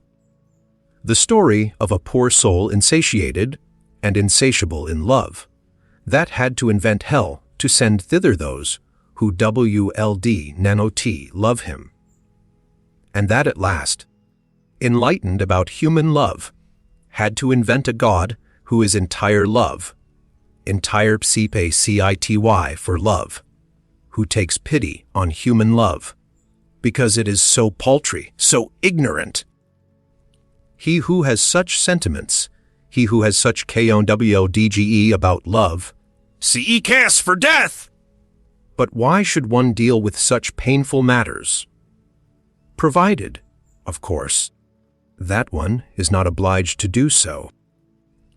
The intellectual haughtiness and loathing of every man who has suffered deeply, it almost determines the order of rank. HOW deeply men can suffer, the chilling certainty with which he is thoroughly imbued and colored, that by virtue of his suffering he knows more than the shrewdest and wisest can ever know, that he has been familiar with, and at home, in many distant, dreadful worlds of which, know nothing. This silent intellectual haughtiness of the sufferer, this pride of the elect of knowledge, of the initiated, of the almost sacrificed, finds all forms of disguise necessary to protect itself from contact with officious and sympathizing hands, and in general from all that is not its equal in suffering. Profound suffering makes noble its separates. One of the most refined forms of disguise is epicurism, along with a certain ostentatious boldness of taste, which takes suffering lightly and puts itself on the defensive against all that is sorrowful and profound. They are gay men, who make use of gaiety because they are misunderstood on account of it. They wish to be misunderstood. There are scientific minds, who make use of science because it gives a gay appearance, and because scientificness leads to the conclusion that a person is superficial. They wish to mislead to a false conclusion. There are free, insolent minds which would fain conceal and deny that they are broken, proud, incurable hearts. The cynicism of Hamlet, the case of Galliani, and occasionally folly itself, is the mask of an unfortunate OVR, assurad knowledge, from which it follows that it is the part of a more refined humanity to have reverence for the mask, and not to make use of psychology and curiosity in the wrong place. That which separates two men most profoundly is a different sense and grade of purity. What does it matter about all their honesty and reciprocal usefulness? What does it matter about all their mutual good? Will the fact still remains? They cannot smell each other! The highest instinct for purity places him who is affected with it in the most extraordinary and dangerous isolation as a saint. For it is just holiness, the highest spiritualization of the instinct in question. Any kind of cognizance of an indescribable, excess in the joy of the bath, any kind of ardor or thirst, which perpetually impels the soul out of night into the morning, and out of gloom, out of affliction, into clearness, brightness, depth, and refinement, just as much as such a tendency dies tiengui. See chess, it is a noble tendency. It also, essiparatus, the pity of the saint is pity for the 50h of the human, all too human. And there are grades and heights where pity itself is regarded by him as impurity, as filth.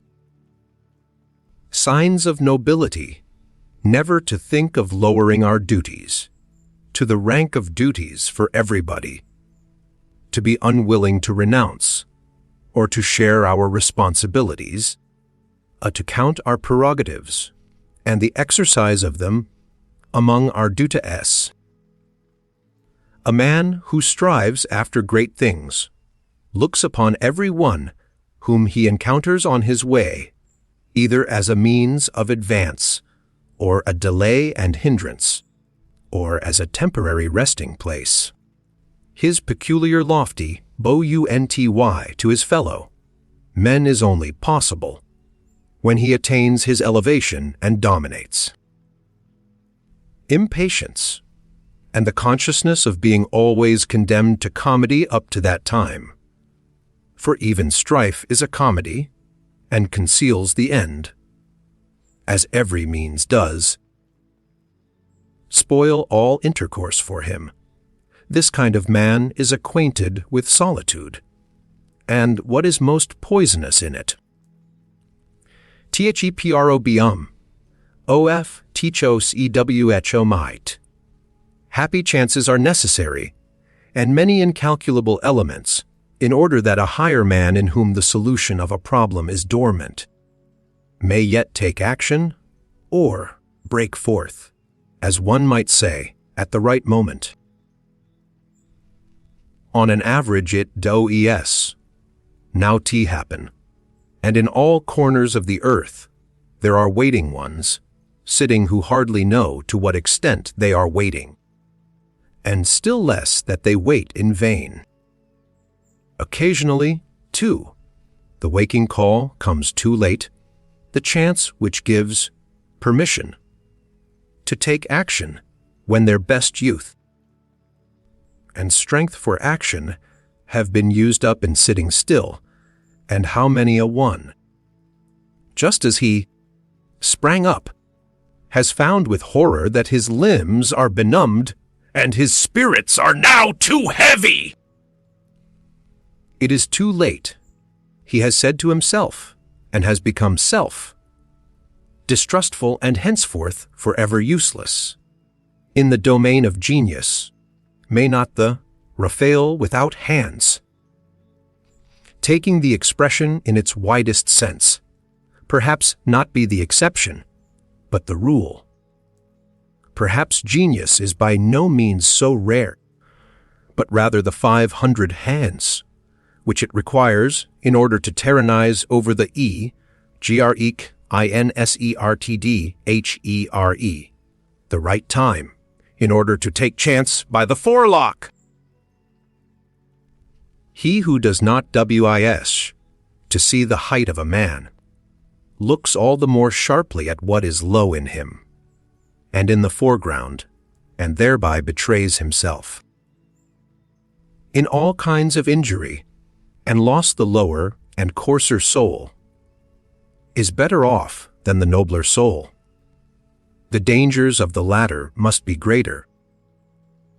The probability that it will come to grief and perish is in fact immense, considering the multiplicity of the conditions of its existence. In a lizard a finger grows again, which has been lost, not so in man. It is too bad! Always the old story. When a man has finished building his house, he finds that he has learnt unawares, something which he ought absolutely to have known before he began to build. The eternal, fatal, too late! The melancholia of everything compiachad. Wanderer, who art thou? I see thee follow thy path without scorn, without love, with unfathomable eyes, wet and sad as a plummet, which has returned to the light, insatiated out of every depth. What did it seek down there? With a bosom that never sighs, with lips that conceal their loathing, with a hand which only slowly grasps, who art thou? What hast thou done? Rest thee here. This place has hospitality for every one. Refresh thyself! And whoever thou art, What is it that now pleases thee? What will serve to refresh thee? Only name it. Whatever I have I offer thee! To refresh me. To refresh me. Oh, thou prying one, what sayest thou?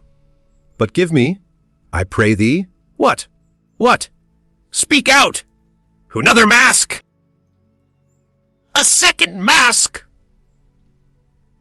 Men of profound sadness betray themselves when they are happy.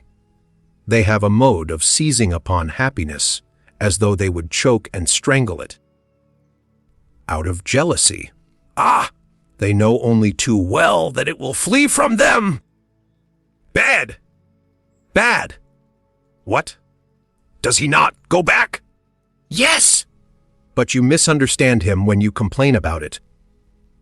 He goes back like everyone who is about to make a great spring. Will people believe it of me? But I insist that they believe it of me. I have always thought very unsatisfactorily of myself and about myself, only in very rare cases, only compulsorily. Always without delight in the subject, ready to digress from myself, and always without faith in the result, owing to an unconquerable distrust of the possibility of self-knowledge, which has led me so far as to feel a quantiardictio ein adje, CTO even in the idea of direct knowledge, which theorists allow themselves. This matter of fact is almost the most certain thing I know about myself. There must be a sort of repugnance in me to eve, anything definite about myself. Is there perhaps some enigma therein? Probably, but fortunately nothing for my own teeth. Perhaps it betrays the species to which I belong, but not to myself, as is sufficiently agreeable to me. But what has happened to you? I do not know, he said, hesitatingly. Perhaps the harpies have flown over my table. It sometimes happens nowadays that a gentle, sober, retiring man becomes suddenly mad, breaks the plates, upsets the table, shrieks, raves, and shocks everybody, and finally withdraws, ashamed, and raging at himself. Whither? For what purpose? To famish apart. To suffocate with his memories. To him who has the desires of a lofty and dainty soul, and only seldom finds his table laid and his food prepared. The danger will always be great.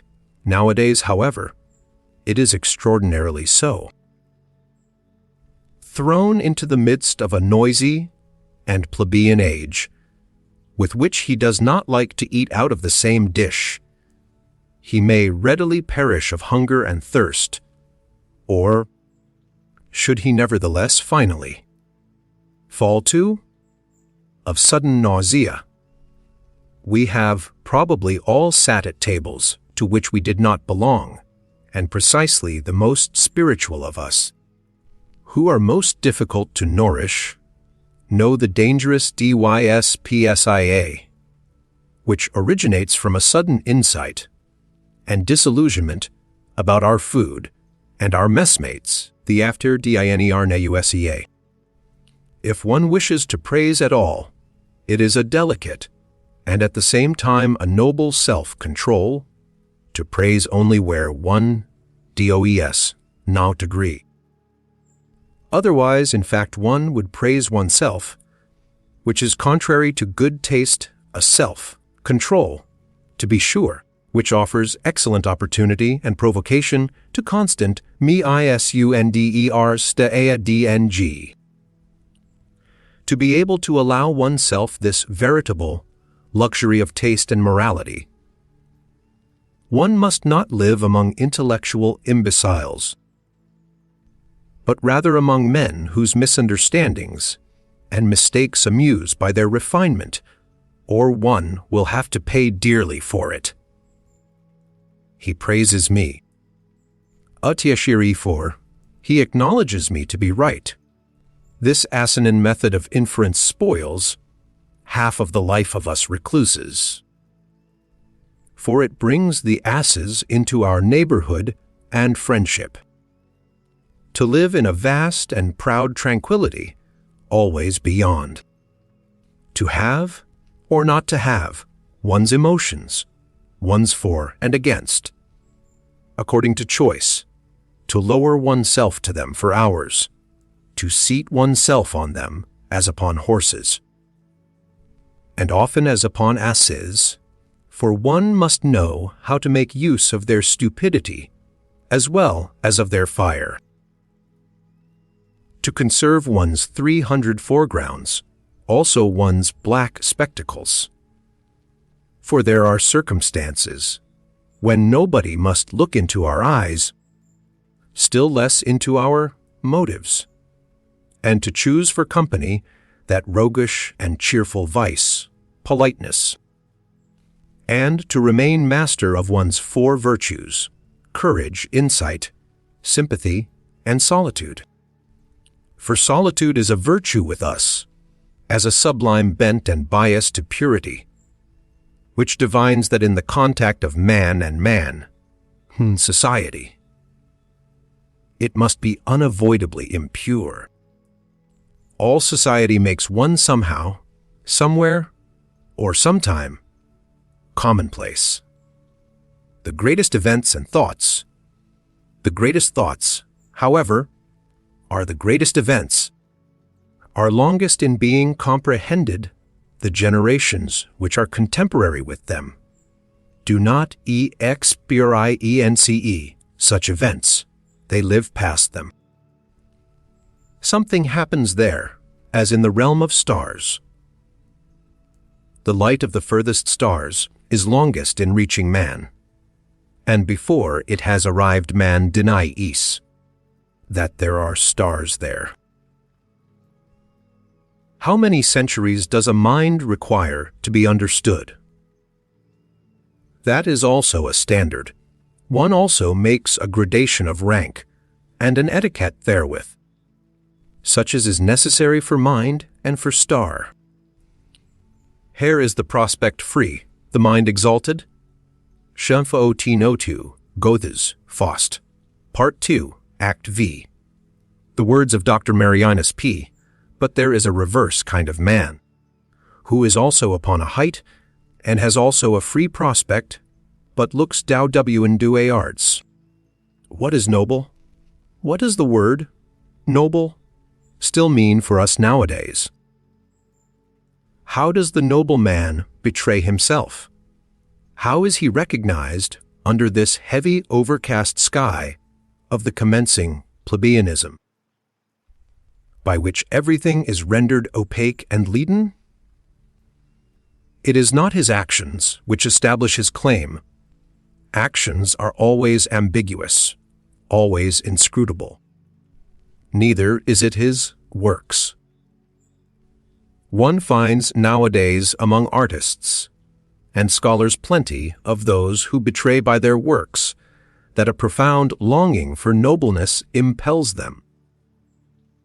But this very need of nobleness is radically different from the needs of the noble soul itself, and is in fact the eloquent and dangerous sign of the lack thereof. It is not the works, but the BLIEF, which is here decisive, and determines the order of rank. To employ once more an old religious formula, with a new and deeper meaning. It is some fundamental certainty which a noble soul has about itself, something which is not to be sought, is not to be found, and perhaps, also, is not to be lost. A the no be soul has, reviro ence far itself. There are men who are unavoidably intellectual. Let them turn and twist themselves as they will. Who?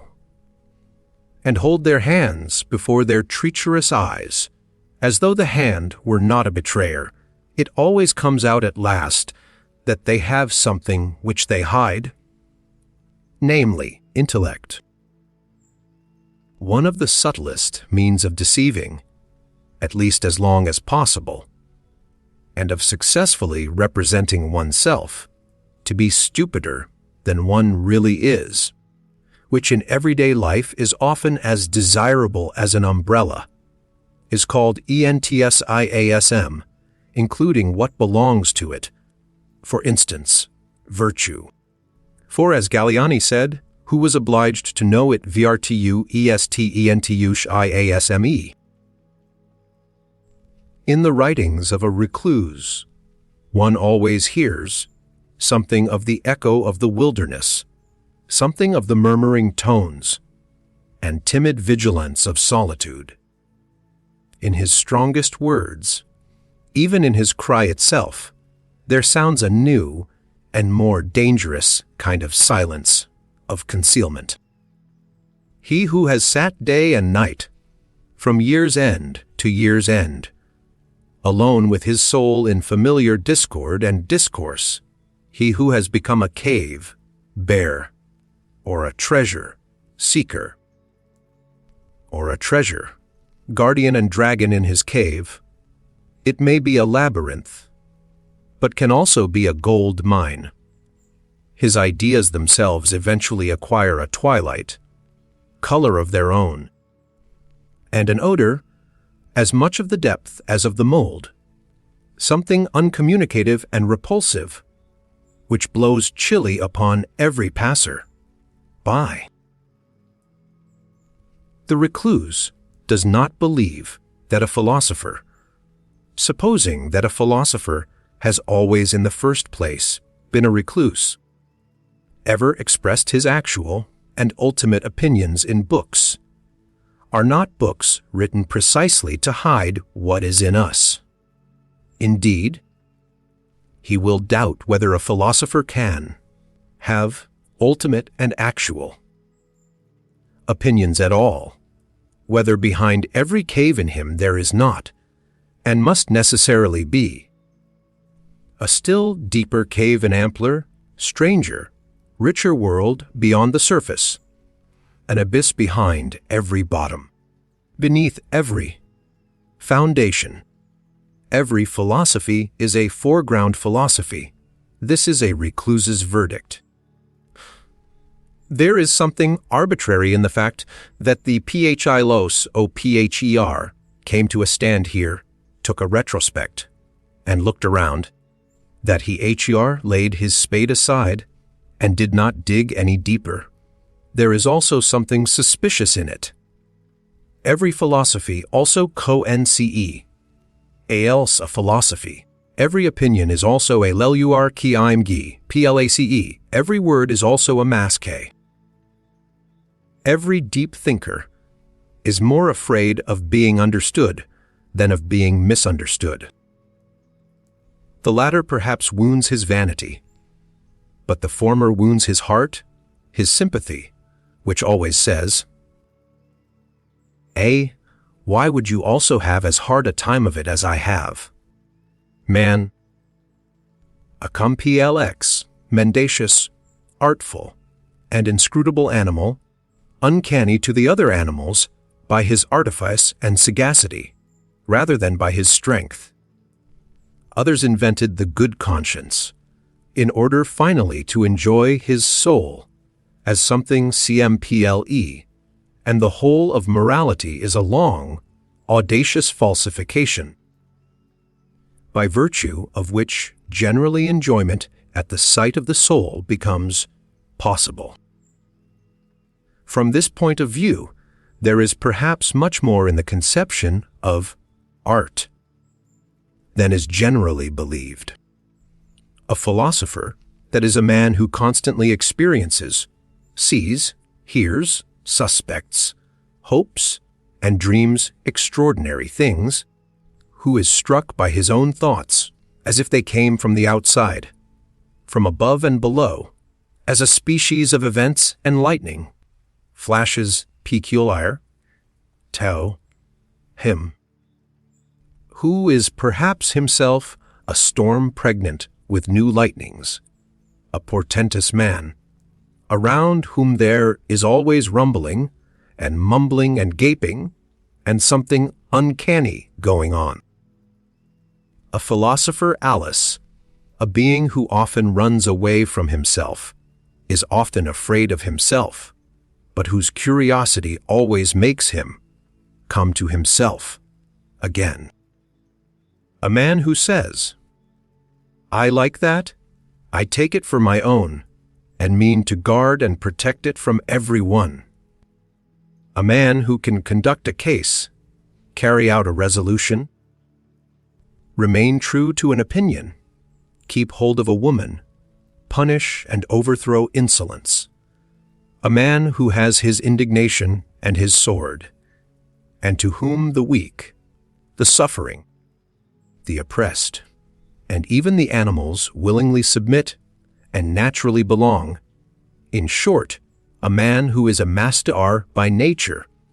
When such a man has sympathy, well, sympathy has value. But of what account is the sympathy of those who suffer? Or of those even who preach sympathy?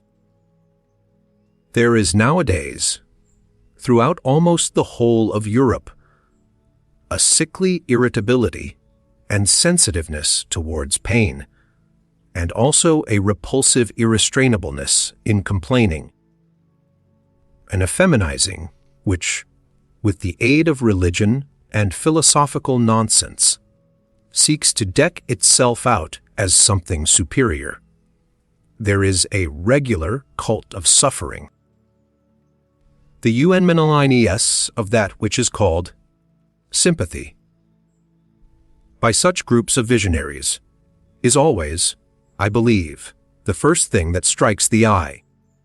One must resolutely and radically taboo this latest form of bad taste, and finally I wish people to put the good amulet, JAI, sabiar, psi, gay science, in ordinary language, on heart and neck as a protection against it. A THEOLYMPIN VICE, despite the philosopher who, as a genuine Englishman, tried to bring laughter into bad repute in all thinking minds. Laughing is a bad infirmity of human nature, which every thinking mind will strive to overcome. Hobis. I would even allow myself to rank philosophers, according to the quality of their laughing, up to those who are capable of GOLDEN laughter.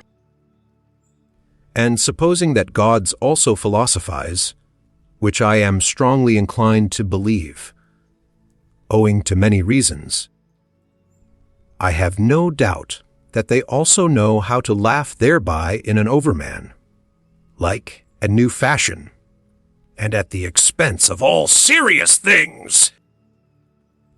Gods are fond of ridicule. It seems that they cannot refrain from laughter, even in holy matters.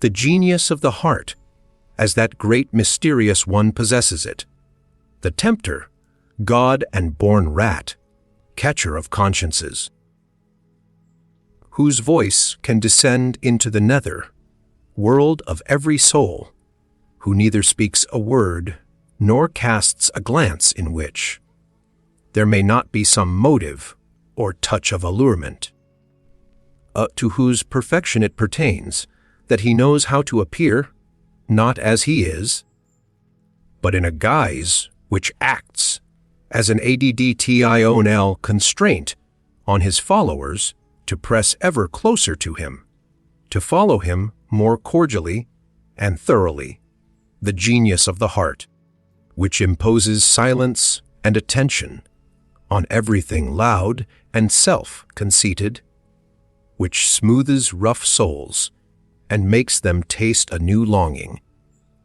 to lie placid as a mirror, that the deep heavens may be reflected in them, the genius of the heart, which teaches the clumsy and too hasty hand to hesitate and to grasp more delicately, which sense the hidden and forgotten treasure, the drop of goodness and sweet spirituality under thick, dark ice, and is a divining rod for every grain of gold, long buried and imprisoned in mud and sand, the genius of the heart, from contact with which every one goes away richer, not favored or surprised, not as though gratified and oppressed by the good things of others, but richer in himself, newer than before, broken up, blown upon, and sounded by a thawing wind,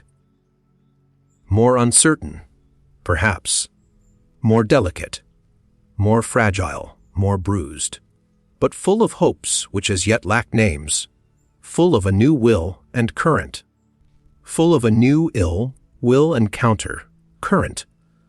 But what am I doing, my friends? Of whom am I talking to you? Have I forgotten myself, so far that I have not even told you his name? Unless it be that you have already divined of your own accord who this questionable God and Spirit is, that wishes to be praised in such a manner. For, as it happens to every one who from childhood onward has always been on his legs and in foreign lands, I have also encountered on my path many strange and dangerous spirits, above all, however, and again, the one of whom I have just spoken, in fact, no less a personage than the god Dionysus, the great equivocator and tempter, to whom, as you know, I once offered in all secrecy and reverence my first fruits, the last, as it seems to me, who has offered a sacrifice to him. For I have found no one who could understand what I was then doing. In the meantime, however, I have learned much, far too much, about the philosophy of this God, and, as I said, from mouth to mouth, the last disciple and initiate of the god Dionysus, and perhaps I might at last begin to give you, my friends, as far as I am allowed, a little taste of this philosophy. In a hushed voice, as is but seemly, for it has to do with much that is secret, new, strange, wonderful, and uncanny. The very fact that Dionysus is a philosopher, and that therefore gods also philosophize, seems to me a novelty which is not unensnaring, and might perhaps arouse suspicion, precisely among philosophers. Among you, my friends, there is less to be said against it, except that it comes too late, and not at the right time, for, as it has been disclosed to me, you are loath nowadays to believe in God and gods. It may happen, too, that in the frankness of my story, I must go further than is agreeable to the strict usages of your ears. Certainly the God in question went further, very much further, in such dialogues, and was always many paces ahead of me. Indeed, if it were allowed, I should have to give him, according to human usage, fine ceremonious tides of luster and merit. I should have to extol his courage as investigator and discoverer, his fearless honesty, truthfulness, and love of wisdom. But such a God does not know what to do with all that respectable trumpery and pomp. Keep that, he would say, for thyself and those like thee, and whoever else require it. I have no reason to cover my nakedness. One suspects that this kind of divinity and philosopher perhaps lacks shame. He once said, Under certain circumstances I love mankind, and referred thereby to Ariadne, who was present. In my opinion, man is an agreeable, brave, inventive animal that has not his equal upon earth. He makes his way even through all labyrinths.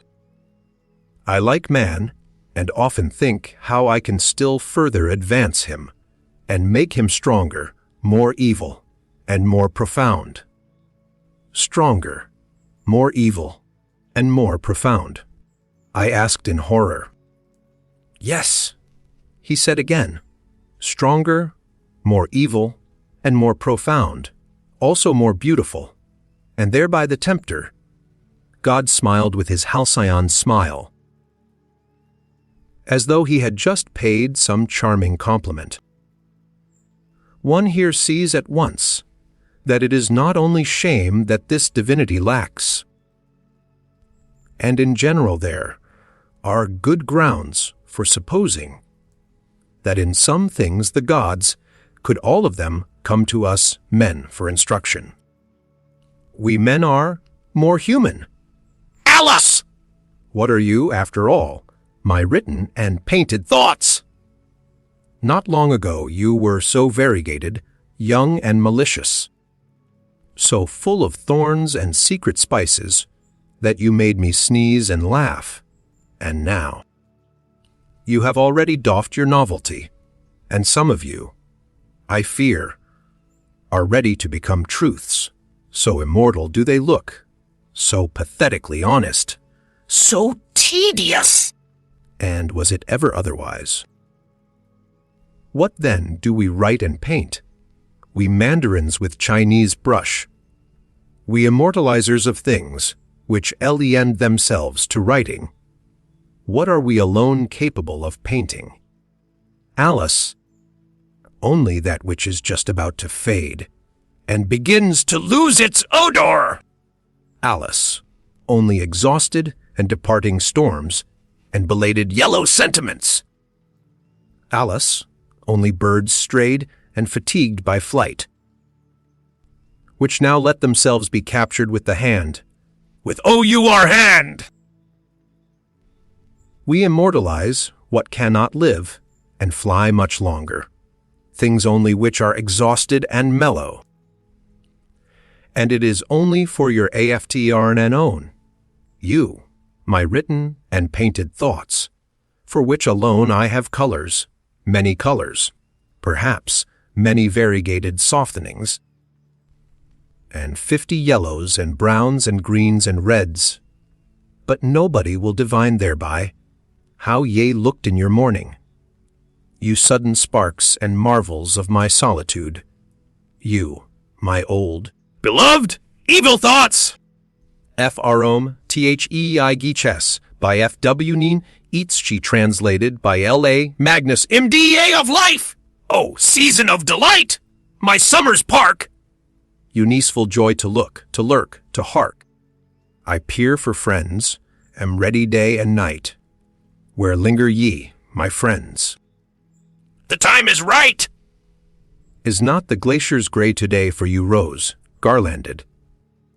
The brooklet seeks you, wind, cloud, with longing thread, and thrust themselves yet higher to the blue, to spy for you from farthest eagle's view. My table was spread out for you on high, who dwelleth so near the grisly pit below. My realm, what realm hath wider boundary? My honey, who hath sipped its fragrancy. Friends, ye are there! Woe me, yet I am not he whom ye seek. Ye stare and stop, better your wrath could speak. I am not I. Hand, gait, face, changed. And what I am, to you my friends, now am I not. Am I another? Strange am I to me, yet from me sprung. A wrestler, by himself too oft self-wrung, hindering too oft my own self's potency, wounded and hampered by self-victory. I sought where, so the wind blows keenest, There I learned to dwell, where no man dwells, on lonesome ice. Lorn fell, and unlearned man and God and curse and prayer became a ghost haunting the glaciers bare. Ye, my old friends, look! Ye turn pale, filled o'er with love and fear. Go! Yet not in wrath. Ye could near live here. Here in the farthest realm of ice and scar, a huntsman must one be, like chamois sore. An evil huntsman was I. See how taut my bow was bent! Strongest was he by whom such bolt were sent. Woe now! That arrow is with peril fraught, perilous as none. Have yon safe home ye sought? Ye go! Thou didst endure enough, O heart, strong was thy hope. Unto new friends thy portals widely ope, let old ones be. Bid memory depart! Wast thou young then? Now, better young thou art! What linked us once together? One hope's tie. See, who now doth con those lines, now fading? Love once wrote thereon, is like a parchment, which the hand is shy to touch, like crackling leaves, all seared, all dry. Oh, friends no more! They are. What name for those? Friends a phantom, flight knocking at my heart's window, pain at night, gazing on me, that speaks. We were, and goes. Oh, withered words! A once fragrant as the rose! Pinings of youth, that might not understand! For which I pined, which I deemed changed with me, kin of my kind. But they grew old, and thus were doomed, and banned none. But new kith are native of my land! Midday of life, my second youth's delight, my summer's park! Unrestful joy to long, to lurk, to hark! I peer for friends! Am ready day and night for my new friends. Come! Come! The time is right! This song is done. The sweet sad cry of rue sang out its end. A wizard wrought it, he the timely friend. The midday friend? No, do not ask me who. At midday 'twas, when one became as two.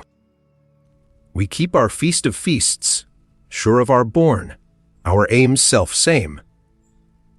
The guest of guests, friend Zarathustra, came! The world now laughs, the grisly veil was torn, and light and dark were one that wedding morn.